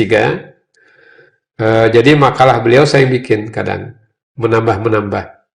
Malam hari saya suruh terjemah. Rusdi, ini ada 3 paket, 3 buku. Tolong terjemahkan 12 halaman. sampai menjelang subuh selesai. Kata Kiai nanti habis subuh jam 6 serahkan ke saya. Nah, jadi saya serahkan ke beliau untuk persiapan makalah beliau di Unair, Surabaya. Bagus ya Rusdi, insya Allah. Nah, kalau ada tamu-tamu asing dari Thailand misalnya ya, dari mana itu datang ke Nurul Jadid, kan sambutan Kiai pakai bahasa Inggris, welcoming word ya, saya bikin. Rusdi, habis subuh suruhnya, buat ini, berapa halaman Kiai? 2-3 halaman. Saya bikin 2,5 halaman berbahasa Inggris. Jadi Kiai saya membaca sambutan itu dari saya konsepnya. Nah dari situ sambil juga saya sudah terbiasa menulis buku ajar. Buku ajar bahasa Inggris, ini basic English structure, Deutsch Grammatik bahasa Jerman untuk anak-anak. Dari situlah kemudian kita latihan dan melakukan. Biasa saya menulis malam hari. Tapi untuk pertama kali sebenarnya Prof. Rusdi kemudian menemukan lebih ke jati diri. Saya ini kok senang sekali menulis, itu kapan tepatnya? Apakah dari kecil dulu memang sudah hobi menulis enggak. Saya malah kalau kecil tuh enggak belajar. Saya sering bolos itu kalau di SD. Kalau ini jangan ditiru berarti yang ini. Jadi kalau SD itu saya kalau ada penggalian makam di Kerkop itu ikut saya pasti di sana. Ikut gali makam. Nah, kecenderungan saya ke sejarah itu sudah tinggi. Jadi saya senang lihat hal-hal yang kuno-kuno itu. Jadi uniknya itu kalau Ibu Latifah itu kepala sekolah SD, cari Rusdi, pasti di Kerkop. Kalau ada penggalian makam Belanda. Dari Madania Center itu pindah juga ke Bangka. Saya juga menetap di sini. Saya sekarang ini posisinya sebagai selain dosen di sini, guru besar di sini, saya sebagai sekretaris Dewan Pembina Pondok Pesantren Al-Islam Kemuja, yang tertua di Bangka. Betul. Kemudian saya juga pengurus Badan Wakaf Pondok Modern Darul Abror, yang menangani pengembangan ke depan. Saya juga penasehat Dewan Pakar Dewan Masjid Indonesia Provinsi Bangka Belitung. Kemudian juga di pengurus Lembaga Adat Melayu Provinsi bersama Pak Elvian. Makanya dia tunjukkan di sini. Betul. Kemudian pengurus juga di FKUB Provinsi. Kemudian di MUI ini sekarang saya sebagai Ketua Bidang Fatwa dan Penelitian. Sertifikasi hal macam-macam itu semua di situ. Selain itu, baru aja diangkat kemarin di BP4 terkait dengan Badan Penasihat Perkawinan apa begitu oleh Kanwil Kemenak yang ditantang oleh Menteri Agama itu. Selain itu ya mengajar di S1, S2 di sini dan juga mengajar S3 di UNUJA, Universitas Nurul Jadid. Masih ya sampai sekarang? Masih. Masya Allah. Cuma dia 1 kali luring nanti, yang lainnya dia daring. Daring ya. Kemudian juga kadang menguji doktor, promosi, disertasi doktor sebagai co-promotor atau promotor di UIN Bengkulu. Karena ujiannya kan Zoom juga. Jadi ada asesor juga kan, reviewer beberapa artikel jurnal-jurnal internasional, jurnal-jurnal kayak Sinta 2 atau apa gitu. Nah gitu. Ya, fokusnya di akademik lah. Prof, tapi dari semua apa yang Prof sudah lakukan itu, bagaimana kemudian Prof melihat perkembangan era sekarang, era digitalisasi, era yang penuh dengan teknologi yang semakin pesat dengan kaitannya terhadap agama kita, terutama Islam, Prof. Melihatnya, Prof. Jadi begini, kita tidak anti modernitas ya. Kita boleh jemput modernitas, tapi akar kita harus kuat. Jadi kita harus punya sikap ortodoksi. Kita kita disebut konservatif, tapi kita harus ada punya nilai di situ. Kita punya nilai, kita nggak bisa dibeli. Artinya kita punya nilai, kita punya prinsip, kita punya ruh, punya jiwa, kita punya tradisi. Jadi kita menyebutnya al-muhafazah alal qadimis sholeh. Kita memelihara nilai-nilai lama yang sudah diwariskan oleh ulama-ulama besar. Nah, tapi kita juga wal akhzu bil jadidil aslah. Kita mengadopsi nilai-nilai baru yang baik. Jadi kalau nilai baru itu yang baik, nilai lama yang lebih baik dari nilai baru, kita ambil. Jadi nggak serta-merta kita bertahan dengan nilai lama, kita tidak melangkah ke depan. Dalam konteks peradaban, kita itu kan harus punya, pertama itu wujud ideal, ini harus kuat. Kalau ini tidak kuat, tidak bisa melahirkan buku dan gagasan besar kan? Ya. Yang kedua, wujud kelakuan bersumber ke sini. Etika, attitude, behavior, perilaku, semua itu bersumber dari sini. Kemudian saya pakai songkok ini kan wujud kelakuan. Ini di mana-mana nggak boleh lepas. Ke Amerika aja saya pakai songkok ini. Ke Australia 2012 waktu nulis buku ini sebagai dosen teladan. POSPI, program lecturers itu ke Australia, saya 40 harian, saya pakai ini. Sampai ditahan di bandara, saya berdebat. Nah itu artinya, itu harus dipertahankan. Kemudian jangan memberi kesan, kalau pakai Songwarstam itu kolot. Jangan dikira bahasa Jerman nggak bisa kan, misalnya kan ya? Betul. Atau bahasa Inggris nggak bisa kan begitu. Jadi saya mempertahankan itu sebagai nilai-nilai lama yang lebih bagus, aslah. Tapi saya juga menerima hal-hal yang baru yang baik. AI itu bagus. Cuma jangan langsung ke AI. Saya menulis buku ini nggak ada AI-nya. Nggak ada AI-nya menulis. Saya tulis, saya duduk aja, Nah, ketika harus dimodifikasi, dirapikan, kita minta bantu teknologi, kita bantu. Misalnya, Dan ini tulisan, tolong dimodifikasi paragraf-paragrafnya. Bukan isinya. Isinya dari sini. Isinya tetap kita. Ya. Prof, di momentum Ramadan 2026 ini, apa yang kemudian bisa disampaikan sebagai pesan untuk kita semua, Dok? Saya ada tulisan lagi saya buat itu tentang puasa dan keterusikan duniawi. Jadi saya ingin puasa ini tidak hanya normatif saja, tapi puasa itu lebih kepada menahan diri dari hal-hal yang tidak layak. Yang tidak layak ya.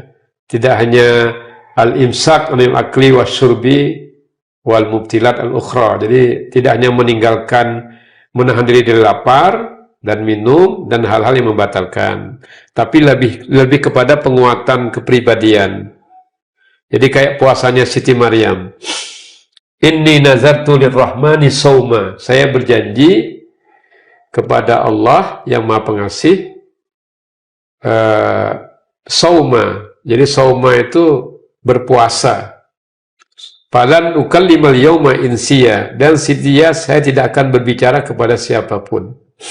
Jadi di tengah tuduhan kepada Siti Maryam yang melahirkan anak tanpa seorang ayah itu, ayahnya Isa alaihissalam, beliau diam dan tidak menjawab tuduhan itu. Jadi memperbanyak diam, tapi diamnya terstruktur. Jangan diam-diam budu. Ini pula diam budu. Kini diam budu, nah, kan gitu kan? Tapi diam itu terstruktur. Jadi diam asumtu hikmatun, diam itu bijaksana. Diam terstruktur itu penuh dengan renungan-renungan. Apakah kita membaca dengan teliti, cermat, apakah kita menulis konseptual. Jadi melahirkan produk-produk yang bisa dirasakan. Jadi kalau kita menulisnya dengan hati, masuk. Ceramah juga begitu. Kalau dengan hati, pasti masuk. Masuk. Tapi Prof. Rusdi bukan profesor ataupun bukan dokter yang anti dengan digitalisasi, bukan ya? Tidak ya? Anti dengan? Digitalisasi enggak ya? Oh enggak. Itu justru mempercepat. Oke. Nah, mempercepat sebagai media, cuma sumbernya tetap harus dari kita, dari hati kita ya. Dari kita, karena prosesnya panjang itu. Terakhir Prof, boleh kita memberikan Prof memberikan pesan, memberikan semangat, motivasi, apalagi di Ramadan 2026 ini kepada kita semua lah. Ya, menyikapi modernitas, kita tidak boleh terlalu konservatif. Kita harus mengikuti modernitas itu. Apalagi dalam bentuk teknologi modern dan ilmu pengetahuan.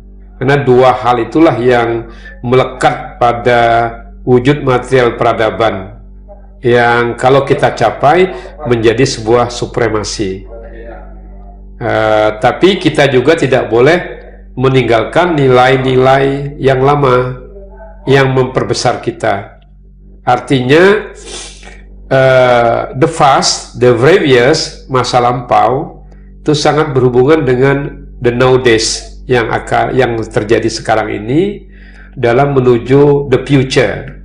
Jadi harus ada sinergitas antara yang lampau, sekarang, dan yang akan datang. Tiga hal itulah yang memperkuat manusia sehingga memiliki jati diri, punya kepribadian, punya integritas, sambil mengisi waktu sepadat-padatnya. Innal faragha wal jidata mafsadatun ayya mafsadatin. Sesungguhnya kekosongan itu dan kekayaan itu rusak dalam bentuk segala kerusakan yang akan mengusik kita di dalam menyikapi kehidupan kita. Jadi kita harus bermanfaat, memberlangsungkan diri kita. Jadi memperkuat kepribadian kita, bermanfaat untuk keberlangsungan kehidupan manusia di berikutnya. Nah, seperti yang saya katakan tadi, khairun nas anfa'uhum linnas, manusia yang baik itu yang bermanfaat bagi manusia yang lain, wa ahsanuhum khuluqa, dan orang yang paling baik akhlaknya. Demikian, mudah-mudahan kita bisa meningkatkan peradaban dan kebudayaan, dan yang terpenting kita harus berkualitas dan dibutuhkan orang lain. Hargailah orang ketika kita ingin dihargai. Sederhana bukan berarti miskin. Demikian. Baik, terima kasih Prof untuk waktunya. Terima kasih pemirsa, nanti kita jumpa lagi, dan Assalamualaikum warahmatullahi wabarakatuh. Download Tribun X sekarang, menghadirkan lokal menjadi Indonesia.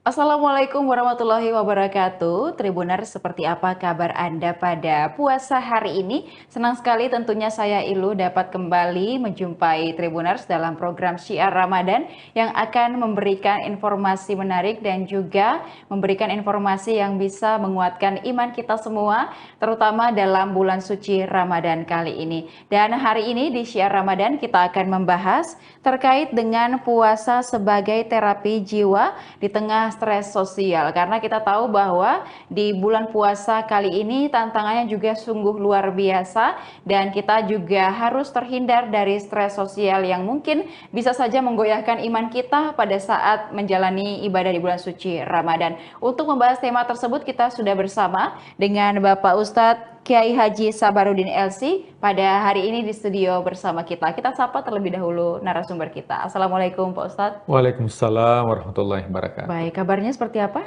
Alhamdulillah, semangat dari hari ke hari, harus tetap semangat. Baik, dan juga Pak Ustadz, ini kita membahas stres sosial begitu Pak Ustadz ya. Mungkin seperti apa tips ataupun juga cara yang harus kita lakukan agar puasa ini kita tetap bisa menjalankan ibadah dan terhindar dari yang namanya stres. Silahkan. Bismillahirrahmanirrahim. Hamdan wa syukranillah, salatan wa salaman ala rasulillah, amma ba'd. Ya, tentunya saya membuka dengan sebuah hadis dari Rasulullah SAW. Beliau bersabda, sumu tasihhu, berpuasalah supaya sehat.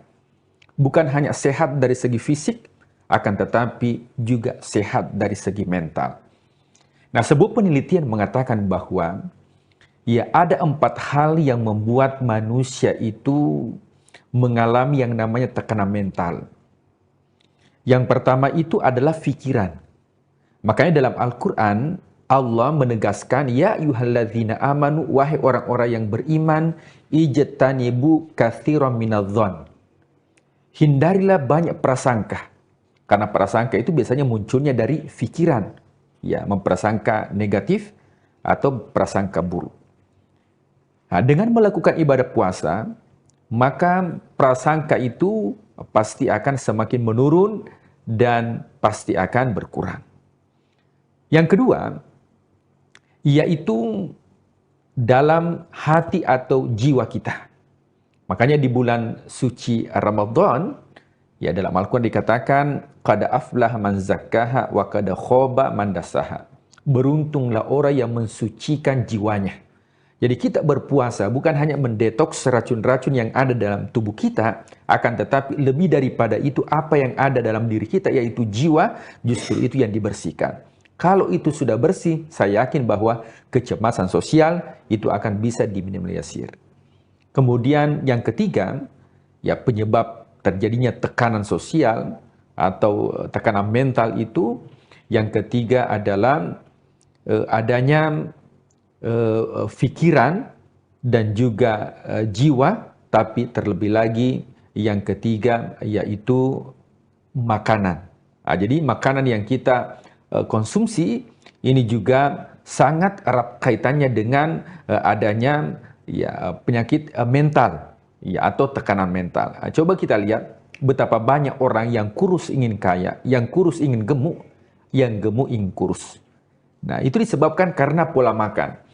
Nah, bahkan ada sebuah penelitian, ternyata 2 hewan, yang satunya diberikan makan terus, yang satunya itu kadang-kadang diberikan makan. Nah, ternyata yang sering diberikan asupan makanan tiap hari, itu lebih cepat meninggal dibandingkan yang ditahan makannya dan minumnya. Itu sebabnya dalam syariat Islam, kenapa ketika ya Idul Kurban atau Idul Adha itu, pada tanggal 10 Zulhijjah kita lebaran, kemudian 11, 12, 13 itu namanya Ayyamut Tasyrik atau hari-hari tasyrik yang haram hukumnya untuk berpuasa. Jadi kalau dihitung selama 4 hari kita makan, ini seakan-akan ada filosofi yang mengatakan bahwa setiap masuk hari keempat itu dianjurkan untuk mendetoks racun yang ada dalam diri kita. Nah, coba kita lihat kalau kita menghitung puasa Senin dan Kamis, rata-rata itu masuk hari keempat, kita dianjurkan lagi untuk berpuasa, meskipun itu puasa sunnah. Ya, hari Senin dianjurkan berpuasa, Selasa, Rabu, Kamis dianjurkan lagi untuk berpuasa sunnah. Masuk hari Jumat, Sabtu, Minggu, Senin kembali dianjurkan. Nah, tujuannya untuk apa? Bahwa ketika seseorang bisa melakukan ibadah puasa secara rutin, maka insya Allah bisa mendetoks dirinya dan juga tentunya sangat erat kaitannya dengan mental. Dan yang terakhir, kata peneliti mengatakan bahwa ya tekanan mental itu terkadang didapatkan dengan gaya hidup. Nah, jadi kalau rumusnya ilmu fisika itu semakin banyak gaya, itu beririsan dengan tekanan. Jadi semakin banyak gaya, pasti semakin tertekan. Dan ini keempatnya ini bisa tentunya diminimalisir ketika masuk bulan suci Ramadan. Nah, dengan cara seperti apa? Jadi yang pertama, bahwa ya di bulan suci Ramadan ini itu bukan hanya mendetoks ya anggota badan kita, tapi mulai dari penglihatan kita. Jadi bukan mata, tapi penglihatan kita. Tentunya kita tidak melihat kecuali yang baik-baik. Pendengaran kita tentunya kita tidak mendengar kecuali yang baik-baik. Nah, dengan melihat ya yang baik-baik, mendengar yang baik-baik, karena kita ketahui bersama bahwa lantunan ayat suci Al-Quran, kemudian taklim, bahkan ya di stasiun, di platform media sosial pun itu luar biasa. Ya, kajian-kajian di bulan suci Ramadan itu tujuannya untuk apa? Ya, tujuannya adalah untuk menekan stres yang mungkin dialami banyak orang dengan ekonomi mungkin dan sebagainya. Nah, dengan memfungsikan pendengaran kita, kemudian penglihatan kita, di samping itu tanda bagi orang yang beriman, itu juga cara bulan suci Ramadan untuk mengurangi dan menghilangkan stres yang mungkin dialami masyarakat secara umum. Nah, kemudian yang kedua adalah bahagia. Nah, tips yang kedua adalah bahagia. Nah, jadi di bulan suci Ramadan itu kata Rasulullah SAW, farhatani, ada dua kebahagiaan yang didapatkan oleh umatku. Farhatani, dua kebahagiaan. Yang mana itu ya Rasulullah? Farhatun, ya kebahagiaan yang pertama itu indah ketika berbuka puasa. Jadi luar biasa, bahagia ketika kita berbuka. Mungkin dalam keseharian ketika kita sering ngopi di warkop, itu mungkin biasa. Tapi ketika kita berpuasa, kemudian kita berbuka meskipun itu seteguk air atau secangkir teh, tapi itu rasa bahagia itu luar biasa. Ketika kebahagiaan itu muncul, maka kecemasan itu akan tertekan. Dan itu yang diharapkan adanya bulan suci Ramadan. Nah, kemudian yang ketiga, tentunya terkait dengan manajemen emosi. Ya, manajemen emosi, makanya Rasulullah SAW mengatakan, jikalau dalam suci Ramadan ada orang yang bertengkar, ya, ada orang yang mengajak untuk bertengkar, ya, mengajak untuk bersilat lidah, maka katakanlah inni shaim, saya berpuasa. Jadi puasa itu bukan hanya menahan haus dan dahaga, akan tetapi juga menahan diri kita. Bagaimana bisa mengendalikan emosi. Ya. Di antara tanda orang yang bertakwa adalah orang yang mampu menahan amarah. Makanya ada seorang sahabat melapor kepada Rasulullah SAW, ya Rasulullah, nasihatilah aku. Rasulullah tahu kalau orang ini ada masalah di mental. Sehingga Rasulullah mengatakan, la taghdab, la taghdab, la taghdab, jangan marah, jangan marah, jangan marah, walakal jannah, engkau akan mendapatkan kebahagiaan. Nah, kemudian yang selanjutnya adalah spiritual. Nah, spiritualitas sekarang itu luar biasa. Ya, bahkan menurut penelitian mengatakan ini mungkin sudah 5.0, masuk lagi 6.0, ujungnya itu ada spiritualitas. Makanya jangan heran kalau ya banyak sekarang ya rumah-rumah tahfiz yang dibuka, bahkan ada komunitas keagamaan, komunitas, bahkan ya para public figure pun sekarang itu sudah masuk ya hijrah fest dan sebagainya. Nah, itu bagian dari apa? Bahwa ujungnya manusia dengan adanya tekanan sosial, stres dan sebagainya, itu ujung-ujungnya itu adalah kembali kepada Tuhan, kembali kepada Allah dengan yang dinamakan dengan spiritualitas, dan itu bisa didapatkan di bulan suci Ramadan. Nah, kemudian yang terakhir munculnya rasa empati.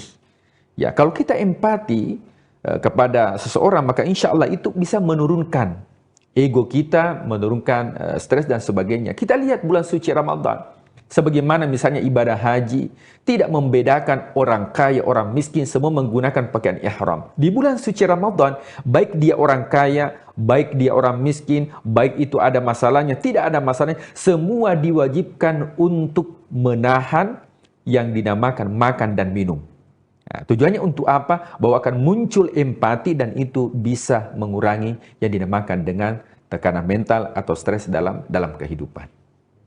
Ya, baik, dan juga kita melihat bahwa stres dalam kehidupan ini memang sebenarnya banyak faktor pengaruhnya ya Pak Ustadz ya, apalagi sekarang zaman media sosial begitu, kita berusaha mungkin menahan emosi, tapi ketika membuka media sosial ada saja berita ataupun juga konten yang bikin kita kembali emosi, dan ini juga yang perlu kita untuk tahan, kita untuk jaga, sebenarnya bukan hanya pada saat bulan puasa ya, kalau bisa seterusnya.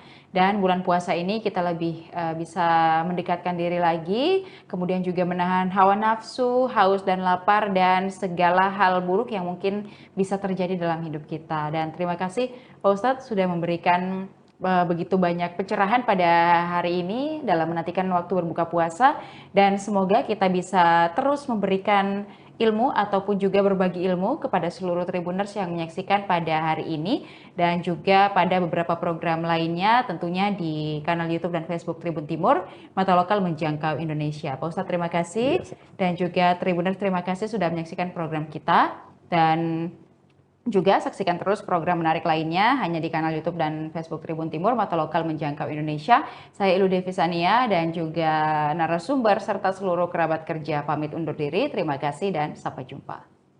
Wassalamualaikum warahmatullahi wabarakatuh. Waalaikumsalam warahmatullahi wabarakatuh.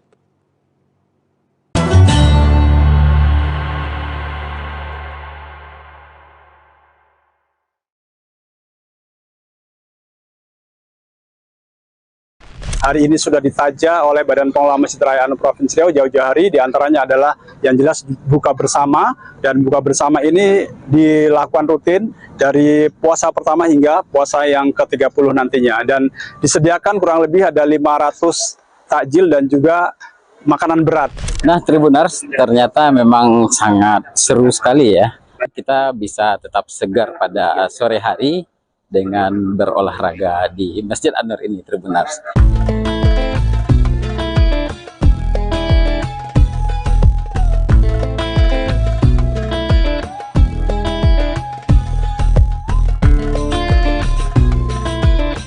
Assalamualaikum warahmatullahi wabarakatuh. Selamat sore Tribuners semua dimanapun Anda berada. Kembali lagi bersama saya reporter tribunkanbar.com Maliki Tananma.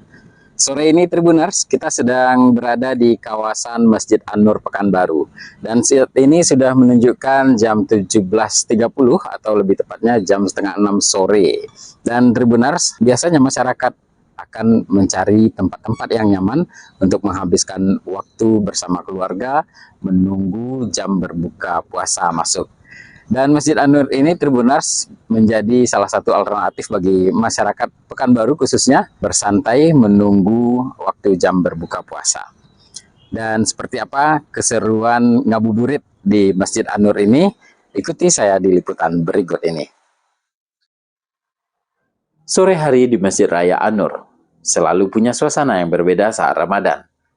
Halaman masjid yang luas mulai dipadati warga yang datang untuk ngabuburit menunggu waktu berbuka puasa. Cahaya matahari yang perlahan meredup menghadirkan nuansa yang hangat di antara kemegahan bangunan masjid yang menjadi salah satu ikon kota Pekanbaru. Di pelataran depan, para pengunjung tampak bersantai bersama keluarga. Banyak yang memanfaatkan momen ini untuk bersuah foto dengan latar kubah Masjid An-Nur yang terlihat semakin indah saat senja. Bangunan masjid dan kubah masjid yang ada di belakang saya ini Tribuners seringkali juga digunakan oleh masyarakat untuk mengabadikan momen ya, untuk berfoto-foto biasanya dan menghabiskan waktu di sini bersama keluarga. Dan bisa Tribuners lihat ya keindahannya kubah masjid di An-Nur ini. Di bagian keramiknya juga tampak seperti air ya. Jadi seolah-olah pantulan kubah itu ada di permukaan air.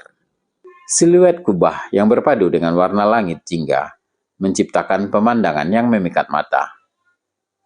Matahari yang tenggelam tepat di sisi kubah menghadirkan panorama yang menenangkan. Beberapa pengunjung mengabadikan momen tersebut dengan kamera ponsel mereka. Suasana sore yang sejuk membuat siapapun akan betah berlama-lama di halaman masjid. Tidak hanya kubahnya, payung elektrik yang terinspirasi dari Masjid Nabawi juga menjadi daya tarik tersendiri. Seperti yang Tribuners lihat di bagian belakang saya ini terdapat payung elektrik ya, yang cukup unik dan kesannya seperti payung elektrik di kawasan Masjid Nabawi. Dan memang payung elektrik ini sempat viral beberapa waktu lalu karena persoalan hukum ya. Tapi terlepas dari itu semua, payung ini bagi masyarakat tetap cukup menarik. Dan masyarakat tetap menjadikannya untuk mengabadikan momen saat ngabuburit di lokasi ini. Keindahan menambah kesan megah sekaligus nyaman bagi para pengunjung yang datang. Dan Tribuners tentunya penasaran apa saja kegiatan-kegiatan masyarakat yang ada di Masjid An-Nur menunggu waktu berbuka puasa. Nah, bisa kita lihat Tribuners di belakang saya ini masyarakat tampak menggunakan lokasi ini sebagai tempat berolahraga ya. Hamparan halaman Masjid An-Nur yang luas juga dimanfaatkan warga untuk berolahraga ringan. Aktivitas ini menjadi pilihan positif untuk mengisi waktu menjelang berbuka puasa. Nah, Tribuners, melihat keseruan warga yang berjalan kaki dan jogging pada sore hari ini, saya juga tertarik ingin ikut bergabung dan ikuti saya untuk berkeliling kawasan Masjid An-Nur ini sambil lari-lari kecil atau berjalan kaki.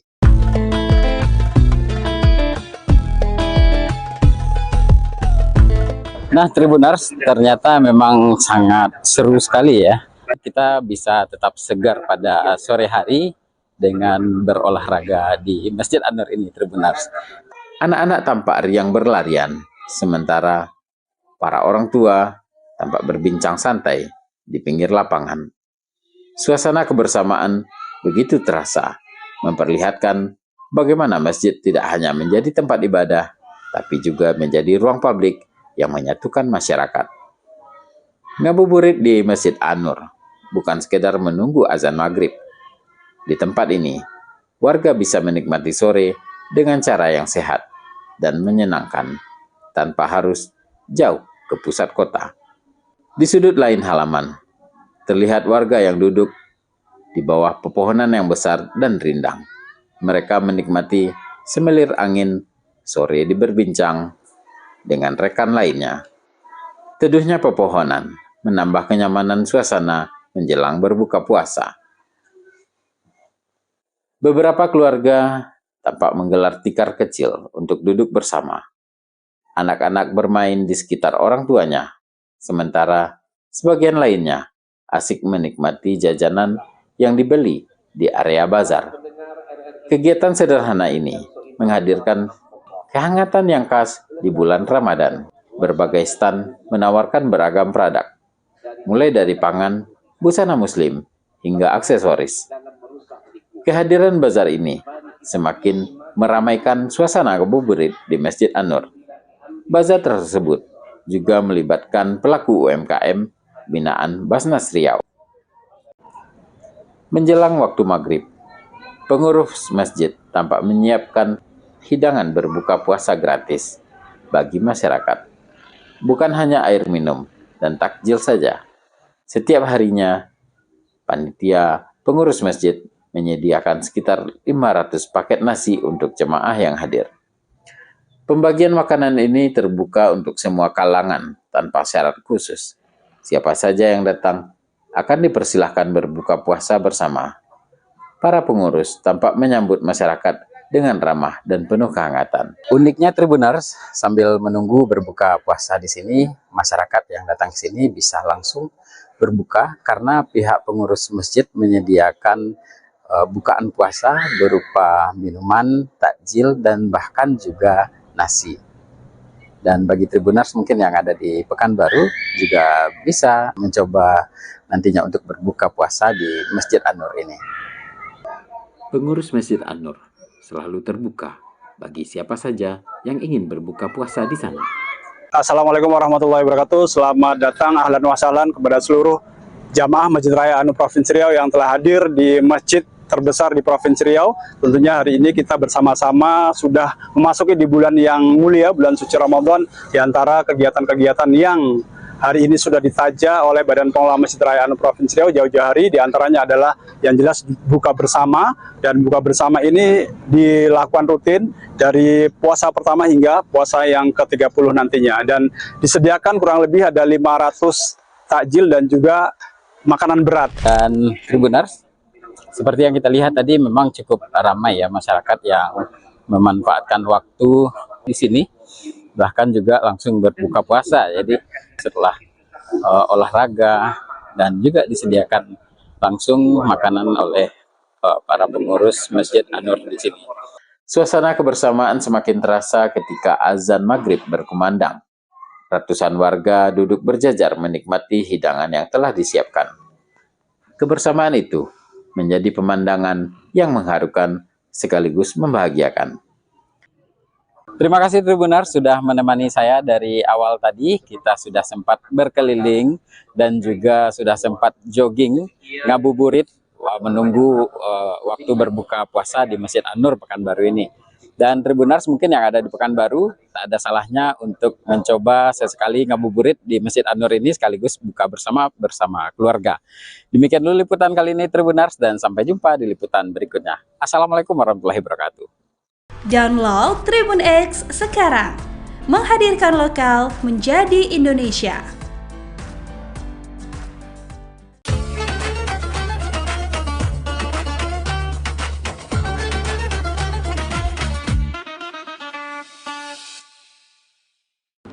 Assalamualaikum warahmatullahi wabarakatuh. Bismillahirrahmanirrahim. Alhamdulillahi wahdah, wassalatu wassalamu ala rasulillah Muhammad ibni Abdillah wa ala alihi wa ashabihi wa mawalah.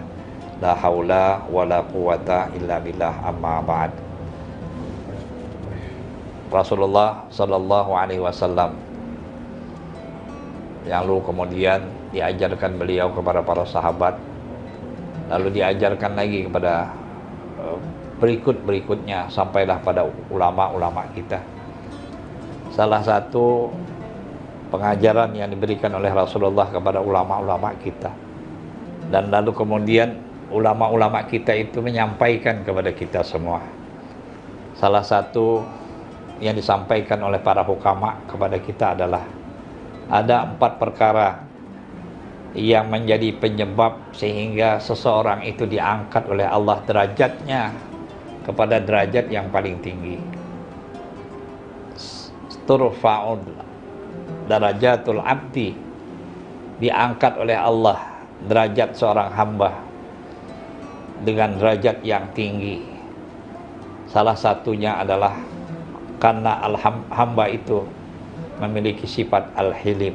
Hilim artinya orang yang bijak, orang yang penyantun.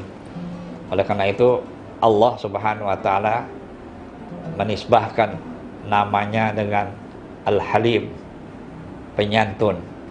Kalau kita sebagai hambanya maka disebut Abdul Halim. Nah, kaum muslimin rahimakumullah, orang-orang yang penyantun, orang-orang yang bijak adalah orang-orang yang patut kita segani, orang-orang yang harus kita jadikan patronase dalam kehidupan. Kita malu melihat orang-orang yang penyantun. Maka Nabi mengingatkan kepada kita, nanti akan datang satu zaman la yastahyi minal halim. Dia tidak punya rasa malu, rasa hukewuh terhadap orang yang memiliki sifat penyantun, orang-orang yang bijak. Maka apabila ada orang yang memiliki sifat penyantun, orang-orang yang bijak, maka itulah tanda sifat bahwa orang itu akan diangkat oleh Allah ke derajat yang paling tinggi. Nah, lalu yang kedua adalah sifat tawadu', orang-orang yang rendah hati, orang-orang yang selalu tidak menyombongkan dirinya, baik dengan pangkat dan jabatan, harta, ya, ataupun ilmu pengetahuan yang dia miliki. Tetapi semakin dia banyak dianugerahkan oleh Allah, lalu dia semakin rendah hati dalam hidupnya. Maka orang yang memiliki sifat tawadu ini adalah orang yang menjadi penyebab Allah angkatkan derajatnya di derajat yang paling tinggi di antara hamba-hambanya. Kaum muslimin, para pemirsa rahimakumullah. Lalu yang ketiga adalah as-sakha. As-sakha ini adalah orang-orang yang dermawan, orang-orang yang pemurah. Rasulullah sering mengingatkan kepada kita bahwa orang-orang yang dermawan adalah orang-orang yang dekat dengan Allah, orang-orang yang dekat dengan manusia, orang-orang yang dekat dengan surga, jauh dari api neraka, jauh dari api neraka dan didekatkan kepada surga. Orang-orang yang pemurah adalah orang-orang yang selalu memiliki rasa kesetiakawanan sosial yang tinggi, berbela hati, memiliki sense of responsibility, rasa tanggung jawab atas nikmat yang Allah kasih, lalu kemudian dia bisa memanfaatkan harta kekayaannya bagi banyak masyarakat. Lalu yang terakhir, wa husnul khuluq, orang yang akhlaknya baik, baik tutur kata, tindakan, perilaku dan sebagainya menunjukkan kebaikan-kebaikan. Maka orang-orang yang memiliki 4 sifat inilah yang menjadi sebab Allah angkat derajatnya pada derajat yang lebih tinggi, baik kehidupannya di atas dunia maupun kehidupannya di akhirat kelak. Setiap kita menginginkan kebaikan, dan semua orang punya cita-cita ingin menjadi baik. Tapi dalam perjalanan, apa yang diinginkan ternyata tidak berbanding lurus. Salah satu seperti apa yang diuntaikan oleh para hukama kita, laula khamsu khisalin lasaran nas kulluhum salihidah. Kalaulah bukan karena 5 persoalan, maka orang-orang itu akan menjadi orang-orang yang baik semua. Yang pertama adalah al-qana'ah bil jahli, orang yang merasa puas dengan kebodohan sehingga dia tidak mau menuntut ilmu pengetahuan. Apa yang dia dapatkan selama ini menjadi sesuatu yang sudah memuaskan dirinya, sehingga dia hidup dalam kebodohan, tidak mau untuk menambah wawasan, menuntut ilmu dan sebagainya, sehingga merasa cukup dengan apa yang dia miliki. Inilah yang menyebabkan seseorang itu kemudian tidak menjadi baik. Lalu yang kedua, wal hirsu 'ala dunia, orang yang terlalu serakah hidupnya di atas dunia, sehingga dia lupa bahwa dunia ini adalah tempatnya bercocok tanam, tempatnya untuk mencari bekal bagi kehidupan mereka nanti di akhirat. Oleh karena itu, apabila sifat ini dimiliki oleh seseorang, maka sulit orang itu akan menjadi orang yang baik. Kaum muslimin rahimakumullah. Yang ketiga, was-suhbil fadli, orang yang kikir terhadap anugerah karunia yang diberikan oleh Allah kepada mereka. Kenikmatan berupa harta yang telah Allah limpahkan kepada dirinya, lalu tidak menjadikan dia menjadi orang yang pemurah, padahal itu adalah kesempatan baginya untuk menjadikan dirinya sebagai hamba yang baik, hamba yang saleh di hadapan Allah Subhanahu wa ta'ala. Kaum muslimin rahimakumullah.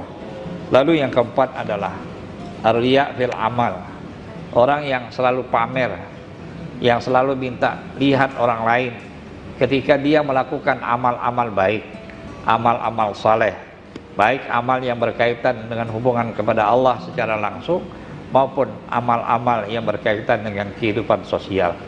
Orang yang selalu minta lihat, yang selalu ingin disebut, adalah orang-orang yang riya terhadap amalnya, sehingga tidak cukup dengan penglihatan Allah Subhanahu wa ta'ala. Maka ini menjadi penghalang untuk menjadikan dirinya sebagai orang yang saleh. Lalu yang kelima ialah wal a'jab, orang yang selalu merasa benar, yang selalu menganggap dirinya yang baik, sehingga semua orang dianggap tidak baik dan tidak benar. Nah, orang seperti ini adalah orang-orang yang egoisme, orang-orang yang hidupnya egois, sehingga menganggap bahwa dirinya adalah sesuatu yang benar, yang tidak pernah salah, dan melihat orang lain semua salah dan tidak benar. Inilah salah satu sifat yang apabila ada dalam diri seseorang, maka sulit orang itu akan menjadi orang yang saleh di antara kita. Yang terakhir, kata Ali bin Abi Thalib, adalah orang-orang yang selalu menganggap bahwa segala-galanya adalah tergantung dengan dirinya. Semoga Allah Subhanahu wa taala senantiasa melimpahkan anugerahnya kepada kita semua. Amin. Assalamualaikum warahmatullahi wabarakatuh. Download Tribun X sekarang. Menghadirkan lokal menjadi Indonesia. Cuma kalau di Gontor itu saya dikenal bahasa Inggrisnya bagus oleh teman-teman saya. Nah, dibesarkan oleh guru-guru. Nah, kalau tanya bahasa Inggris, tanya sama Rusdi. Saya sudah memberi kursus-kursus ke kakak-kakak kelas. Saya semester 1, ter-2, kakak kelas yang ter-6, ter-7, saya ngajar mereka. Saya harus disiplin mengisi. Saya tidak suka kalau waktu saya kosong. Jadi nggak ada waktu saya kosong. Jadi dari 300-an guru di Nurul Jadid itu, dari belasan ribu santri di dalam, 15-an ribu santri, gurunya hampir 400. Saya sendiri yang dipanggil Kiai, Rusdi, kamu ambil S2, kuliah lagi. Saya sempat ke Amerika, saya ikut seleksi di program perbandingan agama atas nama Pondok Pesantren Al-Islam Kemuja.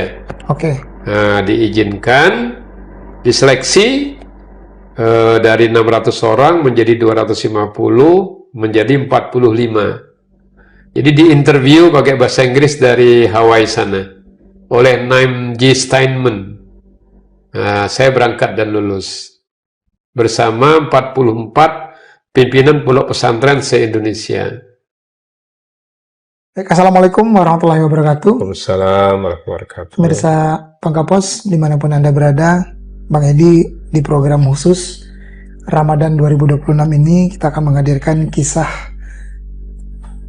ulama, kisah kiai yang ada di Pulau Bangka. Umumnya guru besar juga di Bangka Belitung ini. Beliau adalah Dr. Profesor Dr.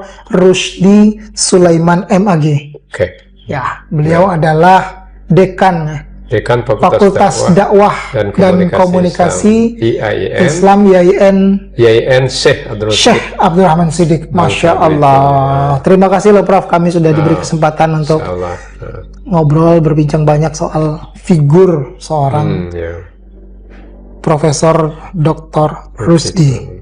Baik, Prof, boleh kita mengawali obrolan hari ini, cerita hari ini dengan Prof. Dr. Rusdi kecil. Ini dulu seperti apa waktu masih kecil-kecilnya dulu? Saya ini nggak sesuai dengan besarnya gitu. Nggak sesuai dengan besarnya. Karena lahirnya dulu 7 bulan, beratnya 1,7 kilo. Prematur? Prematur. Tapi alhamdulillah lahir di Dinas Kesehatan Tentara, karena orang tua kerja di situ. Oke, di DKT berarti ya? Orang tua asalnya Kemuja, desa Kemuja, ibu juga, kakek nenek juga dari Kemuja. Yang asal usulnya, kalau dari sebelah ibu itu, Haji Ja'far itu asalnya dari Pontianak.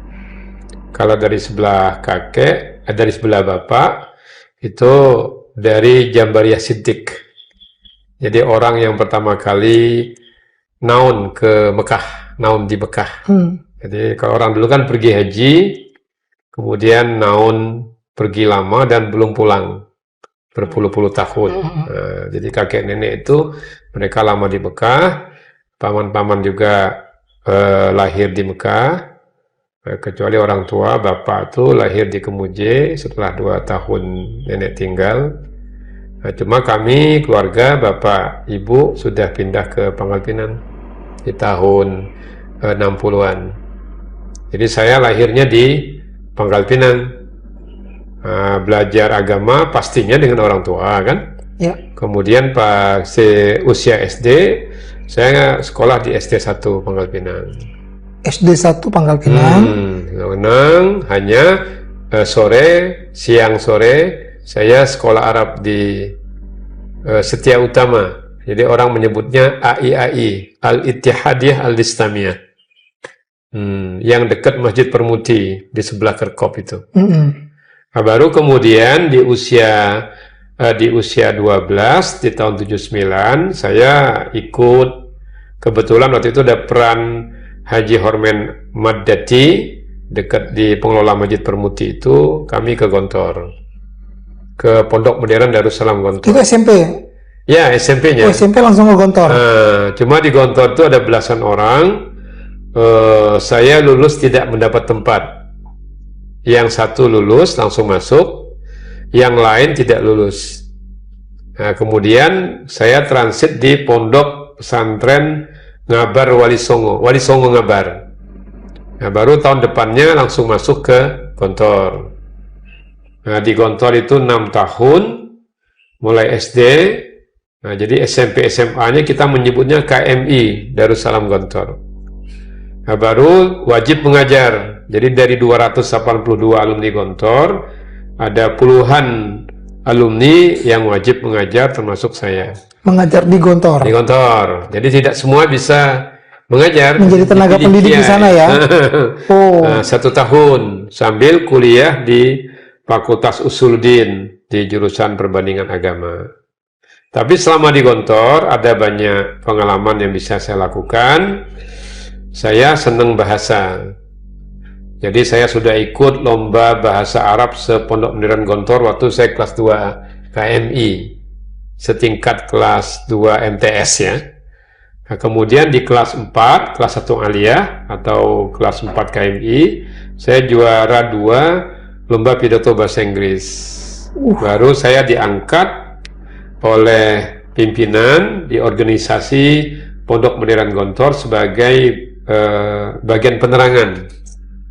Jadi bagian penerangan itu harus mampu 2 bahasa, melebihi santri-santri yang lain, maka dia diangkat dan dia berperan di situ. 2 bahasanya Inggris dan Arab? Arab. Jadi kita berdiri setiap 3 hari 4 hari, ada 4 orang itu bergiliran. Habis maghrib kita menyampaikan pengumuman. Untuk pengumuman yang panjangnya, yang kalau ditulis itu 4 lembar, 5 lembar, berbahasa Inggris atau berbahasa Arab, dan dibaca habis maghrib. Jadi ditulis habis asar, harus bisa tampil di depan 3.500 santri. Oke. Kapan kemudian kecintaan terhadap bahasa ini muncul dari seorang? Sejak di Gontor itulah. Sejak di Gontor itu.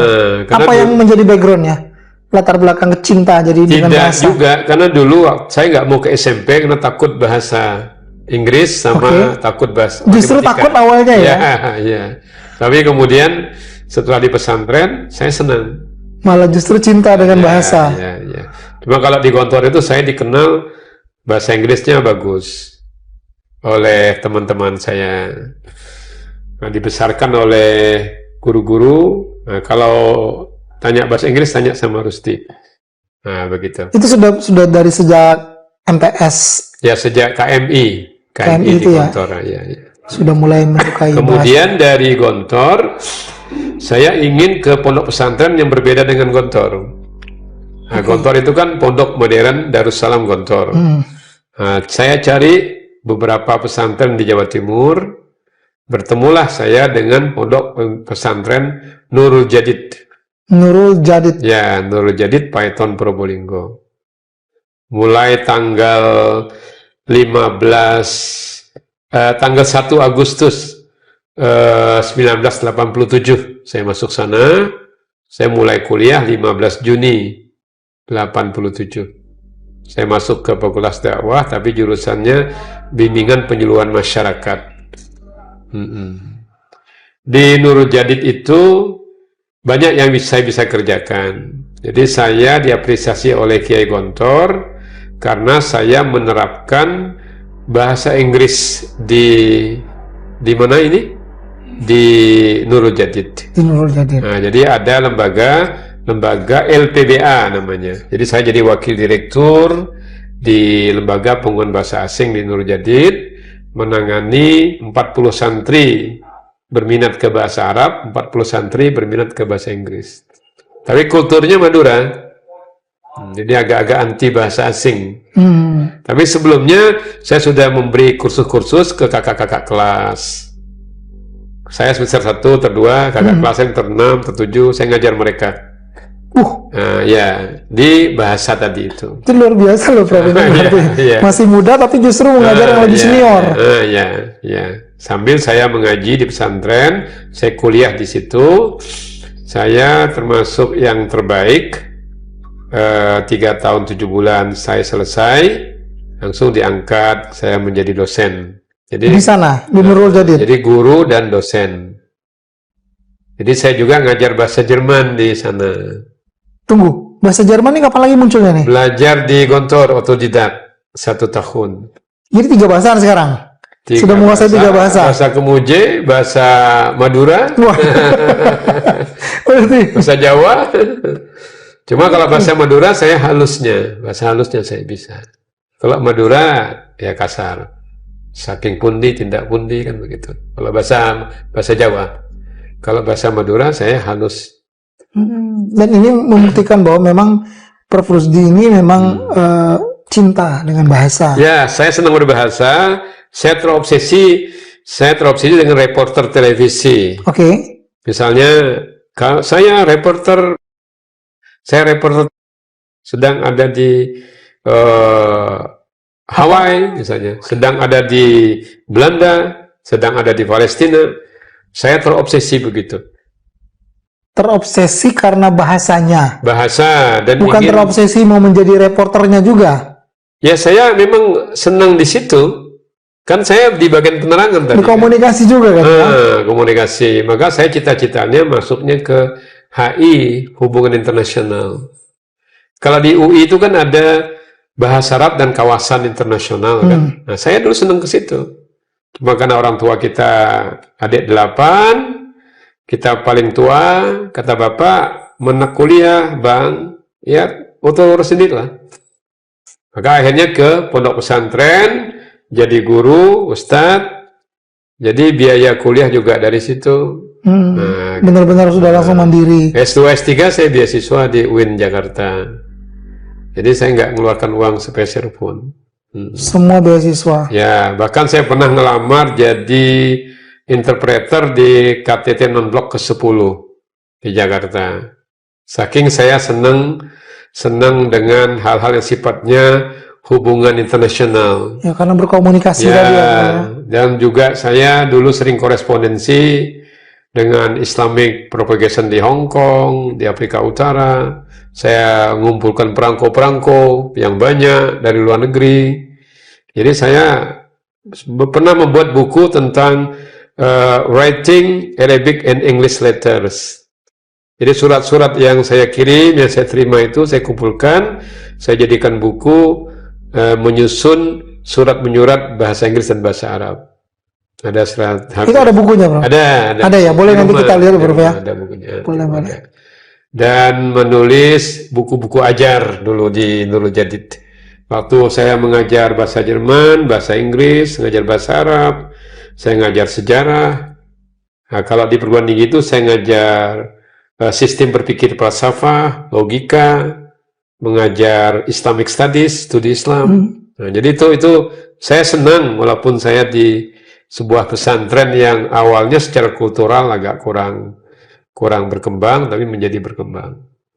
Terus seperti itu. Baik. Tapi cita-cita Prof. Rusdi sendiri sebenarnya dari kecil itu pengen jadi apa sih, Prof? Saya, ya kulit saya putih. Orang Kemuje. Asli loh, ini produk Kemuje. Ya, jadi orang Kemuje itu kan harus go international. Go international. Jadi bibit lada itu kan berawal dari Kemuje, yang diambil dari Malaysia. Dan orang Kemuje itu nggak boleh miskin, karena dia ngambil getah karet tuh pagi dan sore. Jadi dia tidak boleh miskin.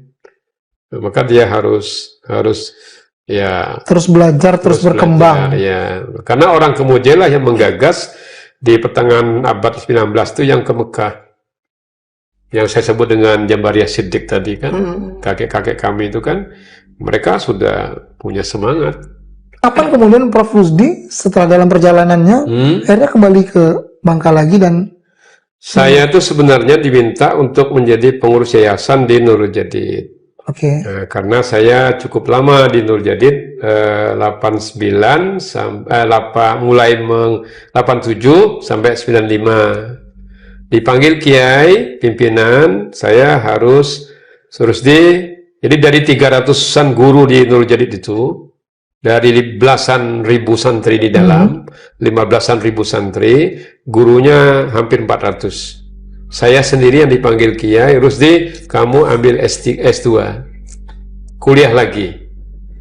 Kata Kiai, kalau main pingpong, main sama yang banyak cemesnya. Jadi main pingpong pun tidak boleh main sama yang bodoh, yang setara. Kalau saya bisa nyemes, skillnya tuh yang setara. Jadi yang harus lebih tinggi. Jadi saya disuruh pergi lagi, suruh kuliah. Nah, dibiayai oleh Nurul Jadid setiap bulan. Sampai saya selesai S2, setelah saya berkeluarga dengan istri, istri saya kan Bondowoso, Quratul Faizah, alumni S1-nya juga di Nurul Jadid, sama-sama di Fakultas Dakwah, bimbingan penyuluhan masyarakat. Saya ke Jakarta, saya dapat beasiswa sebenarnya, hanya uang hariannya saya dapat dari Nurul Jadid, 150.000. Udah gede waktu itu. Enggak, kebutuhan di Jakarta 300-an. Oke. Saya kasih istri 50.000, dengan anak satu di Bondowoso, saya pegang 100. Tapi ada kegiatan saya di Jakarta, saya terjemah buku. Di Gramedia itu ada buku saya tentang pemberlakuan hukum syariah, itu ada. Terjemahan Prof ya? Ya, 570 halaman. Masya Allah. Saya terjemah itu 3 bulan. Satu hari 15 halaman, 10-15 halaman dalam bahasa Inggris ke bahasa Indonesia. Itu diterbitkan Raja Wali. Dalam 2 bahasa? Tidak, 1 bahasa. Dalam 1 bahasa. Waktu itu biayanya, ongkosnya 5.000 per halaman. Nah, jadi dapat 2 juta sekian. Mulai aktif jadi, berarti Prof termasuk? Ya, kita harus aktif. Dan kita harus mandiri, karena kita anak tertua, adik 8. Kemudian waktu periode kami itu, semua kami di PNS-kan oleh Menteri Agama. Jadi kami 100-an orang lebih itu diangkat sebagai PNS, dosen di tempat, tapi alat dasarnya harus ditempatkan di mana saja, sesuai kebijakan pemerintah. Nah, terus saya izin ke Kiai di Nurul Jadid, Kiai membolehkan, kata Kiai Wahid, Rusdi, fisikmu nggak apa-apa di mana-mana, tapi rohmu sisahkan untuk Nurul Jadid. Begitu cintanya lo Pak Kiainya. Ya. Nah, kemudian saya ditaruh di Stein Bengkulu. Awalnya nih di Stein Bengkulu. Sekolah Tinggi Agama Islam Negeri Bengkulu. Cuma ketika saya ditugaskan di Bengkulu, saya setiap beberapa bulan masih ke Nurul Jadid. Jadi saya itu Jember atau Bondowoso, Jember, Nurul Jadid, Bengkulu, Jakarta, Bengkulu. Sambil mengambil S3, program doktor. Berapa lama itu berlangsung? Kalau kami dulu ingin berlama-lama. Jadi program doktor itu saya ambil 7 tahun. Solo 7 tahun? Iya, 7 tahun karena kita seneng lama. Berarti ini memang disengaja ini? Disengaja berlama-lama? Disengaja lama. Tujuannya? Ya karena kita menikmati belajar itu di Jakarta. Karena di Jakarta yang ada perpustakaan lengkap Jakarta. Ya, perpustakaan lengkap di Jakarta. Yang kedua, jaringan juga di Jakarta. Ya? Akses kita, bergaining kita, komunikasi kita, hubungan kita ke mana-mana itu kan Jakarta waktu itu kan. Masih kan kita orang Bangka aja kan baru 3 bulan di Jakarta lah, lulu gua udah gaya-gayaan kan. Jadi sudah Jakarta minded kita itu. Nah, jadi kita nggak boleh Jakarta minded, sekarang itu harus Bangka minded. Kapan akhirnya kemudian di Bengkulu saya langsung malam promosi doktor di Jakarta. di 2007 akhir, saya dikasih SK sebagai ketua panitia pendirian pasca sarjana S2. Jadi saya menetap di Bengkulu, baru menetap di Bengkulu, wajib, dan saya diberi rumah dinas di Bengkulu. Jadi hanya ada 2-3 dokter yang saya dapat rumah dinas. Termasuk saya Prof. Rusdi ya waktu itu ya? tinggal di dalam kampus. Kampusnya 73 hektar. 30-an hektar untuk sawit, selebihnya untuk kampus. Saya hanya tinggal di Bengkulu 2 tahun 8 bulan. Tapi sejak di Bengkulu, saya sempat ke Amerika selama 40 hari. Tadi karena saya studi suka, juga nih? Bukan studi. Jadi saya ikut seleksi di program perbandingan agama atas nama Pondok Pesantren Al-Islam Kemuja. Oke. Nah, diizinkan, diseleksi dari 600 orang menjadi 250, menjadi 45. Jadi diinterview pakai bahasa Inggris dari Hawaii sana oleh Naim G. Steinman. Saya berangkat dan lulus bersama 44 pimpinan pondok pesantren se-Indonesia. Tunggu, yang dari sini berarti Prof sendirian? Atau yang dari 45 Bengkulu orang? saya sendiri, dan dari Bangka adik saya Ali Ansori. Oh. Yang sekarang di BPMP. Alhamdulillah tidak lulus. Nah, jadi di sana kami ke Hawaii University di Hawaii selama 2 minggu, dan ke beberapa pusat-pusat agama lain juga, termasuk ke Buddhism Academic juga, ada sebuah university tapi milik Buddha, Buddhism Academic, ke sekolah Obama, kemudian terbang ke California, dan tujuannya ke New York. Di New York itu visiting school selama 2 minggu.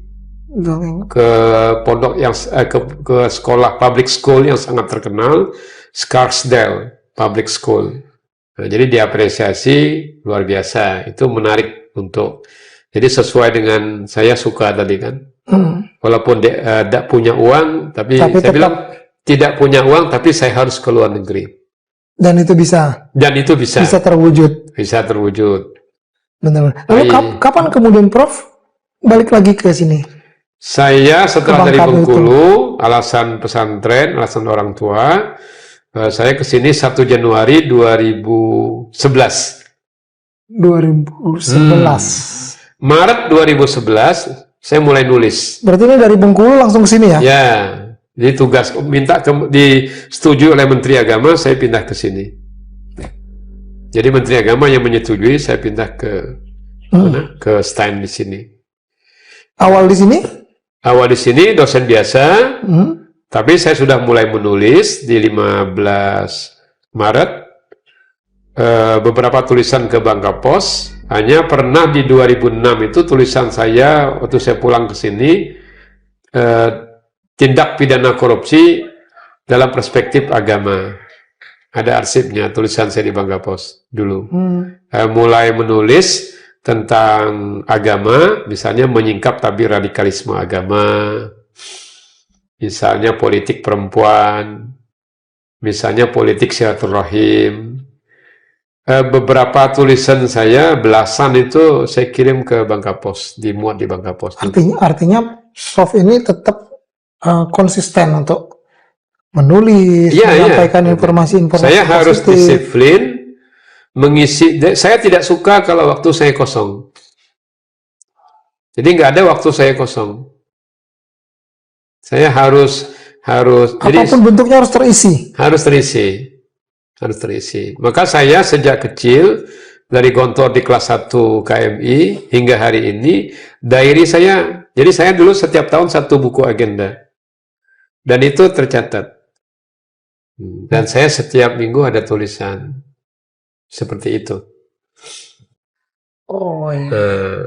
Maka tulisan terakhir itu, jadi ya 10-12 paragraf tulisan.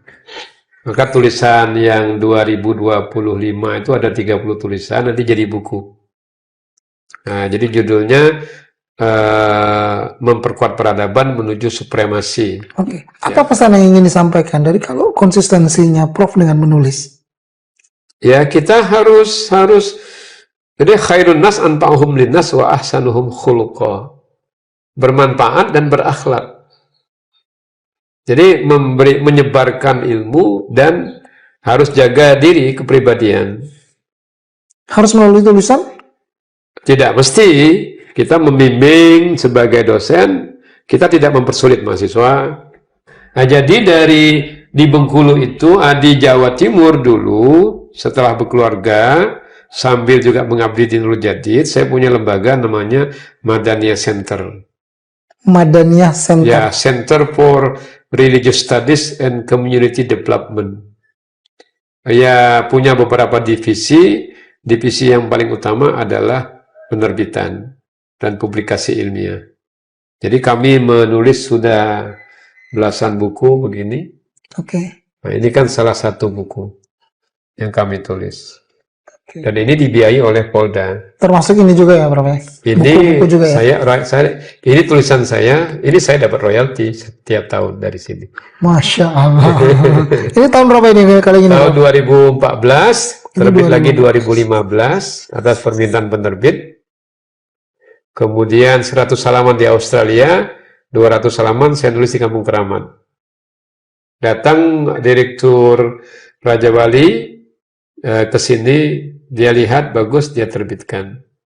Jadi saya setiap tahun dapat royalti 11% dari hasil penjualan. Apa yang kemudian menjadi latar belakang ataupun backgroundnya Prof Rusdi untuk bisa melakukan semua ini? Tentu prosesnya panjang ya. Jadi saya dulu punya prinsip, perintah orang tua, perintah kiai, itu semua saya kerjakan tanpa menolak. Sam'an wa ta'atan.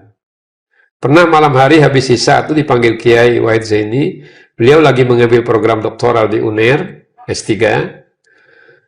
Jadi makalah beliau saya bikin kadang, menambah-menambah. Malam hari saya suruh terjemah. Rusdi, ini ada 3 paket, 3 buku, tolong terjemahkan 12 halaman, sampai menjelang subuh selesai. Kata Kiai nanti habis subuh jam 6 serahkan ke saya.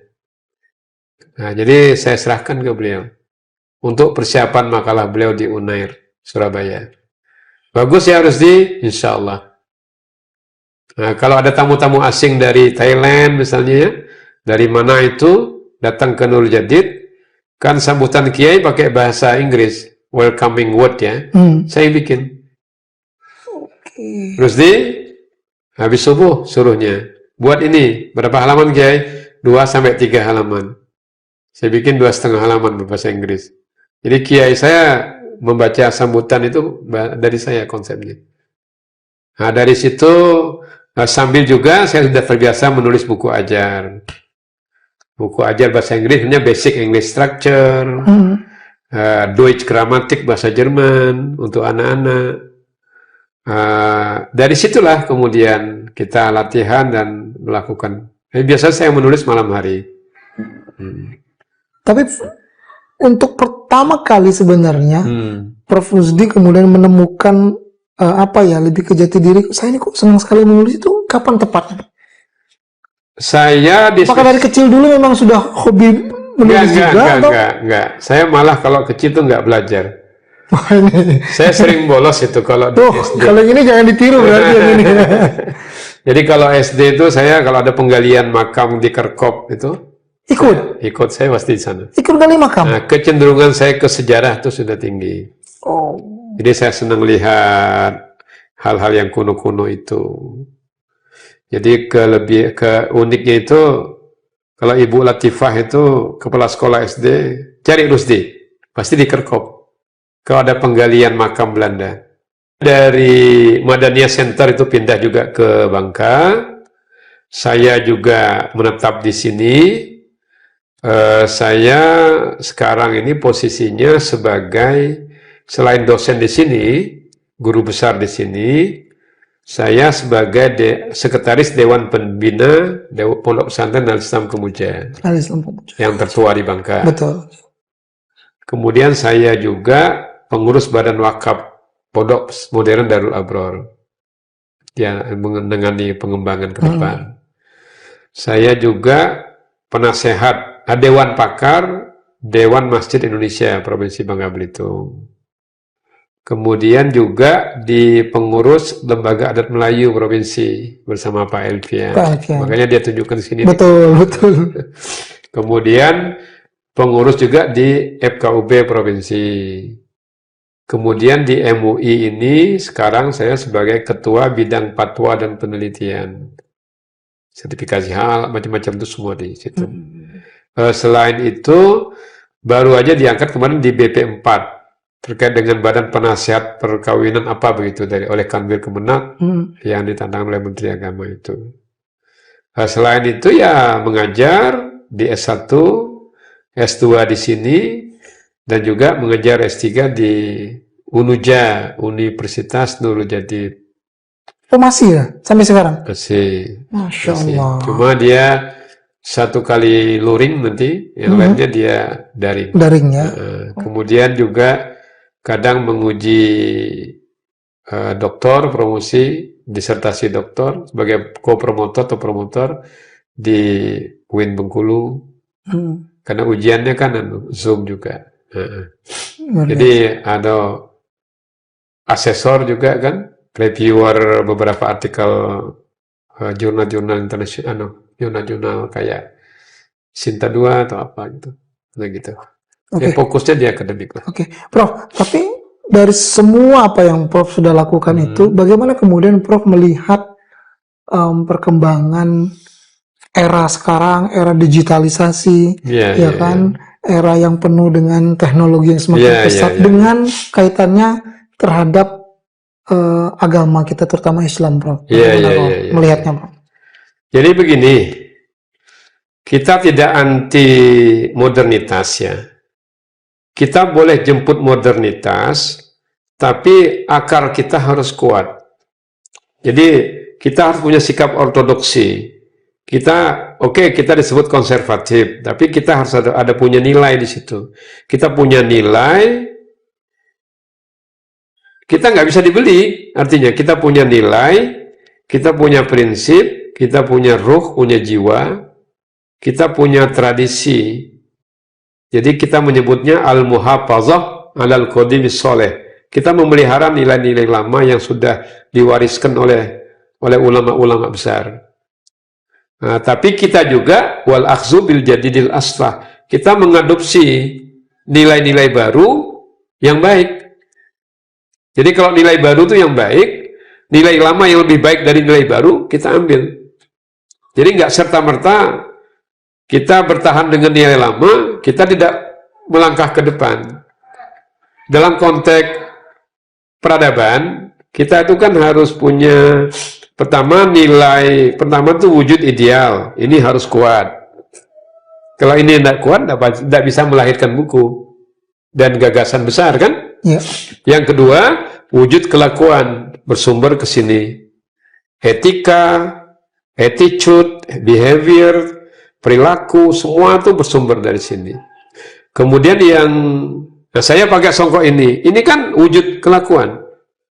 Ini di mana-mana nggak boleh lepas. Ke Amerika aja saya pakai songkok ini. Ke Australia 2012 waktu nulis buku ini sebagai dosen teladan POSPI, program lecturers itu ke Australia. Saya 40 harian. Saya pakai ini. Sampai ditahan di bandara, saya berdebat. Nah, itu artinya itu harus dipertahankan. Kemudian jangan memberi kesan, kalau pakai songwarsam itu kolot. Jangan dikira bahasa Jerman nggak bisa, kan bisa kan ya? Betul. Atau bahasa Inggris nggak bisa, kan begitu. Jadi saya mempertahankan itu sebagai nilai-nilai lama yang lebih bagus, aslah. Tapi saya juga menerima hal-hal yang baru yang baik. AI itu bagus.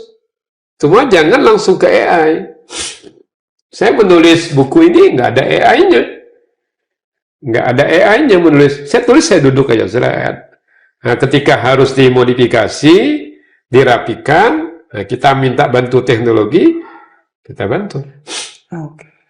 Misalnya, dan ini tulisan, tolong dimodifikasi paragraf-paragrafnya.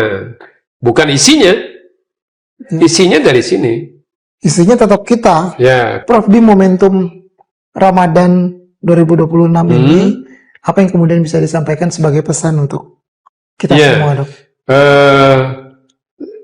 Saya ada tulisan lagi saya buat itu tentang puasa dan keterusikan duniawi. Jadi saya ingin puasa ini tidak hanya normatif saja, tapi puasa itu lebih kepada menahan diri dari hal-hal yang tidak layak.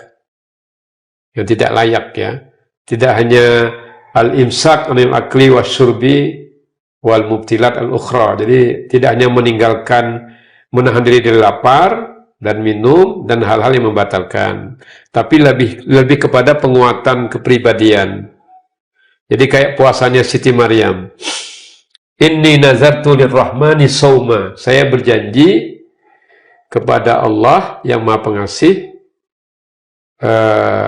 sauma. Jadi sauma itu berpuasa. Falan ukallimal yauma insiya, dan setia saya tidak akan berbicara kepada siapapun. Jadi di tengah tuduhan kepada Siti Maryam yang melahirkan anak tanpa seorang ayah itu, ayahnya Isa alaihissalam, beliau diam dan tidak menjawab tuduhan itu. Jadi memperbanyak diam, tapi diamnya terstruktur. Jangan diam-diam budu. Kini diam budu, nah, kan gitu kan? Nah, tapi diam itu terstruktur. Jadi diam asumtu hikmatun, diam itu bijaksana. Diam terstruktur itu ya penuh dengan renungan-renungan. Apakah kita membaca dengan teliti, cermat, apakah kita menulis konseptual. Jadi melahirkan produk-produk yang bisa dirasakan. Jadi kalau kita menulisnya dengan hati, masuk. Ceramah juga begitu. Kalau dengan hati, pasti masuk. Tapi Prof. Rusdi bukan profesor ataupun bukan dokter yang anti dengan digitalisasi, bukan ya? Tidak ya? Anti dengan? Digitalisasi enggak ya? Oh enggak. Itu justru mempercepat. Nah, mempercepat sebagai media, cuma sumbernya tetap harus dari kita, dari hati kita ya. Dari kita, karena prosesnya panjang itu. Terakhir Prof, boleh kita memberikan Prof memberikan pesan, memberikan semangat, motivasi, apalagi di Ramadan 2026 ini kepada kita semualah. Ya, menyikapi modernitas, kita tidak boleh terlalu konservatif. Kita harus mengikuti modernitas itu, apalagi dalam bentuk teknologi modern dan ilmu pengetahuan, karena dua hal itulah yang melekat pada wujud material peradaban yang kalau kita capai menjadi sebuah supremasi. Tapi kita juga tidak boleh meninggalkan nilai-nilai yang lama yang memperbesar kita. Artinya the past, the previous, masa lampau itu sangat berhubungan dengan the nowadays yang terjadi sekarang ini dalam menuju the future. Jadi harus ada sinergitas antara yang lampau, sekarang, dan yang akan datang. Tiga hal itulah yang memperkuat manusia sehingga memiliki jati diri, punya kepribadian, punya integritas, sambil mengisi waktu sepadat-padatnya. Innal faragha wal jidata mafsadatun ayya mafsadatin. Sesungguhnya kekosongan itu dan kekayaan itu rusak dalam bentuk segala kerusakan. yang akan mengusik kita di dalam menyikapi kehidupan kita. Jadi kita harus bermanfaat, memberlangsungkan diri kita. Jadi memperkuat kepribadian kita, bermanfaat untuk keberlangsungan kehidupan manusia di berikutnya. Nah, seperti yang saya katakan tadi, khairun nas anfa'uhum linnas, manusia yang baik itu yang bermanfaat bagi manusia yang lain, wa ahsanuhum khuluqa, dan orang yang paling baik akhlaknya. Demikian, mudah-mudahan kita bisa meningkatkan peradaban dan kebudayaan, dan yang terpenting kita harus berkualitas dan dibutuhkan orang lain. Hargailah orang ketika kita ingin dihargai. Sederhana bukan berarti miskin. Demikian. Baik, terima kasih Prof untuk waktunya. Terima kasih pemirsa, nanti kita jumpa lagi, dan Assalamualaikum warahmatullahi wabarakatuh. Download Tribun X sekarang, menghadirkan lokal menjadi Indonesia.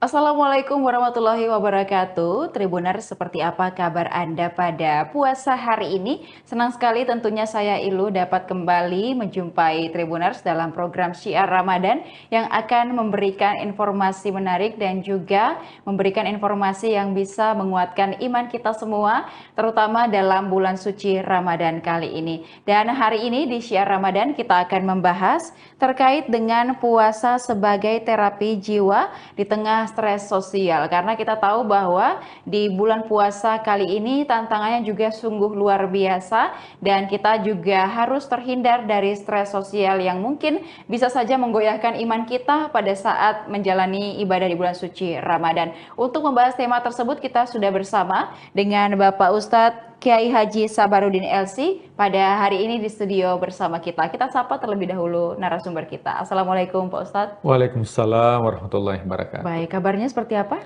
Alhamdulillah, semangat dari hari ke hari, harus tetap semangat. Baik, dan juga Pak Ustadz, ini kita membahas stres sosial begitu Pak Ustadz ya. Mungkin seperti apa tips ataupun juga cara yang harus kita lakukan agar puasa ini kita tetap bisa menjalankan ibadah dan terhindar dari yang namanya stres. Silahkan. Bismillahirrahmanirrahim. Hamdan wa syukranillah, salatan wa salaman ala rasulillah, amma ba'd. Ya, tentunya saya membuka dengan sebuah hadis dari Rasulullah SAW.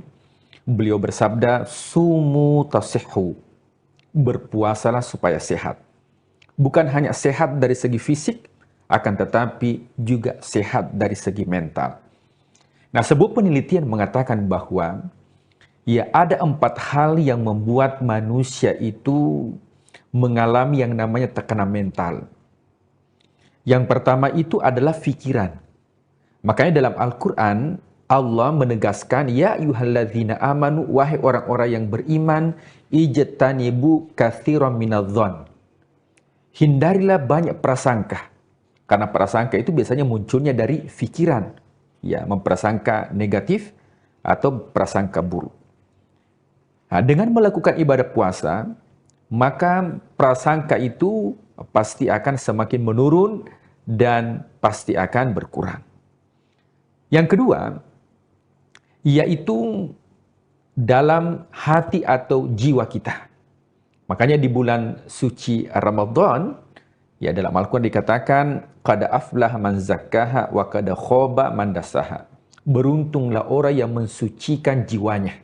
Jadi kita berpuasa bukan hanya mendetoks racun-racun yang ada dalam tubuh kita, akan tetapi lebih daripada itu apa yang ada dalam diri kita, yaitu jiwa, justru itu yang dibersihkan. Kalau itu sudah bersih, saya yakin bahwa kecemasan sosial itu akan bisa diminimalisir. Kemudian yang ketiga, ya penyebab terjadinya tekanan sosial atau tekanan mental itu, yang ketiga adalah adanya pikiran dan juga jiwa, tapi terlebih lagi yang ketiga yaitu makanan. Jadi makanan yang kita konsumsi ini juga sangat erat kaitannya dengan adanya penyakit mental atau tekanan mental. Coba kita lihat betapa banyak orang yang kurus ingin kaya, yang kurus ingin gemuk, yang gemuk ingin kurus. Nah, itu disebabkan karena pola makan. Nah, bahkan ada sebuah penelitian, ternyata dua hewan, yang satunya diberikan makan terus, yang satunya itu kadang-kadang diberikan makan. Nah, ternyata yang sering diberikan asupan makanan tiap hari, itu lebih cepat meninggal dibandingkan yang ditahan makannya dan minumnya. Itu sebabnya dalam syariat Islam, kenapa ketika Idul Kurban atau Idul Adha itu pada tanggal 10 Zulhijjah kita lebaran, kemudian 11, 12, 13 itu namanya Ayyamut Tasyrik atau hari-hari tasyrik yang haram hukumnya untuk berpuasa. Jadi kalau dihitung selama 4 hari kita makan, ini seakan-akan ada filosofi yang mengatakan bahwa setiap masuk hari keempat itu dianjurkan untuk mendetoks racun yang ada dalam diri kita. Nah, coba kita lihat, kalau kita menghitung puasa Senin dan Kamis, rata-rata itu masuk hari keempat, kita dianjurkan lagi untuk berpuasa, meskipun itu puasa sunnah. Ya. Hari Senin dianjurkan berpuasa, Selasa, Rabu, Kamis dianjurkan lagi untuk berpuasa sunnah. Masuk hari Jumat, Sabtu, Minggu, Senin kembali dianjurkan. Nah, tujuannya untuk apa? Bahwa ketika seseorang bisa melakukan ibadah puasa secara rutin, maka insya Allah bisa mendetoks dirinya dan juga tentunya sangat erat kaitannya dengan mental. Dan yang terakhir, kata peneliti mengatakan bahwa tekanan mental itu terkadang didapatkan dengan gaya hidup. Nah, jadi kalau rumusnya ilmu fisika itu semakin banyak gaya, itu beririsan dengan tekanan. Jadi semakin banyak gaya, pasti semakin tertekan. Dan ini keempatnya ini bisa tentunya diminimalisir ketika masuk bulan suci Ramadan. Nah, dengan cara seperti apa?